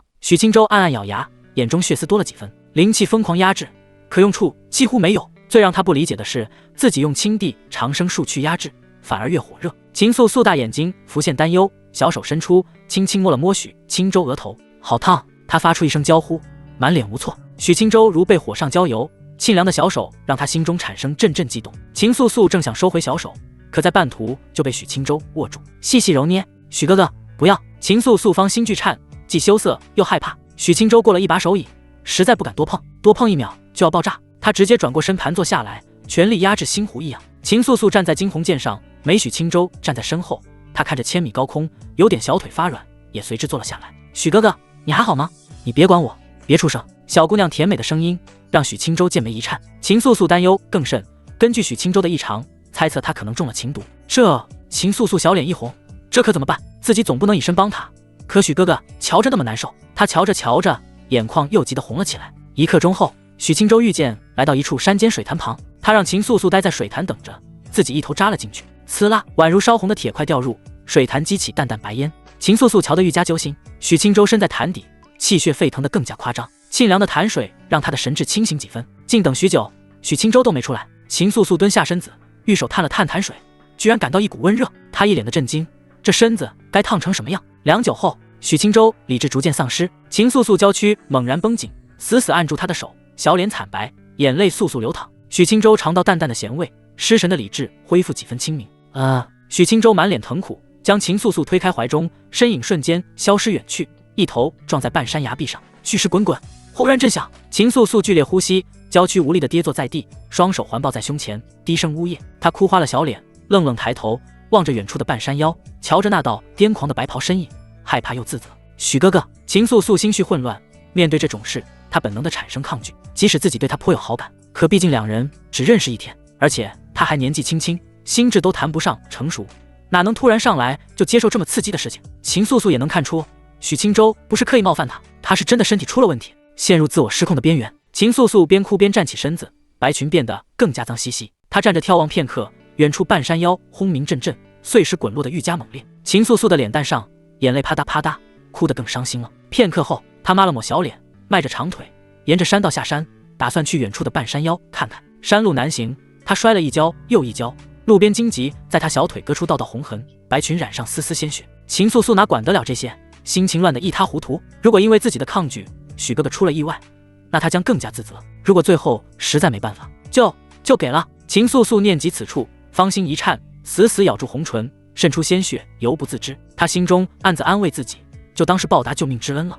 她气喘吁吁地停下身子，再次眺望一眼，娇呼一声：“许哥哥！”远处动静停止片刻，可许清舟并没过来。秦素素眼眶一红，眼泪又滚滚落下。她咬着牙，继续小跑着下山。突然之间，一只数10丈的黑虎猛然窜出，他站在秦素素的前方，高声怒吼，妖气腾腾。秦素素吓得惊呼一声，向前摔了个跟头，膝盖各处破皮流血。可这点伤势和眼前黑虎相比，不值一提。秦素素刚抬头望去，黑虎便悍然奔跑而来，他脸色煞白，一脸绝望。刹那，一线白虹自远处而来，炽烈拳罡尚未近身，那股威势已让草木倒伏。许清舟红着双眼，一拳可谓下足了死力。区黑虎不到处激进，一拳之下，直接成了满天血雨。轰！拳罡余威不减，一条数10丈的沟壑一直向前蔓延，沿途草木和巨石碎裂成粉。许清舟紧握双拳，重重喘息，站在黑虎此前的所在之地，微微侧头看去，对上一双哭唧唧的动人美眸。他脸蛋苍白无血色，愣愣失神。秦素素吃痛地站起身子，许清舟剑眉皱得更紧，心中狂骂害人的纯阳灵果。他深深呼吸一口气，提步走向秦素素，来到她的身前。秦素素愣愣看了他片刻，嘴巴一扁，一头撞入了他的怀里，心中惊惧散开，哭得声音透亮。许清舟嘴角一抽，低头看向怀里颤抖不止的小妮子，脸上青筋直跳。你别在我怀里哭啊！他的嗓音透着浓重的沙哑。秦素素闻言，挂着满脸泪珠抬头，傻愣愣的。许清舟死死咬牙，双手悄然放在了盈盈一握的腰上。秦素素娇躯一颤，可并无其余太大反应。她咬着红唇低下头，将脸蛋重新埋入许清舟的怀里。可许清舟知晓，小妮子的情绪波动极大，胸前绵软之中传来急促有力的心跳。她的双手散发青光，流淌在秦素素的全身。仅仅一瞬，她那些皮外伤消除一空，疼感的消失让秦素素再次抬头，脸蛋褪去苍白，浮现淡淡嫣红。他小脑袋瓜不知道怎么想的，鼓起极大勇气，一口咬在了许青州的唇上，声色而又坚决。许青州气血之激荡已经难以想象，此时双目变得更加赤红。要命了，这下真的要命了！许青州竭力抗拒，抬起双手按在秦素素的脸蛋上。现在不是自己吃不吃小妮子，而是秦素素一介凡人顶不住现在的自己。恭喜宿主触发任务，任务1：纯阳战体，纯阳灵源流淌全身。既然如此，直接消化纯阳灵果。风险：秦素素为普通人，有危险。奖励：纯阳灵体。任务2：意志力之神，纯阳灵源的存在短期内并不会让你暴毙，做到心中坚若磐石，不祸害任何人，抵抗诱惑5日以上。奖励：剑影入虚。许青州心中破口大骂：傻呗系统！选择任务2。许青州轻轻将秦素素的脸蛋推开，恶狠狠地瞪视他：你是真不怕死？秦素素脸蛋涨红，眸光盈盈，气声开口：我不想许哥哥出事。许青州无奈摇头，将小妮子推开：你但凡有个筑基境，你想跑都跑不了，至于现在，你顶不住的。秦素素小脸迷茫，思忖片刻，嗫嚅嘴唇，红着脸蛋细声开口：我偷偷看过杂书，书本上说只会有点疼，我可以。许青州听得脸颊僵硬，这就不是一码事，他实在不敢再让秦素素懵懵懂懂地勾搭他，直接示意他闭嘴。秦素素一脸委屈，许青州转过身，面无表情蹲下：你以后就待在我背上。秦素素看向眼前的宽阔后背，乖巧地趴了上去，柔软的娇躯贴上。许青州心头突突的，真难熬啊！熬过这一难，以后什么妖艳贱货都别想勾引自己。他咬牙起身，凝聚几道灵气，将秦素素直接绑在了后背上，心中暗想：背上不是人，是90来斤猪肉。这样一想，确实舒服几分。许青州站起身，直接御风而起。秦素素在背上有灵气拖着他，像是坐着，倒也不吃力，因为有气罩隔绝，他的青丝仅是微微飘荡。此时桃花美眸复杂难言，御风前行良久，许青州一直沉默无言，一个念头都不敢多，心中想着的是找人干一架，不是床榻上的那种，他得发泄。秦素素玉白双臂环在许青州大的脖颈，连接波折让他身心俱疲，小脸蛋枕在了他的肩头。许哥哥，你为什么不要我？我可以感觉到你越来越热了。秦素素脸蛋羞红，许青州轻呼一口气：别说话了。秦素素眨巴着大眼睛，微微抬头，愣愣看向他直视前方的俊逸侧脸。他果真不说话了。许青州抬头看向天幕地图，距离长亭城越来越近了。长亭城大块碎玉将显现，由长亭仙主镇守，存有半生灵宝仙灵元丹，提升灵根资质。天幕这条信息还存在，不管是碎玉还是仙灵元丹，肯定能吸引很多修士靠拢。自己靠近长亭城，说不定还能遇上师尊。嘿，记起师尊，不由想起他。许青州倏然一惊，连忙回神，不能再想了，心中火气越来越烈了。又前行了半个时辰后，许哥哥，身后传来羞赧低声。许青州微微侧头瞥他一眼，许青州深深吐出一口灼热的气息，怕被浇在身上，立即背着他落在就近山林。两人踩在草地上，灵气丝带消散。秦素素小腿儿一软，差点跌倒在地，她咬着银牙，小碎步地跑开了。片刻后，秦素素回来，许青州眼神宛如饿狼，直勾勾地盯着他。秦素素嫩白脸蛋还残留着羞意，察觉到许青州的眼神，芳心突然砰砰跳得厉害。许哥哥，他低声呢喃。天空是长久不变的乌云，空气吹拂淡淡的凉风。秦素素白裙不仅脏，甚至裙摆还有几处刺眼的破洞。凉风徐来，他再次偷瞄一眼许青州，桃花美眸一颤，脸蛋羞红愈加明显。许哥哥，我很担心你，我能感觉到你的身体越来越不对劲了，烫得吓人。他大胆抬起头，盯着许青州，微风轻拂，青丝略显凌乱，几丝绣发贴在白皙脸颊上。我不想许哥哥出事。他的意思不言自明。许青州已经不只是气血沸腾那么简单了，此时赤红的眼眸盯着秦素素，感觉脑海都要炸开。这已经不是你想不想的问题。他的嗓音透着难掩的痛苦和沙哑：你会死的。秦素素眸子睁大几分，略显愕然：你只是个普通人。咫尺之间，银白小剑和黑白小剑嗡嗡震颤。柳渊心中更加震惊，他知晓许青州剑道天赋不俗，可没想到如此可怕，剑气通灵，这是等闲之人可以做到的。而且剑气之盛如汪洋大潮，即使是他也心生骇然。自己带出来的5位核心弟子，与他交手会死得如此干脆利落，看来不是没有理由。许青州一拳不成，深吸一口气，再一拳砸下，嗡！阴阳玄甲震战更剧烈。许青州见此低吼一声，红着双眼，双手拳如雨落，密集的响声接连不止。柳渊脸色难看，又是一个仙武双修，干嫩娘的仙武双修。他一手持阴阳圆盘，一手结印，身躯再次变成幻影，悄然消失在许青州的眼前。再打下去没有意义，压制修为的自己没办法以压倒性的优势灭杀许青州，甚至他都不确定能不能赢。柳渊出现在数百丈之外，瞥了眼许青州，心中再生好奇。他能看出许青州不对劲，身躯气血虽盛，可隐隐有控制不住的迹象，脸色更是一片赤红，情绪极为暴戾。柳渊不知缘由，只求许青州直接爆体而亡才好。可他更知晓，现在和疯子似的许青州纠缠不是好事。柳渊冷笑一声，身缠黑白玄器，御风而去。许青州沉着脸，迅速追赶。柳渊修为虽被压制，可金丹圆满的境界极为深厚，不是一般杂鱼，更是身负诸多灵术。他一心想跑，即使是许青州也追不上，毕竟许青州真实境界差太多，足一个大境界。以目前基础，四神印强体武道境界后，撑死了能和柳渊干个平手。1刻钟后，许青州无奈停下，再追下去，他都无法和金鸿剑取得联系，总不能直接把秦素素给丢了。柳渊身负黑白玄器，速度如一抹残光，察觉许青州不追了，他停下转头看去，此时心中固然愤恨，可能修道元婴圆满脑子真不差，现在无法强杀许青州，和他纠缠没有任何意义。因沉着脸瞪了片刻，他也只能悻悻地转身离去，直奔长亭城。许青州蹙眉看了几眼，御风转身离开。柳渊但凡速度慢上一丝，或者敢回头搏命，许青州就要祭出太初，给他来一击狠的。许青州回到金鸿剑旁，将剑气复归于身，单手拥着秦素素，金鸿剑盘旋一圈，落在两人的脚下。秦素素拥着许青州的腰，一番上下打量，见没受伤，不由放心吐出一口气：“许哥哥，你打赢他了吗？”许青州在金鸿剑上坐下来，将秦素素搂在怀里，狠狠吃了2口红润小嘴儿。没打痛快。秦素素琴手低下，红着脸蛋。许青州重重的深呼吸一口气，松开手，也没再刺激秦素素，只是静静拥着她。秦素素趴在他怀里，傻傻的发愣。3个时辰后，两人来到长亭城外，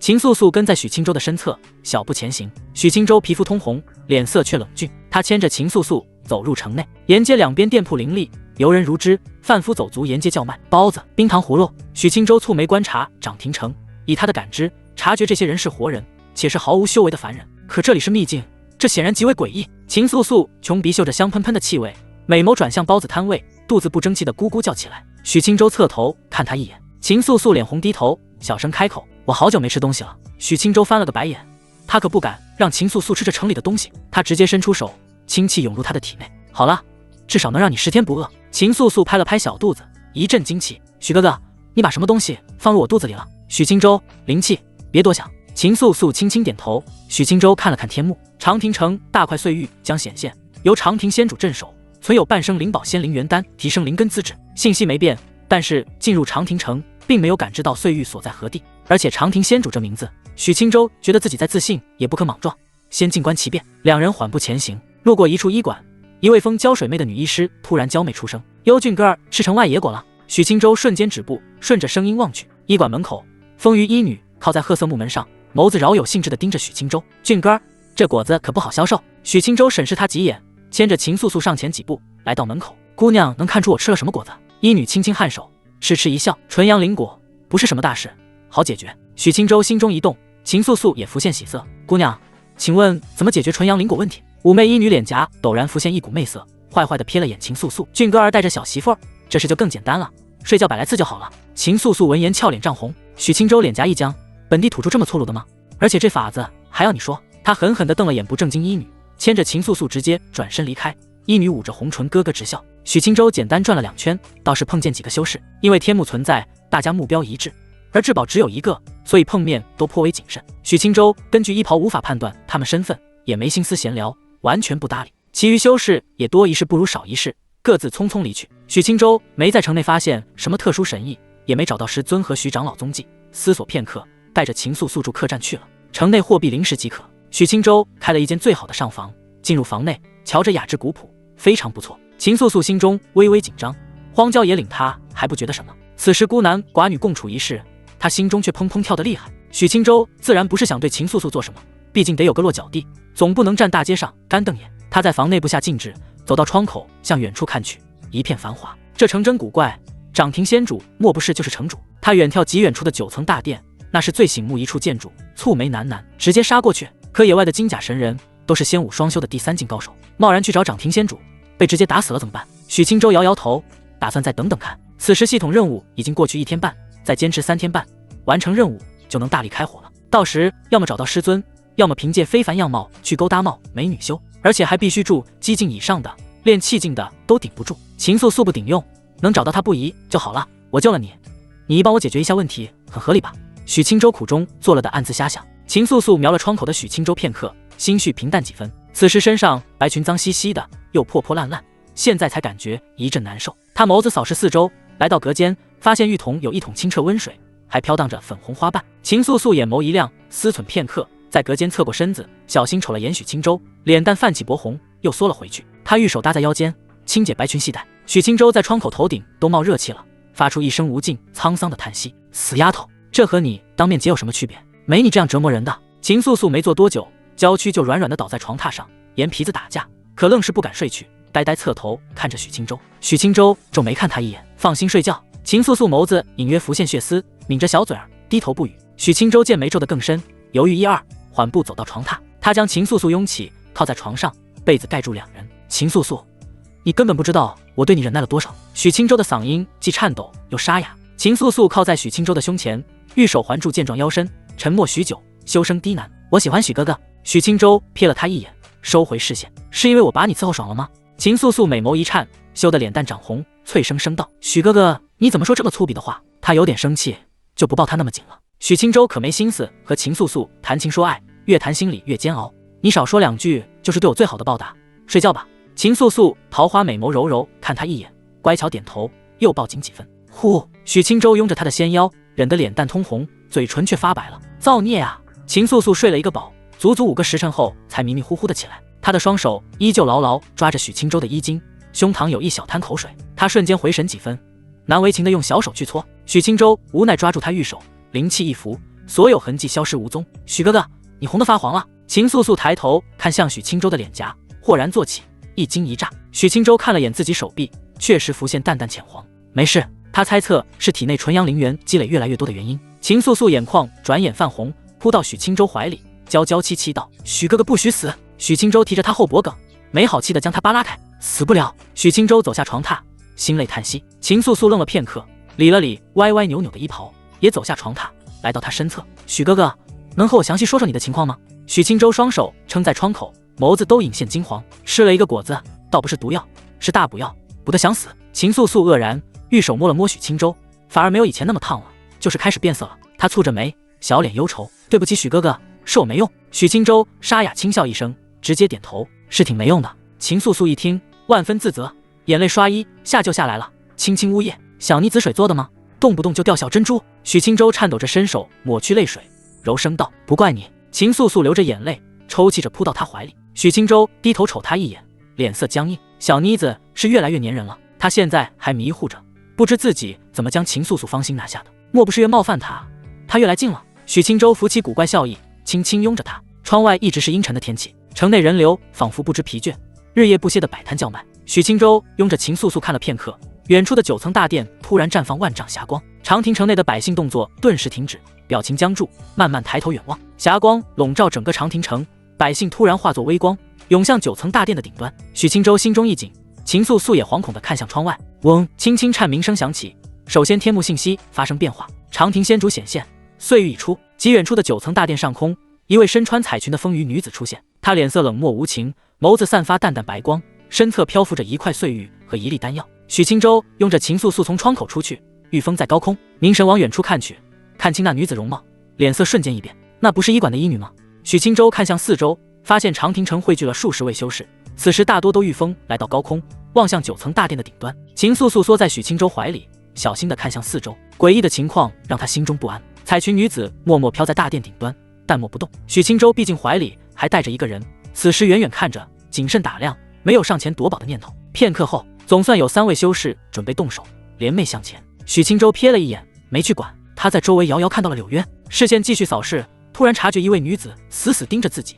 许青州蹙眉望去，是一位身穿蓝裙、胸怀伟岸的丰腴女子。许青州仔细审视她几眼，心生疑惑，自己对她没有丝毫印象，她如此盯着我作甚？他正想移开视线，丰腴女子已经急速御风而来。许青州心中一紧，仅看速度就察觉到她实力不俗。他拥紧怀里的柔嫩娇躯，徐徐后撤，紧盯远处。秦素素察觉纤腰一紧，伏在许青州怀里的脑袋抬起，见他神情不对，顺着目光远眺，蓦然心中一喜，事不宜。许青州呼吸一滞，低头看着秦素素，只见其明媚娇俏的脸蛋竟是猝然绽放的喜色，仅是稍一愣神，不摇光就迅速靠近过来。他在不远处止步，美艳的脸蛋上神情复杂，有终于找到秦素素的兴奋，也有看到他趴在许青州怀里的紧张。不宜。秦素素瞧见最疼惜自己的不摇光，立即双眼噙泪，娇声呼唤。不摇光沉着脸凝视许青州，见其浑身古怪的泛黄，像是秘境内的神异存在。你怎么变成了这个样子？步摇光自然见过许青州，毕竟秘境外的一场交手，他可谓出尽风头。许青州瞥了他一眼，摇摇头，出了点意外，不碍事。你就是秦素素说的明神宫部长老？步摇光点点头，美眸瞄了眼秦素素，再看向许青州，美艳脸蛋浮现诚挚的恳求。我是明神宫第6宫长老步摇光，你怀里的女子是我宫的重要弟子，你能把她交给我吗？许青州低头瞅了眼哭唧唧的秦素素，轻轻一推，送到步摇光的身前。不宜。秦素素扑在步摇光怀中，脸蛋埋在双峰沟壑里，气声呜咽，哭了片刻，或许是察觉有点闷，抽泣着抬起头，泪花渐渐敛去。步摇光玉手抱着她，复杂的看着她身上宽大的衣袍，其上还有合欢宗标识，怎么衣裳都没了？他不动声色，灵气侵入秦素素体内，细细查探，还好，原因还在。秦素素或许是察觉到步摇光不对劲的神情，脸蛋一热，目光立即躲闪起来，低头细声道：“不宜，是许哥哥救了我，不然我不被毒蛇咬死，也被妖兽吃掉了。”步摇光近几日心慌的不行，就是担心毫无修为的秦素素出了意外。可秘境奇大无比，他不顾任何机缘，竭力寻找，也毫无线索。没想到今日路过长亭城，居然幸运的遇上了秦素素。他此时心中固然存有几分疑虑，可对许青州还是充满浓重感激。多谢许道友师救我宫弟子，敢问道友名讳？如有所求，必有厚报。许青州瞥了他一眼，现在自己的需求，怕是你不敢报。晚辈许青州，至于报答，后续迫不得已，确实需要步长老报我一报。步摇光一愣，也没细想，郑重点头：“许道友，我自当竭尽全力。”秦素素都听傻了，他瞅了眼步摇光，小嘴儿念诺片刻，还是低头什么都没说。为了解决许哥哥的身体情况，不宜你一定要努力呀。许青州压下心湖波澜，忍住没将双眼落在步摇光的胸脯上，转身看向长亭仙主。远处已经开始激战起来，3位联手上前的修士被锤得节节败退，长亭仙主的实力超乎想象。步摇光御风来到许青州身侧，一同抬头看去。此时最宝贝的秦素素已经找到，确实可以开始谋划秘境之宝。长亭仙主的实力突破了秘境限制，达到出入元阴境的水平。步摇光作为化神大能，眼光毒辣，一眼就大致判断出长亭仙主的实力。不过此时虎落平阳，现在的他也仅是个强悍的金丹圆满罢了。修为压制的情况下，想战胜长亭仙主，必须多位修士联手。步摇光微微蹙眉，扫视一圈，周围的修士都不是蠢货，已经三三两两的凑在一起。可古怪的是，居然有大半的修士朝着步摇光御风而来。片刻后，7位修士联袂来到近前，一位是灵武殿的红袍灵士，另外6位各有身份。最显赫的是一位凌霄云谷的核心弟子，至于其他的5人，3位散修，2位小宗门执事，7人修为参差不齐，3位金丹后期，其余都是金丹中期。灵武殿红袍灵士牵头，笼络6人，再来找步摇光，自然是希望他能当顶梁柱。见过步长老。灵武殿基层灵士自下往上，以黑袍、红袍、紫袍逐级递升，在之上便是灵主、狱主、殿主了。步摇光瞥了他一眼，轻轻颔首。红袍灵士在寻常宗门可谓高高在上，但在步摇光面前可没丝毫面子。步长老，长亭仙主实力出乎意料，想要得手宝物，必须联手应对。我恳求步长老能为我等主持大局，诛杀长亭仙主。步摇光面无表情，淡声道：“碎片只有1块，丹药也只有1粒。”灵武殿灵士脸色不变，抬头看着步摇光，笑容温和：“碎片归我即可，丹药归步长老。秘境结束，我汇报此事，还可给明神宫一定补偿。”显然，灵武殿对仙品功法志在必得。至于他身后的6人，即使宝物被瓜分干净，也面无异色。显然，红袍灵士已经和他们谈妥了条件。许青州一直默默看着，远处的3位金丹修士已经被长亭仙主宰了。柳渊笼络剩余人，开始围攻，声势浩大。红袍灵士见此，心中一急，倘若被柳渊率先得手，他总不能强，一来抢不过，二来众目睽睽之下，做事太难看。步长老，事不宜迟。他的语气凝重几分。步摇光思忖片刻，正想答应，身侧的许青州突然摆手：“联手可以，但碎片我得要。”红袍灵士脸色一变，步摇光也满脸诧异。许青州没多解释，纯阳灵原本就搞得他烦躁，此时最重要的宝物别人要拿走，他岂能答应？灵武殿了不起啊，你说要就要，口气大的秘境像是开在他店内一样。许青州瞥了眼红袍灵士骤然难看的脸色，没去管他，侧头看向步摇光：“步长老，助我拿下碎片，可当我救下秦素素的一半报酬。”步摇光本就对红袍灵士隐隐不悦，他一个金丹后期的修士，对自己表面恭敬，可心里哪有诚挚敬意？灵武殿修士高高在上的死德行，他早就心生反感。此时听见许青州的请求，他几乎瞬间点头答应：“可以。”红袍灵士心中一沉，脸上的温和笑容彻底散去。他冷冷瞥了眼许青州，自己能夺得1块碎片交给上级，必定是一笔不小的功勋。此人如此行事，和坏我前途有何异？他盯着眼前区区筑基1层的黄皮修士，认出他身上的合欢宗衣袍，神情恼怒，心中涌起浓浓不屑。区区合欢宗，坏我灵武殿好事，是嫌弃祖师堂的香火太旺盛了吗？此话一出，步摇光脸色瞬间一变，脸颊浮起愠怒。灵武殿固然势大，可因为秘境宝物争夺这种事，敢在外界为难仙家宗门。此事灵武殿即使想做，也不能做。众仙门本就被条条框框管得心生怨气，再如此赤裸裸横行妄为，万一仙门联合起来，大卫想亡国不成？红袍林氏身后的3位宗门修士也脸色冷淡起来，蓦然瞥了眼身前的背影。同为仙家宗门，合欢宗能被肆意拿捏，下一个就不能是其他宗门。诡异的气氛让红袍林氏心中悚然一惊，他瞬间察觉自己说错话了。他强扯起笑容，正想朝步瑶光解释2句，许青州本就烦躁的心情早已暴戾，体内的纯阳灵元沸腾激荡，一道拳罡已经全力轰了过去，距离实在太近。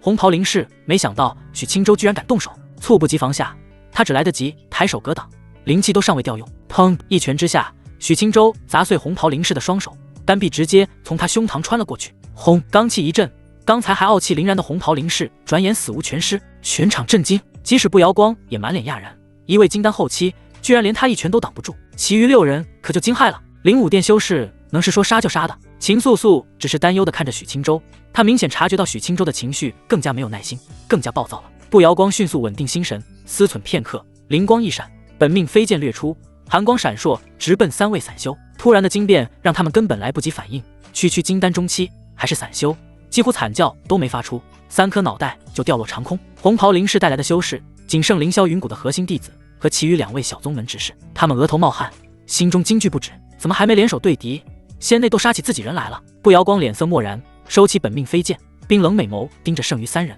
你们什么都没看到，知道吗？凌霄云谷的核心弟子脸色苍白，率先点头，秘境之行，我没接触过任何灵武殿和合欢宗修士。其余2位中年只是腿肚子都打颤，生怕被直接灭口，急忙齐齐跟着道：我也一样。许青州手臂轻轻一荡，甩尽血水，转身看向步瑶光，心中惊叹，看来也是个心狠手辣的娘们，做事风格我喜欢。他再看了眼飘在步瑶光身侧的本命飞剑，流光溢彩，灵气四溢，飞剑极为不俗，但和自己的先天本命剑没法比，道运不存分毫，看来是后天长时间酝养的。步瑶光看了眼3人，视线瞥向远处的战场，有柳渊手持法宝做主心骨，身旁还有8位金丹修士协助，掌庭仙主也渐渐受伤，身上彩裙被各色霞光打得破破烂烂。你们3人和我一起上前对抗长庭仙主。步瑶光留下一句话，率先御风前行，许青州紧随其后。3位修士脸颊浮现苦涩，心中沉重万分，只能默默跟上去。片刻后，一行人来到近前，暂时没动手，静静观看。许青州更是一脸冷笑，静静看着浑身黑白两气缠绕、大发神威的柳渊。该死！柳渊自然不是忌惮许青州，凭借自己实力，身侧还有这么多帮手，许青州赶上来，他就要先行将他瞬间围杀。可步瑶光不一样，实力比他只强不弱，他要掺和进来，宝物万一被他拿了，凭他身份，自己还不敢反抢。另一侧，掌庭神主即使接2连3受伤，神情依旧冷漠，机械式的甩出灵术。许青州观摩片刻，给自己施加一层4神印，迅速朝着光魔包裹的碎片和仙灵元丹而去。柳渊眼见此景，无动于衷，满脸的冷笑。自己早有尝试，可那光魔可谓无坚不摧。许青州来到碎片近前，一拳轰了上去，光魔纹丝不动，颤都不带颤的。许青州不信邪，通玄剑气凝聚成小剑，狠狠一剑戳了上去，砰！通玄剑气直接崩碎。许青州愣神片刻，凝视眼前光球，剑眉紧紧皱起。古怪，这光魔印的简直无法理解。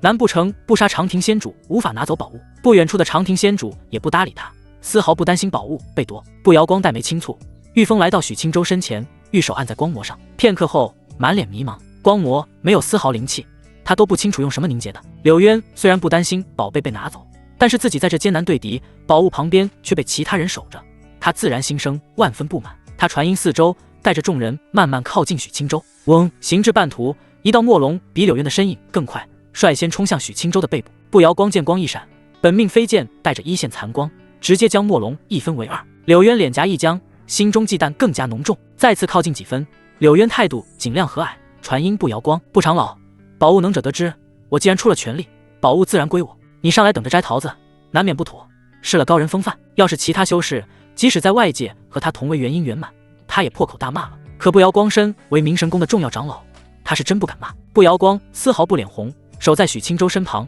本命灵剑盘旋不止。我又没让你出力，已经可以立即收手。柳渊额头青筋直跳，看了眼伤势愈加严重的长庭仙主，大手死死地捏着阴阳旋盘，现在怎么可能收手？许青州见柳渊越靠越近，到时他们人多势众，围在宝物周边，自己真就难得手了。他看了眼步瑶光，发现秦素素也在眨巴着眸子看自己。许青州轻瞪他一眼，秦素素委屈的瘪起嘴，他没空和秦素素眼神拉丝，直接心神沉寂，眉头一点光芒渐渐出现。太初如果切不开，只能在柳渊围过来之前，自己和步瑶光联手，先将他们一群人宰了。可如此行事难度高，风险也大。本命太初的剑身已然出现一半，步瑶光察觉什么，娇躯一颤，豁然侧头看着许青州，他瞬间脸色僵硬，满是如见真仙的恍惚感。太初彻底出现世间，许青州面无表情，心神牵引太初剑向光魔一抹，如切豆腐般，光魔立即破碎。秦素素眸子不自禁地被太初剑牢牢吸引，眸光落在上面，神情傻傻呆呆，瞳孔轻轻闪烁几缕剑气。他像是看到了最喜爱的宝贝。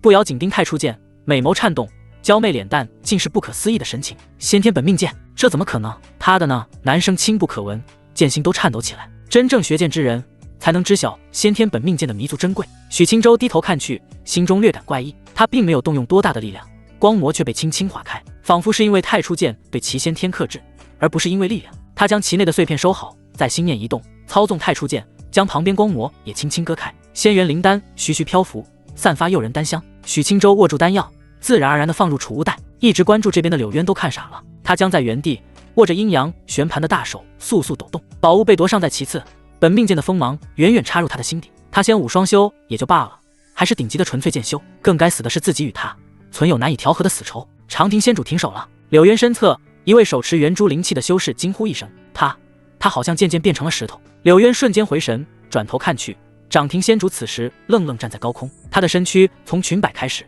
诡异的变成灰白色的石块，转眼之间，实力不俗的长亭仙主彻底成为一具石雕，他御风都维持不住，迅速掉下9层大殿外的广场。轰！石雕触地，碎石散落一片。众修士无暇观看石雕情况，此时目光皆是凝聚到许青州身上。宝物被抢了，那是明神宫部长老。柳渊深州的修士神情愤懑，可因为步瑶光的存在，又不敢轻举妄动。明神宫作为凉州3大仙宗之一，实力强悍，步瑶光更是明神宫大人物，现在抢他宝物，即使攻城，消息走漏，到了外界也是死路一条。许青州脸色漠然，太初剑飘在身侧，扫了一眼不远处犹豫的众人，来到步瑶光身侧，在他眼前轻挥：“步长老，醒醒！”步瑶光一颤，迅速回神，双眸从太初剑收了回来，脸蛋依旧震惊难消。秦素素在步瑶光怀里挣扎稍许，伸出双手朝向许青州：“许哥哥，抱我！”许青州嘴角一抽，瞄了他一眼，从心的将他搂了过来。秦素素双臂缠住许青州的脖颈，烫烫的身躯比步瑶光柔软的胸怀更让他舒适。他枕在肩头上，侧头看着太初剑，眸子剑影愈加森寒。他伸出小手，太初剑自主避开他，似乎有些嫌弃。秦素素心生感应，顿时有点委屈，可怜兮兮地瞄了眼许青州。许青州略感无奈，大手托着他的腰下丰盈，心念沟通，将不情不愿的太初剑送入秦素素小手。秦素素小手轻握剑柄，银白剑气融入几丝到他体内，顿觉身心都一片温和。许青州见眉微皱，突然感觉腰部的玉腿夹得越来越紧。他侧头看去，小姑娘看着太初剑眸光灿灿，神情傻乎乎，似乎是无意识的行为。步瑶光心神再次一颤，凑近到许青州的身前，玉手轻轻贴在秦素素额头上，剑心渐显，丹田出现第一缕剑气，成了。他颤抖着收回玉手，眸子泛起薄雾，差点喜极而泣。许青州也感觉不对劲，怀里的小妮子劲道越来越大，身躯开始自主的吸收灵气。什么情况？他紧皱剑眉，朝向步瑶光沉声询问：“许道友，是天大好事，你无需担心，你对我明神宫再添一大恩。”步瑶光颤声回复，美艳脸蛋的喜色越来越浓。他们带来的3人此时可没丝毫喜色，满心担忧，神情极为慎重。宝物夺了是好事，可却是不风光拿到手的，对面人多势众，高手也不少，真要狠下心来抢，该如何是好？柳渊经过短暂时间的思考，此时面无表情，心中有了决断。许青州必须死，这种祸害留着，不久的将来死的就是自己了。他扫了眼愤懑又憋屈的众人，淡淡传音一句：“我来对付步瑶光，你们迅速将其余人宰了，宝物和搜刮的资源我全不要，都给你们平分。倘若愿意下死力，事后我再送一件极品灵器。”柳渊现在是什么都不要了，只想将许青州除掉，但杀了步瑶光，攻城之后身侧同伴一个也别想活。仅仅3息过去，大多数人就有了决断，只有2位修士拒绝，直接御风离开，表示不掺和。他们宗门靠近明神宫，柳渊无动于衷，继续传音。片刻后，惊变骤起，2位修士尚未走远，其余人齐齐朝他们出手，尤其柳渊出手最为狠辣，2人几乎瞬间被淹没在术法霞光中，直接毙命。许青州和步瑶光脸色一变，瞬间意识到情况不对，走！秦素素突破在即，步瑶光可没兴趣和这帮人纠缠。许青州轻轻点头，2人迅速御风远去，身后3人哪敢留下来，拼命跟着。柳渊一马当先，沉着脸紧追，身后跟着8位金丹境界不一的修士，大多是不知名野修，只有1位凉州宗门的弟子。一行人浩浩荡荡，迅速往长亭城之外行去。长空天幕上，随着掌庭仙主的陨落，信息起了变化。长亭城碎片已被许青州夺取，墨渊谷出现大块清明碎片，由七彩灵凤守护，并存有古凤神血。奔逃途中的许青州目瞪口呆，怎么全服通告了？这秘境怎么知道我名字的？不瑶光仅是瞄了一眼，无心理会。此时柳渊跟风了4德，全力催动阴阳旋盘，速度一提再提，一副誓不罢休的模样。不瑶光一阵不解，碎片有价值，但不大。仙灵玄丹是好宝贝，但是对柳渊也不是刚需，不至于愿意得罪死民神功来抢。此时为何这般玉石俱焚的模样？许青州收回注意力，瞄了眼身后，察觉怀里的秦素素吸收灵气越来越快了。他轻叹一声，要不是你这小妮子，暴躁的自己可懒得逃，他非得让身后的柳渊见识太初见的锋芒。天幕信息的变化吸引众多修士的注意力。秘境某处苍翠山谷，一位身穿红裙的美艳女子僵住不动，娇媚脸蛋神情古怪。她刚解决完一位守护金甲神人，此时她妩媚脸蛋愣失神，抬头看向天空，一阵气恼。许青州是我的宝贝徒儿不成？可他才晋级筑基境没几天啊，他来这里一定会死的吧？长亭城，红裙女子自然是美艳动人的木青，她在这秘境待了将近半月，一直没办法收集全碎片。以她修为自保不难，可还有几个仙武双修的修士，连她也极为忌惮。此时看到天幕消息，她虽然诧异不解，可仍旧心中一紧，打算立即去长亭城一探虚实。我的宝贝徒儿，你各去筑基境，手拿大块碎片，可别被宰了。他迅速将一侧的碎片和宝物收好，腰间借火葫芦骤然变大，跃上葫芦，一抹红影迅速在天边远去。秘境某处苍茫大地的上空，徐兰之御风在空中，美眸盯着天幕信息，黛眉轻蹙，总算有你的信息了，可这也太远了。他轻叹一声，思忖片刻，心中实在担心许青州，怕他独自一人会有危险。此时即使距离再远，他也决定立即赶往长亭城。徐兰之身周的绿光一闪，根据地图迅速御风远去。许青州已经离开了长亭城范围，此时正穿行在城外荒野，身后的柳渊一行人依旧穷追不舍。凌霄云谷弟子和小执事因为速度慢，已经被追上之后无情宰了。柳渊的神情更加阴沉，心中渐渐泛起烦躁忧虑。许青州身负通玄剑气，还是仙武双修，速度超乎想象。此时仅凭他金丹圆满的修为，一时半会无法追上。可万一拖延太久，或者路途中碰上其他外界大人物，例如其余3大仙宗的长老，只是柳渊还能杀不瑶光吗？那指定是没办法，反而自身难保。柳渊长亭城做下此种决定后，此时已经没有回头路，只能一条道走到黑，只求不会碰上其他大人物，让这场追逐再生事端。他身侧的修士也不是蠢货，如果长时间追不上，肯定不会跟着柳渊搏命。许青州和柳渊有仇，可他们又没仇，他们只求财，宝物注定拿不到的情况下，再折腾图什么？前方，许青州身周缭绕着澎湃的灵气，秦素素缩在他的怀里，脸蛋恬静，美眸闭合。许青州抚了抚他的玉背，发现灵气行走艰涩，并不流畅，丹田剑气无序盘旋。不长老，他的身体什么情况？不瑶光忧心忡忡，玉手抓着秦素素的小手，一直不停观察他情况。他需要静心，根据剑诀行气。我们迅速御风，也影响了素素吸收灵气，这样不行，如此下去，估计素素无法晋级。许青州剑眉皱得更深，侧头看了眼身后，身上的通玄剑气更加猛烈。他现在的身躯泛黄得更加厉害，渐渐变成纯阳灵果一个颜色。心中的烦躁，本能的压抑，让他情绪极为暴躁。现在仅是向后瞄一眼柳渊，他就迸发滔天的杀意。不长老，既然如此，干脆停步等素素晋级。不瑶光轻轻颔首，脸颊上的愠怒更重。他此前数次传音柳渊威胁，柳渊一直置之不理，他早已因此心生怒火。倘若因为柳渊的纠缠不休，导致素素无法晋级，别说柳渊个人，他玉灵宗都得狠狠脱一层皮。安置好素素，我们回头宰了柳渊。不瑶光瞬间止步，练剑之人何曾怕过生死搏杀？许青州随之停步，脸颊泛起一抹狰狞笑意，怀中的小妮子将他缠得越来越紧，他心中的火气烈得夸张，此时必须回头战斗发泄一下。两人扫视一眼，迅速来到下方的荒野巨石上。许青州将扒拉在身上的秦素素扯下，将它轻轻放在青色巨石上，四周的灵气此时总算稳定，形成一道庞大气旋，源源不断地涌入秦素素的体内。不瑶光并指如剑，在巨石四周刻下精妙剑纹，身上飞出12柄嵌细灵剑，形成守护剑阵。许青州见此，惊鸿剑一闪，飘在秦素素的头顶，通玄剑气涌出，渐渐形成一轮护身剑气，在剑阵之外再次形成一道防护。如此防护，即使外界打得天翻地覆，余波也别想涌入一毫。其余修士想攻破防护，也不是简单能做到，只有这样，两人才能放心战斗。许青州看了眼秦素素，犹豫片刻，还是没将秦素素小手上的太初剑收回。他能感知到太初剑的存在对秦素素的帮助巨大，可能正是因为太初剑的本源气息引动他的剑心，灵根自生感应，从而剑诀自主运行。许清舟大手摸了摸小妮子的脸蛋，感知1、2，轻轻点头。目前情况比先前好多了，剑气已经稳定下来，渐渐增长，灵气也吸收顺畅。步摇光看着这一幕，黛眉悄然一皱，不动声色瞥了眼许清舟，两人是否过于亲密了？他看了眼秦素素的身上的宽大衣袍，素素在他身边的几日里，两人究竟发生了什么？想到某种可能，他一时心生忧愁。如此之早动了情思，是否是好事？可她也是黄花大闺女，对这种事一知半解，也不知如何是好。许清舟已经转身，抬手刻画4神印，步摇光惊疑不定，4兽神使极为神秘。许清舟以此为根基结印，此术层次之高，难以想象。轰！当4神印涌入许清舟体内，他的气血骤然沸腾，全罡萦绕周身，身上气势猛然提升一截。步摇光再一次被震惊，4神无印，此术居然是5阶，甚至能突破大境界限制。许清舟的不俗再一次让他心生感慨，绝世天才，修行一途，不管哪方面，许清舟都是他见过最为优秀的。呼！许清舟握了握拳，抬头望去，柳渊的身影已经在不远处。步摇光压下星湖涟漪，本命剑一闪，飘在身侧，严阵以待。片刻后，以柳渊为首的众人飘在不远处，局势瞬间杀机弥漫。荒野之中，狂风吹动众人的衣袍，柳渊因沉着脸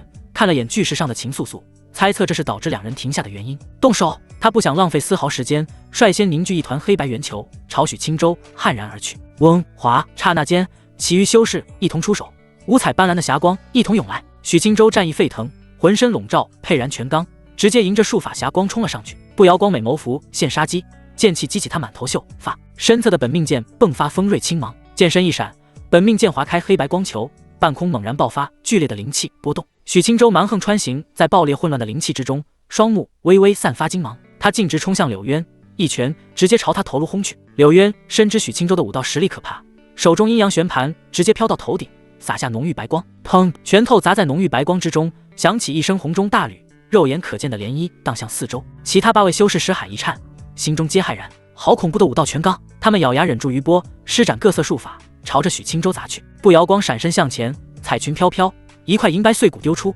碎骨迅速形成一轮龟甲护罩，将全部术法抵挡在外。许清舟粗重的呼吸一口，气血如江河涌动，轻颤的肌肉宛如起伏的山峦。他一拳不成，再来一拳，将柳渊打得步步后退。步摇光瞄了一眼，暂时放下心来。他环视一圈，本命剑灵雨悄无声息，迅速朝其中一位修士刺去。小心！另一侧的修士一惊，急声提醒。叮！情急之下，被刺修士只能拿灵气格挡。可本命剑的锋锐超乎想象，灵气骤然破裂。砰！血雨带起一抹寒芒，直接从他丹田掠过，剑气滞留，他的身躯短时间化为了冰雕。血雨返回步摇光身侧，他心念一起，冰雕瞬间破裂。其余7人见此脸色一白，没想到这把剑这么恐怖，几乎沾之必死。他们对视一眼，靠拢在一起，不给本命剑挨个斩杀的机会。步摇光脸色不变，周身龟甲环绕，一起出手。随着一位金丹圆满的修士沉声一开口，7人灵气蒸腾而起，齐齐朝步摇光涌去。轰！碎骨固然是不错的灵气，可步摇光实力毕竟被压制厉害，7位金丹的联手攻击还是让其心胸一震，感到莫大的压力。许清舟此时已经陷入疯狂，双拳疯狂砸在白光护罩中，他的双拳布满鲜血，炽烈全罡肉眼可见，如翻腾的炽热焰火。柳渊不停地凝聚术法，双眼布满血丝，没有丝毫退却的念头，一定要宰了许清舟。砰！白光终于碎裂，许清舟扬起的笑容透着嗜血的冷意，拳头终于砸在柳渊的胸口。柳渊疼得死死咬牙，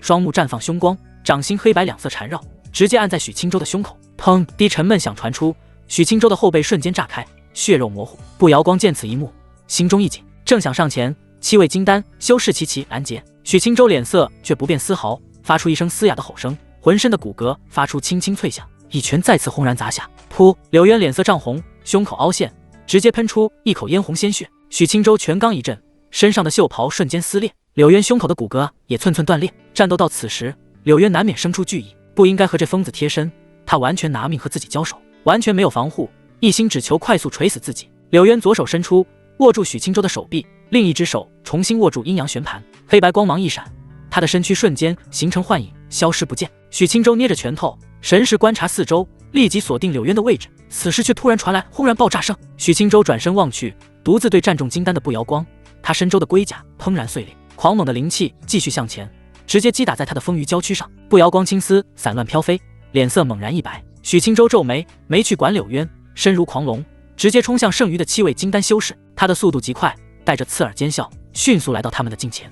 他是武夫，后撤。七位金丹又不是柳渊一样的愣头青，不想和他近身搏命，立即就要远离许青州。随着七人的散开，远处不摇光压力顿时一减，他轻呼一口气，气得柳眉倒竖，手持灵剑，身周飘着本命剑，气势汹汹地追杀而去。许青州直接挑选一位跑得最慢的，瞬间来到他的身后，大手如钢钳扯住他的后颈。金丹中期的修士脸色一白，求饶的话尚未说出口，许青州已经一拳砸碎他的脑袋。不摇光身为剑修，速度自然比那些寻常修士快，倘若他们集合一起，自己还没办法强攻，可一分散，谁被他逮住，谁就立刻身死。柳渊遥遥看着，顿时心生灰暗，真是一群乌合之众。他挨了许青州一记重拳，现在口中还在淌血，浓郁的黑白玄气一直涌入体内，将全罡湮灭。柳渊稍一耽搁，远处直接死了2位金丹修士，只剩最后5位朝他御风而来。他迅速上前和5位金丹修士会合，他将手中的阴阳旋盘抛向头顶，猛然扩大1000倍，长空之上，阴阳旋盘绽放繁复的道纹，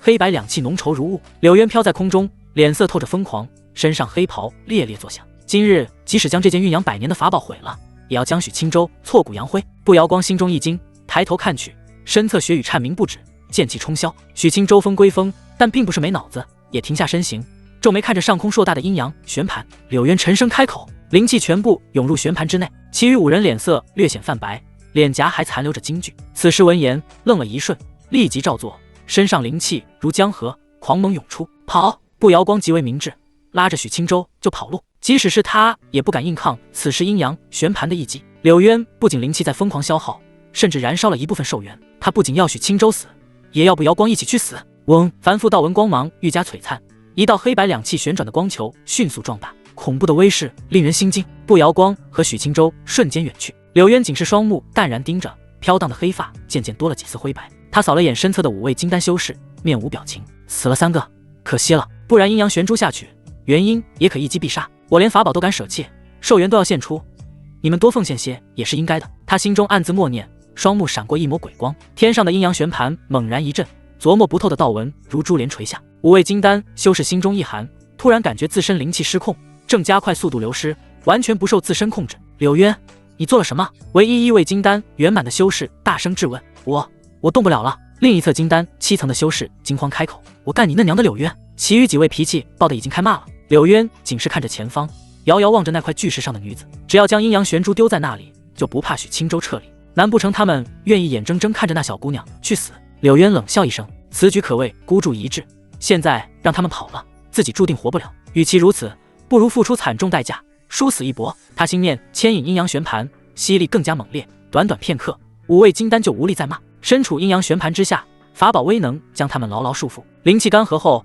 他们身躯上的一切都被吸取，转眼成了干尸。阴阳旋盘上的阴阳玄珠此时已经膨胀到100丈大小，黑白两气规则旋转。远处不摇光回头望去，惊声喃喃，柳渊疯了，居然拼着法宝崩毁，也要置我们于死地。许青州瞥了一眼，淡淡开口，他明显冲着我来的，我不死，他心不安。不摇光一阵无语，换位思考，换做自己有这样一个死敌，不杀以后真没一天能睡得着。他想攻击素素，不摇光思绪收回，脸色骤然一怒。许青州长舒一口气，冷声开口，竭力阻挡吧，我不信真挡不下。不摇光一脸担忧，我的修为压制太厉害，你的境界还是太低了。柳渊付出这么大代价，还献祭5个金丹境，我们想抵挡很难。许青州一愣，失笑一声，如果挡不住，我们抱着素素跑不就是了，又不是一定要晋级。不摇光一阵无语，轻轻摇头，在此阶段强行打断，后果未知，轻则身受重伤，重则剑心受损，代价太大了。不过实在没办法的情况下，我们还是性命为重，顾不得了。许青州轻轻颔首，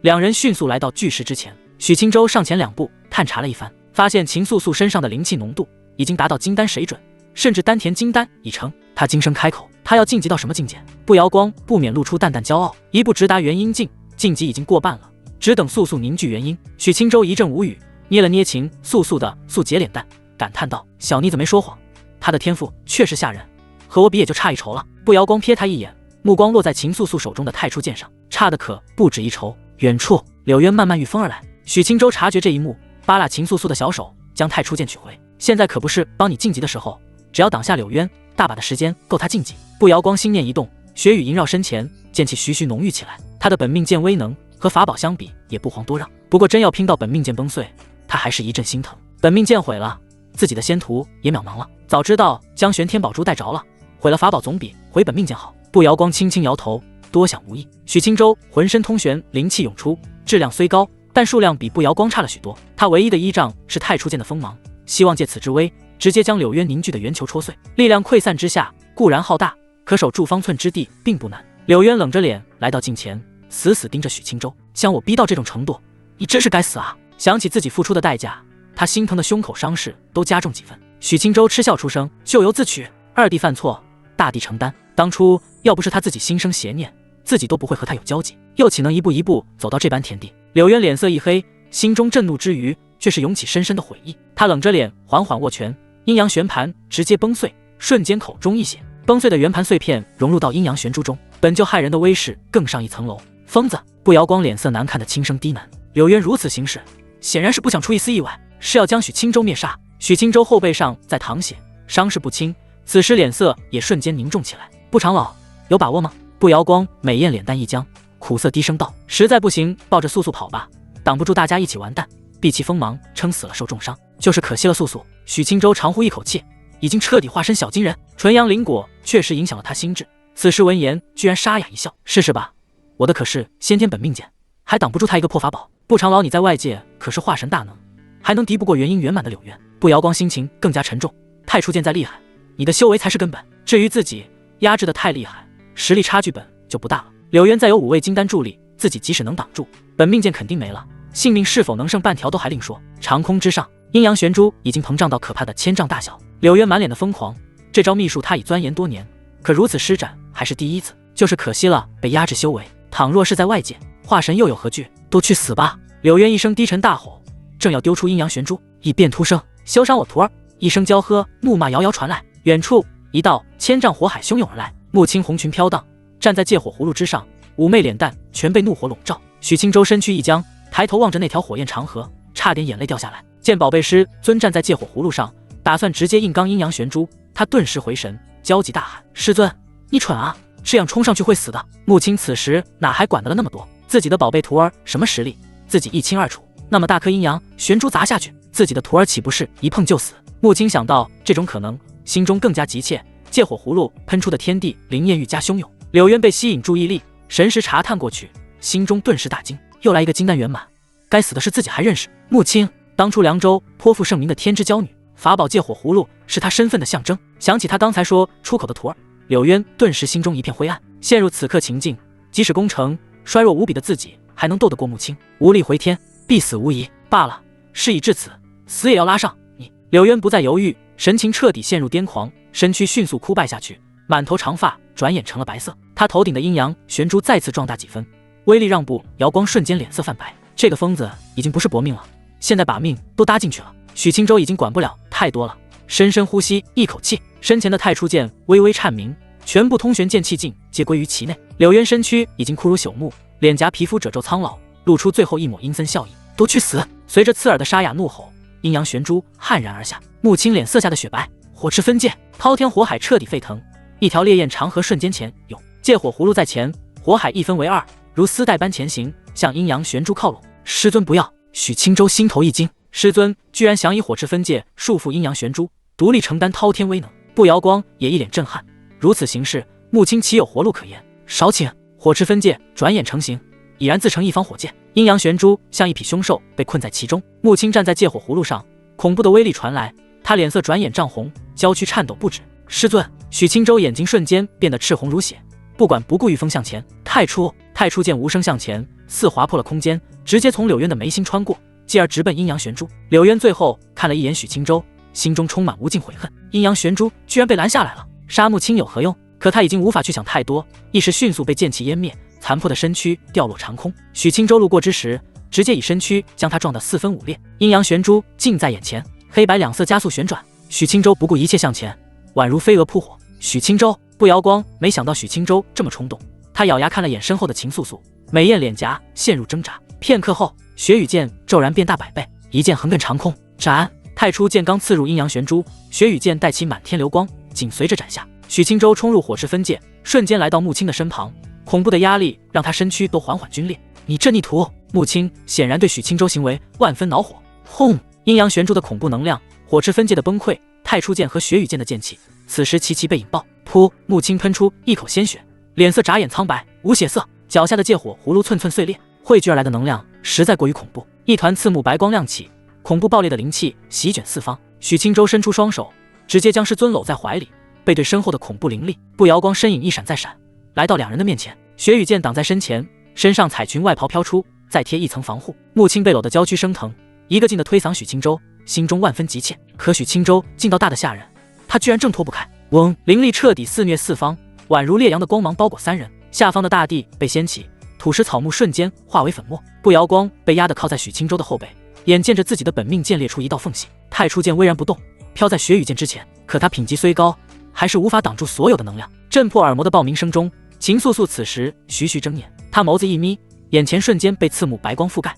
一刻钟后，此方世界出现一个1000丈大小的圆坑。秦素素被掀飞在地，宽大的衣袍歪歪扭扭，惊鸿剑躺在她一侧，四周全世界阵用的小剑。她吃疼地撑起娇躯，小脸浮现惊慌，不明白为什么一睁眼仿佛迎来了世界末日。许哥哥，不由得秦素素下意识呼唤起许青州的名字。远处，步摇光嘴角溢出鲜血，仅穿着月白里衣，彩裙法袍已经4分5裂成了碎布。他坐在地上，靠在许青州后背，身上一阵阵抽疼。许青州，他轻轻唤了一声，没事。许青州沙哑的声音传来，你还没事？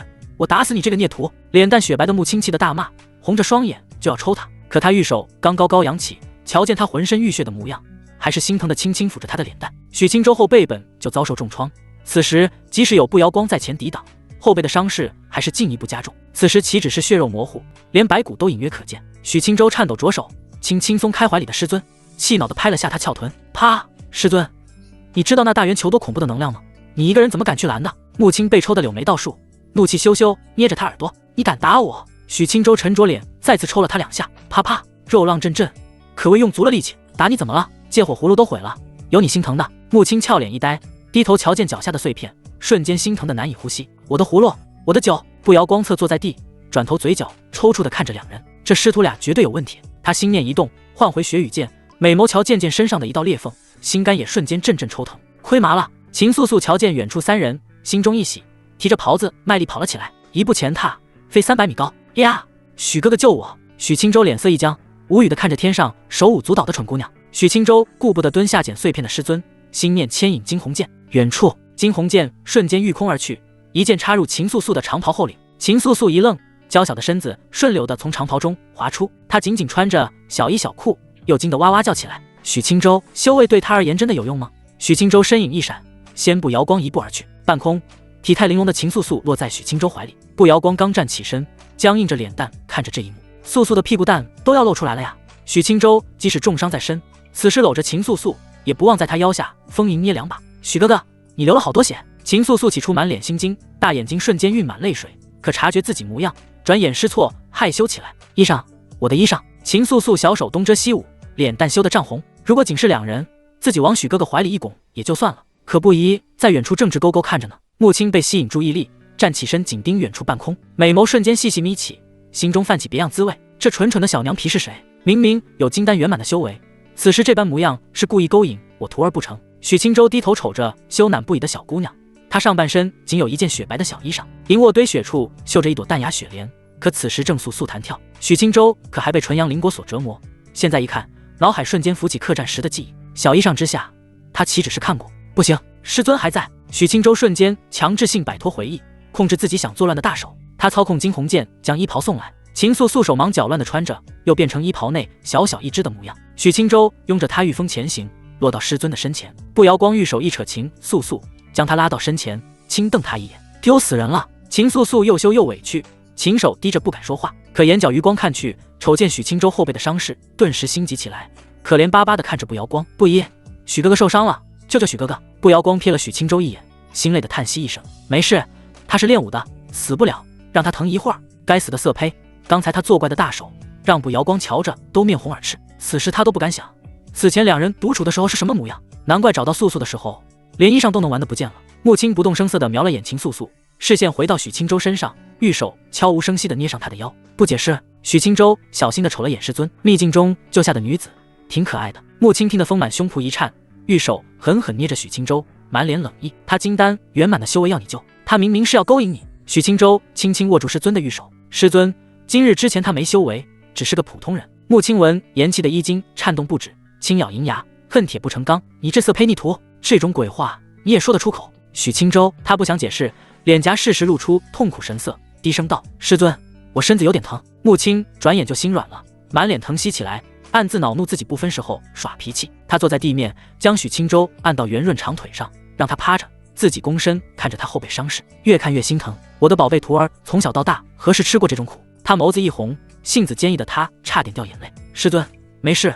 我不是当初练气劲的许青州了。许青州感知到师尊情绪，抬头看他，只能看到伟岸胸脯，看不到脸。穆青美眸颤动，感知到许青州的修为，心中虽然震惊，可还是心疼。他连忙取出伤药，细细撒在许青州的后背上。许青州轻轻蹙眉，自己是不是忘了什么？自己好像能用青地长生术来着。他趴在圆润美腿上，嗅着久违的幽香，一时居然打算再让师尊折腾一会儿。许哥哥，秦素素虽然听到不瑶光说不会死，可看着狰狞的伤口，还是万分担心，凑到近前蹲着，眼泪无声流下。穆青一手持着药粉瓷瓶，一手涌出淡淡灵气，瞧见眼前的小妮子，神情一阵狐疑，这是真担心还是演得好？许青州侧头看着担忧垂泪的小妮子，心中无奈，运用青地长生术，丹田青莲轻轻晃动，浓郁的青光流转周身，好强的生机。穆青玉手一颤，低头看着腿上的许青州，一脸惊异不定。青光不停地流转，许青州身上的细微伤口迅速修复。秦素素小手抹去泪珠，瞪圆美眸看着，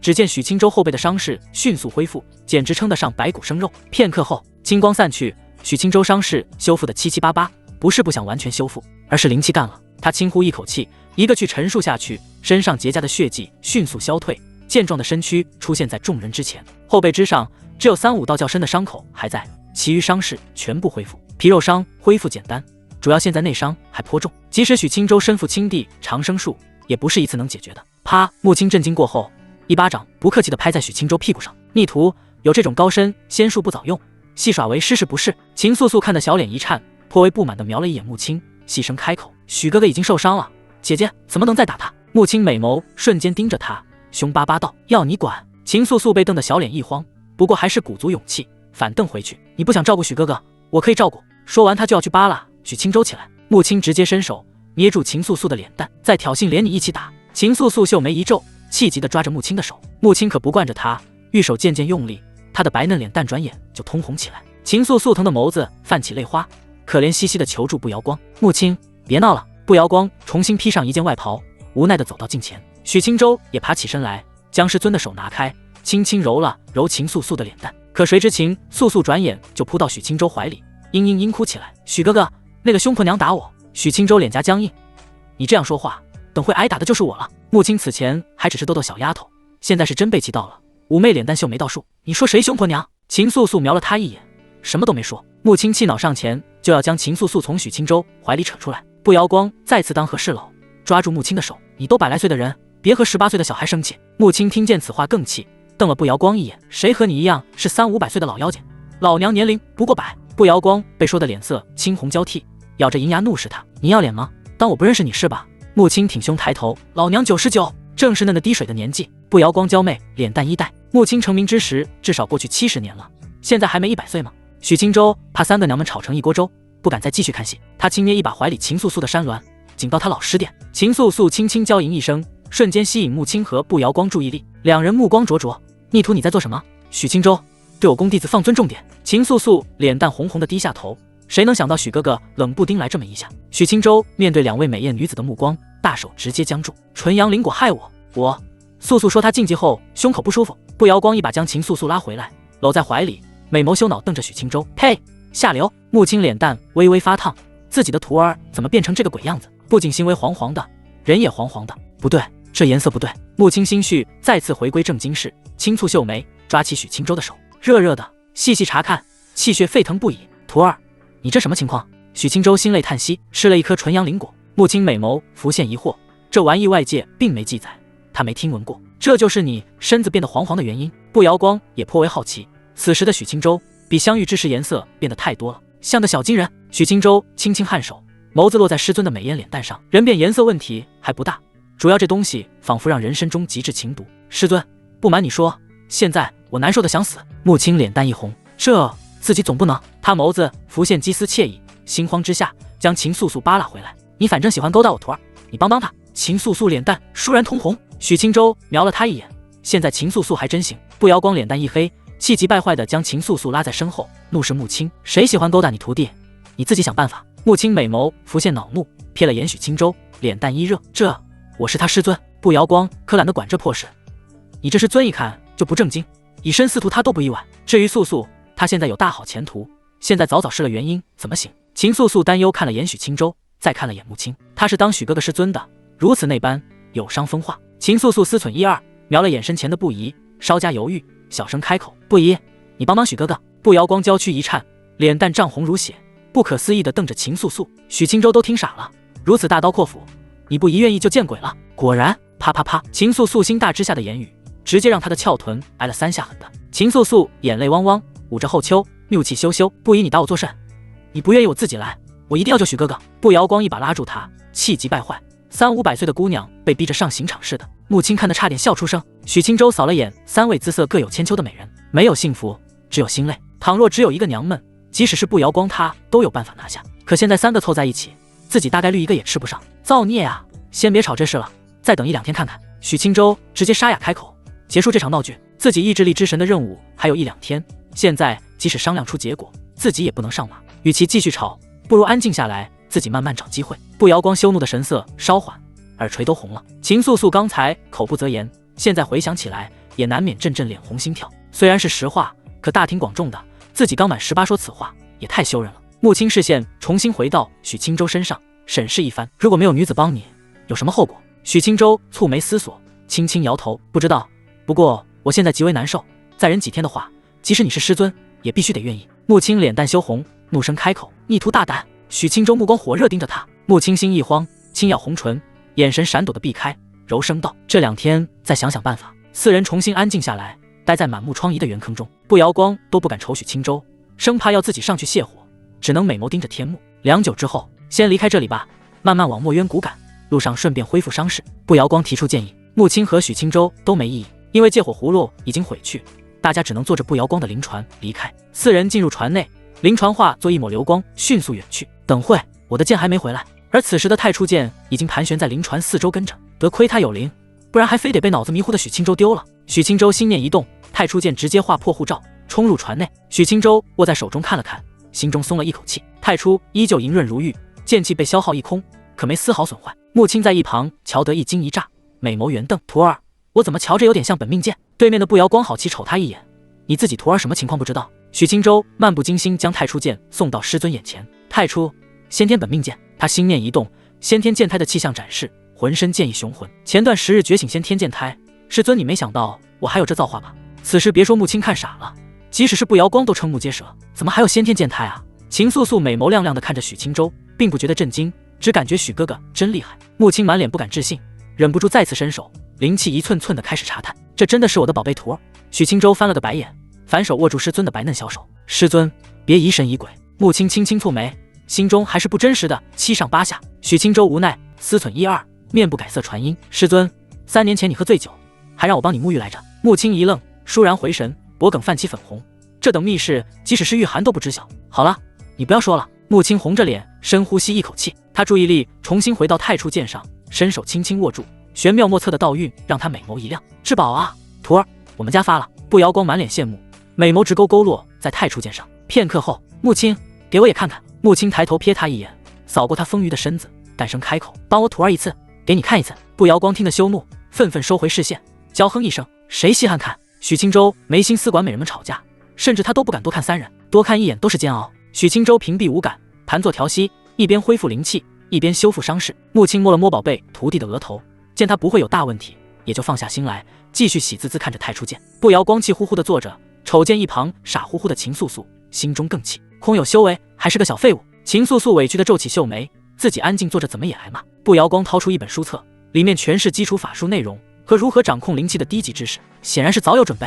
他将书籍甩给秦素素，严肃盯着他：别一整天不知休，光想着情情爱爱，3天之内给我记下这本书全部内容。秦素素小手捧着高达300页的书籍，一脸苦兮兮：不宜，3天真记不住，我不管，记不住离开秘境之后，我将带你闭关10年，让你10年不准见许青州。得亏许青州屏蔽了五感，不然听见此话，非得好好和他理论理论。秦素素被吓得小脸微白，不敢耽的分毫时间，满脸认真翻开第1页，凝神细看。步瑶光见此，并不觉得欣慰，反而心中苦涩难言。完了，宗门未来的顶梁柱，才带着出来一趟，心就被拐了。甚至要不是自己早早碰上秦素素，连身子都一并丢了，这可如何是好？回去该怎么和公主解释？幸好勾搭素素的臭男人是天赋让人不理解的许清舟，要是只是一个浑身发黄、只会花言巧语的男子，他杀人的心都有了。灵船陷入寂静，无声前行。1天半后，恭喜宿主完成任务，获得剑影入虚。许清舟睁开眼，五感解除，眸子赤红，呼出鼻息灼热的吓人。终于熬过来了，他根本不去看什么破奖励，现在他只想发泄。受不了，体内纯阳灵元要炸了。哎，徒儿你醒了。穆青也结束打坐，美眸好奇而又担忧地看着他。许清舟直接伸手将美艳师尊搂在怀里。师尊，你真得帮帮我。穆青娇躯一颤，惊声娇斥：孽徒，不准冒犯师尊。步瑶光美眸瞪得滚圆，脸蛋渐渐泛红。秦素素也收回目光，突然想起了曾经的水池旁，自己也被难以自持的许哥哥。他脸蛋滚烫，用书籍遮住，只露出一双明媚眼睛，细细看着。许清舟瞥了眼对面两人，目光灼灼盯着步瑶光。步长老，我救了素素，又帮他晋级，你来帮我解决一下问题，很合理吧？许清舟直接发出组牌邀请。步瑶光玉手紧握，不可置信盯着许清舟。秦素素脸蛋越来越红，直接添加一把火，朝步瑶光娇声请求道：不依，帮帮许哥哥。步瑶光彻底绷不住了，羞恼地抓起秦素素的小手，瞪了一眼许清舟，让你师尊帮你解决。话音刚落，心惊胆战的他一刻不敢多待，立即拉着秦素素离开。穆青娇呼一声，伸手挽留，步长老别走。可步瑶光哪会停步，几乎是溃逃着跑了出去。船内转眼只剩下两人。师尊，徒儿不和你开玩笑，这纯阳灵果是真要命。穆青此时感觉更要命，他娇呼连连，美艳的脸蛋嫣红一片。徒儿，你……他不知说什么才好，玉手搭在许清舟的手臂上，察觉他的气血更加沸腾了，灼热的宛如流淌着滚烫的沸水。你这孽徒怎么什么都吃？穆青是又羞又怒，他此时相信徒儿不是色心上头，是真的身体情况严峻。许清舟眸子血丝遍布，沙哑开口：师尊，我毒悔死了，宁愿当初吃屎都不想吃纯阳灵果。穆青已经被捏得面红耳赤，哪还有闲心去听他话语？小半天后，突然灵气激荡，步瑶光豁然转身盯着船内。许清舟晋级金丹了。许清舟暂时没顾得上师尊，全身心吸收灵气，注意力来到丹田中。丹田之内，纯阳灵元有了师尊的帮助，化作充沛的精纯灵气，流转在四肢百骸。灵气行走一大周天，最后沉积在丹田之内，灵液如汪洋激荡不止，青莲摇曳生姿，愈加生机勃勃。一颗金丹须因此时已然成型，散发淡淡的霞光。当把师尊提供阴元全部消耗，不仅帮助许清舟化解了一部分纯阳灵元，还瞬间帮他稳固金丹境。船外灵气渐渐消散，复归平静。秦素素眨了眨大眼睛，娇声询问步瑶光：既然许哥哥晋级了，身体情况应该解决了，我们进去看看。步瑶光眼神复杂的摇头，转身继续看着灵船之外。进不去，禁制还在啊！秦素素迷惑呆萌地望他。步瑶光轻抿红唇，低头不语，脖梗染上淡淡粉色。他也不懂为什么这一等足足等了2天。砰！许清舟像个破麻袋般从船内飞出。你这孽徒！穆青动人柔媚的嗓音，此时骂人都一片沙哑。许清舟此时身躯呈现淡淡的浅黄色，境界来到金丹一层圆满。他趴在船头地面上，悻然地爬起身，望向盯着他的2位美人，尴尬一笑：师尊。他心情不大好。秦素素和步瑶光对视一眼，默然不语。足足将近3天，哪个女子能心情好？秦素素压下心中稀奇古怪的思绪，上前几步，美眸亮晶晶地看着许清舟，小手抓着他手臂，细细接触，感知片刻。秦素素脸蛋浮现喜色：许哥哥，你不会烫烫的了，连气血都平和许多。许清舟讶然，大手揉了揉秦素素的白嫩脸蛋：你居然还懂得什么叫气血了？秦素素脸蛋微红，开心地将眼眸笑成月牙：我最近可用心学习了。步瑶光看他一眼，有10年闭关惩罚在前，小妮子岂止是认真，简直聚精会神到分毫时间不浪费。本给了他3天时间，不曾想秦素素2天半就全记下了。此时的他秘境内修为金丹圆满，至于战力，他的小手足以按住等闲住激静，动弹不得。许清舟现在犹如驼山仙猿卸去重担，浑身神清气爽。他现在的情况对于正常人来说是情毒入脑，生不如死，可对他而言不过如此。与先前相比，现在的情况不值一提。许清舟缓步来到船头坐下，看向下方苍茫大地，心中不禁感叹：初识5日的自己精神没崩溃，简直是一个奇迹。特别是身旁一直有绝色美人环绕，这更是奇迹中的奇迹。他现在才有时间或者是心情查看系统给的奖励。剑影入虚，使用。凉风吹拂许清舟的白袍，无数的知识涌入他的脑海。步瑶光没兴趣进船内看穆青笑话，便静静站着看许清舟。此时仅看背影，黑发飘飘，嘴角含笑的俊逸模样，确实勾人的紧。步瑶光猝然回神，脸蛋浮起淡淡薄红，他不动声色侧头看去，秦素素已经看得痴痴傻傻的。步摇光轻轻蹙眉，伸出玉手捂住秦素素的眼睛。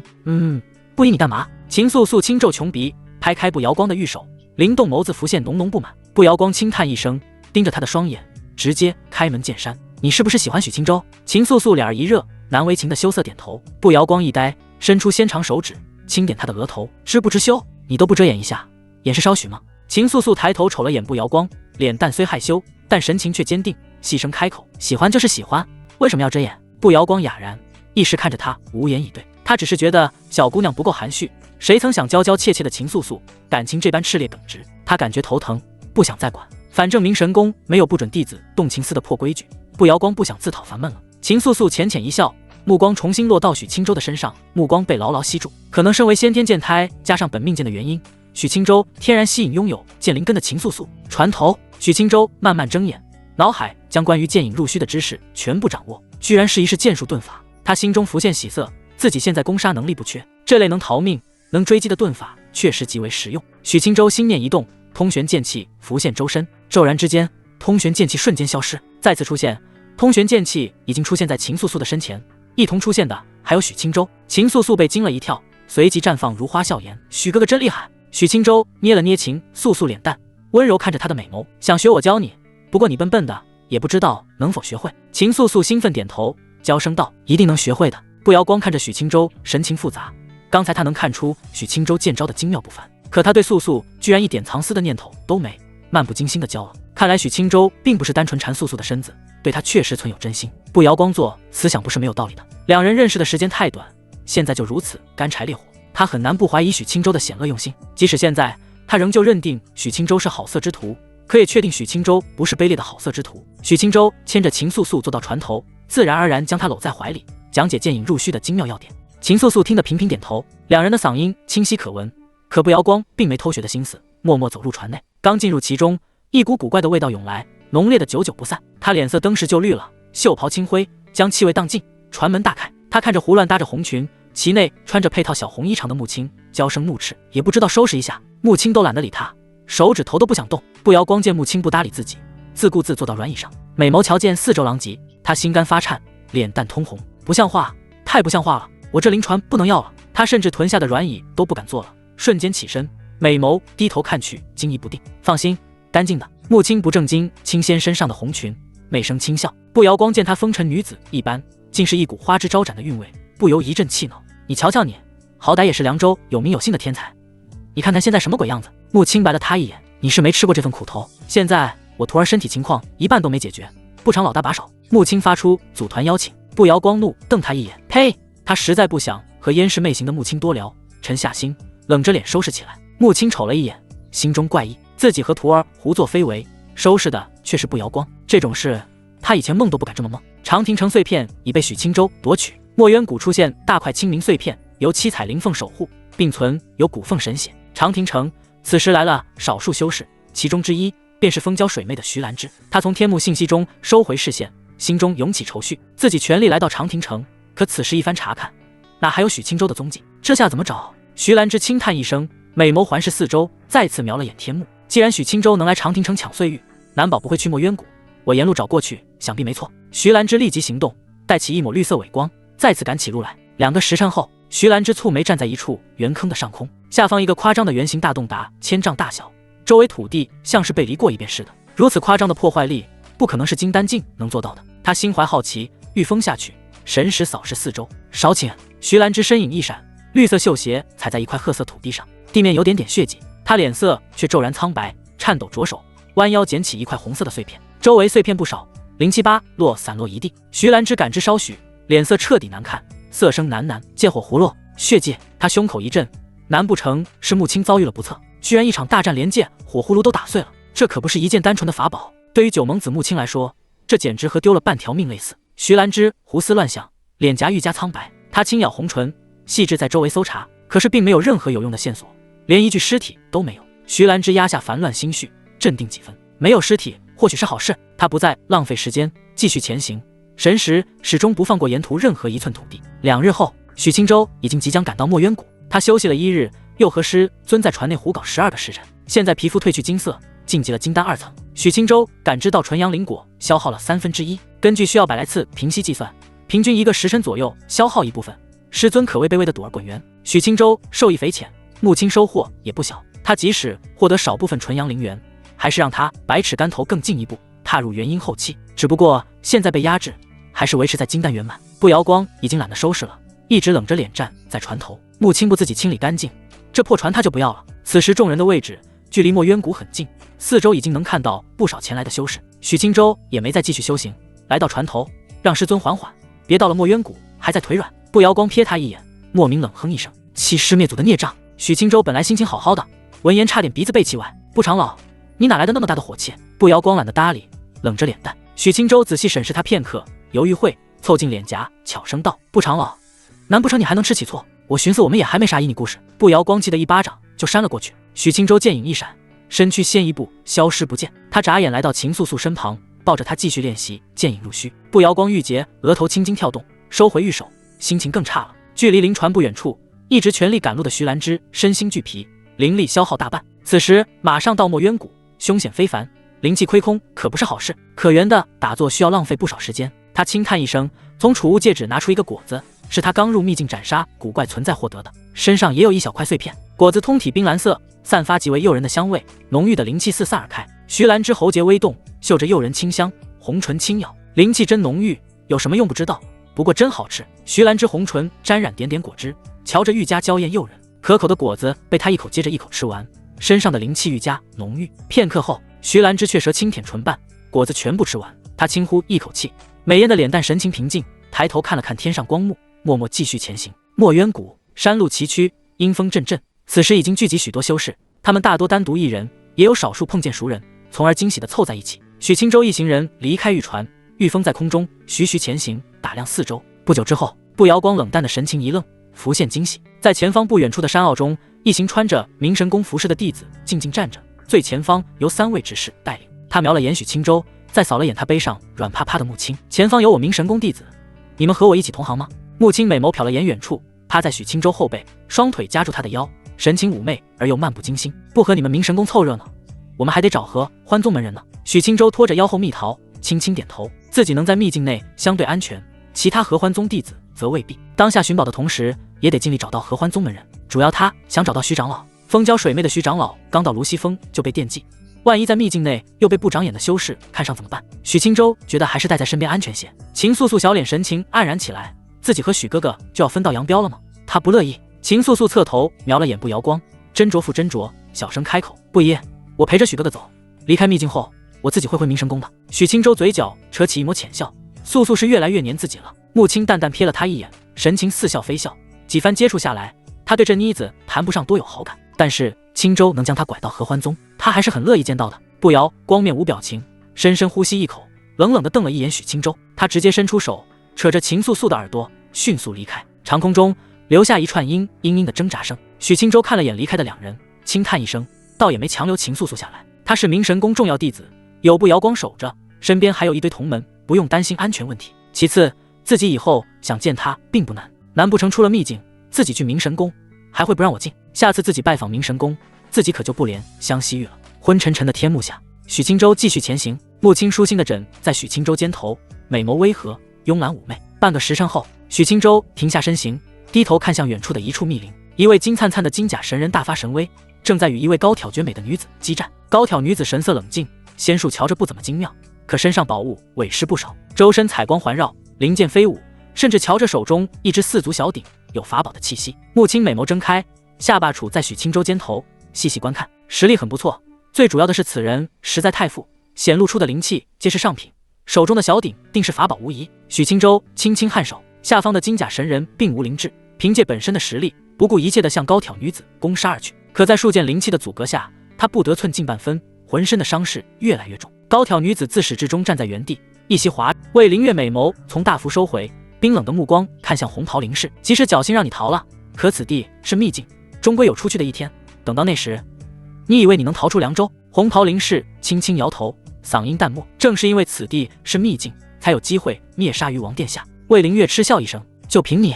红袍灵士脸色不变，只是抬头看了看头顶大符，请荒主。魏灵月心中一跳，豁然蹙眉抬头，只见符胆之处光芒愈加璀璨，一位身材雄壮的男子踏步而出。他身穿一袭朴素麻衣，浑身肌肤呈现古铜色，脸色冷硬，双目金光灿灿，一头长发飘在身后，身上的肌肉涌动着爆炸性的力量。荒主，魏灵月脸色倏然凝重起来，能被称之为荒主，实力至少和灵武殿的领主相差不大，可沈恒都不能进来，眼前荒主是怎么来到秘境的？荒族是大魏之外的蛮国，任何一位荒主都是大荒蛮国的重要人物，这种角色居然不声不响来了凉州，甚至还和凉州灵武殿灵氏有勾结。魏灵月越想，心中的愤怒火焰愈加炽烈。健壮男子身影一闪，来到红袍灵氏身前，平静看向魏灵月。大荒神庭荒主王一，有幸的见于王殿下。魏灵月头顶的四足小顶紫光更加浓烈，脸色阴沉。你怎么来到大魏境内的？自然是你们大魏蛀虫送我进来的。魏灵月没想到他回答得如此干脆，他看了眼满脸狂热，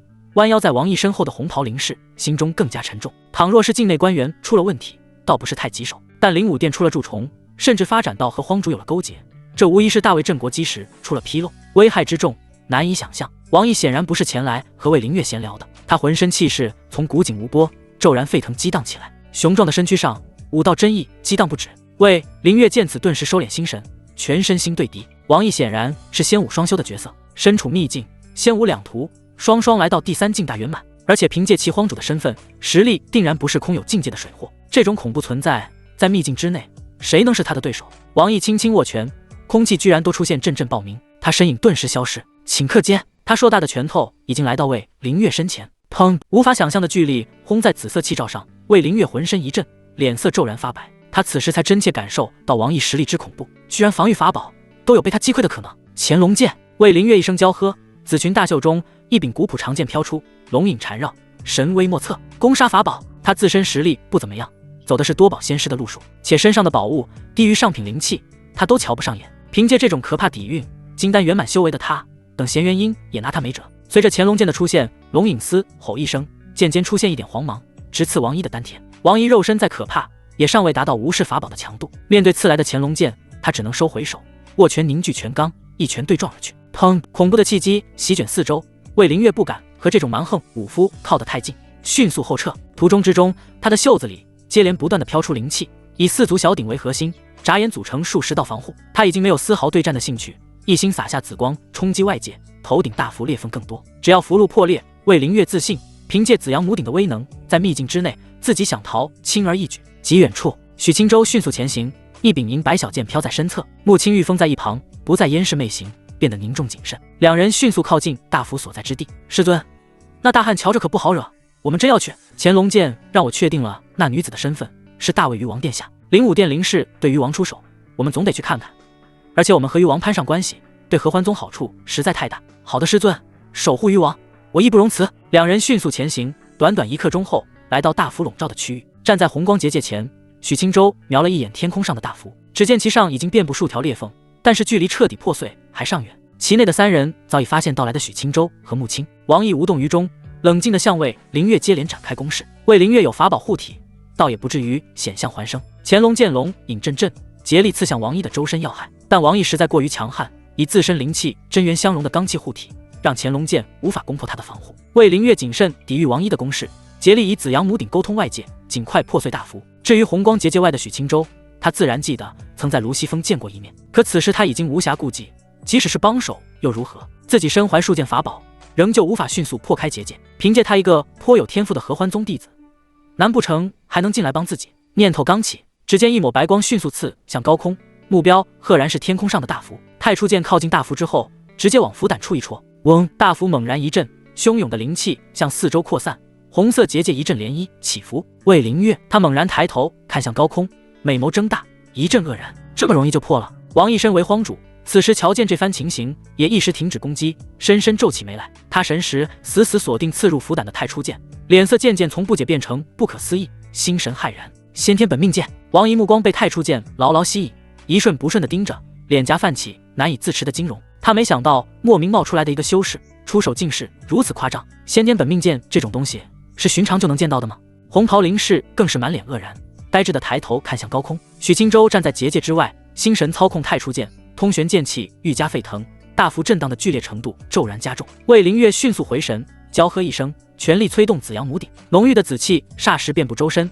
长空上的大符从符头至符尾出现一条夸张的裂缝，咔咔，大符传出清脆响声，仿佛晶石碎裂。穆青神情凝重，严阵以待，生怕大幅一破，王毅便向两人冲杀而来。王毅此时确实已经将注意力从太初剑转到许青州身上，他满脸阴沉，凭借大幅的结界，他有把握在大幅破碎之前不让魏灵月逃离，甚至直接将他活捉。倘若能将魏灵月活捉在手，凭借他的身份，肯定能吃大魏一笔丰厚的资源。可许青州的贸然出手，让事情的发展急转直下，此时显然已经竹篮打水，没了大幅的制约，凭借紫阳母鼎遁入虚空的能力，被压制修为的自己已经无法对魏灵月造成威胁。砰！大符猛然碎裂一半，太初剑刺入符胆之中，肆意爆发通玄剑气。王一声冷哼，肌肉虬结的身躯武艺更加沸腾，他不再和魏灵月纠缠，身影一闪，直冲许青州而去。穆青脸色一凝，青丝霎时飘荡而起，玉手一挥，一道红色火龙汹涌而去。蛮横的王一不管不顾，火龙在他的前冲之势下节节破碎。穆青轻咬银牙，御风前行几分，挡在许青州身前，凝聚一轮红色护罩，鳞甲纹路玄妙异常。许青州脸色平静，伸出手轻轻拉着师尊的白嫩小手。师尊，站我后面。穆青俏脸神情一滞，黛眉蹙起，不满地瞪了一眼许青州。我是你师尊，你小小筑基境成什么呢？许青州哪能听他的？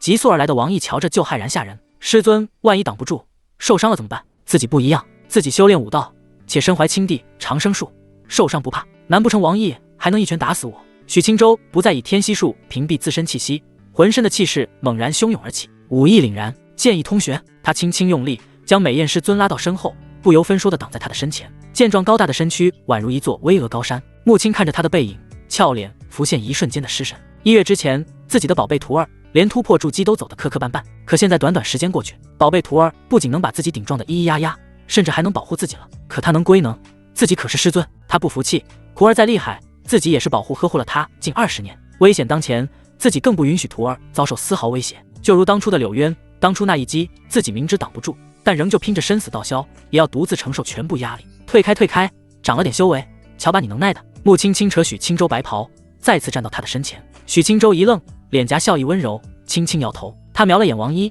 剑气已经将火龙彻底冲散，大符已经破碎一大半，结界即将破碎。嗡！魏灵月心神沉寂，紫阳母鼎的威能愈加恐怖。砰！大符碎裂，结界破碎，王一拳罡凝结，形成肉眼可见的气旋，即将冲到穆青的身前。许青州轻轻拍了下师尊的翘臀，轻笑一声，剑影入虚，他身影化作剑气流萤，骤然消失，又骤然出现，位置赫然是王一的前行之路。青州，穆青脸色一急，没想到徒儿这么不听话。许青州身影刚出现，伴随出现的还有四方神使。血色神使刚入体，他便一拳轰出。王一满脸冷笑，不知死活，你一个修剑道的金丹修士，和我修武的硬碰硬，螳臂当车。既然如此，便让你求死的死。王一拳罡愈加炽烈，砰！双拳相撞，恐怖的拳罡席卷四方，比单纯的灵气涟漪更加暴力。王一身在半空，身影瞬间顿住。许青州浑身一震，居然被轰飞出去，迅速砸落在大地上。砰！百丈深坑出现，满天尘土震向高空。穆青眼眶一红，万分的气恼忧心。他迅捷冲向下方，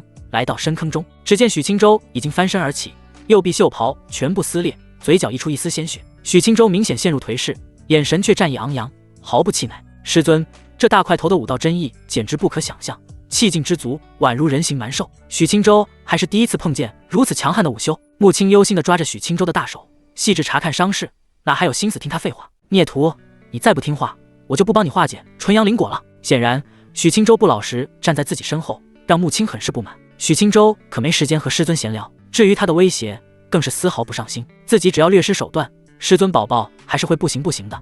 双臂搂着自己，紧紧容纳。远空，王毅脸色已经变得极为凝重。本以为自己一拳下去，许青州不死也得重伤，可没想到他居然只是受了点轻伤。自己的武道境界虽被压制，可真实境界达到金身境，体魄早已复归先天，身躯坚韧似极品灵宝，武艺更是雄浑浩大。此时与低自己一境的对手交战，不能一拳打死他，自己就已经极为不满。王毅能看出许青州运用秘术强提了武道境界，可即使如此，那又如何？当下情况本质上还是低自己一境，由此可以看出此人天赋之卓绝，未来成就之可怕。这种逆天修士还明显向着魏灵月，让他心中杀意更加沸腾。王毅怎能让他在大魏安然成长？他脸色阴森，再无任何杂念，心中存在的唯一念头就是将许青州悍然灭杀。砰！他的身影再次消失，长空留下震耳爆鸣。师尊，退开一边！许青州脸色一凝，直接拉住师尊的玉手，轻轻一抛。穆青猝不及防下，被扯得远离几10丈。身形稳定后，他顿时气得柳眉倒竖。孽徒！轰！王一的速度实在太快，两人又再次轰然对撞在一起。大地之中，许青州被王毅轰得一路后退。荒芜的山石土地中，一条数丈沟壑急速形成，顷刻间长达100丈，碎石尘土向四周飞溅。两人战斗的声势让人瞠目结舌。许青州后背血肉模糊，右臂骨骼发出细碎脆响。青帝长生术，浓郁青光猛然浮现。许青州伤势肉眼可见的修复，自身状态骤然来到巅峰。许青州一声轻喝，顿时止住后退之势，凝聚全力，灵气和真元在经脉中流转千百里，恐怖的气劲顿时形成肉眼可见的腾腾气浪，宛如一团白色焰火。两人停在沟壑之中，互相凝视。许青州怡然不惧，王毅心中杀意更加猛烈。许青州给了他一次又一次意外，他的强大和潜力让他接二连三心生惊骇。太初，远空之中，一抹银白小剑瞬间袭来，直接刺向王毅的后脑。穆青望向远处，浑身灵气涌动，一道火红利剑飞出，紧随太初剑而去。王毅身影瞬间消失。乾隆剑他敢凭借罡气硬抗，红袍女修的攻击他也敢无视，但太初剑他是真不敢接，一旦挡不住，自己堪比灵宝的身躯，在先天本命剑的面前和豆腐没有区别。许青州身化剑影，来到高空，将上身破烂外袍扯去，露出精壮身躯。太初剑飘在身侧，通玄剑气萦绕周身，双目盯着长空对面的王一，满是挑衅。再来！啪！再来的不是王一，是气呼呼的穆青。他来到许青州的身侧，毫不留情就在他后脑轻轻甩出一巴掌。孽徒，多了几分修为，是不是很得意？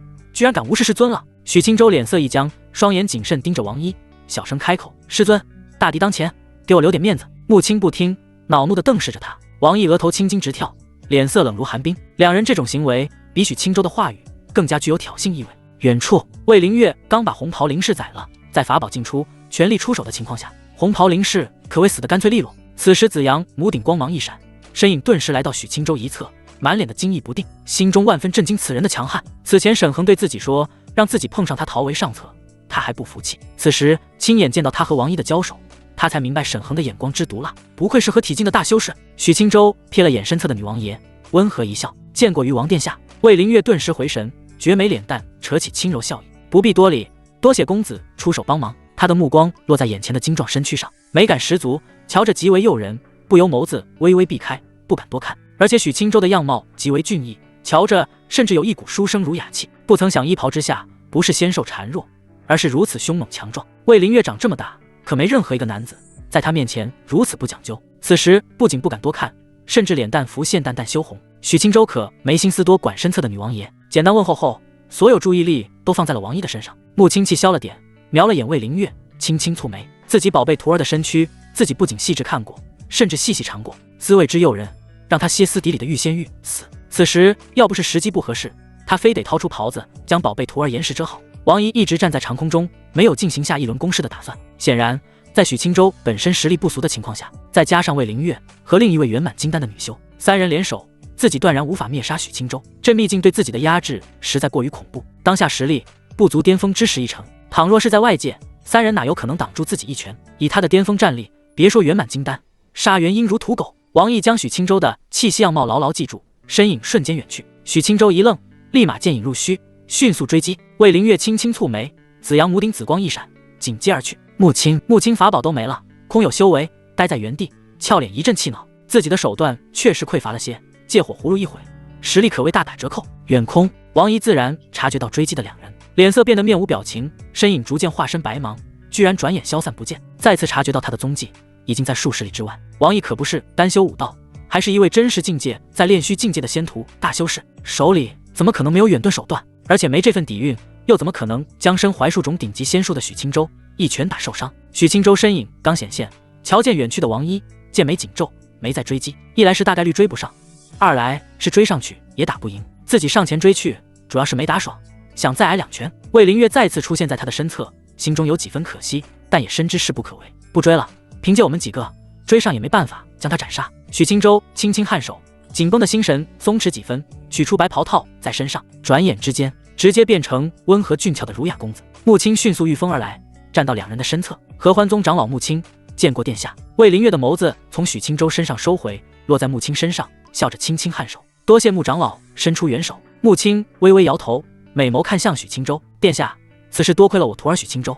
显然穆青想让徒儿在于王魏灵月的面前分量更重。魏灵月再次点头，望向许青州，脸蛋重新泛起真挚的惊叹。许公子天赋之恐怖，实力强大到令我万分震惊。如许公子这般人物，恐怕不仅在凉州，即使在整个大魏也是难得的天才。合欢宗有许公子这般杰出弟子，未来宗门定将昌盛无双，位列凉州顶级仙宗。许青州都被夸懵了，无言以对，只能不动声色的浅淡一笑。穆青倒是极为认同，脸上笑意更加灿烂。顿了片刻，三人没在此地久留，相伴离开。途中，三人经过浅淡交流，魏灵月更加了解了许青州以及合欢宗。魏灵月眸子频频看向许青州，脸上神情更加满意。长空御风途中突然出声询问：“许公子，不知你是否有打算进入灵武殿？”穆青一愣，心神顿时紧张起来。受重视归受重视，他只是为了能让徒儿有机会把大卫当靠山，可不希望自己的徒儿直接投入大卫的怀抱，就此离开合欢宗。许青州见眉微皱，躬声询问：“殿下，合欢宗人才济济，我修为尚低，待在宗门前修即可。”魏灵月神情不变，接着道：“京城灵武殿有个神境堂，由我管辖，你只需加入挂个名即可，不需在灵武殿坐堂处事，且能每月领取丰厚的资源。”穆青眼睛一亮，这种不干时拿大笔资源的事情，他最喜欢干了。就如他身为上林峰主，却只守着许青州一样，他立即悄然轻轻捏了捏宝贝徒儿的大手，示意可以答应。徒儿有了这层身份，不仅背靠灵武殿，甚至后面还有鱼王撑腰，至此之后的修行之路可谓一片坦途。许青州没想太多，依着师尊的意思，点头答应下来。承蒙殿下看重，希望日后在神境堂能给殿下尽绵薄之力。魏灵月眸子一弯，笑意盈盈。他如此干脆利落拉拢许青州，自然不是看重男色，而是许青州的天赋实在太好，但凡是个长眼的都不会放过。想必姐姐知道我出来散心一趟，居然能带回这么顶级的聚财，她也会开心的吧？可她不知道的是，正因为她的拉拢，以后的大卫后宫已经没眼看了。此事谈妥，三人关系消去几分隔阂，交谈间融洽几分。远离百里开外后，已经可见墨渊谷中的修士，大家无头苍蝇似的乱转，都在寻找墨渊谷存在的碎片会在哪里。三人也没头绪，一边闲聊，一边探查四周，渐行渐远。徐兰芝很难受，抓心挠肝，喉咙发涩，脑海止不住的闪现许青州的身影。他盘坐在一片银白叶片上，叶片在长空飞行，叶片透着浓重的寒气，丝丝缕缕的白雾不停地涌入徐兰芝的娇躯内。该死，中毒了！青帝长生术没用，反而越压越难受。许青州，他眸子都迷离了，可能是许青州的存在，给他这方面留下了唯一的回忆。此时脑海全被他充斥，完全无法驱散，无法强压。他坐在冰寒玉片上，不仅无法淡去心中的火热，反而随着时间愈加难以忍受。此般滋味，恐怕只有许青州知晓。当初他都快疯了，浑身难受到一头撞山，甚至后期人都变成了小金人。徐兰芝轻微娇吟一声，该死！体内存在一股诡异的纯阴真元，每分每秒都在壮大。以他的修为，已经能大致看出自己身体情况。毕竟他除了是元婴圆满修士的同时，还是一位不俗的一道仙师，必须阴阳相合。可这怎么行？徐兰芝顿时绝望了。他掏出储物法宝，强行凝聚心神，搜查一番，直接拿出一瓶丹药，清心丹。徐兰芝不多想，直接拔出瓶塞，瓶口对准红润小嘴儿，直接干了一瓶下去。片刻后，他的心绪稍微镇定几分，可还是万分难耐。徐兰芝紧咬银牙，深知此时情况凶险，不再御风前行，美眸看向下方的山川大地。隐隐间，他看到一处两山对峙处有一片小镇，房屋数百间，高楼几许，街道宽阔，隐约可见镇民在其内走动，如长亭城居民一般。镇民也和常人无异。徐兰芝看了片刻，收起寒冰叶片，身影迅速向下，冲向下方小镇。少请！来到小镇门口，两道简陋的篱笆门挡着。守门镇民瞅见徐兰芝，脸色平静，什么也没问，直接打开篱笆门，让他走入其内。徐兰芝轻轻蹙眉，谨慎打量，遥遥看了眼门内，思索片刻，走上长街。行走在长街之上，徐兰芝没有多观察其他镇民的存在，他几经探查，发现都和常人无异，瞧不出诡异的情况。可就如当初许青州身在长亭城，觉得此情况不对劲一样，这些人越正常，显得越发诡异。可徐兰芝没经历过长亭城风波，此时身心难挨，实在无暇思虑太多。片刻后，他步行来到街边一处客栈，轻呼一口甜腻鼻息，咬牙走入其内。里面只有客栈女掌柜一人，女掌柜长得丰乳肥臀，娇媚动人，两人视线相处，徐兰芝缓步上前。女掌柜美艳脸蛋上笑容妩媚，美眸一番审视，在徐兰芝身上打转。美人儿住客栈。徐兰芝不动声色瞅她一眼，轻轻颔首。女掌柜笑意愈加动人，再次询问一个人。徐兰芝微微蹙眉，再次颔首。女掌柜掩嘴娇笑，声音柔媚婉转，美人儿，你吃了纯阴灵果，身怀至阴纯元。徐兰芝目瞪口呆，这娘们说话实在粗鄙。你知道纯阴灵果？女掌柜娇笑点头，这可是好东西，你找一个俊俏小郎君帮你就是。徐兰芝听着都脸红，眼前女掌柜的言辞实在过于放浪形骸，没有其他办法。女掌柜轻轻摇头，笑意暧昧。我数日前见过一个吃下纯阳灵果的小哥，长得可真俊儿，倘若能再次见他，让他助你，你们倒是绝配。徐兰芝一听，当即秀眉狠皱，万分抗拒。谁知他说的臭男人是谁？掌柜，莫说这种不着边际的废话，我只需要一个安静的场所，女掌柜点头，不再多言，扭着细腰，臀儿一摆一荡，领着徐兰芝去了2楼。走到一处雕花木门前，他止步打开，收下灵石，转身离去。徐兰芝走入屋内，立即设下重重禁制，再次服下一瓶清心丹，颤抖着玉手刻下繁复阵纹。光靠丹药还是不顶用，必须加以阵法强压。半个时辰后，他气喘吁吁地将阵法布好，盘坐在阵法中心，激荡的心湖仍旧思绪万千，全部都是一些难以启齿的景象。他不敢想象自己居然能把许清舟想得那么过分。徐兰芝眸子水色一荡，阵法开始起作用，让他的气血流速骤然减慢，小小减轻了郊区内的异常。可赌不如输，如此强压，倘若挡不住爆发，他都不敢想象自己会变成什么样。可此时再不加以控制，徐兰芝都生怕自己意识崩溃，直接去大街上抢男人了。真要如此，他还不如自爆而死。徐兰芝长长的舒了一口气，盘坐在阵法之中，悸动的心神逐渐平缓。客栈柜台，女掌柜瞟了眼2楼，笑着摇头：“我可是早就盯上你了，有你帮忙，那小子实力即日就可晋级断骨境，真是让人操心不断的小鬼头。”徐兰芝可不知晓，1日前这片地界还是一片荒芜，正是因为他的到来，才有了这片诡异村镇。而下一波碰巧看见此处镇子的，正好是许清舟3人，真是有缘。女掌柜咯咯娇笑，和长亭城那位妩媚医女一般无二。她笑意渐渐收敛，思忖片刻，玉手轻勾，刻下一幅画，上面赫然是徐兰芝的模样。画中的她身穿一袭贴身紫裙，姿态妖娆，表情刻画的分外妩媚，娇艳勾人。这下妥了。女掌柜再次伸出玉手，在画中刻字：“闺中密友裘良夫一位，有眼缘的客官可前来一见。”女掌柜直接将画立在客栈之外，镇子寻常人没搭理，只有外界修士才能看见。女掌柜此举自然是为了将许清舟吸引过来。而此时许清舟一段时间没消化纯阳灵元，身体已经有几分难熬。现在御风途中和魏灵月聊天都心不在焉，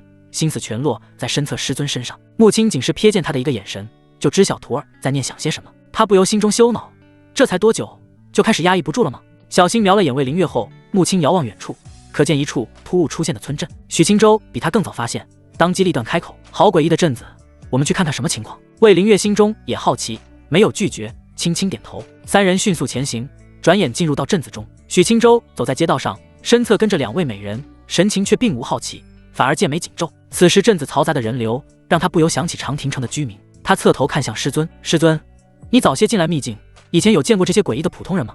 穆青直接摇头：“秘境之内，一些守护碎片的怪异存在，我遇上几个，可这些看似凡夫俗子的人，我是首次看见。”魏灵月也轻声开口：“我也是首次看见这些人。”许清舟疑惑更甚，顿时心生警觉。当初长亭城的居民全部化为流光，成了长亭仙主。他抬头看了眼天幕，长亭城碎片已被许清舟夺取。墨渊谷出现大块清明碎片，由7彩灵凤守护，并存有古凤神血。现在又碰上这种情况，莫不成不久之后，冷不丁的又会变成7彩灵凤吧？许清舟感觉自己被做局了，自己跑到哪，强大的诡异存在就跟到哪。可此时他也无法探查到更多线索，只能走一步看一步。1刻钟后，许清舟行走的步伐顿止，神情猛然一愣。不远处的街边立着一幅瞧着就赏心悦目的画，而画中女子岂不就是自己一直在找的徐兰芝？穆青也美眸睁大，一阵的疑惑不解。2人对视一眼，迅速上前。魏灵月好奇的跟在后面，走到客栈门口，许清舟仔细审视图画，确信这是徐兰芝无疑。闺中密友裘良夫一位，有眼缘的客官可前来一见。穆青小声念道文字，一阵愕然，这是什么诡异情况？许清舟从画中收回视线，瞥了眼客栈，直接跨步走入其内。幽俊哥儿刚到门内，许清舟就看见女掌柜妖媚望来，她轻挥着手帕，一脸的魅惑妖女模样。穆青秀眉一皱，细细审视不正经掌柜，怎么开客栈的像是开青楼的？魏灵月身姿高挑站在最后，神情也隐现不满，静静打量。许清舟可就头皮发麻了，眼前女子数日前自己和秦素素见过，当初她身穿衣女袍，也是这般不正经姿态。此时再见，她哪有心思欣赏美色，只觉一股寒意从心中滋生。掌柜，我们是不是见过？许清舟凝视着美艳女子，轻声询问。穆青和魏灵月2人听见此话，都是齐齐一愣，2人心中愈加好奇。女掌柜站在柜台后，娇躯前倾，纤腰微弯，沉甸甸的胸脯放在桌子上，玉手撑着尖翘下巴，笑看许清舟：“俊哥儿，我们何曾见过面？如你这般男子，我以前倘若见过，还不得天天心里惦念着。”许清舟一点不信，他拧眉审视，思忖片刻，眼底蓝光一闪，全知神睁开。姓名陆宏渊，年龄16113，境界无，姿色98，杀招无，弱点一丝真灵尚存，极为脆弱。许清舟看着那串年龄，心中震撼无比，哪里来的万年老神仙？面对这个年龄，美艳女子衣袍之下的白嫩娇躯，都一时无法让许清舟回神。他脸色保持镇定自若，心思急转，看来眼前女子果真有问题，秘境最大的诡异存在，应当是这女子无误，一丝真灵尚存。许青州思绪落在这一条信息上，他顿时安心几分。看来女子诡异归诡异，但恐怕无法对自己造成难以抵抗的威胁。他悄然收回视线，思索片刻，暂时不打草惊蛇，先探究徐兰芝的事情。许青州目光纯澈，盯着眼前的白嫩美人，轻声开口：“掌柜，不好意思，或许是我认错了，木青可太熟悉宝贝徒儿了。”此话一出，他就知道许青州在说谎，登时心中就凝重谨慎起来。陆红渊脸现诧异，将娇躯撑起，温软山峦微微一淡。他没想到许青州如此轻易就放弃探寻，公子当真认错了？许青州轻轻点头，眼见此景，愣是面不改色。看来上次意志力之神的任务让他成长极多。掌柜，我此次前来是想知晓门口那幅画是何意。陆红渊压下心中古怪，双手环抱在腰间，轻轻垫着两团风雨，媚声道：“如画中所言一致，公子想见一见。”许青州神情不变，纯阳灵元却更加躁动几分。是的，画中人物像是我认识的一位长辈。陆红渊轻抿红唇，勾起一道好看弧度，笑着走出柜台，背对许青州：“公子随我来便是。”来到2楼雕花木门前，陆红渊止步，许青州站在门外，神识直接往里探去，发现已经布置了层层禁制，容不得他窥探丝毫。掌柜，画中女子就在屋内。陆红渊点头一笑，笑眯眯开口：“公子进去，一见便知。”许青州见眉微皱，伸手轻轻敲了敲门，咚咚，屋内徐兰芝顿时被打破平衡状态，气息出现紊乱，难以自持的娇吟一声。她呼吸略显急促，盘坐的身姿顿时软了几分，心中生出惊慌和恼怒。徐兰芝立即神识探出屋外，继而猛然一呆：“许青州，木青！”他一时觉得自己是否出现了幻觉。木青的出现还好，可许青州的出现却让他浑身一颤，本就难以压制的纯阴灵元彻底沸腾。徐兰芝娇躯一颤，死死咬着红唇，他本能的站起身，就要将许青州扯入屋内。可刚到门口，他胸腔剧烈起伏间，还是将颤抖的玉手收了回来。让他进来，我肯定忍不住的。那岂不是要和他？徐兰芝理智和本能疯狂打架，让他陷入万分纠结的状态中。门外因为有禁制的关系，许青州并不能瞧见其内情况。敲门之后，久久不开，不由眉头深皱地看向女掌柜。陆红渊妩媚一笑，眸子瞥了眼木门：“公子直接进去即可。”木青性子急切，上前2步，直接推门。恰在此时，禁制悄然消退，吱呀，屋门打开，其内纤尘不染，布置古色古香。徐兰芝正站在门口，脸蛋红得吓人。木青定睛一看，当即确定她就是徐兰芝。徐长，砰！木青口中话语尚未说出，身侧的许青州就已经被扯了进去。房门猛然关闭，魏凌月瞧得满脸莫名其妙。穆长老，你认识其内女子？木青倏然回神，秀眉皱起，她是我宗大长老。他拍了拍房门，娇声开口：“徐长老，让我进去。”木青，你且在门外稍等，我与你徒儿有些事需要再谈谈。木青怎么又守门了？他当时匆匆一瞥，没瞧清徐兰芝情况，现在一脸不解，不明白什么事情让自己进去都不行。陆红渊脸蛋笑意暧昧几分，不在此是非之的多留，扭着细腰走下楼去。砰砰！徐长老，开门呐！木青有点生气了。可，师尊，你且等等，徐长老此事有点紧急。门内，徐兰芝首先刻下重禁制，不容许出现外界之人丝毫窥探的可能，连一丝声音都不允许透露。做好一切，他才美眸一瞬不瞬地盯着身前的许青州，眸子火热的吓人。许青州细瞧了几眼，心中古怪而又担忧：“徐长老，你被人下药了？”徐兰芝鼻息浓重，直接扑入许青州怀里，一阵轻蹭：“没有，吃下了一颗果子，好难受，帮我。”果子？许青州顿时心中有了某种猜测，他伸手将怀里躁动的娇躯按住，大手放在背上，细细探查。可不曾想，刚探入徐兰芝体内，他身躯里的纯阳灵元瞬间激荡起来，而徐兰芝更是要疯了，玉手疯狂地撕扯许青州的白袍。1个时辰后，砰砰开门，木青脸色黑黑的，怒声娇喝：“已经过去1个时辰了，搞什么呢？”魏凌月也满心不悦，自己可是大魏女王爷，身份何等尊崇，哪有让他在门外等人如此之久的道理？陷入忘我的两人倏然回神，徐兰芝心中一慌，翻身而起，与许青州叠坐在床榻。许青州拥着怀里的诱人娇躯，长舒一口气：“徐长老，修行不急，先见一见师尊，外面还等着鱼王殿下。”徐兰芝闻言心中更慌了，此时意识清醒几分，瞧见两人当下架势，顿时心中大羞，本就嫣红的脸蛋变得更加滚烫。都怪你，许青州。他无奈点头，轻轻咬了口他的红唇，搂在怀里细声安抚片刻，才让徐兰芝镇静几分。先退开。徐兰芝细声开口。许青州一愣，不动声色点头，退了出去，走下床榻，悉悉索索，两人迅速整理得体，将房内以术法收拾整洁，驱除异味。徐兰芝遂不离开，正儿八经坐在茶案前，端庄优雅。他挥手撤去禁制，眼神示意站着的许青州去开门。许青州很听话，快步上前打开房门。门外两个美人都万分不悦，美眸目光灼灼地盯着他。聂屠，你在里面做什么？许清舟侧过身子，方便两人进屋。徐长老受伤了，我帮他疗伤呢。穆青轻哼一声，先往屋内看去。治伤我还不能看了。徐兰芝素手放下茶杯，脸蛋瞧着水润无比，可真不像受伤模样。穆青，伤势较为私密，我并不想让外人看见。三人走入屋内，重新关门。穆青扫视一圈屋子，瞧不出异常。他脸色狐疑的在徐兰芝身上扫视。徐长老，你伤哪了？徐兰芝呼吸一滞，低头浅笑。穆青，此事就不谈了。他直接起身，盈盈来到魏灵月身前，见过于王殿下。魏灵月轻轻点头，仔细看了眼徐兰芝，再瞥了眼许清舟，没多说什么。四人来到茶案前，围坐下来。徐兰芝不愧是当大长老的，短短时间心绪就镇定下来。他一边煮茶，一边随口编了个受伤的经历，再以许清舟身怀不俗疗伤术为由，才有刚才之事。魏灵月不懂不俗疗伤术是什么，穆青倒是知晓。徒儿的亲弟长生术他不仅见过，还体验过。可知晓归知晓，此时心中仍旧万分狐疑，只觉得自己的徒儿和徐兰芝不对劲，但他没有证据，因为还有外人在场。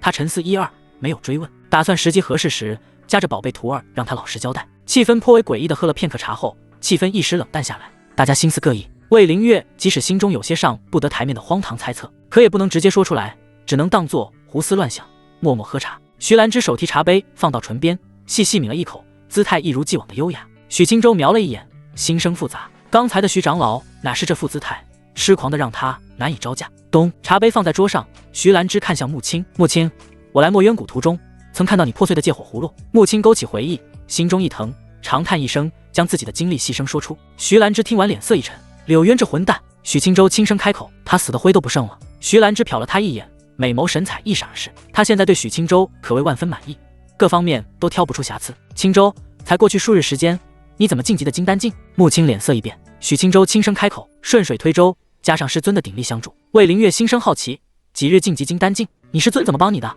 穆青不由露出几分窘迫，悄然瞪视一眼聂屠。许清舟脸色不变，浅笑解释，殿下数日潜心修行而已。魏灵月瞅了他一眼，这明显是敷衍不想回答，可他也是随口一问，并没细致探究的兴趣。再次喝了片刻茶，许清舟说了因楼下那幅画，自己才直接找到这里。徐兰芝听得俏脸含怒，神识扫去，发现画早已撤去。许清舟知晓，大概率是那万年老妖精刻意为之，便传音让徐兰芝消气。徐兰芝蹙眉低头，觉得女掌柜也是变相的救了自己，便渐渐安分下来，没直接杀向一楼。随后四人商讨起了墨渊谷此地的情况，一番细聊，聊不出头绪，便打算在客栈暂时安顿下来。穆青拉着许清舟离去，魏灵月也没多待，三人下去重新开了3间房。魏灵月重新上楼后，眼睁睁看着穆青和许清舟结伴进屋，他睁大眸子看着，古怪摇头，独自一人进了屋子。徐兰芝的隔壁屋内，许清舟刚进门，穆青立即回首一瞪，俏脸面无表情凝视着他，你撒谎了。许清舟关上房门，小心瞄了眼师尊，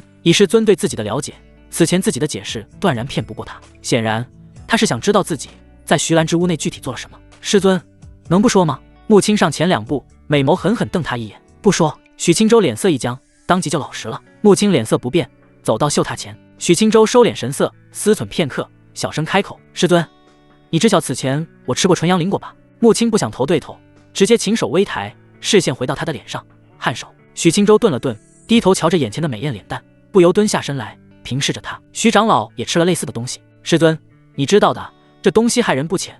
徐长老危在旦夕，意识不清醒，徒儿见此哪能袖手旁观？穆青美眸睁大几分，心中固然有几分猜测，可当猜测变成事实，还是让他一阵恼怒无措。他直接伸出手捏住许清舟的耳朵，嗔怒道，你知道他和玉涵什么关系吗？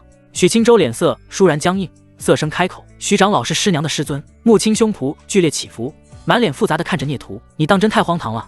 徐长老知道你与玉涵的关系吗？许清舟揉了揉脸，他自然是知晓的，不过他瞄了眼妩媚师尊，接着道，不过他不知道我把师娘给顶撞了。穆青心中万分古怪，聂屠现在怎么会发展成这样？不仅他师娘率先沦陷，现在本师尊甚至玉涵的师尊都被他霍霍了，难不成是因为自己让玉涵帮他晋级，让其开了先河，所以渐渐的聂屠开始肆无忌惮，还是一路行来事到临头避无可避？穆青一阵无语，轻叹一声，聂屠，你瞧瞧你干的好事。许清舟站起身，坐在穆青的身侧，师尊，我总不能眼看着徐长老就此煎熬下去，我遭受过5日纯阳灵果的折磨，简直生不如死。许清舟轻呼一口气，大手扶住师尊的滑腻小手，侧头凝视美艳师尊，脸色正惊。约莫半月前，我在合欢宗与前一峰内门弟子交手。许青州细细将当日之事说出。当讲到许青州离开于清宫已经过去1刻钟，魏灵月独自坐在屋内，一时颇为无聊。他起身来到窗口，看着下方的人流。此时除了那些诡异的凡夫俗子，远空隐隐可见几个修士来到此地。魏灵月蹙眉看了几眼，瞧不出那几位修士是什么来历。他收回视线，刚回到圆凳前，突然听见一些古怪动静，像是压抑的猫叫。魏灵月一阵不解，他根据隐隐的动静好奇地移动脚步，最终俏脸满是疑惑地贴在墙壁上。师尊。魏灵月瞬间美眸一颤，她没吃过猪肉，还没见过猪跑吗？在宫中她也是博览群书的才女，此时当即确定隔壁在做一些听着就让人脸红心跳的事。魏灵月顿时脸颊收了回来，脸蛋发热，思绪混乱。他们不是师徒吗？魏灵月不理解，但是大受震撼。她心中小鹿乱撞，红着脸蛋稳了稳心神，再次将耳朵贴在墙壁上。动静已经消失了，多了一层隔音禁止。魏灵月不满地收回脸蛋，气呼呼地起身。她还不乐意听，她重新回到桌前坐下，但此时脑海全是许青州和穆青的模样。因为不小心听见的一句话，一些古怪的景象在魏灵月的脑瓜子中形成。怎么和小狗似的？魏灵月清脆一口，脸蛋红红的喝茶。秘境无白昼，小镇的出现吸引越来越多的修士前来。他们在小镇中各处游荡，可却没丝毫发现。距离许青州来到小镇2日后，此时已经聚集了大部分修士，甚至凉州3大仙宗的势力以及灵武殿势力都来了一部分。吱呀！许青州神清气爽地走出屋子，身后跟着容光焕发的徐兰芝。两人走出房门，穆青也悄然开门，扫视一眼两人。这2日他老实待在屋内，没去打扰孽徒。两人的情况可谓是干柴烈火，自己没必要去打扰。穆青脸色平静上前审视一番两人，目光落在徐兰芝脸蛋上，滋润妩媚，脸蛋尚存一丝嫣红。徐兰芝眸子闪烁，尴尬一笑，避开视线。穆青美眸微眯，轻声询问：“徐长老，你怎么瞧着没事人似的？”徐兰芝脸蛋一红，竟瞎说自己腿儿现在还软得厉害。可他哪知晓当初的穆青爬都爬不起来。穆青，我只是修行2日，哪有什么事？穆青直接摆手，翻了个白眼。徐长老，糟蹋了我徒儿，想不认账。许青州本想置身事外，闻言顿时嘴角一抽。徐兰芝黛眉轻蹙，羞红着脸蛋气羞羞瞪了眼穆青。穆青，你说话真难听，我与许青州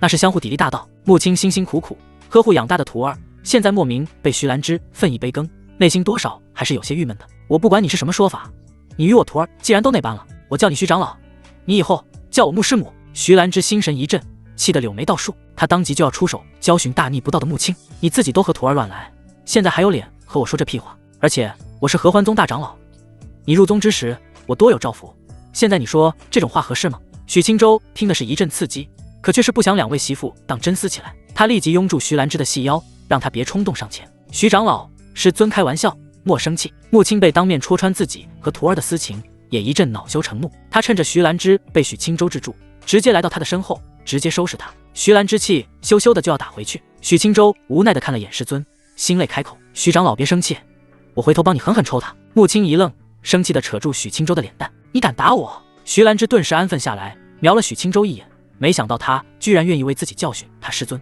许青州任由师尊抓着脸蛋，脸色正经的传音：“师尊，我的抽法。”话音刚落，穆青脸色大红，羞怒的轻拍许青州额头：“不许这样，瑟瑟！”徐兰芝美眸一眨，好奇两人传音了什么。吱呀！魏灵月恰好此时走出房门，他瞄了眼纠缠在一起的3人，脸色不变，内心却一阵感叹：不愧是合欢宗，世风日下，人心不古，风化尽毁。他的出现顿时让3人收敛起来。穆青率先松手退开2步，许青州也将怀里的焦距松开，3人转眼得体地站在廊道中，瞧着个个风姿不凡，正经无比。穆青和徐兰芝不愧是老修士，在许青州面前怎么真性情怎么来。可当见到魏灵月，神情顿时变得滴水不漏，哪还有那股子妖媚劲？许青州脸色一脸温和，笑着上前：“余王殿下。”魏灵月瞥他一眼，轻轻颔首。此时眼前俊逸无双的男子，在他的心中已经有了瑕疵。此前他不管如何看都挑不出丝毫毛病，可现在许青州悄然在他的心间有了无法无天的色棍标签。魏灵月倒也不会因此心生厌恶，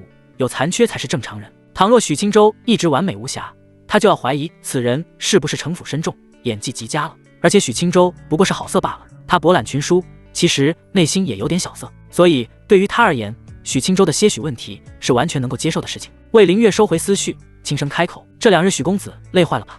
许青州呼吸一滞，正儿八经开口：“和王一战，经过这2日的修行，已经恢复巅峰。”“修行吗？”魏灵月不置可否，瞄了他一眼，也不戳破他的荒唐。此时小镇已经来了众多修士，我们出去看看。许青州轻笑：“我正有此意。”魏灵月点头，提步前行，来到徐兰芝身前：“徐长老，伤势治愈好了吗？徐兰芝面不改色，浅笑开口：多谢殿下挂念，些许伤势已经痊愈七七八八。魏灵月身姿高挑，站在端庄的徐兰芝身前，都隐隐高出半头，可不能马虎，秘境内颇为凶险，还是彻底痊愈为妙。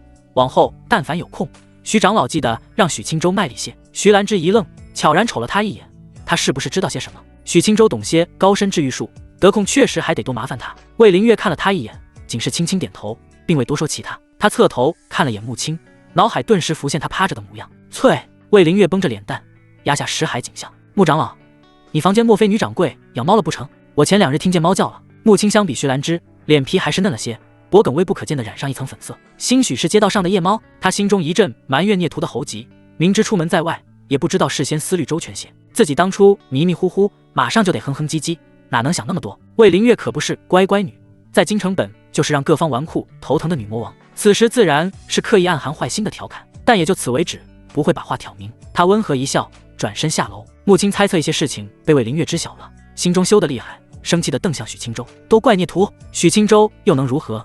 只能受着。师尊的性子格外记仇，唯独对许青州是个例外。才下楼的功夫，心间的稍许埋怨就消散一空。1楼女掌柜已经不在了，3位美人没多想，许青州却心中谨慎起来，神识直接大范围搜查，却发现整个客栈都没有了女掌柜的踪迹。他剑眉一皱，心中轻叹，直觉告诉他，小镇即将就会出现意外。4人走出客栈，御风来到空中，灰蒙蒙的天空，可见天幕地图此时的墨渊谷格外明亮，证明此地存有一块较大的清明碎片。另一片天幕的文字仍旧没有变化，这不仅吸引大批修士来到墨渊谷，也让许青州的名字让众修士熟知。此时的小镇各处遍布修士，其中灵武殿的一位紫袍灵士率领3位红袍灵士和数十位黑袍灵士一同聚在小镇一角。他们因为身份和本身实力极强的原因，在小镇之中的势力里是最为强大的一股。倘若此时出现七彩灵凤，不出意外，大块清明碎片将会由他们夺取。除灵武殿之外，剩余最为强横的势力自然当属凉州的3大顶级仙宗：明神宫、凌霄云谷、千象阁。此时明神宫由步摇光统筹，身边聚集数十位同门；凌霄云谷由柳红棉率领，可此时不知因为何事，表情极臭，伟岸胸怀蕴有一股怒气。千象阁自然是由儒雅的慕容华为主，他此时身处小镇的边缘高山之下，正细致打量山壁，神识仔细搜查。小镇中没有查到七彩灵凤的踪迹，那距离最近的2座高山自然就很有探寻的必要了。许青州环视四周，侧头瞄了眼魏灵月，殿下，你不回灵武殿那边主持大局？魏灵月朝远处瞄了眼，轻轻摇头。经历红袍灵士之事，他对凉州灵武殿深怀戒心，实在不敢凑到其中。红袍灵士的地位不低了，修为基本在金丹和元婴2境，紫袍灵士更是最低都有化神境，连红袍灵士都暗通外敌，难保紫袍灵士不会是一丘之貉。此时秘境之内，虽然大家都被压制修为，可魏灵月仍旧不敢掉以轻心，万一紫袍灵士也和王一沆瀣一气，他猝不及防之下，难保不会有阴沟翻船的可能。既然如此，不如待在许青州的身边。徐兰芝美眸远眺，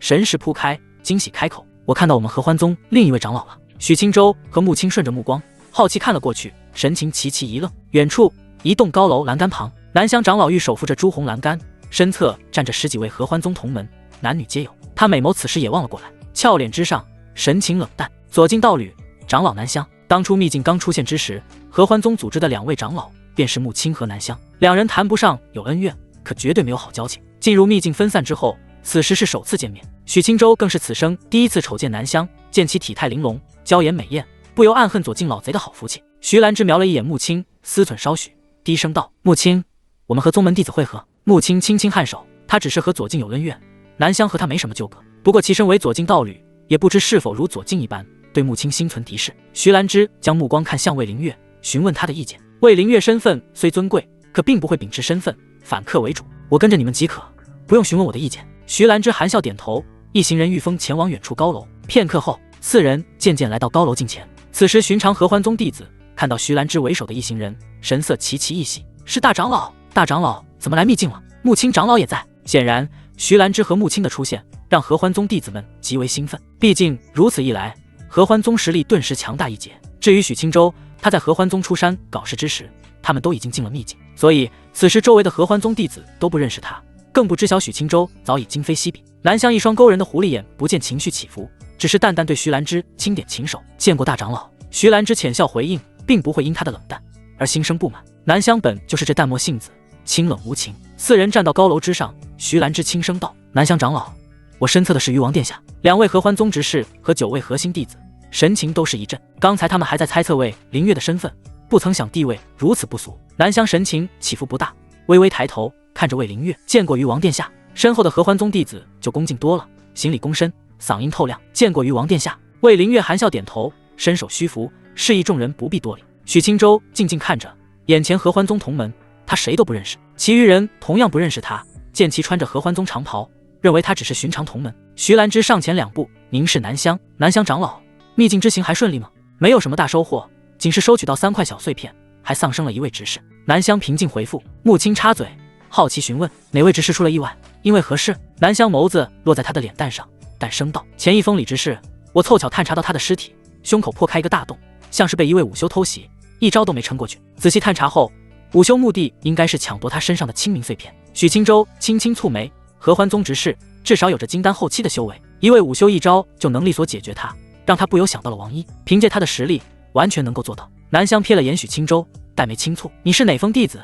才筑基4层，谁让你来秘境的？许青州的实力此时是金丹2层，加上断骨境初期，可因为天息术的原因，此时他还是维持着以前的弱鸡水平。徐兰芝轻声解释，他是穆青的弟子许青州，我带他来的。他没选择暴露许青州的实力。许青州，穆青弟子，此名字一出，南湘的脸色都隐现一丝诧异，其余合欢宗修士更是瞠目哗然。许青州的大名，秘境之内有谁不知？毕竟现在还在天上挂着呢。而知晓穆青弟子叫许青州的少数修士，初始也仅是认为是同名同姓，不会认为夺取大块碎片的就是合欢宗内一笑大方、遭人鄙夷的上林峰第一天才。倘若没记错，1月前还传出许青州尚未筑基，现在修为倒是出乎意料的高了不少，但是筑基4层还是太弱了，在这秘境是金丹修士都得谨慎小心的地方。凭借他的实力，是怎么在涨停城获得大块清明碎片的？南湘仔细审视一番许青州，只觉得其样貌不俗，瞧不出其他特殊之处。他是首次见到这位让穆青争议不断的弟子。你是怎么拿到长亭城碎片的？南湘性子较为耿直，直接询问。许青州瞥了他一眼，淡声开口，当然是凭借实力。其余合欢宗同门脸颊一僵，皱眉质疑，眼神中含有淡淡的讥讽不屑。你什么实力心里没点数吗？从长亭城传出来的消息，传闻有元婴层次的战斗痕迹，你一个筑基4层，背靠长老混吃等死的货色，凭借的是哪门子的实力？南湘自然也不信，但没追问到底，神情平静沉默下来。魏灵月一旁静静看戏，根据其余合欢宗弟子的神情，他隐隐察觉许青州在他们的印象中并不好，甚至遭到同门的唾弃鄙夷，这让他极为不解。如许青州这种逆天弟子，让整个合欢宗供起来都不过分，可事实却是他的同门并不待见他。徐兰芝瞧见此景，不满皱眉，此时的他心中有没有许青州不知晓，但身子却是灌满了。以前他看见他人对许青州的鄙夷，并不会有多大的情绪起伏，现在瞅见周围一圈弟子的眼神，他内心本能的不舒服，脸蛋浮现不满。他正想上前要为许青州证明，远处突然传来一声轰然巨响，突如其来的巨大动静吸引众修士的目光，徐兰芝也不例外，心中一惊，抬头向远处看去，只见小镇后方的2座高山中心，此时崩出2个大洞，大洞之内漫出5色霞光，霞光汇聚在2山之间，形成一团七彩凤形。山脚之下，慕容华满脸愕然，他的手掌还按在山壁之上。慕容长老太厉害了，这么快就瞧出了端倪。瞧霞光模样，大概率是七彩灵凤无疑。慕容长老身为凉州有名的纯正如修，脑子和我等确实不一样。慕容华不动声色收回手，他可什么都没干，只是伸手摸了摸，谁曾想会出这等意外。2座高山的异状顿时将小镇之内的众势力吸引。高楼之中的许青州一群人立即御风来到上空，遥遥远望。2大仙宗和灵武殿更是直接凑到高山近处。慕容华皱眉看向身后的大片修士，率领弟子们御风来到高空，不待在七彩灵凤的下方。此时高山近前最前方站着灵武殿和3大仙宗，其余势力和散修在后面好奇观看。小镇上的凡夫俗子此时和长亭城居民一样，身躯顿时僵住，抬头看着七彩灵凤，身体渐渐化为霞光汇聚而去。徐兰芝也想和其余势力一样凑近一些，可被许青州劝阻。徐长老，我们在远处看着就行，不着急凑过去。经历过长亭城风波后，他知晓七彩灵凤大概率不好对付，与其凑到近前，不如让前面的人先试探七彩灵凤的实力。徐兰芝对许青州无条件信任，带着众人就在高楼之上远眺，没选择过去凑热闹。南湘轻轻蹙眉，侧头询问大长老，大块清明碎片以及高品天才地宝古凤神血，我们不参与争夺吗？徐兰芝轻轻摆手，不接。南湘默然，淡淡瞟了眼许青州，没想到他的一句话让徐兰芝如此幸福。穆青自然也不急，静静站在许青州身旁。魏灵月皱眉看着灵武殿，心中生出忧虑。他此时希望灵武殿能获得碎片，甚至最终获得仙品功法，但是因为荒主王一的出现，他又担心凉州灵武殿早已烂透，到头来让荒族夺取最大机缘。魏灵月轻声叹息，看了眼许青州，当下能确定他身上至少有一块大碎片，倘若要集齐碎片才能结束秘境争夺，获得仙品功法，那王毅即使将其余碎片都拿到手，最后还是得面对许青州。既然如此，最坏的情况最起码不会在他毫无所觉的情况下出现。两山之间，随着小镇居民的消失，七彩灵凤渐渐凝实，浑身羽毛不再是霞光模样，透着食物之感。他七彩双翼展开，长达数百米，一双凤眸霞光流转，隐隐可见凤眸之内蕴有两团光球，左眼之内是一块清明碎片，右眼之内飘着3滴猩红鲜血。许青州察觉到这一幕，顿时心中一沉，他居然将碎片和骨凤神血放在了眼睛里。如此一来，许青州就无法像在长亭城那般直接越过守护兽，以本命剑破开光魔，拿着宝物就跑了。立，七彩灵凤发出一声嘹亮凤鸣，双翼一挥，在高空中盘旋一圈。灵武殿紫袍灵士率先出手，挥出一轮环形斩击，迅捷往七彩灵凤的脖颈割去。砰！环形斩击刚到近前，七彩灵凤口中喷出一团霞光，轻而易举将斩击破碎。紫袍灵士神情凝重，他的真实境界达到化神后期，在秘境之内，即使被压制到金丹圆满，实力也名列前茅。他的一击却被七彩灵凤随手解决。凭借他的眼光，当即知晓七彩灵凤至少有元婴境界的实力。倘若七彩灵凤灵智不低且身怀不俗灵术，想要解决它，不是自己一个人能办到的，必须出动大量的金丹高层修士。其余3大仙宗的主事人自然也能看出。一时之间，他们都不急着出手。步摇光拉着秦素素蹙眉后退，秦素素怕地瞧了眼巨大的七彩灵凤，抽了抽小手：“不一，我看到许哥哥了，我想去他那边。天上那只大鸟太吓人了。”秦素素此时的修为超越大多数人，可战斗能力还极为稚嫩，心性也不佳，可没丝毫的战斗兴致。当然，最主要的原因是他想黏在许青州的身边。步摇光蹙眉瞥他一眼，瞄了眼身后远处的合欢宗一行人，他思考片刻，直接松手：“可以让你待在许青州身边，但解决七彩灵凤后，你必须老实和我离开。”秦素素双目一亮，乖巧的连连点头：“好的，不疑。”他身影一闪，不多留片刻，迅速朝着许青州冲去。片刻后，许哥哥！秦素素满脸喜色，身化剑影，疏忽之间，娇躯已经落在许青州的怀里。他惬意地拥着许青州，心中分外安详。穆青翻了个大白眼，轻哼一声，对这不知羞的小妮子脸色不善。徐兰芝直接深深皱眉，哪里来的小蹄子，怎么和许青州这么亲密？魏灵月看着小小一团的秦素素，心中嘀咕许青州的风流多情。至于合欢宗弟子们可就傻眼了，秦素素身上可穿着明神宫衣袍，许青州怎么将明神宫弟子霍到手的？许青州拥着怀里的娇躯，低头看着他亮晶晶的双眸：“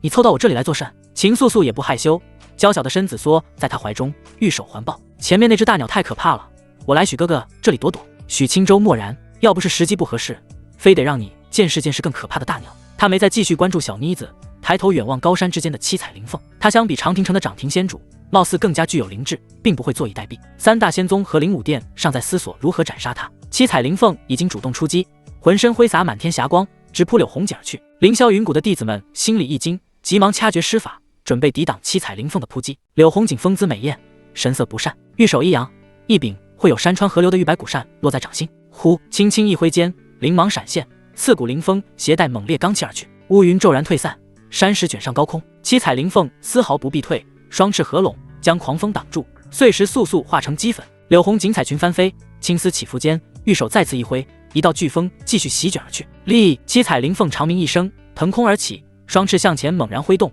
天空浮现点点七彩灵光，灵光向前迅捷刺去，仿若下了一场令人胆寒的七彩灵雨。面对寒光闪烁的千万道灵芒，众修士不敢大意，纷纷取出护身灵宝抵挡。砰砰，灵芒如雨落，各处灵宝叮当作响不停，激起阵阵灵气涟漪。柳红锦仅是持扇在前，数百道灵芒不得寸进丝毫。步摇光浑身剑气流溢，脸色淡然。面对七彩灵凤的攻击，慕容华和紫袍灵士各有手段，瞧着皆是轻而易举。其余修士相比拔剑的4人，阻挡起来显然颇具压力，其中少部分散修更是不慎抵挡不住，被灵芒轰砸在地。许青州一行人站得远，并不会受到波及。七彩灵凤的灵术刚停止，3大仙宗和灵武殿众修士默契联手，一同围杀而去。由4大高手领衔，身后跟着多达100位的金丹，声势之大，令人骇然。外围的散修眼见此景，面面相觑片刻，秉承富贵险中求的想法。但凡有金丹后期修为的修士，都紧随其后，希冀着七彩灵凤垂死之际能趁乱夺得机缘。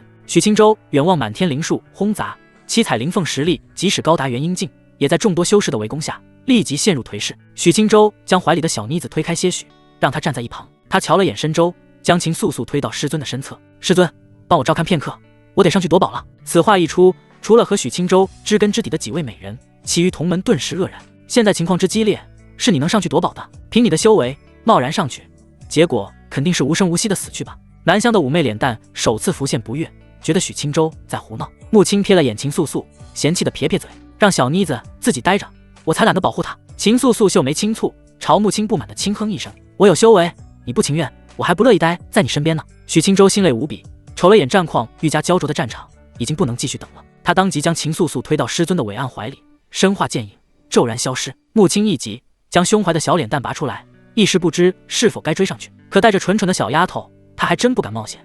万一秦素素真出了差池怎么办？秦素素玉手按着山峦，瞄了眼脸前的伟岸，皱了皱穷鼻，真大，也不嫌累赘。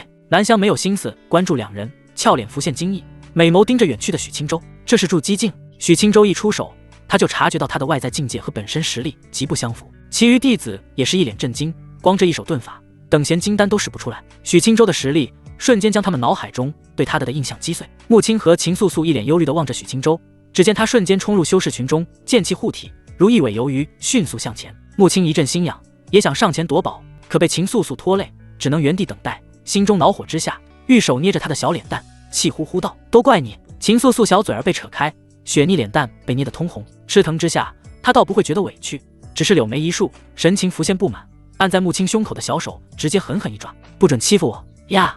你要死啊！穆青又羞又怒，将秦素素小手拍开，就要按着他打屁股。徐兰芝看得一阵无语，不想待在原地看大小两位美人打闹，率领南湘为首的众弟子一起向前而去。至此，留在原地的只剩下3人。魏灵月站在一侧，头顶重新浮起紫阳母顶，但不急着向前，在一旁饶有兴致地看着穆青和秦素素。两人境界相当，可穆青手黑得很，将秦素素一顿收拾，臀儿荡漾不止。秦素素气得咋咋呼呼，一口一个老女人骂着，银牙暗咬，小手不老实地抓着穆青的衣襟。两人可以说是闹得很不体面。魏灵月却看得一阵兴奋，连远处战况都无法吸引他的视线。许青州眼观六路，在纷杂的灵术之中，凭借强横体魄和通玄剑气，蛮横地向前凑去。而此时的七彩灵凤在围攻之下，已然是弥留之际，身上的七彩霞光一阵流散。提名不止，少请！徐兰芝率领众同门刚穿过外围，正想往3大仙宗所在地凑，蓦然爆发一声轰然巨响。许青州此时刚走到明神谷，势力一旁，前方不远处的七彩灵凤飘在空中，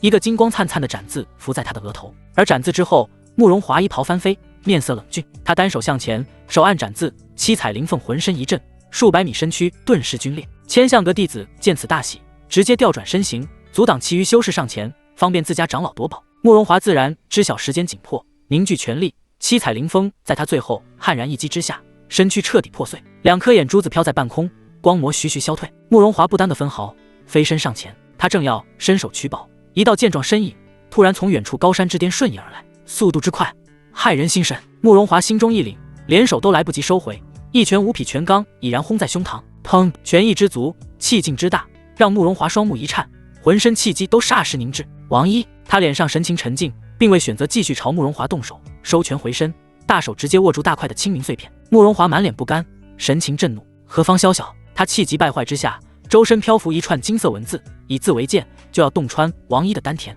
王一回身一拳，金字长剑崩碎成金光，残余劲气将慕容华掀飞而去。慕容华的出手没对他造成丝毫威胁。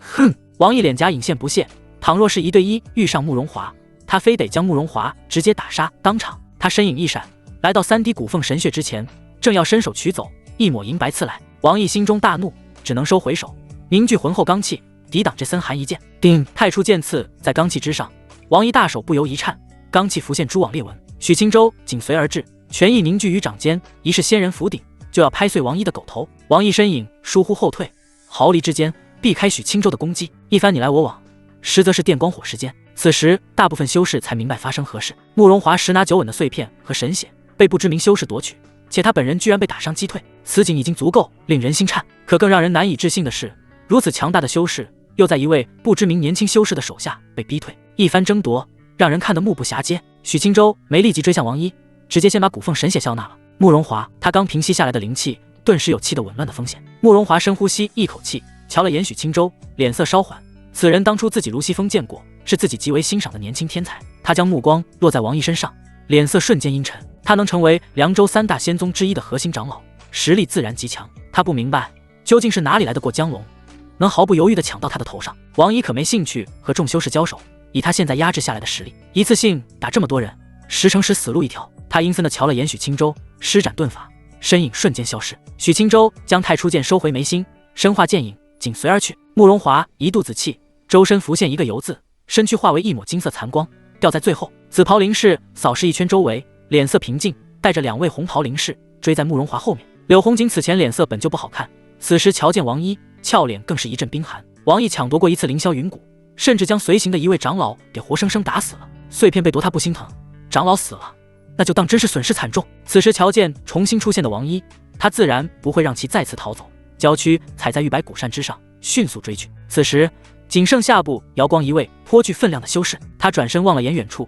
秦素素和穆青不再闹腾，正忧心忡忡地远眺许青州。步瑶光心中稍安，本命剑浮现，御剑前追。徐兰之可不放心许青州一人追向王一，立即跟在最后。大修士们的速度太快，顷刻之间只能看到几抹尾光。南香蹙眉瞧了眼，轻叹一声，凭借他的实力倒是勉强能跟着，可身后的弟子却要抛下，其余势力和他陷入同样的困境，不能不管不顾前追，只能带着弟子们慢慢前行。墨渊谷碎片被王毅所夺，最后一块大碎片出现在神灵辅导，凑齐3块大碎片，其余小碎片将自动融合，形成完整清明仙域。此时天空光幕文字在变，另一片光幕中，墨渊谷的璀璨白芒消退，最刺目的光芒出现在中心的神灵辅导，集合3大碎片，将组合成清明仙域。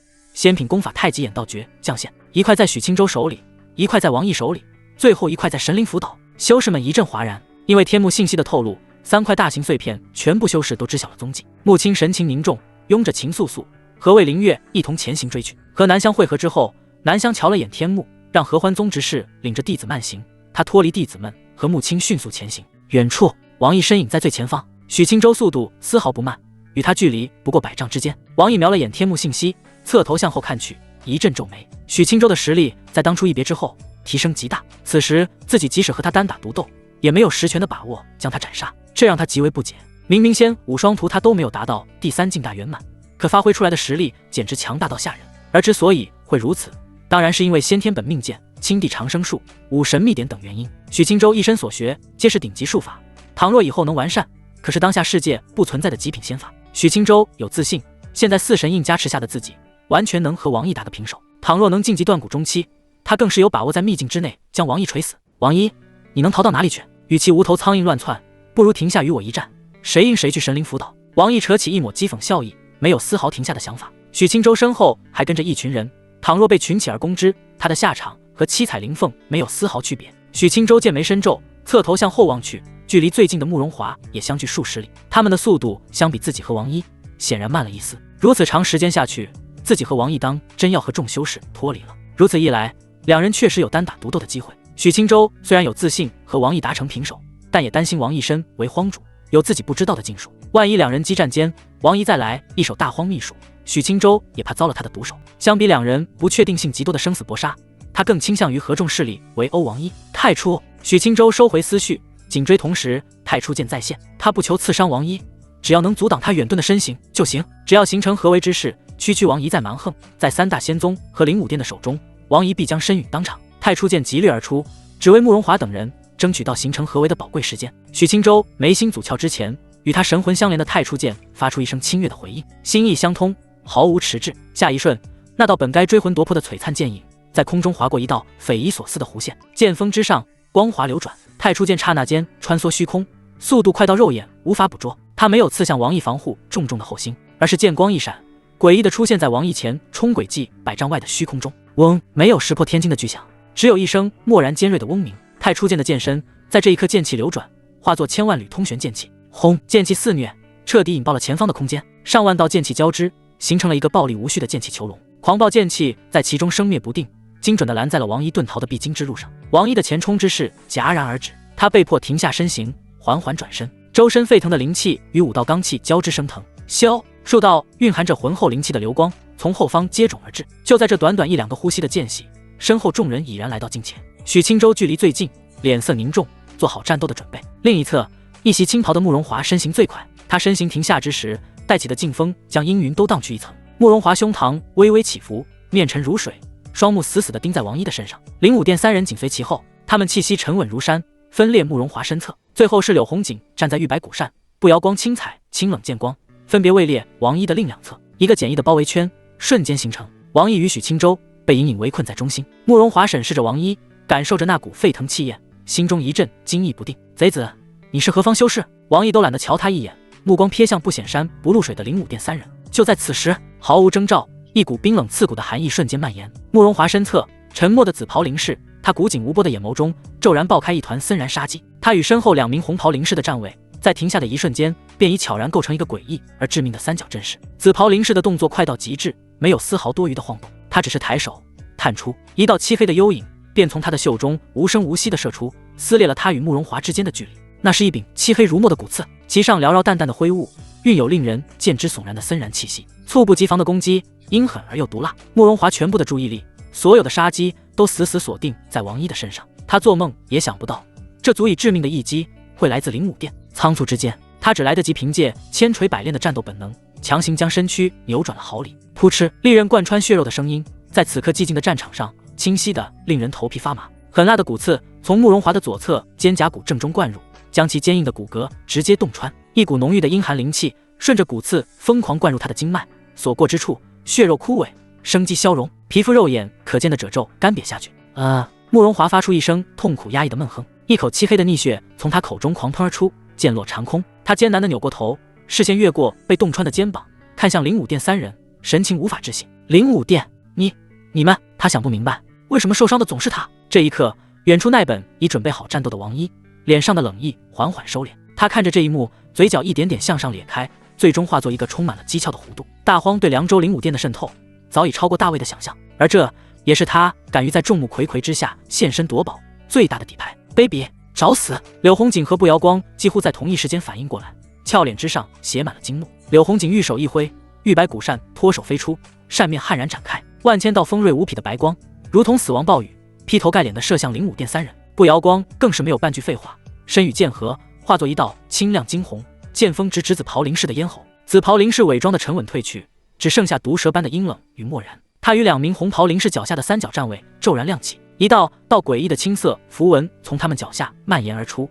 瞬间勾勒成一个复杂而邪异的阵图。冲天的青光化作一个半球形的光幕，将三人笼罩在内。柳红锦与步摇光的寒怒一击轰击在青色光幕之上，仅仅是让其泛起一阵涟漪，便被尽数磨灭。不仅如此，青色光幕更是如同一个囚笼，中心产生一股恐怖的吸力，将本就重伤慕容华吸在其中。三人当即就要痛下杀手。慕容华心中警铃大作，浑身灵气激荡，袖中飞出数枚金色文字，抵挡三人的围杀。许青州驾驭太初剑，本想上前搭救，可王毅居然主动攻杀而来。步摇光看了他一眼，迅速和柳红锦传音，2人飞身上前，冲进青色光幕之内。瞬息之间，战场被清晰地分割成了2块，柳红锦和步摇光与灵武殿灵士瞬间激战在一起。气息衰弱的慕容华心中震怒，硬挺着伤势协助2人。另一边，许青州与王一悍然冲撞在一起，双拳对撞，拳罡席卷长空，轰！2人瞬间近在咫尺。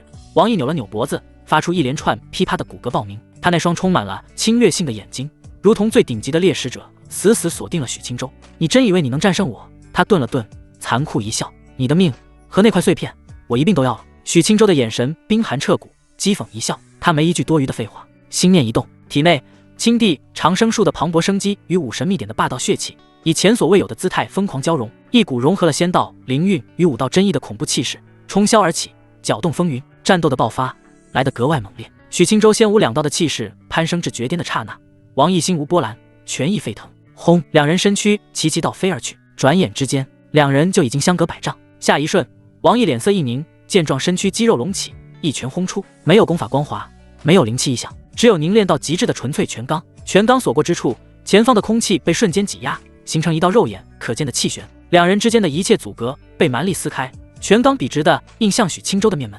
许青州的黑发向后尽数掀起，面对这足以崩碎山岳的一击，他非但没有后退半步，反而向前踏出一步，刺骨剑气自他体内迸发，迅速席卷四周。他右手2指并拢，指尖之上一缕凝练到极致，几乎化为实质的通玄剑气疯狂吞吐。嗡！迎着炽烈拳罡，许青州双指点出，轰！震耳欲聋的巨响传出，狠狠灌入在场每个人的脑海。一圈环形气浪以摧枯拉朽之势向着四面八方疯狂席卷，2人下方坚硬的岩石大地裂痕瞬间炸开，山林被夷为平地，掀起的烟尘与碎石直冲云霄，遮蔽天日。紧接着，数百丈大地寸寸塌陷，崩解粉碎。第一次交锋，竟是势均力敌。王仪硬挺猛烈余波，双眼之中闪过更加浓重的杀意。许青州力量的凝练程度，仙武两道几乎毫无滞涩的融合感，他比之上次交手之时强了何止1倍。这小子的成长速度，让身为荒主的他也觉得一阵荒谬。念头刚落，王仪战意高昂，一声低吼，双拳在刹那间再次挥洒而出，漫天拳影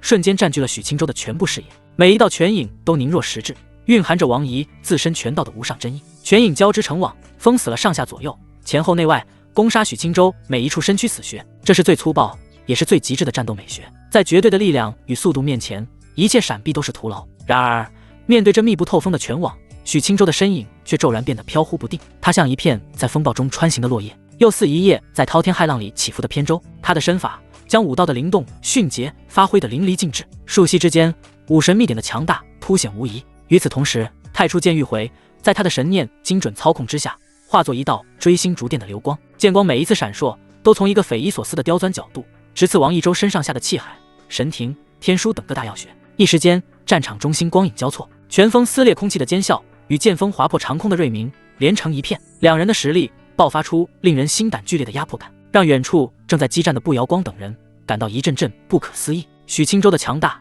完全出乎他们的预料。数十个呼吸过去，王毅脸色阴沉，已经没把握快速拿下许青州，他的耐心瞬间被消磨殆尽。该死，再拖下去，后面的修士就得追上来了，到了那时，自己就真要被围杀。王毅思忖片刻，凝视着许青州，发出一声不似人声的暴喝。他身上那球结奋张的肌肉表面，竟凭空浮现出一道诡异而古老的荒古图腾纹路，纹路仿佛活物，在他皮肤下游走，让他本就恐怖的气息在这一瞬间再度疯狂暴涨。当面对再次从侧后方无声无息飞刺而来的太初剑，此时王仪竟不闪不避，反手一拳结结实实地轰在了剑身之上。轰！通玄剑气被撕裂，发出一声刺耳欲聋的巨响。灵性十足的太初剑竟被他这狂暴到不讲道理的一拳硬生生荡飞了出去。倘若没有太初剑的存在，王仪断然不至于如此束手束脚。因为诡异纹路的出现，王仪双目尽赤，肌肉膨胀，整个人状若魔神。他双拳合握，猛然高举过顶，一股让人战栗的恐怖气息在他拳上疯狂汇聚凝练，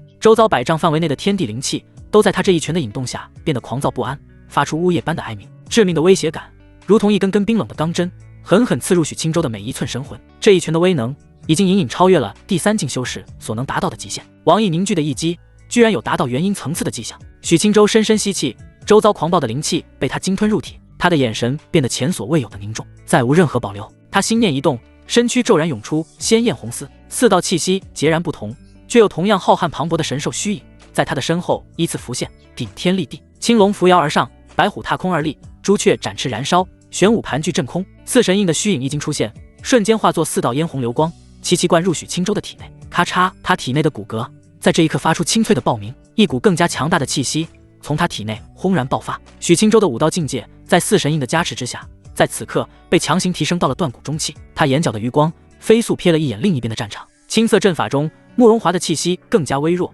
如风中残烛，肩膀灰雾尚未驱除，仍旧在他体内兴风作浪。在灵武殿3人的联手之下，柳红景和步摇光左之右处并不轻松。远空，王毅凝聚的恐怖气团已经炽烈到让人无法直视。许青州心念一动，被砸飞的太初剑发出一声高亢的剑鸣，率先破空而去，剑影流光，直接刺向王一的眉心要害。这一剑不求成功重创王一，只求能阻碍他蓄力一拳。只要能打断他的节奏，凭借自己此刻的力量，许青州就有绝对的信心将此拳挡下，继而再次纠缠他。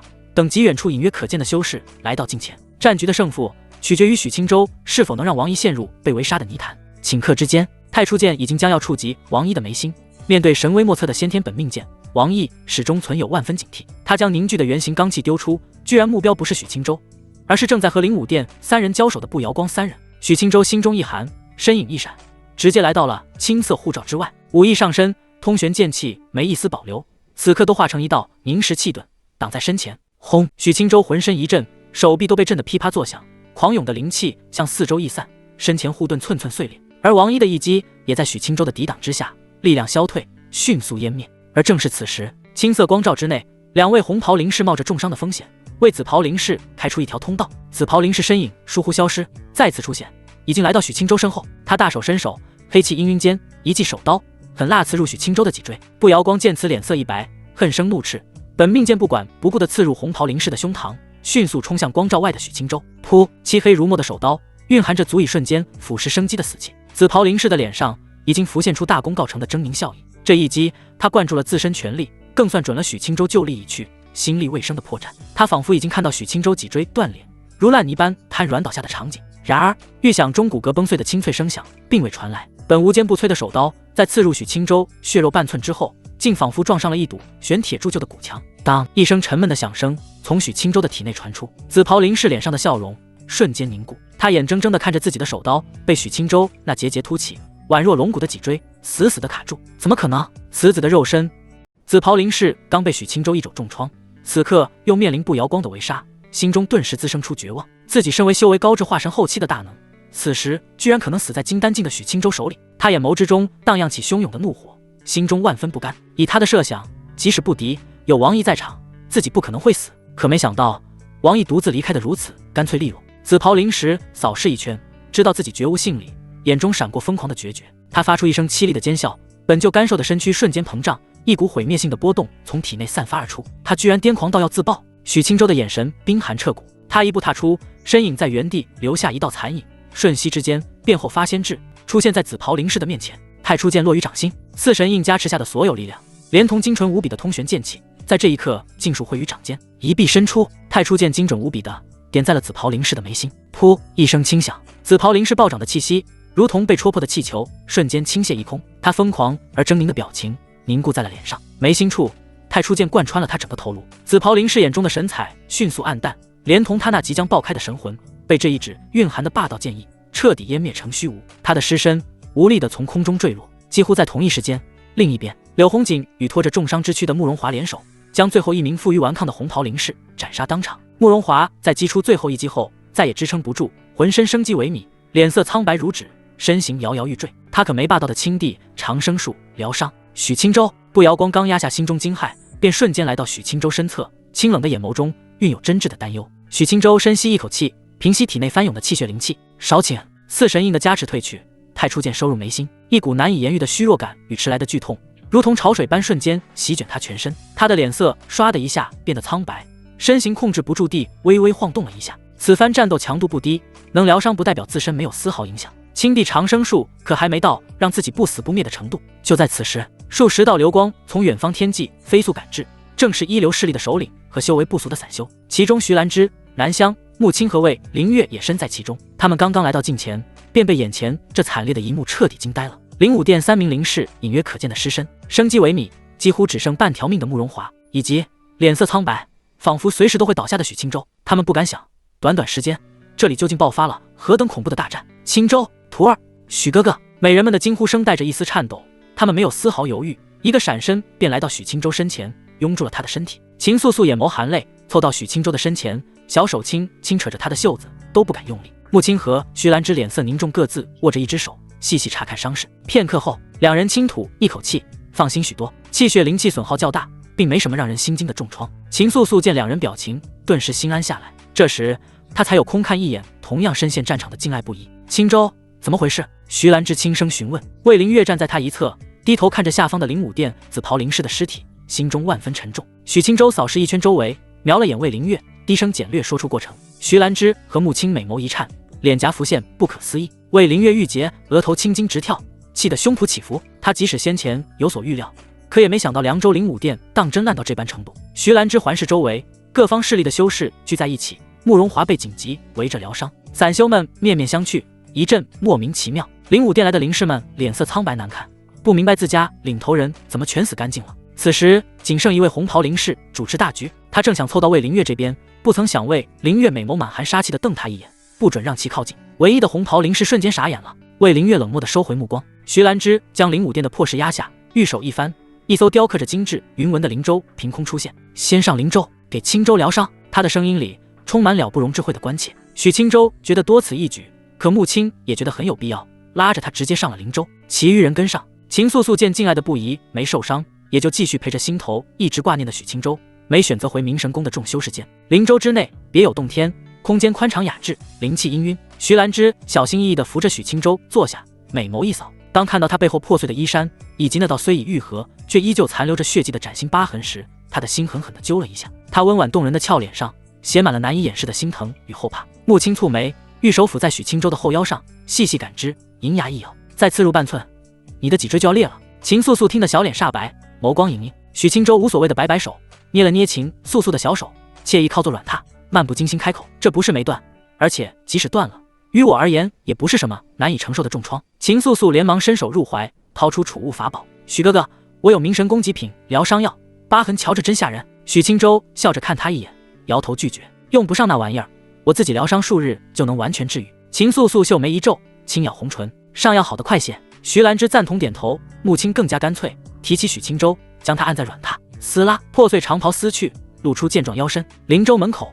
魏灵月瞧得脸蛋一红，南湘的神情也隐约不自在起来。两位美人避开眸子，不约而同地退了出去，没在灵州内待着。许青州见三位美人的架势，也没继续不听话抗拒，舒心趴着，任由他们折腾。秦素素玉手在储物法宝搜了搜，取出一个温润的白玉小瓶，是她身上最好的疗伤灵药。瓶塞打开，一股清雅的药香瞬间弥漫开来。许青州在三位美人的面前，浑身放松下来，身体虚弱感顿时重了几分。秦素素瞧了瞧徐兰芝和木青，轻移莲步坐在长桌上，她用纤长的食指沾起一丝清凉滑腻的灵膏，轻轻地涂抹在许青州那道狰狞的疤痕上。指尖传来的是男子充满爆发力的机体触感，以及那温热的体温。秦素素的脸颊不受控制地泛起一抹动人的红晕。木青瞥了她一眼，将许青州的双腿抬起，放在自己的膝盖上，玉手放下，灵气滋润她的体魄。徐兰芝见此，盈盈坐下，玉手伸出，把许青州的头颅枕在双腿，玉手运起清光，轻缓消除许青州的疲惫和虚弱。许青州一时间愣住了，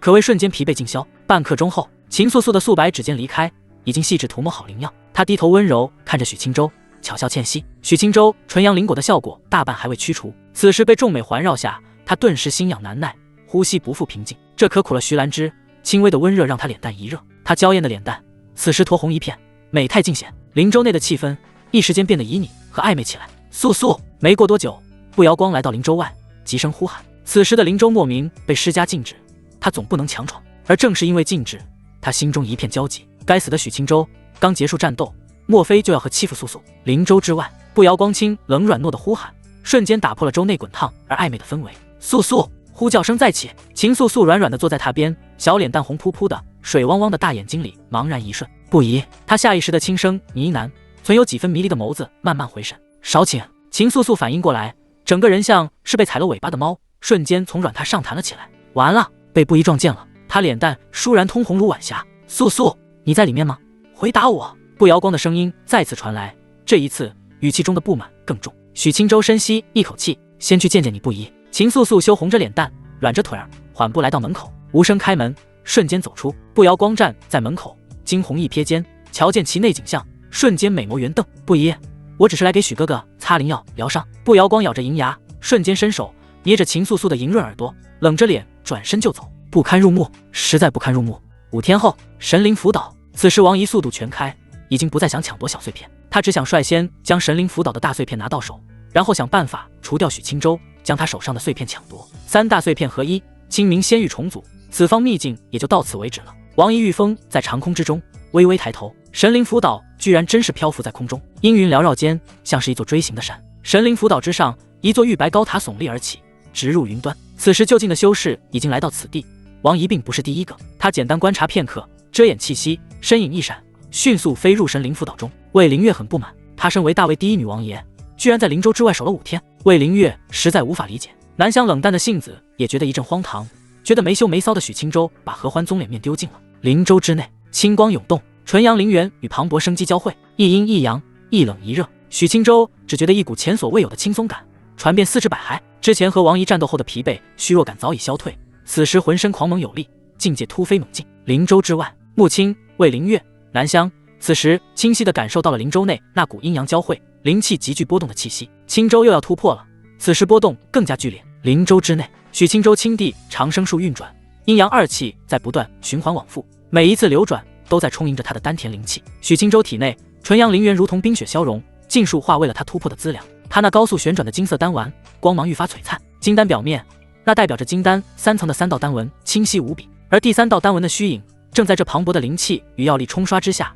以一种肉眼可见的速度由虚转实。嗡，仿佛有什么无形的桎梏在他体内被轰然冲破。轰！一股远比之前更加强横、更加凝练的气势猛然从许青州的周身汹涌，灵州周围的灵气仿佛受到了某种吸引，形成了一道肉眼可见的巨大漩涡，疯狂地向着许青州涌来。灵气如倒灌江河，许青州的实力每一秒都在增强。半个时辰后，许青州猛然睁开双眼，眸中金光一闪而逝。金丹4层，5天的辛勤修炼，成功迈入金丹中期。他能清晰地感觉到自己体内的灵气总量翻倍暴涨。不仅如此，他内视己身，发现本就强横的体魄更加雄壮，气血之盛。那节被紫袍灵士手刀击中的脊椎骨，此刻伤势不仅完全恢复，通体还隐隐泛起了一丝温润的玉色光泽，身躯的坚固程度比之前强了不止一筹。他的断骨境修为虽然没有突破，但也在此番修炼之下夯实了根基，精进了一大截。断骨中期，1线之隔，仙无两道，齐齐精进。许青州缓缓吐出一口浊气，感受着体内前所未有的强大力量，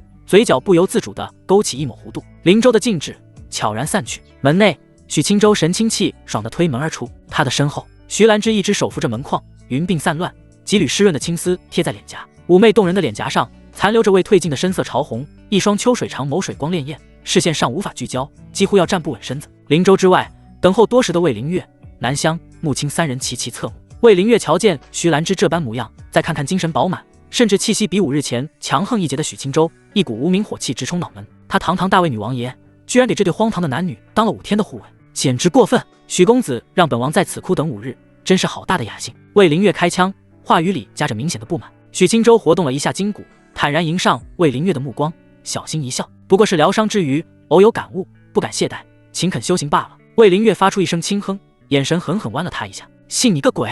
南湘依旧是一副生人勿近的清冷模样，只是在许青州出来的一瞬间，那双古井无波的眸子不动声色地多打量了2眼，似乎在评估他此刻的实力。穆青莲不轻疑，走了上来。他先是好奇地围着自己的宝贝徒儿转了一圈，确认他不仅伤势尽复，而且气息凝练雄浑，状态前所未有的好，这才满意的点点头。随即他的目光变得促狭起来，望向还扶着门框喘息的徐兰芝。多谢徐长老费心费力助我这不成器的徒儿修行。穆青刻意在费心费力4个字上加重了语气，那带着促狭意味的话语让徐兰芝本就滚烫的脸颊又添了几分灼热。他下意识地将头扭向一边，不去看穆青的眼睛，那残留着淡淡红晕的耳根此刻都透着一股诱人的粉色。望我的修炼情绪褪去，此刻只剩下汹涌的羞赧与难为情。就在这气氛微妙的时刻，远方的天际，那座悬浮于阴云之中的神灵浮岛轮廓已经无比清晰，近在眼前。此时天空中各方势力都在向前御风而去，数百道颜色各异的流光划破长空，带着破风的呼啸，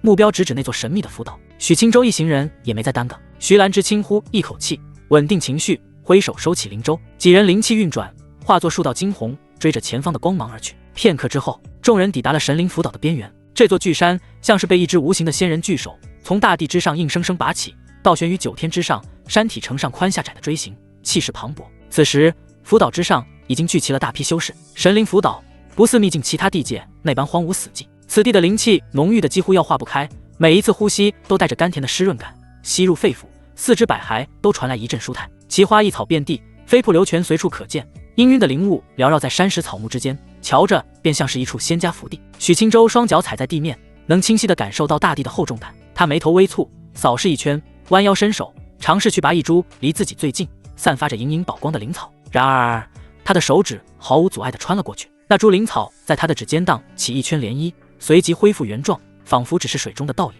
幻境。徐兰芝等人也发现了不对劲，纷纷尝试触碰周围的景物，结果都是一样。此地瞧着是天宫仙境，可除了那浓郁到能清晰感知的灵气，其余一切东西都宛如镜花水月，可望而不可及。众人的目光不约而同地投向了浮岛的中心，在那里，一座通体由玉白晶石铸就的百丈高塔巍然耸立，塔尖笔直地刺入上方的阴云之中。此时高塔之下已经聚集了上百名修士，这些人里有个大宗门势力的长老，也有气息强横独来独往的散修，但无一例外，所有人都被一道无形的屏障挡在了塔外，无法寸进。这塔有结界，根本进不去。该死！老夫金丹圆满修为，方才全力一击，连让这结界起一丝波澜都做不到。人群中传来阵阵议论，充满了不甘与疑惑。许青州一行人落在人群外围，立刻感受到了那股隔绝一切的强大静止之力。他抬头望向高塔，塔身光滑如镜，每隔一段距离有一道精致华美的栏杆，其余瞧不出任何端倪。许青州收回目光，开始谨慎地打量四周人群。他不信王毅会不来神灵辅导。经过5日的发酵，灵武殿3人身死，王毅乃是荒族荒主的消息早已传开。魏灵月在5日之前就将此事原本地告知了3大仙宗的长老，正因此现在的灵武殿队伍显得格外沉默。那名仅存的红袍灵士此刻满心灰暗，站在人群的角落，眼神警惕地扫过身后的每一个手下。他一个都不敢信，但最严峻的是，各大势力也不相信他。魏灵月更是连靠近灵武殿区域的想法都没有。于是，往日里高高在上的凉州灵武殿，此刻竟被所有势力心照不宣的孤立远离。千相阁众修士更是毫不掩饰眼中的敌意，自家被重创的长老，现在还在全力疗伤，这笔账都拜灵武殿所赐。许青州一行人穿过人群，凑到明神宫众修士近前。秦素素一见许青州，立刻笑嘻嘻地迎了上来。步摇光只是瞥了许青州一眼，旋即娇媚地翻了个白眼，扭过头去，一副不想搭理这色胚的模样。许青州也懒得去贴他的冷屁股，和秦素素闲聊了几句，打探了一下情况。他目光重新落回那巨大的结界上，心念一动，打算以太初剑试试这结界的深浅。他刚要抬手，一道慵懒的、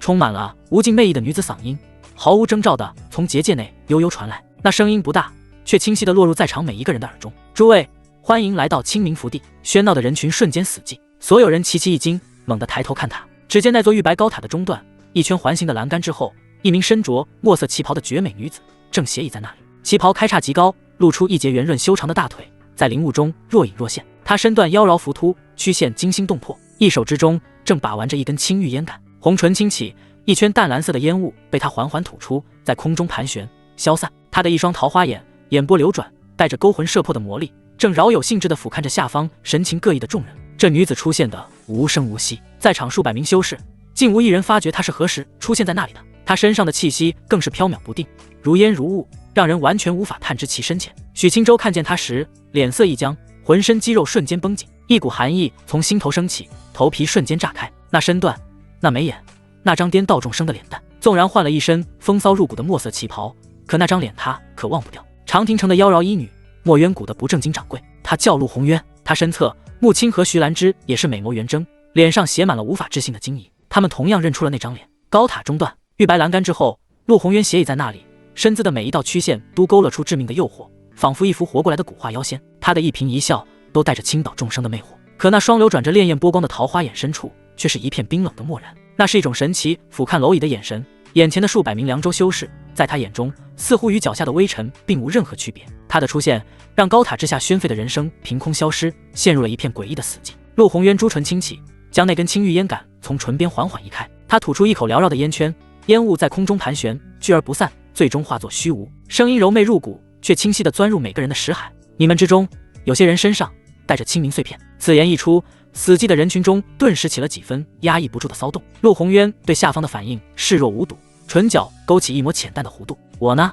是此福地的主人，你们可以称我为清明仙王。仙王这两个字如同两座无形的山岳，狠狠砸在所有修士的心头。众人齐齐心神俱震，呼吸都停滞了一瞬。上万年了，青莲界再无一人飞升成仙，飞升早已是只存在于古籍中的传说。当今世界，何人敢以仙自称，还妄称仙王？难道这座凭空出现的神灵福岛，这座清明福地是从界外而来？一时间，无数道惊疑的目光死死锁定在那道妖娆的身影上。陆红渊的目光在下方的人群中缓缓扫过，视线带着一种奇异的穿透力，让每一个被他看到的人都感觉自己被彻底看穿，毫无秘密可言。最终，他的目光在许青州的身上有了数息的停留。许青州心脏在那一刻仿佛被一只无形的手攥住，让他神情微变。他果然认出我了。陆红渊嘴角的笑意变得耐人寻味，随即不紧不慢地移开了目光。此秘境的开启，我本想让你们待个数年，甚至几十年，相互厮杀，直到最后一人为止。他的声音依旧慵懒，内容却让所有人背脊发凉。可现在，因为某人的出现，我已经没那个兴致等那么久。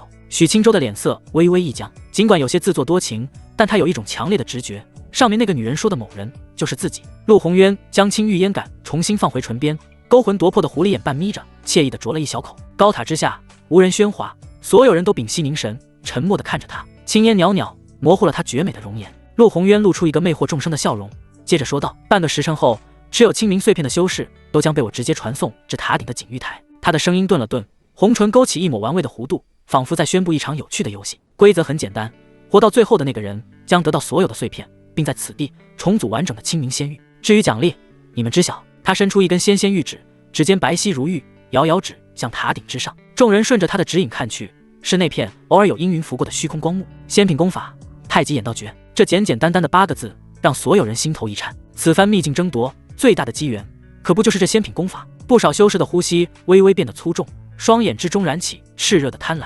仙品功法，那是指存在于传说中的东西，是足以让任何一个宗门一跃成为此界真正霸主，传承万世的不朽根基。而现在，持有碎片之人，半个时辰后就将开始最终的争夺战。陆宏渊收回俯瞰的目光，神情依旧慵懒，仿佛只是说了一件微不足道的小事。只有半个时辰了，他的话语意味深长，众人心头一凛，几乎是瞬间，所有人都明白了他这句话的潜台词。半个时辰后，身上没有碎片的人将彻底失去争夺仙品功法的资格。那么，在这半个时辰内，一瞬间，场内的气氛变得微妙起来。各大势力还好，但散修们一道道不怀好意的目光开始在人群中游移，寻找着那些可能持有碎片的猎物。陆宏渊婉转一笑，正要转身离开，娇躯却又是一顿。他笑着转过身来，补充了一句，提醒一句：仙品功法需要配合清明仙玉修行，而清明仙玉只有一块，且认主后其余人无法使用。此话一出，所有人的脸色都变了。许青州的双眸也是微微一颤，如此一来，就算他获得了功法，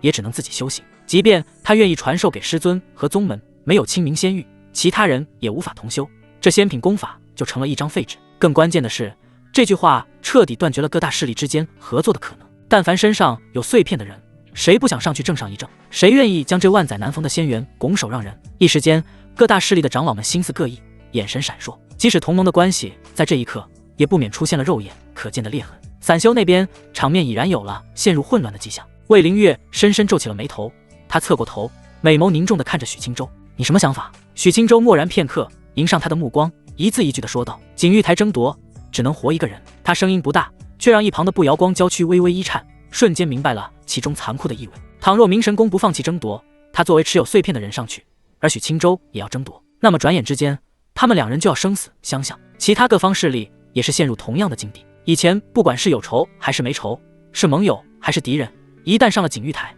那就只有你死我活。不瑶光的眼神陷入了挣扎。如果只是他自己，他可以毫不犹豫地放弃手中的碎片。可他不是自己一人，他背后是整个明神宫，是无数师门长辈与同门的期盼。他放弃，门下的弟子们会怎么想？长老们又会怎么想？他美丽的脸颊上浮现一抹苦涩。魏凌月也没想到会突然陷入这种境地，他沉思片刻，眼中闪过一抹决断。下一瞬，他御风而起，头顶紫阳母顶，周身灵力激荡，瞬间来到那群被孤立的灵武殿修士面前。他居高临下，直接朝那名仅存的红袍灵士冷声开口：“将你们身上所有的碎片交给我。”红袍灵士早面对气势逼人的魏凌月，不敢有丝毫违逆，直接伸手入怀，将5块暗淡的小碎片恭恭敬敬地递了上去。魏凌月接过碎片，冰冷的目光瞥了他一眼，嗓音寒彻入骨：“凉州灵武殿放弃争夺，倘若我拿走碎片的情况下，还有灵武殿的人藏着碎片上了锦玉台，我会请求别人率先对其赶尽杀绝。”红袍灵士浑身一颤，连忙低头恭敬行礼：“殿下放心，倘若真发生此事，此人死不足惜，我也将记下此人，上报御主。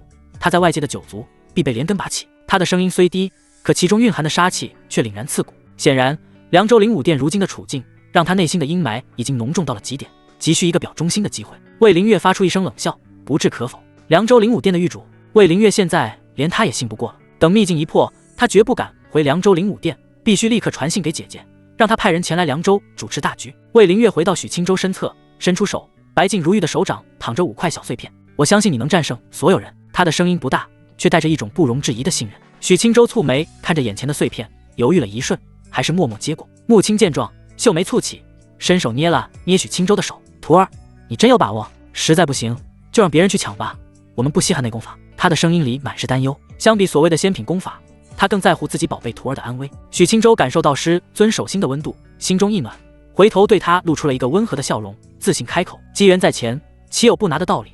师尊，相信我。”穆青脸蛋上浮起一抹愁色，但看着徒儿坚定的眼神，终究没有继续劝说。徐兰芝也是忧心忡忡地思考了许久，本也想劝许青州放弃，可见到这一幕，只能化作一声轻叹。他和南香商量了2句，很快将合欢宗所得的碎片也全部聚齐，交到了许青州的手中。魏凌月看着许青州身上汇聚了越来越多的碎片，思忖许久，朝他沉声道：“与我和3大仙宗商量片刻。”许青州瞬间知晓他要商量什么，没有拒绝，轻轻颔首。时间紧迫，半刻钟后，3大仙宗的重要人物在魏凌月的统筹下和许青州凑到了一起。除了3大仙宗的带队长老，他们身后还跟着数名气息沉凝的执事。魏凌月环视一圈，柳红锦、步瑶光、慕容华3位长老都脸色平静，静静等着他开口。魏凌月郑重抬头，清冷的声音在沉凝的空气中传开：“许青州的实力，你们想必有所耳闻。”他的目光逐一扫过柳红锦、步瑶光、慕容华3位长老的脸。王一的存在，你们更应清楚。我虽为大魏王爷，但不会强行阻止各宗去争夺机缘。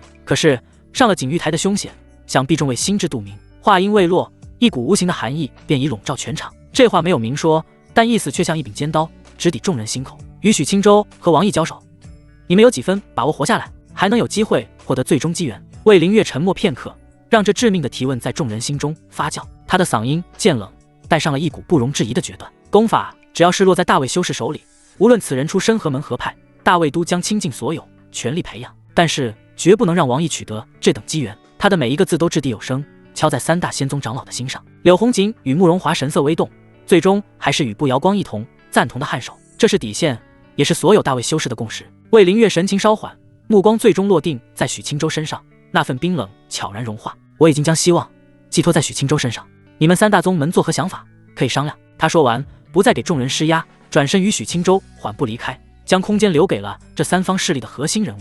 回到徐兰芝身前，许青州听着远处隐约传来的激烈争论，不由轻叹一声：机缘太大。夺得功法之后，不仅有仙品传承，更有大魏皇室当保护伞，这样的诱惑，三大仙宗真的会轻易放弃？倘若他们坚持争夺，他的目光下意识地瞥向步瑶光的方向，眉头微不可察的一皱。他真的不想对步瑶光出手。此刻秘境内的气氛已经彻底引爆，人心浮动，杀机四起，远处已经爆发出零星的冲突，血光乍现，惨叫声不绝于耳，都是些被贪婪冲昏头脑的散修在做最后的疯狂。而各大势力则依旧按兵不动，每个人都心情沉重，他们明知希望渺茫，却又无法甘心就此放弃，在煎熬中等待着最后的时刻。半个时辰即将过去，步瑶光带着身后的几名执事走了回来，他原本沉重的脸色此刻竟轻松了几分，看向许青州的眼神里带着一种释然。他玉手递出，掌心静静躺着8枚暗淡的小碎片。明神宫不参与争夺。许青州闻言心中微动，步瑶光的声音很轻，却异常坚定。希望太小，与其莽撞前去，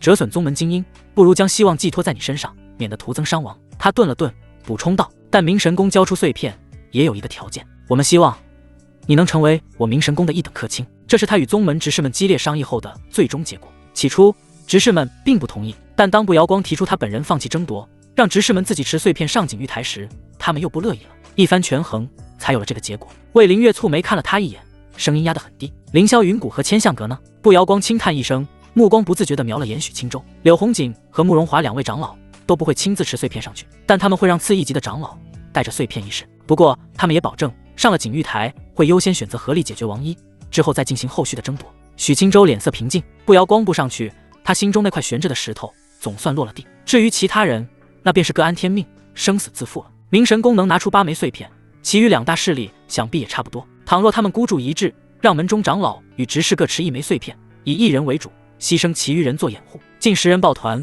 确实是个不小的麻烦，自己也不能大意。许青州伸手将那8枚碎片稳稳接过，收入怀中。步长老，客卿就是那种只拿零食不干活的吧？步瑶光呼吸一滞，旋即有些嗔怒地瞪了他一眼。平时自然不会打扰你，但以后若有明神功力不能及之事，还是希望许客卿能出手1、2。许青州轻笑点头，应承下来。魏凌月看着这一幕，心中喜忧参半。喜的是许青州又少了一个强敌，忧的是另外2宗依旧是不稳定因素。他思虑许久，紫袍大袖之中灵光一闪，一柄古朴华丽的长剑倏然飞出。乾隆剑。许青州，我给你一件法宝，你上去的把握能更大些吗？许青州眼睛瞬间一亮，没有丝毫客气，立即点头，右手探出，一把握住了乾隆剑的剑柄。嗡，剑身之上盘踞的金龙虚影骤然一颤，竟发出一声低沉的龙吟。下一刻，那虚影顺着许青州的手臂蜿蜒缠绕而上，动作间充满了难以言喻的亲密与臣服。魏凌月秀眉顿时轻蹙，自己还是他的主人呢。他心念一动，不满地催促那金龙虚影回到剑身之中。谁知金龙竟发出一阵无声的呜咽，盘在许青州臂上，产生了一丝微弱的抗拒，不愿离开。魏凌月惊了，许青州感受着手臂上那股纯粹的剑意，脸色温和。他是先天剑胎，对剑有着本能的致命吸引力。殿下，不怪乾隆剑。魏凌月瞧了他一眼，想起了他那柄神秘莫测的太初剑，蹙起的眉头舒展几分。一旁的步瑶光美眸中异彩连连。法宝品级的长剑，即使是在底蕴深厚的明神宫，也是凤毛麟角的至宝。以他的身份，佩剑也仍是顶级灵器，距离法宝尚有一步之遥。不过当他也想起那柄深不可测的太初剑时，这乾隆剑带来的震撼似乎也就不值一提了。许青州将乾隆剑挂在腰间，左有惊鸿，右有乾隆，双剑在身，他的气势愈发沉凝。惊鸿剑已经许久没有出鞘了。此时半个时辰即将过去，徐兰芝和穆青一左一右地站在许青州身旁，即便看到他有乾隆剑傍身，两人眼中的紧张与担忧也未曾减少分毫。魏灵月将头顶悬浮的紫阳母鼎召回，在其手心迅速变小，最终化作一道紫光没入体内。紫阳母鼎与他本命相连，神魂交融，并不适合暂时交给许青州使用。你还有什么需要的吗？他问道。许青州蹙眉，认真的想了片刻，轻声道：我距离断骨中期只差一线之隔。话音落下，旁边的不摇光一阵无言。他直到现在仍旧想不明白，为什么他一个连第3境中期都不到的修士，能爆发出如此强悍的不讲道理的实力。不摇光回过神，听闻许青州之言，妩媚的凤眸闪过思索。魏灵月愁眉不展，他对此并没办法。少请。不摇光玉手一翻，掌心出现一个巴掌大小的温润玉盒。玉盒开启的瞬间，一股浓郁的生命精气与奇异的馨香瞬间弥漫开来。仅仅是闻到这股气息，一旁的穆青和徐兰芝都感觉周身气血一阵活泛。玉盒之内静静躺着一小节晶莹剔透，宛如白玉雕琢而成的指骨。那指骨之上天然生成了9个细微的孔窍，丝丝缕缕的乳白色霞光在孔窍间流转不休，神异非凡。许青州一阵惊异，脸泛好奇。不摇光解释道：这是先天玲珑骨，握在手中炼化，能助你在短时间内完成骨骼的一次淬炼，冲击断骨中期。先天玲珑姑是高境武修作化后，一身精气神髓凝聚于一节而成的宝物，对断骨境修士而言是梦寐以求之物。不摇光将玉盒递至许青州身前，这枚先天玲珑骨算是我明神宫还你救下素素的人情。许青州没有多言，更无矫情，伸手接过了玉盒，指尖触及那节白玉指骨的瞬间，一股冰凉而又温润的质感传来。下一刻，他体内的气血竟不受控制的自行奔涌，微微不受控制的沸腾起来。时间紧迫，他不再耽搁分秒，当即盘膝坐下，合上玉盒，将那节玲珑指骨紧紧握入掌心，凝神炼化。轰！一股无法用言语形容的磅礴精气，化作一道实质般的洪流，野蛮地冲入他的掌心窍穴，灌入四肢百骸。许青州的身体猛地一震，一层淡淡的玉色光辉自他皮肤之下渗透而出，让他整个人都笼罩在一片温润的光晕之中。刺疼随之而来，不像是刀割剑砍的痛，像是源自骨骼深处的撕裂与重组。他体内的每一块骨骼都在这股精纯到极致的能量冲刷下，发出不堪重负的脆响。骨骼在碎裂，又在以更快的速度愈合。许青州的额角瞬间渗出豆大的汗珠，顺着脸颊滑落，但他面容沉静，古井无波，心神沉入体内，默默运转起青地长生术。磅礴的生机化作无数细密的丝线，精准地引导着那股霸道绝伦的力量，将其化作淬炼自身的熔炉之火，一遍又一遍地洗炼着他的206块凡骨。他本就泛着淡淡玉色的骨骼，此刻光芒大盛，在他的内视之下，那不再是骨，而是一条蛰伏于血肉之下的玉色龙脉，正在贪婪地吞噬着先天玲珑骨中蕴含的精粹。许青州骨骼被淬炼，再将更为精纯的能量反馈给血肉，滋养着全身，坚固强韧。一种源自生命本源的纯粹力量感，正在他的躯体深处疯狂地酝酿。如此惊人的异象，早已吸引了在场所有人的目光。凌霄云谷的阵营中，慕容华眼角一跳，心中暗自嘀咕，让长老继续争夺机缘是否妥当？千相德那边，柳红棉秀眉紧蹙，他瞥了一眼身旁那位气息枯败的老者，你尽力而为。老者布满皱纹的脸上是一种看透生死的平静，他浑浊的眼球动了动，发出一声悠长的叹息，其中只有坦然。老朽也没几年好活了，能为宗门夺得一线机缘，是幸，无法强求，坦然赴死也无妨。秦素素不知何时已蹲在了地上，双手托着下巴，大眼睛里满是紧张与好奇，一眨不眨地盯着许青州。他身后的明神公众之士，原本因放弃争夺而生出的几分不甘，此刻也悄然消散。他们不是蠢人，看得出许青州此刻展现出的潜力。一旁的穆青和徐兰芝玉手紧张地握在一起，兰香脸蛋浮现惊容，此时愈加看不透许青州了。魏灵月与不摇光神情凝重地并肩而立，他们的感知敏锐，能清晰地察觉到许青州体内那股节节攀升，正从狂暴逐渐转向沉凝的气血之力。时间缓慢流淌，远处那些散修之间爆发的惨烈厮杀与临死前的哀嚎，已经渐渐变得稀落，最终归于死寂。半个时辰的血腥争夺即将走到尽头。就在此刻，嗡！一声源自许青州体内的颤音响起，他体内奔腾的气血猛然一滞，仿佛大江入海前最后的停顿。下一瞬，如火山之底的岩浆积蓄到了极致，轰然喷发。轰隆！筋骨齐鸣，其音如龙，一股雄浑厚重、刚猛无愁的阳刚气魄自他周身冲天而起。他周身的空气被这股气血之力引动，形成一道肉眼可见的扭曲力场，让靠得最近的秦素素都忍不住后退了2步。成功晋级断骨中期。许青州猛然睁开双眼，他摊开手掌，那节先天玲珑骨的所有能量已经消耗殆尽，化作一捧细腻的飞灰，从他指缝间簌簌滑落，消散于风中。许青州缓缓起身，他只是简单的活动了一下筋骨，全身便发出一阵玉石碰撞般的清脆声响，连绵不绝。他能感觉到自己的骨骼已经从内而外地化作了真正的温润玉质，坚不可摧，举手投足间都蕴含着一股爆炸性的力量。多谢不长老。他看向不摇光，语气真诚。不摇光看着他此刻的身影，比之前更显雄健挺拔，气息内敛却沉凝如山，自有一股渊庭月至的气度。他轻轻摇头，唇角勾起一抹柔和的弧度。无需客气。他的话音刚落，整座高塔毫无征兆的剧烈一震，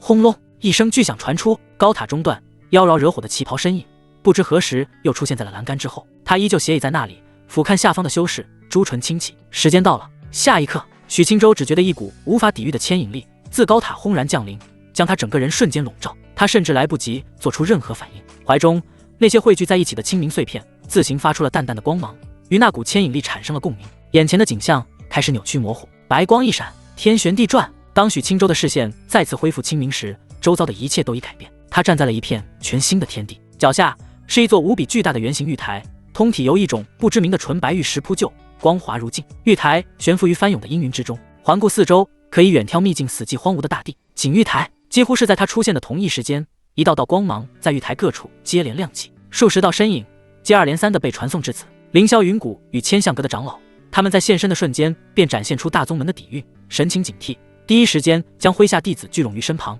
结成防御阵势。还有10几个气息彪悍、眼神凶厉的散修，他们身上带着浓重的血腥味，彼此之间拉开了极远的距离，用豺狼般的眼神审视着每一个人。其余的便是些小宗门修士，他们脸色微白，三三两两聚在一起。许清舟不动声色地细致打量，总计69人。玉台之上陷入短暂的寂静，所有人都屏住了呼吸，警惕地打量着台上的每一个敌人，空气中弥漫着一触即发的杀机。然而许清舟却仿佛置身于这片肃杀氛围之外，他手掌自然垂落，按在腰间的乾隆剑柄之上，身姿笔挺如松，静静立于玉台的边缘，任由高空的罡风吹动他的衣袍。他没有去看那2位气息深沉的宗门长老，也没有理会那些如同困兽般随时准备择人而逝的散修。他的目光平静而锐利，缓缓扫过玉台上的每一个人，每一张脸。他在找人。王一，那个身为荒族荒主却以人族身份潜伏于此的一族。景玉台之上只能活一人，这是最终的规则，也是最残酷的铁律。但在将这68人全部斩于剑下之前，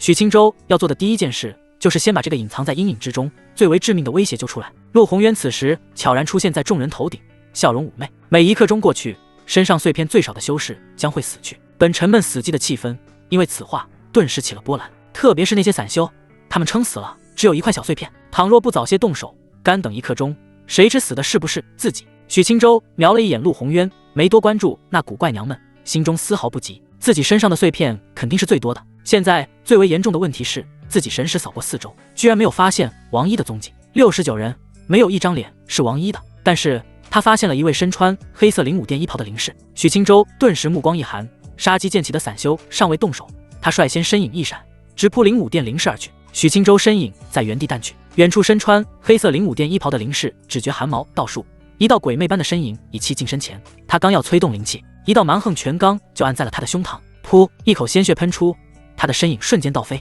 黑袍灵士正想凝气控制身形，一抹冰冷的剑光已无声无息地掠过他的脖颈，眼前的世界开始天旋地转。他最后看到的是自己正在喷血的无头残躯，扑通，尸体栽倒在玉石铺就的台面上，温热的鲜血迅速蔓延开来。许清舟的身影重回玉台边缘，仿佛从未离开过。他微微摇头，不是王一，太弱了。他一连串的动作快到极致，玉台上绝大多数人甚至没看清发生了什么。千象阁的长老瞳孔骤然一缩，对许清舟的实力心生骇然。凌霄云谷中气息枯败的老者视线在许清舟与尚在抽搐的尸体间来回扫视，脸色平静。剩下的散修们因这突如其来的一抹血色，彼此间的距离又拉远了几分，眼神中的戒备与凶光更甚。许清舟对周遭的反应置若罔闻，他只是静静地站在那里，手掌按着剑柄，不急着出手，静静等待着。他身上的碎片最多，他耗得起。王毅可以伪装成任何人，但陆宏渊定下的规则，杀的是碎片最少的人。只要他在这台上，就总有藏不住的时候。时间一息一息的流逝，玉台上的气氛压抑得让人几乎窒息，每一秒的流逝都像是死神在颈后吹气。终于一刻钟到了，啊！一声凄厉惨叫划破了死寂。一名瑟缩在角落的小宗门修士，身体毫无征兆的扭曲干瘪，一身的血肉精气被一股无形而霸道的力量瞬间抽干。转眼之间，他化作一具皮包骨的干尸，而后砰的一声碎裂成漫天飞灰，一枚暗淡的清明碎片自飞灰中坠落，在光滑的玉台上发出叮的一声脆响，细微脆响成了点燃火药桶的引线。时间到了，真的会死人，我不想死。一名散修双目瞬间赤红，理智被求生的欲望彻底吞噬，挥舞着长刀瞬间冲向地面上的清明碎片。混战一触即发，杀！10几名散修瞬间厮杀在一起，刀光与术法交织，灵气轰然爆散。为了活下去，为了抢夺渺茫的生机以及最后的仙法机缘，大多数人都陷入了疯狂。凌霄云谷与千象阁的长老对视一眼，深知不能再等，结阵，先清扫散修，聚拢碎片。千象阁长老厉声下令，凌霄云谷的老者亦做出同样的决断。两大宗门的修士聚在一起，齐心合力，开始有条不紊地收割各自为战的小宗门以及阵脚大乱的散修。惨嚎声此起彼伏，鲜血将纯白的玉台染得斑驳陆离。有2名被宗门弟子追杀的散修慌不择路，竟嘶吼着朝许青州所在的方向冲来。他只有一个人，杀了他，抢走他的碎片，这种就属于失了智。两人面目狰狞，一左一右，燃烧着体内灵气，疯狂扑至。许青州甚至没有多瞧他们一眼，嗡，他腰间的乾龙剑自行出鞘1寸，一声高亢的龙吟响彻四周，一道弧形的金色龙息横扫而出，2名散修的身影在半空中戛然而止，下一瞬，连惨叫都来不及发出，便被狂暴的剑气撕裂，化作漫天血雾与碎骨。乾龙剑归鞘，发出一声邀功似的清鸣，干净利落，霸道绝伦的一幕，让不远处几名正欲靠近的小宗门弟子脚步骇然顿住。他们望着许青州的背影，一股寒气从心头升起。天幕之上，此时画面文字消散，只有景玉台的争夺画面。高台之下，所有聚精会神看着。小宗门大多心生灰暗，散修更是脸色苍白，心中一阵惧怕。上了景玉台，看似是无限接近仙道机缘，可何尝不是踏上了黄泉路？而许青州简单的2次出手，更是让一众散修惊惧难言。有他在场，谁能争得过他？徐兰之一行人并不轻松。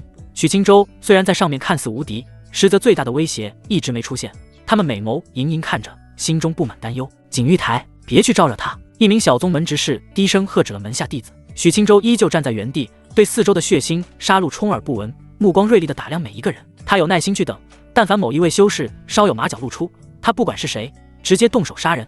时间过去越久，王姨就越容易暴露。混战在持续，不断有人倒下，化作冰冷的尸体。他们身上的碎片则成了其他人眼中的至宝，引来更加血腥的争夺。又是1刻钟过去，玉台上再次有2人在绝望的嘶吼中化作飞灰，居然还是2大仙宗的弟子。死亡的阴影让剩下的人更加癫狂，战况愈发惨烈。2大宗门虽实力强横，弟子训练有素，但在这种不死不休的绞杀中，也开始出现伤亡。1名千象阁的弟子被3名悍不畏死的散修围攻，饮恨当场。许青州始终没有卷入其中，但凡有不长眼的修士试图攻击他，都会在靠近他3步之内被一道霸道的龙形剑气斩断生机。渐渐的，他所站立的区域成了一片无人敢于踏足的绝对禁区。时间无情流逝，玉台上的人影越来越少，从最初的69人变成了50人、30人，最终最先死光的居然是小宗门的修士。2大宗门也有不小伤亡，可实力依旧雄厚。散修还剩下5人。喧嚣的景玉台终于短暂安静了下来，空气中充满浓得化不开的血腥味，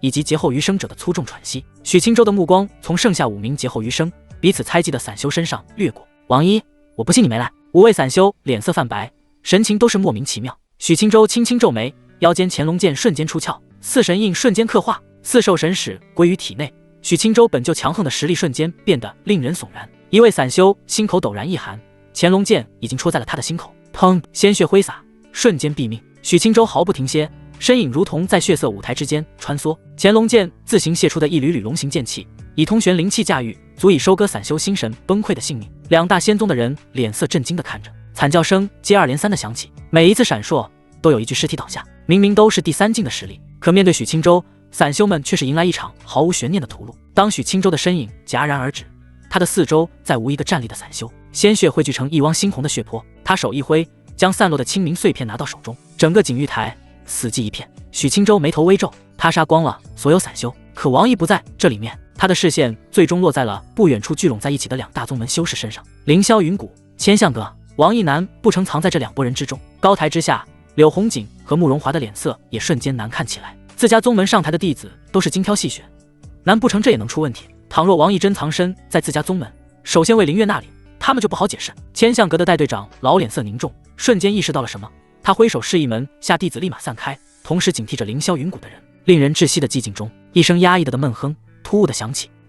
千象阁长老刚下令，身体猛地一僵，他缓缓低下头，一只手掌从他的后心穿透到了前胸，手掌之上还沾染着自己温热的心头血。他不可思议地扭过头，浑浊的眼球里写满了不解，死死盯着身后熟悉的脸，那是他最信任的执事之一。此刻那位执事的脸上挂着一抹冰冷的讥诮，他的双眸之中闪烁着一对诡异绝伦的重瞳，漆黑的瞳孔深处赫然浮现出对称的6角星纹。千象阁长老的身体彻底僵住。为什么？微弱的声音从混杂着血沫的喉咙里挤出。被他视作亲信的执事脸上没有一丝波澜，诡异的重瞳静静回望着他，漆黑的瞳孔深处对称的六角星纹正在缓缓转动。那只蝼蚁早就死了。王一的声音，千相阁长老的瞳孔彻底暗淡下去，手掌抽出，他的身体如一截朽木，向前栽倒在冰冷的玉石台面上。四周的弟子顿时四散开来，震怒地盯着突然下杀手的同门。被王一附身的执事甚至没有多看地上的尸体一眼，他的目光穿过血腥的平台，径直锁定了远处的许青州。许青州3个字在玉台上回荡，带着不属于王一独有的沉重威压。咔嚓，执事身躯的皮肤表面开始浮现出细密的裂纹，如同一个即将被撑爆的瓷器。一股诡异的漆黑能量正从那些裂缝中疯狂渗出。神灵辅导的情况出乎我的意料，我根本不敢以本体上来。王毅低声自语，这具躯壳太脆弱，承载不了我肉身的力量。他缓缓活动了一下五指，周身氤氲着漆黑的能量。你的实力更强了，不过你可别小看了荒族秘术的强大。用这残破的身躯，我未尝不能杀了你，再夺走这方秘境的仙源。千相阁幸存的弟子们脸上布满了惊恐和愤怒。杀了他！凌霄云谷的老者第一个下令，满脸冷冽。两大宗门的弟子纵然心神俱震，仍凭着宗门精英的素养，瞬间做出反应，法器高举，灵力催发，目标齐齐指向王一。但许青州比所有人都快，在王一暴露身份的瞬间，他腰间的乾隆剑就已发出渴望饮血的清明。他甚至没有立即拔剑，身影已在原地消失。王一诡异的重瞳猛然收缩，他抬起一只手，漆黑的能量在身前瞬间汇聚成一面厚重的盾牌。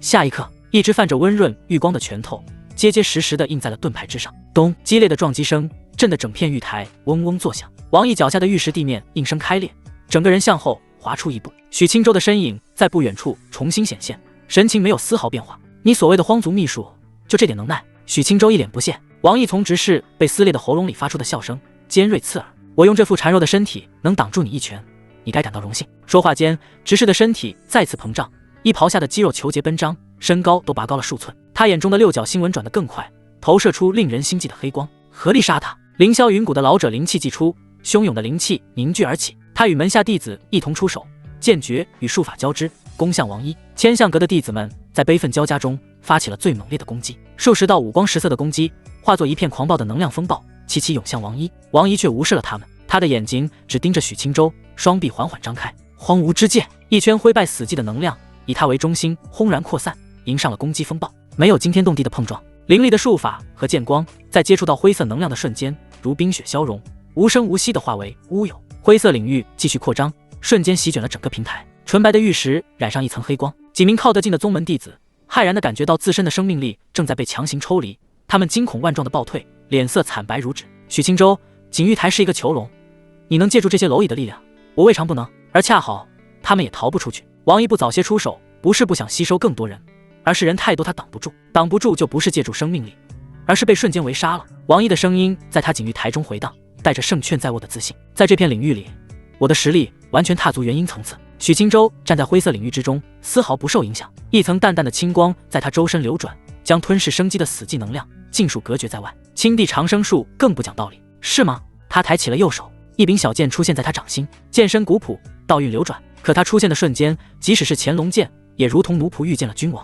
太初剑，他左侧腰间的乾隆剑发出嗡鸣，盘踞的金色龙影瑟缩不安，发出阵阵龙吟。许青州向前踏出一步，右手的太初剑向前急掠。王一的脸色凝重起来，他自从遇上许青州，一直最畏忌惮太初剑。他感觉到一抹刺骨剑光涌来，并非针对当下肉身，而是直指他藏于其中的意识本体。王一抽身后退，周身的黑色能量瞬间凝实如玄铁。然而太初剑的轨迹没有受到任何阻碍，凝实的能量墙在剑锋之前如水波般自行分开，没有造成一丝一毫的阻滞。与此同时，许青州的左手按在了乾隆剑的剑柄上，吼一声高亢的龙吟骤然炸响，乾隆剑自行出鞘，璀璨夺目的金光轰然爆发，通玄剑气化作肉眼可见的金色，在许青州身周沸腾。灰色的锦玉台上，他仿佛身上燃起了一团金色火焰。许青州面色沉静，目光冷冽，向前挥剑，一条凝实的金色龙影脱离剑身，咆哮着缠绕剑锋，化作一道金色剑芒，直刺王一。两柄剑，太初剑无声无息，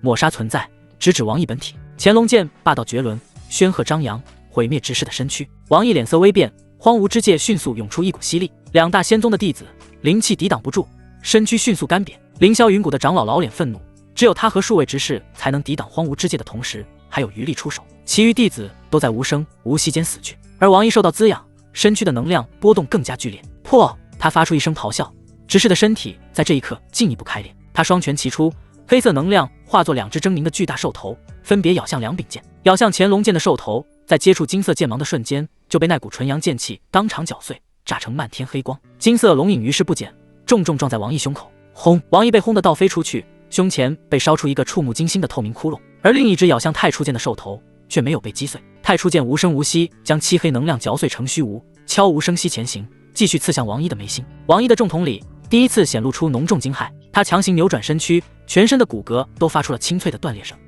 太初剑的剑锋擦着他的肩膀划过，剑锋所及之处直视肉体的整条手臂，从肩膀到指尖被剑气搅碎成飞灰，飘散在风中。那是本命剑。凌霄云谷的老者喃喃自语，他握着自己灵气的手竟在不受控制的剧烈颤抖。许青州没有给王毅任何喘息的机会，身影前冲，化作一道残影，手中的乾隆剑在起锋芒。太初剑自身具备灵性，剑尖一转，浑身继续刺来。刚才还自信满满的王一，现在完全落入了下风。执事的身体在许青州的双重攻击下正在飞速崩溃，裂纹遍布全身，漆黑的能量像决堤的黑血向外疯狂流淌。你的实力怎么提升这么多？王一的声音里充满了难以置信的狂怒。斩杀散修时的许青州出手可没用全力，现在全力之下顿时让王毅心态崩溃。这才过去多久，许青州的实力提升的何止才1成？可惜了，来的不是你的本体。许青州低声喃喃，手中的剑更快了。景玉台上只剩下太初剑的威名与乾隆剑的龙吟。许青州的眼神清明如镜，他看清了王一借来的身体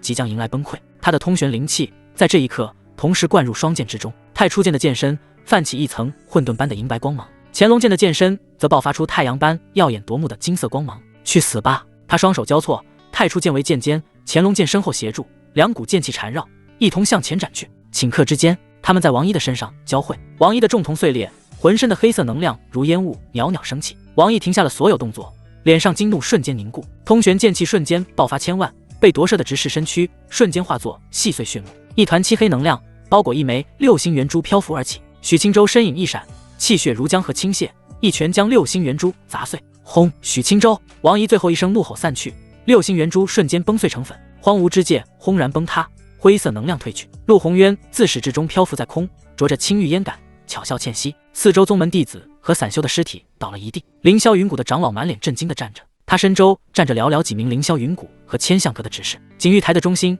静静站着许青州。太初剑悄然隐没回眉心，乾隆剑发出一声满足的清鸣，自行归入腰间的剑鞘。他站在那里，衣衫依旧洁白，呼吸平稳悠长，俊逸风流。高台之下，一声声压抑不住的惊喜欢呼在明神宫的阵营中炸开。徐兰之玉手紧捂着红唇，眼眶水雾迷蒙，那是喜悦和爱意交织的泪光。他纯阴灵元还没驱除干净，穆青满脸的骄傲与欣慰，仿佛在看一件自己亲手雕琢而出的完美璞玉。宝贝徒儿真棒，许哥哥是最强的。秦素素用力挥舞着小拳头，小脸长得通红，声音清脆，满是纯粹的崇拜。就连一向清冷的南湘，此刻看着天幕中的挺拔身影，心湖也掀起了滔天巨浪，俏脸浮现出他自己都未曾察觉的迷离之色。他脑海中关于许青州的所有传闻，在这一刻被彻底击碎，然后重塑。修士群中的死寂被打破，山呼海啸般的议论声冲天而起，席卷了整片区域。散修和小宗门修士看向天幕画面的眼神，满是无法遮掩的震惊。那真的是断骨境和金丹境能拥有的力量。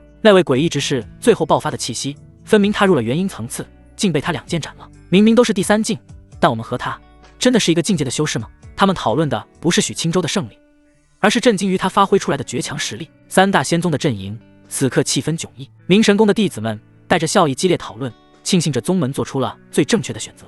而凌霄云谷与千象阁的弟子们则是一片死寂，每个人的脸上都写满了凝重。以当下情况，自家宗门能争得过许青州？景玉台上血色未干，直接4000字把这段剧情结束，准备回宗开凿江静辉、白凤，甚至让某人当牛头人。许青州转身看去，目光平静地落在场上仅存的几道身影上，凌霄云谷气息枯败的老者，以及他身后2名神情紧绷的执事，还有3名衣袍染血、灵气紊乱的千象阁执事。他们望着许青州，眼神混杂着敬畏，还有一丝不甘。许青州的语气没有波澜，像是在陈述一个既定的事实。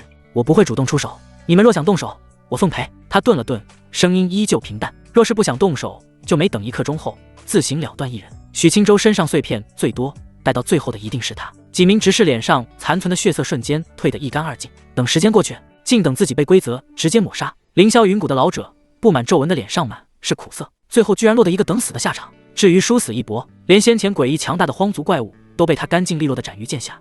他们这些人现在冲上去，不过是为这血色玉台再多添几具冰冷的尸体罢了。一名千象阁的执事双拳死死攥紧，他不甘地低吼出声：“难道我们就要在这里等死？”住口！老者一声低喝，打断了他。随后，他长长的呼出一口浊气，整个人的脊梁都佝偻了几分。他朝着许青州的方向，隔着满地尸骸，遥遥拱了拱手，声音嘶哑干涩：“许小友实力雄厚，我等心服口服。这仙缘本就该是强者居之。”话音刚落，他便盘膝坐下，用最后的体面去迎接注定的死亡。其余几名执事见状，眼中的光芒彻底熄灭，脸上只剩下绝望。许青州看着他们，沉默了片刻，他微微蹙眉，旋即抬起头，目光投向景玉台上方。陆前辈，长空之上，妖娆惹火的身影静静漂浮，指尖的青玉烟杆轻点，慢悠悠地吐出一口青色烟圈。陆宏渊饶有兴致地俯瞰着他，声音带着一丝慵懒笑意：“小家伙，你叫我做什么？”许青州神情认真：“我想问个问题，他们若是将身上的碎片都交给我，可否给他们一条活路？”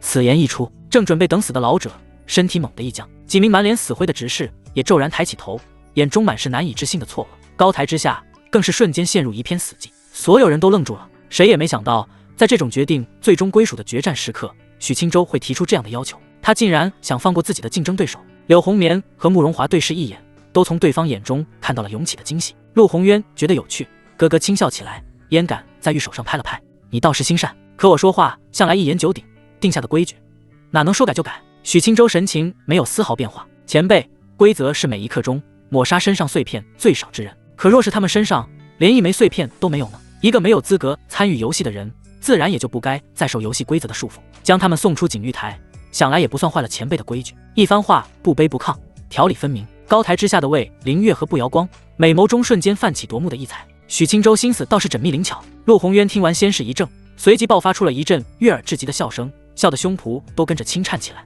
你这小家伙，竟然跟我玩弄字眼，钻规则的空子！”他俯视着许青州，妩媚的眼波流转，笑容愈发勾人。“也罢，看在你长得俊俏，又这么会说话，瞧着就让我开心。今天我便为你破例一次，只要他们愿意交出所有碎片，我便送他们离开。”话音落定，景玉台上的老者和几名执事身体剧烈一颤，他们怔怔地看着许青州的背影，眼中的绝望瞬间被无法遏制的狂喜所取代。“许小友！”老者再也抑制不住内心的激动，声音都带上了浓重的颤音。他没有任何犹豫，立刻将怀中几枚清明碎片全部取出。“谢许小友不杀之恩。”他缓步上前，姿态放低，将碎片递到许青州面前。几名千相阁的执事也如梦初醒，纷纷掏出自己的碎片，看向许青州的眼神里再无一丝一毫的敌意，只剩下劫后余生的庆幸。“多谢许小友，我等欠你一条命。”许青州没有多言，将碎片一一接过。他手中的清明碎片汇聚在一起，散发出悠悠的青色光华，将手掌都映成了碧色。陆宏渊看着这一幕，朱唇轻启。好了，他素手隔空一挥，几道柔和的光柱从天而降，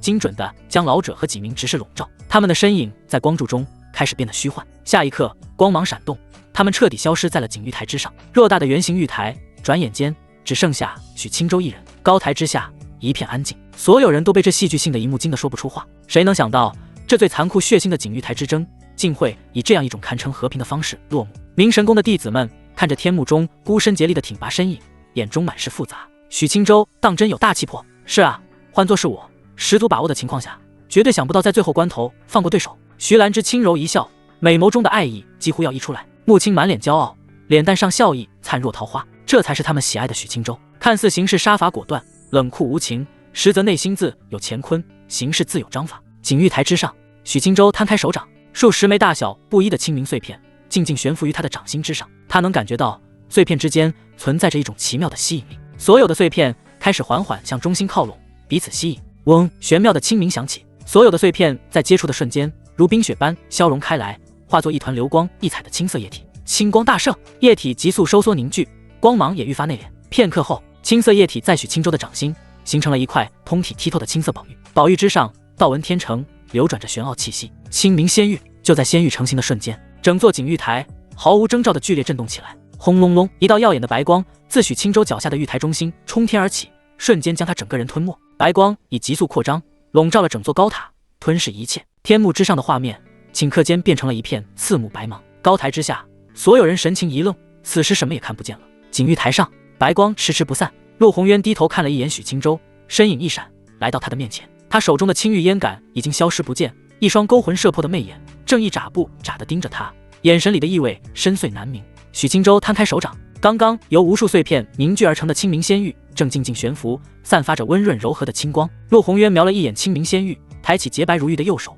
葱白的指尖在虚空中轻轻滑动，他的动作缓慢，蕴含浅淡道韵，牵引着天地间的某种规则。一道道繁复的纹路在空中浮现，交织成一个晦色印记。嗡！许清舟掌心的清明仙玉光芒闪动，与空中的印记产生了强烈的共鸣。他顿时皱眉不解。陆鸿渊指尖的动作骤然停下，对着他掌心的仙玉遥遥一点。刹那间，清明仙玉光芒暴涨，它化作刺目的青色流光，脱离许清舟的掌心，悍然撞入他的眉心。一股汹涌的信息如银河倒灌，在他的识海中翻腾。许清舟身躯巨震，不受控制的后退一步，单手死死按住额头，无数古老字符化作一道道烙印，似要将他的神魂彻底撑爆。太极眼道诀，一部阴阳流转，直指大道本源，演化阴阳五行的无上仙法，这就是仙品功法。许清舟低声喃喃，强行压下识海的剧痛，抬眼看向陆鸿渊。陆鸿渊嘴角噙着一抹令人捉摸不透的笑意。不止功法，他话音刚落，许清舟浑身一僵，他感觉到自己的神识能无限延伸，与这片秘境的每一座荒山、每一条枯河、每一寸死寂的土地都建立起了一种血脉相连的联系。这片残破的天地仿佛成了他肢体的延伸，一个念头便可移山倒海。我能控制这里的一切。许清舟喃喃自语，这是一种前所未有的掌控感。陆鸿渊莲步轻移，来到他身边，与他并肩而立，一同俯瞰脚下荒芜的福地。你得到了清明仙玉，便承载了这清明福地，从现在起，你就是这里的主人。他的声音带着一丝慵懒，在空旷的玉台上响起。许清舟猛地转头看他，主人，你不是此地的主人吗？陆鸿渊也侧过脸，两人的距离极近，一股幽兰般的体香钻入许清舟的鼻腔。他伸出一根青葱玉指，在他的胸膛上轻轻画着圈。福地任你为主，我只能当你的乖巧丫鬟，永远跟着你，帮你收拾这方世界，哪能当主人？许清舟脸颊一僵，眉头紧锁。你还要一直跟着我？陆鸿渊收回手指，双手背在身后，语气轻佻。你去啊，我就去哪。这片福地已经寄托在你的神魂之上，我除了待在你身边，还能去哪呢？他顿了顿，补充了一句，声音带上了几分戏谑。简单说，你活，我活。你若是死了，这福地崩塌，我自然也就烟消云散。话音未落，许清舟的脸色微变，他清晰地感知到自己旺盛如烘炉的生命本源正在以一种极其恐怖的速度流逝，速度是正常修士的数十上百倍。我的寿元出了问题。陆鸿渊脸上的笑意反而更浓了，看来你发现了，比我想的还快。没错，作为承载一方残破福地的代价，你还需供养我的存在，自然的，你的寿元流逝速度会比正常修士夸张得多。他向前一步，凑到许清舟耳边，吐气如兰。许清舟，你无需后悔，只要变强就不怕了，而且你养着我，你想对我怎么样就能怎么样。陆鸿渊咬着红唇，满脸媚态。许清舟暂时没心思搭理这一茬，他细细感知，即便自己现在有500年的阳寿，如今也只剩下不到50年了，这怎么拿个仙元，还在骨子里刻上了一道催命符。许清舟眉头舒展，虽然心存不满，但并不惊慌。自己有青地长生术，寿元这东西只要老实修行，根本用不完，寿元能把自己塞满。而相应的，许清舟得想个法子，将给自己挖坑的陆鸿渊赛成泡芙。陆鸿渊，我只能一直这样大幅度消耗寿元，没办法阻止。他虽然不担心自己快速暴毙，但还是仔细询问。陆鸿渊美眸盈盈，办法自然有。清明符的极为残破，五行不全，阴阳失衡，无法自给自足，我只能汲取你的生命力来维持它的稳定。他抬手一挥，一道光幕在两人面前展开，显现出福地内满目疮痍的荒芜景象。只要你的修为不断突破，用你自身的力量去酝养它，为它补全五行本源，重塑天地规则，等到某一天，你能将这片福地演化成一个真正拥有五行生克，可以自我循环的完整小世界，我便能摆脱对你的依附，在这里如鱼得水。许清舟看着光幕中的景象，眼神凝重。演化一方世界，那需要何等修为？陆鸿渊美眸眯起，笑得像是一头狐狸精。先飞升再谈，现在你就别想太多了。许清舟顿时沉默了。飞升成仙？你开什么玩笑？你了解过外界吗？当下情况还能飞升？陆鸿渊轻笑一声，笑声清脆。我相信你，此方世界不准，你用太初展开就是。以你的资质，你想飞升，区区小界天道也能拦你。他眨了眨眼，语气里满是调侃。对你这样的天才来说，这应该不是难事吧？许清舟一脸无语，我自己都不知道我这么牛逼。沉默片刻，陆鸿渊美眸瞟了眼下方的修士。秘境里的人太多，压制他们所有人的修为，对我消耗太大。你想少损耗些寿元，得立刻把他们都送出去。他抬起手准备施法。等等，许清舟出声制止。陆鸿渊看向他，眸中带着不解。还有事？许清舟的眼神瞬间变得锐利。先别打开秘境，帮我先找一个人。王一。陆鸿渊挑了挑眉，找他做什么？你不是已经宰了他那道分身了？许清舟摇头，声音微冷。不够，他的本体不除，终究是祸患。趁他现在实力被压制，我要找到他，彻底解决他。听到这话，陆鸿渊脸上的表情变得古怪起来。他摇了摇头。晚了。许清舟追问，什么意思？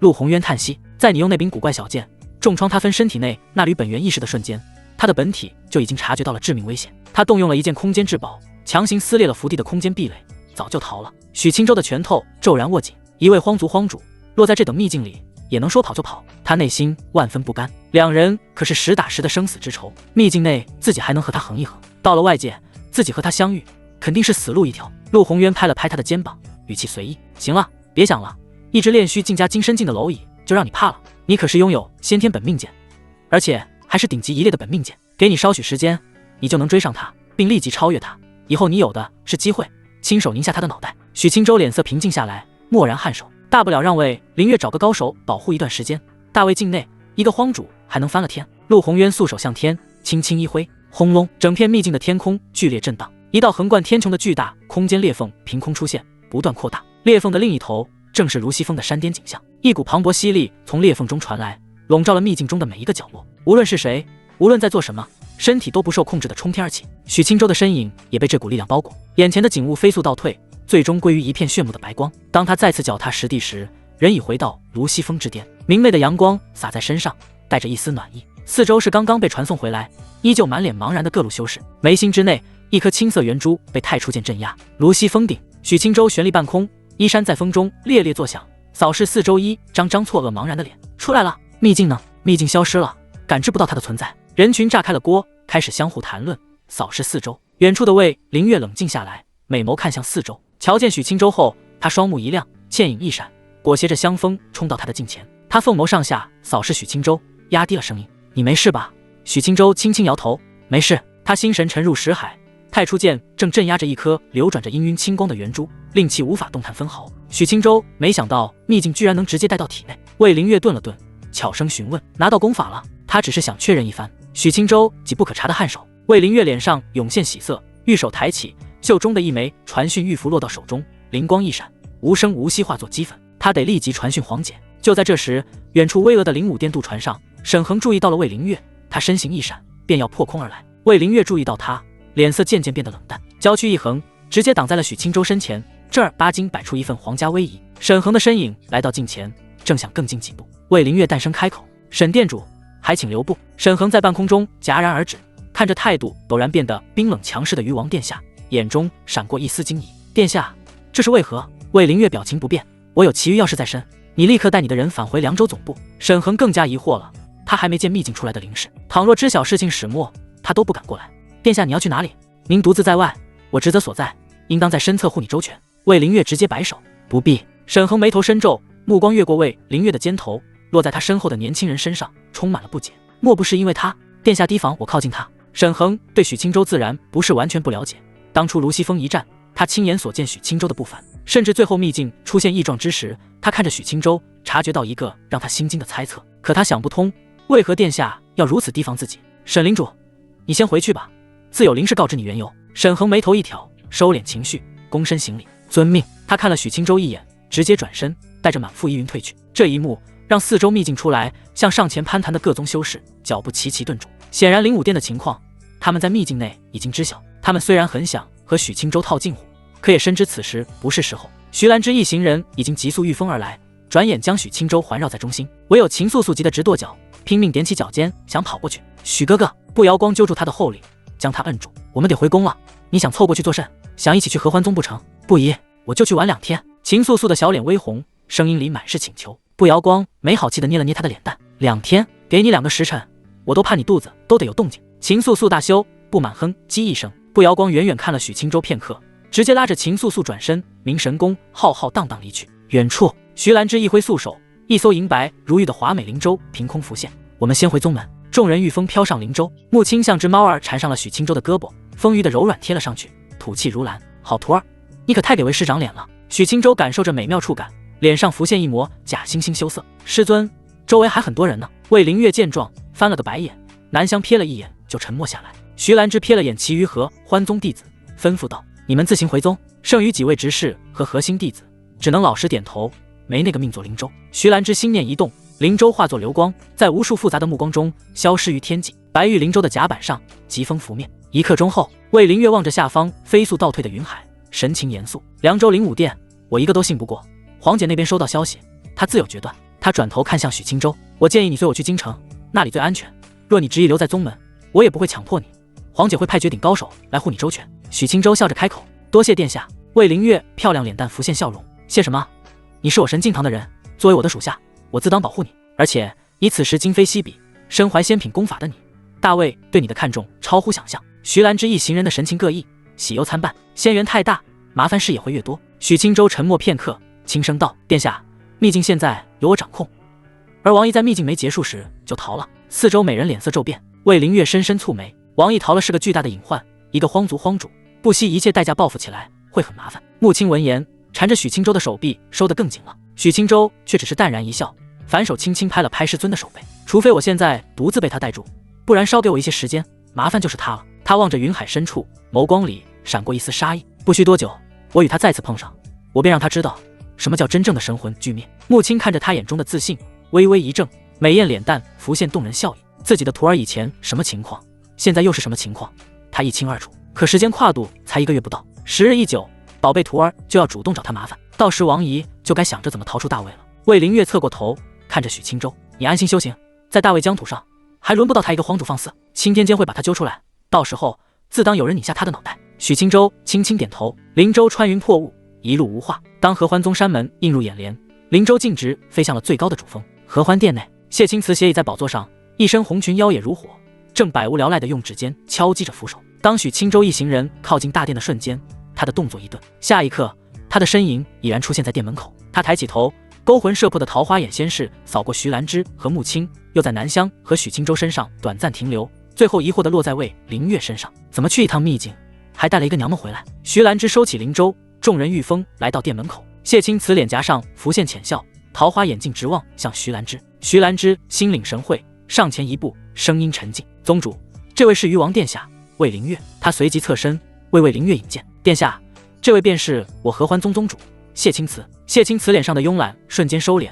美眸中闪过一丝惊异，仔仔细细地打量了魏灵月一圈，红唇轻启：见过鱼王殿下，殿下驾临，我宗蓬荜生辉。他心中浮现更深疑惑：堂堂大魏鱼王，皇室贵胄，来他这小小的合欢宗做什么？合欢宗在大魏修行界可没什么牌面。魏灵月噙着一抹恰到好处的微笑，看向眼前风华绝代的合欢宗主：谢宗主客气了。谢青瓷仪态变得端庄，微微颔首，目光最终落在了许清舟身上，轻轻一瞥，随即引着众人进入合欢殿内。一刻钟后，合欢殿内死寂无声。谢青瓷勾魂的桃花眼失去了焦点，直勾勾地盯着许清舟，仿佛在看一个怪物。仙品功法，2剑斩杀元阴境荒主，先天本命剑，仙武双修都在第3境中期，种种离奇的事情狠狠砸在他心湖之上，太不可思议了。谢青瓷喃喃自语，心湖彻底被颠覆，掀起万丈狂澜。他看着许清舟的眼神彻底变了，不再是看一个杰出的弟子，而是像在看一尊行走的仙缘，一个能让合欢宗一步登天的中心之主。我的继承人有了。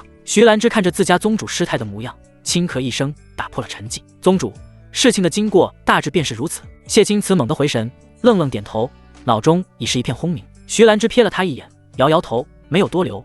他知道宗主需要时间消化这些信息，于是便带着众人告辞。大殿门口，南湘清冷的身影独自一人，看了眼许清舟，化作一道流光，返回了前一峰。徐兰芝却没有回自己的于清峰，而是与许清舟一行人径直飞向上林峰。片刻之后，上林峰熟悉的院落遥遥在望，众人还未落地，2道婀娜身影便从院内快步迎出，正是师娘宝宝裴玉涵与温柔美人白凤。他们感应到数道强大的气息降临，好奇地出来查看。当裴玉涵的目光看到许清舟的瞬间，娇美脸蛋上惊喜绽放，眼眶刹那间便被水雾笼罩。许清舟身形落地，她提着裙摆，如同一只乳燕投林般冲了过来。清舟，她声音带着压抑不住的激动，猛地扑进许清舟怀里，死死将她抱住，温软的身躯轻轻发颤。你终于回来了，我好想你。许清舟感受着怀中师娘的思念，心中安详，大手轻抚着她的玉背。师娘，我回来了。裴玉涵没有松手，反而将脸蛋深深埋在她的胸膛，贪婪地呼吸着熟悉的气息。再让我抱一会儿。一旁的穆青看着自己的道侣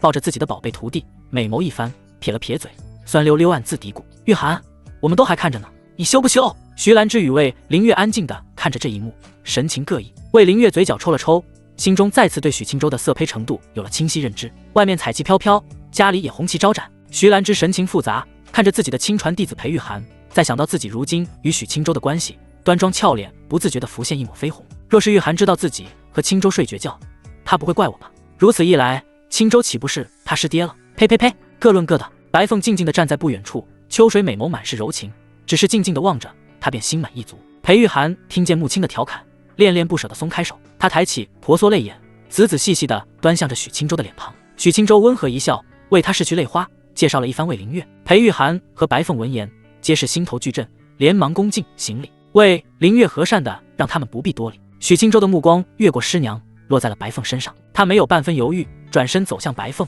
当着所有人的面张开了双臂。白道友，我回来了。众美人齐齐脸色微变。许青州此时当众摊牌，向所有人表明了他与白凤之间非同寻常的关系。裴玉涵美眸猛然睁大，欲手下意识地捂住了红唇，满脸的惊讶不解。在自己的眼皮子底下，青州是怎么和白凤纠缠上的？他没有察觉到什么啊？穆青美艳，脸蛋满是错愕，脸蛋浮现一丝醋意。他没想到宝贝徒儿不仅在外面沾花惹草，家里还偷偷藏了一朵。白凤娇躯一震，他没想到许青州会如此直接，俏脸瞬间红到了耳根。他羞意上涌，眼眶一热，重重地扑进了许青州的怀抱。青州，许青州将他紧紧拥入怀中，笑容恬淡。片刻后，穆青终于忍不住了，语气有点吃味儿。行了行了，人都回来了，怎么还抱个没完了？先进屋，有什么话进院子再说。许青州松开白凤，牵起他的手，笑着率先向院内走去。裴玉涵脸上露出复杂笑容，连忙跟上。我给你们准备晚宴，接风洗尘。白凤转身回头，小声开口：我来帮忙。徐兰之与魏灵月对视一眼，抬步跟了进去。院内石桌旁，众人落座，夕阳余晖洒下，将小院染成一片璀璨金色。厨房里很快飘出饭菜的诱人香气。夜幕初垂，一桌丰盛的晚宴便已备好。很久没带师娘上山顶赏月了，夜色如水，月华倾泻。许青州站在房门外，静静看着天上的圆月，没立即行动，再次等了片刻。夜色渐深，四周寂静，仿佛没有胆大的女子主动前来。许青州隐匿气息，身影一晃，消失在原地。庭院之中，一抹幻影天悉数加深，不吸引任何人注意力，悄无声息地掠过青石小道。裴玉涵的房间内烛火未熄，许青州漠然地出现在窗口，视线从细小缝隙望向里面。师娘身穿一袭锦时睡衣，坐在桌前。叩叩，许青州来到房门口，轻轻一敲。裴玉涵美眸水色猛地一荡，立即起身，双眸中先是浮现喜色，继而满脸羞意。死鬼，他果然会来。他当即缓步前行，轻轻开门，刚要开口，许青州已经一根手指轻轻按在他的唇上。师娘。裴玉涵眼中的水雾瞬间涌了上来，一把抱住许青州的脖颈，将脸埋在他的肩窝，温热的呼吸喷在他的颈侧，灼热一片。我以为你今晚不会来了。他的声音带着一丝委屈。许青州反手抱住他柔软的腰肢，怎么会？我早就惦记着师娘了。许青州贴着他的滚烫脸颊，细声低语，随后头颅微微撤开，准确地找到了柔软的红唇。裴玉涵嘤咛一声，热情地回应着，呼吸逐渐变得急促，房间里的温度节节攀升。就在他衣衫半解，情动难耐之际，许青州却停下了动作。裴玉涵迷蒙地睁开泪眼，不解地看着他。青州，怎么了？许青州的呼吸也有些粗重，他低头在师娘的额头上亲了一下。这里不行。裴玉涵脸颊绯红，娇嗔道：为什么不行？他们都歇下了。许青州笑着摇头，将他被自己弄乱的衣衫稍稍整理好。主要是今天月色不错，我想带你去个好地方。他拦腰将裴玉涵抱起。裴玉涵惊呼一声，连忙搂住他的脖子。去哪里？上林峰顶。话音落下，两人已经化作一道微不可察的流光，穿门而出，消失在夜色里。上林峰之巅，夜风清冷，一块探出悬崖的巨大青石上，两道身影悄然落下，月光毫无遮拦的洒下，将两人的身影拉得长长的。裴玉涵靠在许青州怀里，望着下方云雾缭绕的上林峰，一时间有些痴了。这里好美。许青州从身后环住他，下巴抵在他的发顶，轻嗅着他发间的清香。师娘喜欢吗？喜欢。裴玉涵点点头，声音轻柔，只要是和你在一起，哪里都喜欢。许青州轻笑一声，双手开始不老实起来。裴玉涵身子一颤，没有阻止，反而顺从的向后靠得更紧了。青州，你怎么？你就在这里，这里多好，只有月亮看着我们。裴玉涵羞地闭上了眼睛，长长的睫毛微微颤抖。许青州转过他的身子，让他面对着自己。师娘，我心里一直在想你。许青州纯阳灵元可还没驱除，现在见到心爱之人，心中早就汹涌的厉害。他直接低头，月光温柔地笼罩着他们。而在不远处的林间，一棵巨大的古树枝桠上，一道妖娆的身影斜倚着树干，天际泛起鱼肚白，第一缕晨曦刺破云层。穆青与裴玉涵的俏脸上都带着慵懒倦意，眼角眉梢皆是化不开的动人风情。许青州看着绝色美人，师尊、师娘，你们先回去歇息吧。穆青打了个长长的哈欠，临走前给了许青州一个勾魂摄魄的媚眼，这才摇曳着妙曼身姿回了自己房间。裴玉涵脸上红晕未退，走到许青州面前，细心地为他整理着有些凌乱的衣领。他的声音温柔的滴水，你也早些休息，别累坏了身子。你也是真胡闹，你去一趟秘境，穆青都遭了你的毒手。师娘，我要的就是师尊。青州，你也真是荒唐。裴玉涵娇嗔一声，这才三步一回头，恋恋不舍地转身离去。许青州目送他们的身影消失，却没有回房。他转身径直走向了院子另一侧，来到白凤的房间。咚咚，门内传来一阵细微的窸窣声。片刻后，房门被拉开一道缝隙，白凤一身素白寝衣，俏生生地立在门后。她的眼眶微红，眸中带着血丝，似乎一夜无眠。青州，白凤被齿轻咬下唇，眸子泛起喜色，将门完全敞开，让她入内。房间里陈设颇为简单，一盏豆大的油灯仍在静静燃烧。许青州反手关上门，转身凝视着她，怎么一夜没睡？白凤垂下眼帘，声音轻如文瑞，我有点想你。许青州一愣，坏笑起来，走到他面前，抬手指腹轻轻抚过他微凉的脸颊。你想我什么？白凤脸蛋一红，低头不语。许青州轻笑一声，没再打趣他，让他去床榻上坐好。白凤听话地走到床边坐下，丰腴的背影在灯火的映照下显得格外温润，脸蛋透着一丝紧张。此时房间一角新放着一个绣榻，那颗鸟蛋此时放在榻上。许青州美人当前，哪有心思看得淡？他直接走到床沿，青州，你要帮你疗伤，别说话。白凤眸里亮光暗了3分，浮现微微失望，不过立即变得满脸温柔，便不喜色。他与以往那般，在许青州身前盘坐好，玲珑身段分外诱人。许青州在他身后盘膝而坐，双掌平伸，清光氤氲，稳稳地贴上了他光洁滑腻的玉背。肌肤相触的刹那，白凤的身子轻轻一抖，难以言喻的温热感自他掌心传来，让他脸蛋浮现嫣红。下一刻，磅礴浩瀚的生命气息自许青州的掌心源源不断地涌出。青地长生树，碧青色的光华如同一条初春解冻的生命长河，温柔地冲入白凤体内。久违的舒适感让他芳心剧颤，脖颈的粉色直接蔓延至耳垂。许青州此次回来实力提升极大，青地长生树的效果也更加猛烈。它涌出的清光似一条暖流，却没有半分狂暴，反而带着一种润物无声的温热。清光瞬间流淌至白凤四肢百骸，她的筋骨血脉顿时受到生命力的滋润，尚处在虚弱的身躯顿时充满活力。白凤咬着红唇，娇躯轻颤紧绷，后背微微向后倚靠，本能地追寻着温暖的源头。碧青色的生命能量在她残破不堪的经脉中奔涌，所过之处残存的经脉裂痕被轻缓抚平，一直折磨她的轻微刺痛感如冰雪消融，干涸的丹田仿佛久旱逢甘霖，重新焕发出湿润的生机。白凤已经靠在了许青州的胸膛，呼吸变得平稳而悠长。许青州双手收回，放在白凤身前。青州，许青州脸色平静，没有半分停歇，双手反而加大了灵气的输出，青光愈发浓郁，将整个房间都映成了一片通透的碧色。青光穿透白凤单薄的衣衫，她娇躯玲珑有致的曲线若隐若现，青丝起伏间，她宛若神光中的玉人。青州，我有点热。白凤的意识不舍得从身体的极度舒适中抽离，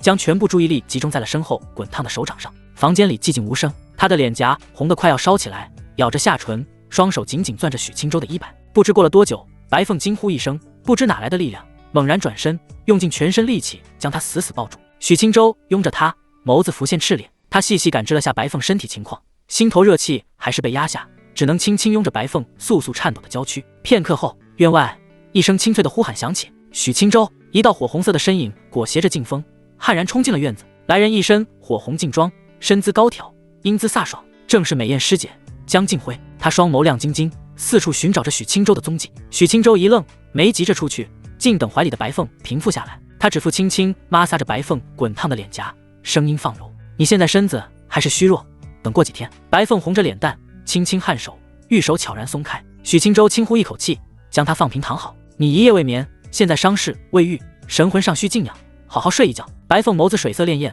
乖巧地点头，眸光里满是眷恋，松开了抱着他的手。许青州俯身在他红唇上印下一吻。我先出去了。他为白凤掖好被角，这才转身悄无声息地拉开房门走了出去。刚一踏出房门，江静辉便寻到了他。许青州脸色复归平静，眸子看向许久未见的江师姐。江静辉刚才还咋咋呼呼，此时见到本人，莫名涌起一股羞怯，愣在原地不敢上前。四目相对良久，他再也按捺不住，一阵香风扑面，江静辉的身影如同一团烈火，直接冲了过来，狠狠撞进了许青州的怀里。混蛋，早知道和你一起出去了。他自容美艳，嗓音依旧是极具反差的娃娃音。此时双臂环住许青州的腰，仿佛要将自己揉进他的身体里。许青州感受着怀中的火热柔软，刚压下去的火气又涌了起来。少请！江静辉一把将他推开，他美眸睁大，满脸羞意。你还是涩涩的，大早上火气这么大。许青州脸色不变，轻咳一声，主动上前拥着江静辉。江师姐，再抱一会儿。江静辉紧张的心肝砰砰跳，哪敢继续由他胡来，生怕被人瞅见，直接轻抿他的腰，红唇嘟囔：许青州，你越来越色了，我是来向你展示我四神印的成果。他轻轻挣扎，眸子也不知不觉染上一层水色。许青州埋在他秀发间良久，还是没在院子中和他做过分的事，拥着他身影一闪，来到院外10坪。庭院10坪外，江敬辉凝神站定，身姿窈窕。许清舟站在一旁，饶有兴致地望去。江敬辉瞄了许清舟一眼，压下心湖波澜，神情专注，玉手翻飞，结出繁复印法。青龙破雀，一声娇喝，他周身血气翻涌，一道血色龙影自他掌心咆哮而出，虽不如许清舟那般凝实，却也龙威出显，气势不凡。青龙虚影消散，他毫不停歇，印法在变，白虎兼冰，朱雀焚虚，虎啸震林，雀鸣裂空，接连2道截然不同的印法被他成功施展出来，虽威力尚有不足，但架势已然有模有样。许清舟看得暗自点头，不愧是南乡长老口中的练武奇才，短短时间过去，他竟已将3印融会贯通至此。江敬辉显然也对自己此刻的成果极为满意，白腻的脸蛋上泛着自信的光彩，他深吸一口气，准备挑战最后一印。他双手缓缓抬起，结出与前3印截然不同，更为沉稳厚重的印法。玄武直鸣，丝丝血线自他指尖溢出，艰难地勾勒着一个龟蛇交缠的轮廓，一股厚重如山的气息开始弥漫。然而就在玄武虚影即将成型之际，血线猛然一颤，仿佛厚力不济，整个虚影瞬间崩散，化作点点血光消弭于空气之中。唉，江敬辉泄气的轻叹一声，秀眉紧蹙，俏脸上浮现苦恼。许清舟去秘境的日子里，他天天废寝忘食地练习4神印，效果自然是显著的，但仍旧离施展4神印差最后一步，已经很不错了，就是身子骨太硬了点。许清舟脸颊含笑，嗓音温和。江敬辉脸蛋微红，看向许清舟时，却难掩的一只色，娃娃音里带着几分炫耀。怎么样，我厉害吧？只差最后一印了。许清舟走上前，围着他转了一圈，视线在他玲珑起伏的娇躯上流转。江师姐确实悟性极佳，厉害的厉害的，就是这玄武印讲究的是一个沉稳如山，你前面3印使得虎虎生风，到了这最后一印，气机转换不过来，身子也跟着僵硬，自然无法攻城。江敬辉听得似懂非懂，蹙眉道：那我该怎么办？许清舟轻笑一声，眼珠子一转，走到他身后：我来叫你。温热的男子气息霎时将他笼罩，江敬辉心头一跳，脑海浮现曾经许清舟的私密教学，他还没来得及反应，许清舟的双臂已经从他腋下穿过，握住了他正在结印的玉手。放松，心神沉入丹田，细细感受我的气机流转。许清舟的呼吸拂过他的耳畔，让他耳根瞬间红透，他的大手包裹着他的柔仪，引导着他指尖真元的流转。玄武印的结印不是追求速度，而是追求稳固。你看这里，悬殊扣得太死，气机就滞涩了。他指腹轻轻在他手背上摩挲了一下，调整着他的手势。江敬辉只觉得一股暖气从手背窜起，瞬间传至心田，娇躯不由自主地轻颤了一下。他轻咬红唇，面对许清舟的悉心教导，他确实能学到东西，效果也是有的。可许清舟涩涩的，明明有其他方式，偏偏次次以这种2人相贴的法子教学，这对江敬辉而言，对专注力也不是不小的考验。别分心，许清舟轻声开口，随即双手顺势下滑，拂过山峦，轻轻一触，继续向下，按在了他不堪一握的纤腰上。腰快要沉下去，不精通的情况下，可配合马步姿势，更好引动真元流转。江敬辉腿一软，整个人都站不稳，直接向后瘫倒下去。许清舟，你这坏东西，你以前涩涩的还有几分含蓄，现在是一点都遮掩了。许清舟呼吸灼热，纯阳灵元让他的行为相比以往确实是大胆很多。他低头看着羞赧万分的江敬辉，顺势将他整个柔软的娇躯揽入怀中，让他紧紧贴着自己。江师姐，你思想很有问题，我是真诚教学，你别乱动，你一乱动，身子转眼不就垮了。江敬辉被他抱在怀里，感受着他胸膛有力的心跳和灼人的热度，羞得快要晕过去，娃娃音带着迷离。你这是教人武功的样子吗？你教的我有点热。许清舟的胸膛紧紧贴着他的玉背，双手在他身上游走，时而点在他腰间的窍穴，时而抚过他紧绷的脊背，纠正着他每一丝一毫的错误。气沉丹田，不是挺胸？对，就这样，感受到了吗？那股沉下去的劲力，在许清舟的悉心指导下，江敬辉虽然羞得无地自容，身体却仿佛真的开窍了一般，渐渐找到了沉稳厚重的感觉。他再次结起玄武直鸣印，这一次血线飘出，稳定而凝练，一个清晰的龟蛇虚影缓缓勾勒成型，散发出坚不可摧的气息。眼看4神印即将大功告成，就在此时，一道平静无波却让2人同时身体一僵的声音从不远处悠悠传来：清舟，看来你这几日倒是忙得很。许清舟和江敬辉同时转头看去，只见徐兰芝正俏生生地立在小院门口，一双美眸复杂地望着紧紧相拥的2人。江敬辉的脑子嗡的一声，一片空白，他像是被踩了尾巴的猫，猛地从许清舟怀里弹开，娇躯因为羞涩而剧烈颤抖。刚才忘我之下，他居然对徐兰芝的出现毫无所觉。他结结巴巴，俏脸通红，看都不敢看徐兰芝一眼，转身化作一道火红色的残影，头也不回地逃离了现场，连个招呼都没敢打。许清舟满脸无语，江师姐在外人面前这么羞涩吗？他其实早就察觉到了徐兰芝的窥视，更是知晓他看了好一会儿了，但是他无动于衷，就喜欢妻目前饭。视频上只剩下许清舟和在院门口的徐兰芝，气氛一时间有些微妙。许清舟脸上倒是没什么尴尬的神色，从容地整理了一下有些凌乱的衣衫，这才缓步走向徐兰芝。徐长老，我方才是在指点江师姐的修行，她卡在最后一印玄武直鸣，身子僵硬，气机不畅，我帮她疏导一番来着。再有一时半会，我肯定能把她疏通。徐兰芝的端庄俏脸上看不出喜怒，只是漂亮的凤眸静静地凝视着他，眸光里的水色浓重无比。他没有说话，只是轻轻颔首，表示自己听到了，然后美眸盯着他，一言不发。什么意思？让他自己猜。许清舟瞄了他一眼，走近2步，目光落在徐兰芝的脸蛋，忽然轻声开口：“徐长老，你回来还没回于清风看看呢？我陪你一起回去看看。”徐兰芝微微一怔，许清舟走近几步，声音压低：“我在秘境中为你去除纯阳灵元，已经过去有一点时间了。我知道你现在体内积攒了大量的纯阴之气，现在难受得紧。不过徐长老不用担心，我现在有空。”徐兰芝嫩白脸蛋倏然羞红，端庄的仪态差点没能维持住。这家伙他怎么如此直白提这档子事？不过徐兰芝神情虽羞，心湖却骤然激荡，微不可察的轻点琴手。许清舟嘴角勾起一抹笑意，两人没有再多言，一前一后化作2道流光，径直朝着于清风的方向飞去。于清风云雾缭绕，清雅幽静，峰顶的于清宫内更是灵气氤氲，仙家洞府。徐兰芝回到自己的奢华小窝，在前引路，一路上绷着脸色，随意应付门下惊喜的弟子。他带着许清舟没去2楼，直接穿过安静的回廊，径直来到了于清宫的3楼。这里是他的寝宫。推开沉重殿门，一股水气混杂着浓郁的灵气扑面而来。殿内中央是一座白玉砌成的灵池，池水清澈见底，正袅袅地升腾着白色的雾气，将整个空间衬托得如梦似幻。徐兰芝停下脚步，背对着许清舟，声音有些发紧：“你在此地等候，我先去准备一下。”他美眸轻瞟他一眼，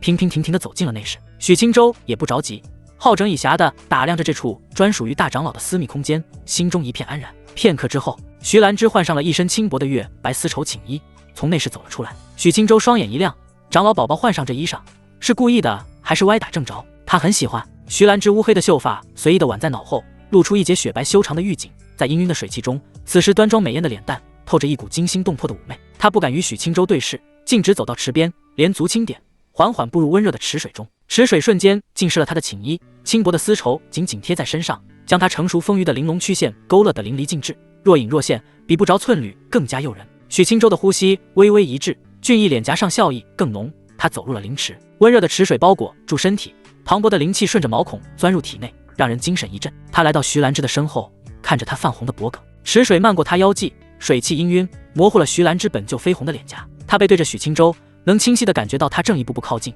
水波被他搅动，轻轻拍打在自己的后背。徐兰芝神情越加妩媚，心跳不受控制地加快了。许清舟不急，轻笑一声，双手顺着她惊心动魄的曲线缓缓上移，最终停留在她光洁滑腻的玉背。徐长老，你这纯阴灵元积攒的太多，我们配合青帝长生术慢慢来。而且徐长老你懈怠了，自从体内有了纯阴灵元，你青帝长生术一直没有长进，现在好好学，好好感受。许清舟好为人师。于清宫内水汽渐渐散去，灵池恢复了往日的平静。许清舟俯身在他光洁的额头上轻轻一吻，为他将被子向上拉了拉。好好休息。他的声音轻柔，神情温和。徐兰芝只是从喉咙里发出一声细微的鼻音，算是回应。许清舟笑了笑，不再打扰他，悄然起身穿好衣衫，身影一闪，便消失在了寝宫之中。夜色深沉，月明星稀，许清舟回到了上林峰的小院，却并未立刻回房。他独自站在院中的石桌旁，仰头望着天际的明月，心绪起伏。他想的不是去哪间屋子，而是脑海中在秘境中获得的仙品功法太极眼道诀。许清舟此时已经知晓，这不仅仅是一部功法，更是一条能让他与道侣携手攀登大道巅峰的通天之路。而此时他正打算找一个修习此功法的人选。许清舟思忖片刻，视线落在了远处一间隐约亮着烛火的房间，那里是师娘宝宝的住处。他想了想，不再犹豫，身影悄然穿过庭院，悄无声息地来到了裴玉涵的房门前。师娘，开门。轻微的话语声在寂静的夜里格外清晰。房间内的烛火轻轻一晃，立即传来一阵轻巧的脚步声。吱呀，房门被轻轻拉开，露出裴玉涵一喜一嗔的娇美脸蛋。他显然也还未睡，脸蛋娇媚精神，只是卸去了钗环，身穿月白里衣，青丝如瀑般垂在身后，更添了几分居家的温婉。清舟，你怎么又来了？他惊喜地低下头，脸颊露出一丝不易察觉的羞怯。许清舟没有说话，直接迈步入内，反手将门关上。他转身一把将师娘拥入怀中，脸颊埋在了细长脖颈上。裴玉涵猝不及防，身子瞬间软了下来。清舟怎么这么急躁？天雷勾动地火，一切都将水到渠成之际，许清舟却忽然停下了所有的动作。裴玉涵迷蒙地睁开双眼，眸中水光潋滟，满是不解。青州，你怎么了？他的声音娇媚入骨，带着一丝难耐的沙哑。许青州捧起他的脸颊，离开上林峰时，我和师娘说过，我要和师娘一起走得更远，我的目标是和师娘长长久久。裴玉涵美眸迷惘，痴痴笑着，双腿钳着许青州，纷乱的心绪渐渐安定下来。他望着许青州深邃的眼眸，里面充盈着汹涌的爱恋。青州，许青至拇指划过他的红唇，抱着他身影一闪，来到床榻。师娘，我在秘境中获得了最大机缘，是一部名为《太极眼道诀地功法》。裴玉涵美眸猛然睁大，呼吸都停滞了一瞬。这是真的？许青州轻笑一声，在他唇上啄了一下。我怎么会骗师娘？裴玉涵的心脏砰砰狂跳，一股甜蜜涌上心头，这比任何甜言蜜语都让他动情。他用力地点了点头，分外感动，眼眶泛红。好，青州，师娘想和永远在一起。许青州将他放平，低头一笑。青州，这功法太神奇了。裴玉涵轻声呢喃，仰起头，痴痴地望着眼前的男人。许青州在他嫩白的脸上印下一吻，脸上带着惬意的笑容。他也同样感受到了来自师娘的回馈，虽然那些术法一点用没有，但是修行之时，他有一种更深入了解师娘的感觉。体内的灵气在小幅度变强，自身灵根他尚未感知到明显变化，估计是修行时间尚短的原因。总体而言，自己有好处，但是不多，更加受益的是宝贝师娘。师娘，这只是开始，以后我们天天一起修行，你的境界会极快的提升。裴玉涵心中甜蜜满意，重重地点了点头，红唇印在他的胸膛，又是一番温存。直到天色微亮，裴玉涵才在极度的满足中沉沉睡去。许青州为他盖好被子，悄然起身。他穿好衣衫，走出房门，院子里晨雾弥漫，带着清晨的凉意。他没有片刻停留，径直走向了白凤的房间，轻轻敲了敲门。门内很快传来动静，房门被拉开，白凤娴静的身影出现在门口。他今天明显精神好了不少，见到许青州，一双秋水美眸顿时亮了起来，满脸温柔笑意。青州，许青州轻轻颔首，迈步入内，反手关上门。他直接走到床沿坐下，拍了拍身边的位置，过来疗伤。白凤俏脸微红，乖巧地走到他身边坐下，丰腴的身段在晨光中显得格外温润。许青州大手自然地握住了他微凉玉手，柔声开口：怎么这么早起来了？不多睡会儿？睡不着，感觉身子好了很多，就想静静等你。白凤的声音轻柔，带着几分依赖。许青州心中一暖，没再多言，直接开口：背对我坐好，我再为你疗伤。白凤乖巧点头，转身盘膝坐好，玲珑的背影曲线动人。许青州双掌运起浓郁的青光，再次贴上了他光洁的玉背，磅礴的生命气息如潮水般涌入。白凤发出一声舒适轻吟，娇躯放松下来，任由温暖的能量在体内流淌。经过昨夜的治疗，他体内的伤势本就好转不少。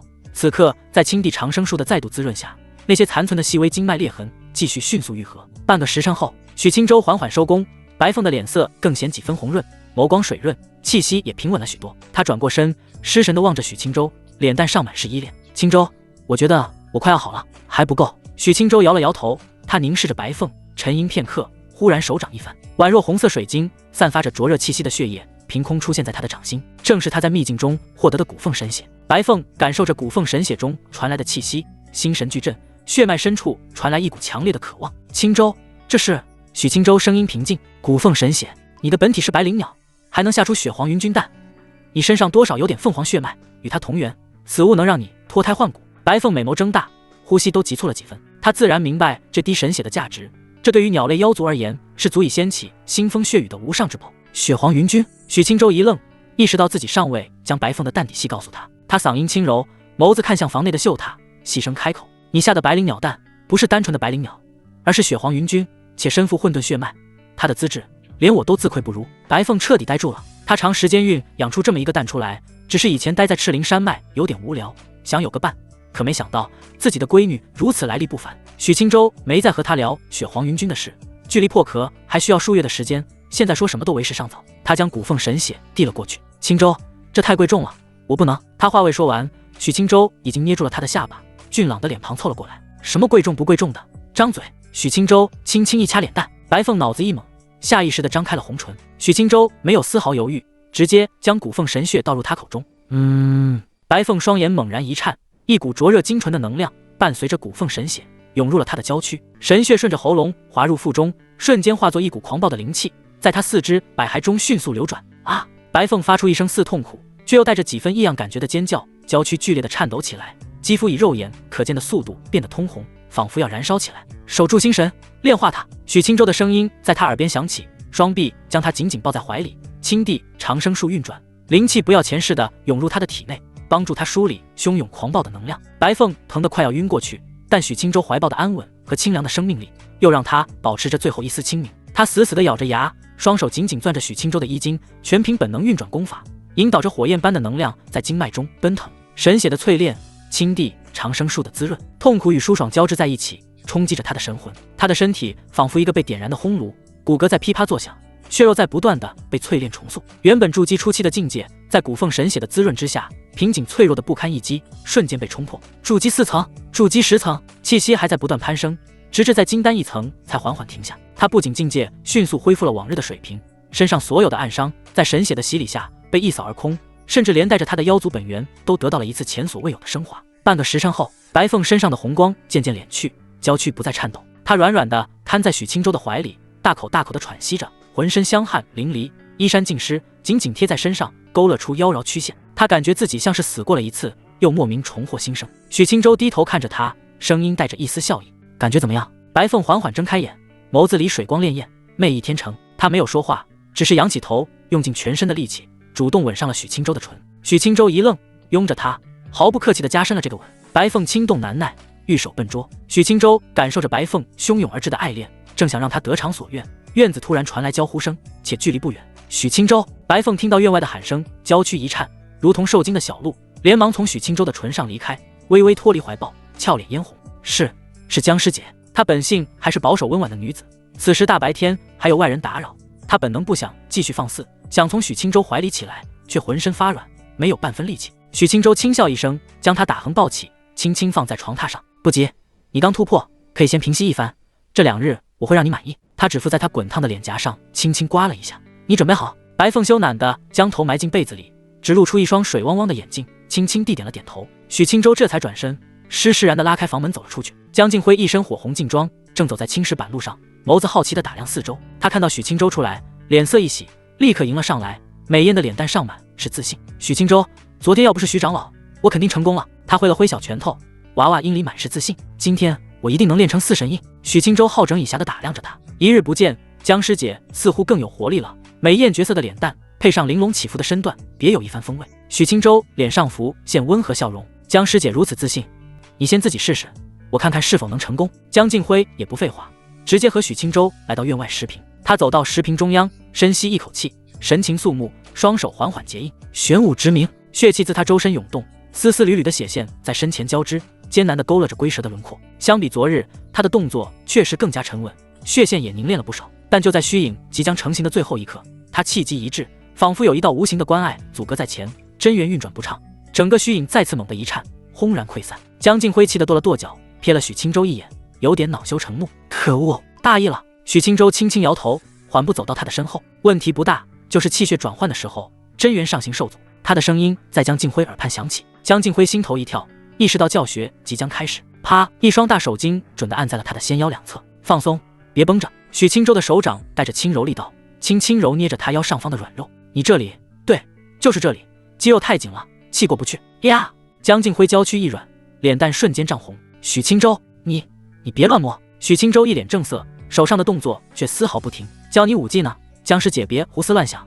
你身子骨这么硬，不帮你揉开了，气血怎么通畅？今天就是教到天黑，你也练不成。许清舟，你就是故意的，我是为了你好，直接化身按摩老师傅。娇躯上每一处接触都让江静辉的身体产生奇异的反应，一阵阵酥麻的暖流在他体内乱窜，让他羞愤欲死，可却又偏偏感觉体内真气的活力增强，自己对真气的掌控也在莫名其妙的提升着。他渐渐忘却了羞涩，心神完全沉浸在了奇妙的感觉之中。就是现在，气沉丹田，一手玄武。许清舟在他耳边轻声细语，江静辉下意识地按照他的指引，心念一动，周身气血轰然运转，这一次再无半分阻滞，磅礴的真气顺着玄奥路线奔涌。在他身前，一个凝实无比的龟蛇虚影瞬间成型。吼一声，仿佛来自远古洪荒的咆哮，在他的神魂中响起。玄武直鸣印攻成。然而这还没完，在玄武虚影成型的瞬间，青龙、白虎、朱雀三印的虚影从他手中接连浮现，环绕在两人的周身。青龙盘旋，白虎咆哮，朱雀啼鸣，玄武镇守，四道神兽虚影交相辉映，最终猛地合二为一，化作一道璀璨的4色神光冲入他的体内。轰！江静辉只觉得自己的武道境界瓶颈在这股神光的冲击下轰然破碎，气势节节攀升。断骨境，4神印的冲击之下，他的实力直接突破大瓶颈，来到第3境，一股前所未有的强大力量充斥在他的体内。他愣愣地站在原地，感受着体内沸腾的气血和脱胎换骨般的变化，一时间竟有些失神。恭喜宿主完成任务，获得灵元秘诀。许清舟的脑海中响起了系统清脆的提示音，这任务这么久了，总算完成了。而且因为任务的提示，他还发现自己另一个任务的奖励还没使用。出入秘境之时，任务1收集全部清明仙玉，奖励一黄羽衣；任务2待在原地挖个洞，静等其他人集合碎片，从而离开秘境，奖励归西玄宫。许清舟选择了任务1，现在霓凰羽衣已经在系统包裹，他却一直疏忽。哎，肯定是急着见媳妇，自己居然疏忽了系统宝贝的奖励。许清舟压下心头思绪，嘴角勾起一抹笑意，松开了怀里的江静辉。江静辉缓缓回过神，转过身，一双亮晶晶的美眸一眨不眨地凝视着许清舟，眸子翻涌着感激和崇拜，以及一种他自己自然流露出的明显情愫。他静静站着看了片刻，忽然他上前一步，踮起脚尖，在许清舟错愕的表情中，柔软的红唇重重地印在了他的唇上，深情流连。江静辉的脸蛋愈加滚烫，紧紧拥着许清舟，脸蛋微微退开，鼓起此生最大的勇气，用颤抖的娃娃音一字一句地开口：许清舟，我是你道侣吗？石屏之上，空气仿佛凝固，江静辉灼热的呼吸喷在许清舟的唇上，美眸此刻盛满了紧张，水光荡漾。他此生最大胆的举动便是此刻。许清舟没有半分犹豫，大手轻轻抚上他的后脑，将他柔软的娇躯更紧地拥入怀中，深深含住他的唇瓣。江静辉脑中一片空白，只剩下唇齿间的温热与他身上令人心安的男子气息。良久，唇分。许清舟低头凝视着他涨红如血的娇艳脸蛋，声音带着一丝笑意：是。简简单单一个字。江静辉的心脏却在这一刻疯狂地跳动起来，满脸的羞意让他无措地低下琴手。他莫名眼眶一热，泪花不受控制地溢了上来。许清舟刮了刮他挺翘的琼鼻，将他凌乱的鬓发拨至耳后，轻抚他的脸蛋。江师姐，当我的道侣委屈你了，怎么还哭上了？江静辉摇摇头，再也忍不住，一头扎进他的怀里，双臂拥住他的腰，脸蛋埋在他的脖颈间，不敢再露出来。许清舟轻抚着他微微颤抖的玉背，感受着怀中家人的爱恋，心中一片宁静。许久之后，江静辉恋恋不舍地从他怀中抬起头，脸上的红晕尚未褪去，美眸却亮得惊人。此前他还能大大方方，现在却羞怯地低下头，一副娴静模样。许清舟，我当了你道侣，你是不是就要肆无忌惮地暴露你涩涩的内心了？许清舟一愣，随即失笑一声，坦然点头。没错。他捏了捏江静辉滑腻的脸蛋，手感极佳，眸子泛起笑意，促狭地看着他。我本来还想费些心思，可没想到江师姐如此主动，那我自然就会让江师姐好看。江静辉大羞，满脸的羞赧，娇躯清晰可见的在微微颤抖。大白天的，许清舟自然不会在石屏上将他就地正法。他伸出手，拇指划过他的唇瓣，再轻轻挑起他的下巴，轻轻啄了他一口后，柔声道：我现在身上有一卷功法，必须以一些特殊方法学习，你明晚来找我，我教你正儿八经的仙品功法。江静辉大眼睛瞥了他一眼，什么功法要晚上学？他抿了抿唇，红着脸蛋，没有多问，乖巧地点了点头。好。他轻呼一口气，抬头看了眼许清舟，踮起脚，飞快地在他唇上啄了一下，这才红着脸转身化作一道火红残影，迅速离开了。许清舟看着他消失的背影，脸上的笑容灿烂几分。他静静站立片刻，回到院中，心念一动，进入了系统包裹。那件在秘境中完成任务却一直被他忽略的奖励，正静静地躺在其中。霓凰羽衣，一件火红的女子羽衣，通体由不知名的红色羽毛织就，其上阵纹流转，散发着强大的防御气息，一看便知是顶级法宝。送给谁呢？许清舟的脑海中瞬间浮现出师尊穆青娇艳妩媚的脸蛋。戒火葫芦破碎后，师尊缺少一件趁手的护身法宝，这件霓凰羽衣简直是为他量身定做。打定主意，许清舟不再耽搁，径直走向了穆青的房间。来到穆青的房间门口，许清舟轻轻敲了敲门，进来。里面传来师尊慵懒的声音。许清舟推门而入，一股浓郁的酒香混合着女子体香扑面而来。穆青斜倚在软榻上，一身火红的衣裳松松垮垮，他手中拎着一个酒葫芦，正有一口没一口的喝着，娇艳的脸蛋上泛着醉人的酡红，媚眼如丝。好徒儿，你现在来找为师作甚？是不是想为师了？他伸出舌尖舔了舔沾着酒渍的红唇，动作魅惑至极。许清舟走上前，从系统包裹中取出霓凰羽衣。师尊，这是徒儿在秘境中得到的法宝。红色的羽衣一出现，整个房间都被映照的流光溢彩。穆青的动作一顿，醉眼迷离地看着华美的羽衣，感受着其中传来的强大灵气波动。他放下酒葫芦，摇曳着身姿站了起来，一步步走到许清舟面前。好漂亮！他伸出玉手，轻轻抚摸着羽衣顺滑的羽毛，美眸中满是喜爱。好徒儿，你怎么得来的？许清舟看着师尊，轻笑开口。没遇上师尊之前，斩杀古怪存在，侥幸获得。我见羽衣和师尊绝配，就藏到现在，打算送给师尊，给师尊一个惊喜。穆青一愣，美眸风情无限地看了眼许清舟一眼，将手中酒葫芦放在一旁，低头看了霓凰羽衣片刻。他忽然抬起头，凑到许青州耳边，吐气如兰：“好徒儿，你这么孝顺，为师该怎么奖励你呢？”许青州反手握住他悄然作乱的玉手，将羽衣披在他的身上。霓凰羽衣仿佛有灵性一般，自动调整大小，完美的贴合着他风雨火爆的身段，将他衬托得如同一位降临凡尘的天界仙女，高贵而又妖冶。奖励不奖励的可有可无，师尊喜欢就好。木青感受着羽衣传来的温润之感，心中欢喜。他媚笑着上前，拥着许青州，踮起脚尖，主动献上一个带着浓郁酒香的吻。许青州没有拒绝，木青软倒在许青州怀里，媚眼迷离：“好徒儿，光是这样可不够奖励你。师尊，我还有一件更好的礼物要送给你。”木青的手臂环住他的脖颈，好奇眨巴着眸子：“我都尝过了，哪有什么更好的礼物了？”许青州嘴角一抽，掠过这茬，捧起他的脸，神情变得认真：“师尊，我想与你一同走上大道之巅，长长久久。”片刻后，窸窸窣窣，他将太极眼道诀的玄奥法门通过清明仙玉缓缓地传入木青的识海。木青初始还满脸媚态，轻轻呜咽，可察觉到什么后，瞬间被震惊所取代。他感受着脑海中莫名出现地功法，感受着其中的浩瀚与玄妙，一时间竟说不出话来。这是许青州双手撑在他脖颈两侧，轻呼一口气，声音在他耳边响起：“仙品功法，太极眼道诀。”木青的心脏狂跳起来，他痴痴地看着眼前的宝贝徒儿：“徒儿，功法不是只有你能修炼吗？”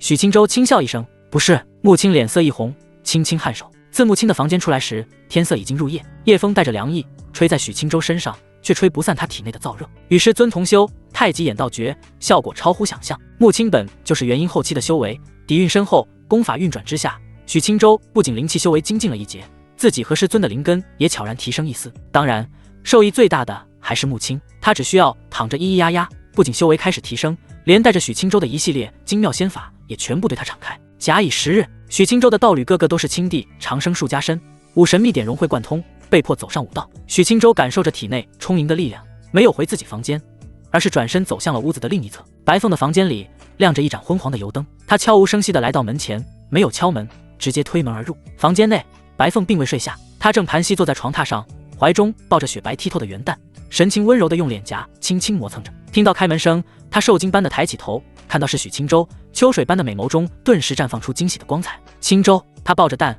想要起身，却被许青州抬手制止。许青州走到床边坐下，目光落在他怀中的蛋上，以青帝长生术感知，蛋内的生命气息比之前更加磅礴浩瀚，甚至能隐约感觉到一股混沌初开般的古老韵味。许青州的指腹轻轻划过蛋壳光滑的表面，看你脸色，看来恢复的不错。白凤俏脸微红，将蛋小心翼翼地放在一旁的绣榻上，这才挪了挪身子，坐到许青州旁边。都是你的功劳。他的声音轻柔，带着浓浓的依赖。骨凤神血不仅让他伤势尽复，修为大进，更是洗炼了他的血脉，让他整个人的气质都发生了一种难以言喻的蜕变，少了几分柔弱，多了几分高贵。许青州握住他微凉的玉手，感受着他体内平稳强大的气息，满意地点了点头。底子已经打好了，以后修行之路会顺畅很多。白凤感受着他掌心的温热，心中一片安宁，只是静静地望着他，不说话。房间里的气氛一时间变得有些暧昧。烛火摇曳，许青州心中古怪，太忙了，真的太忙了。许久，白凤忽然鼓起勇气，主动向许青州的怀里靠了靠，丰腴的身子紧紧贴着他的手臂。青州，你和木青长老还有裴姐姐。他的声音细弱文瑞，脸颊红得快要滴出血来。他长时间待在院子里，裴玉涵他早就知晓，两人岂止是勾搭，都交年了。而木青他就住在不远处，青州又和他肆无忌惮，隐约的动静他听得清清楚楚。再就是江静辉，3天2头找青州，其心思已经不言自明。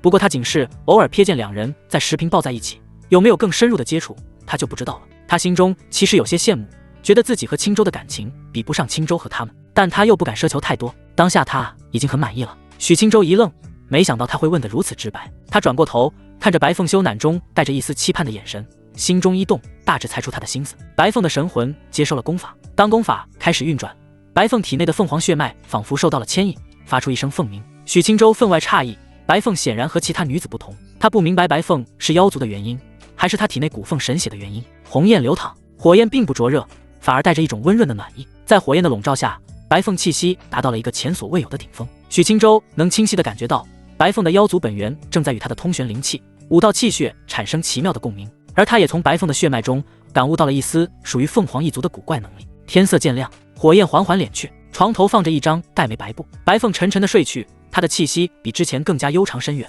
伤势全部修复，境界彻底已经稳固在了金丹2层的境界。许清舟看着他恬静的睡颜，在他额头印下一吻。他悄然起身，穿好衣衫，走出房门时，他回头看了一眼绣榻上的血黄云军蛋，蛋壳之上似乎多了一抹淡淡的赤金色纹路。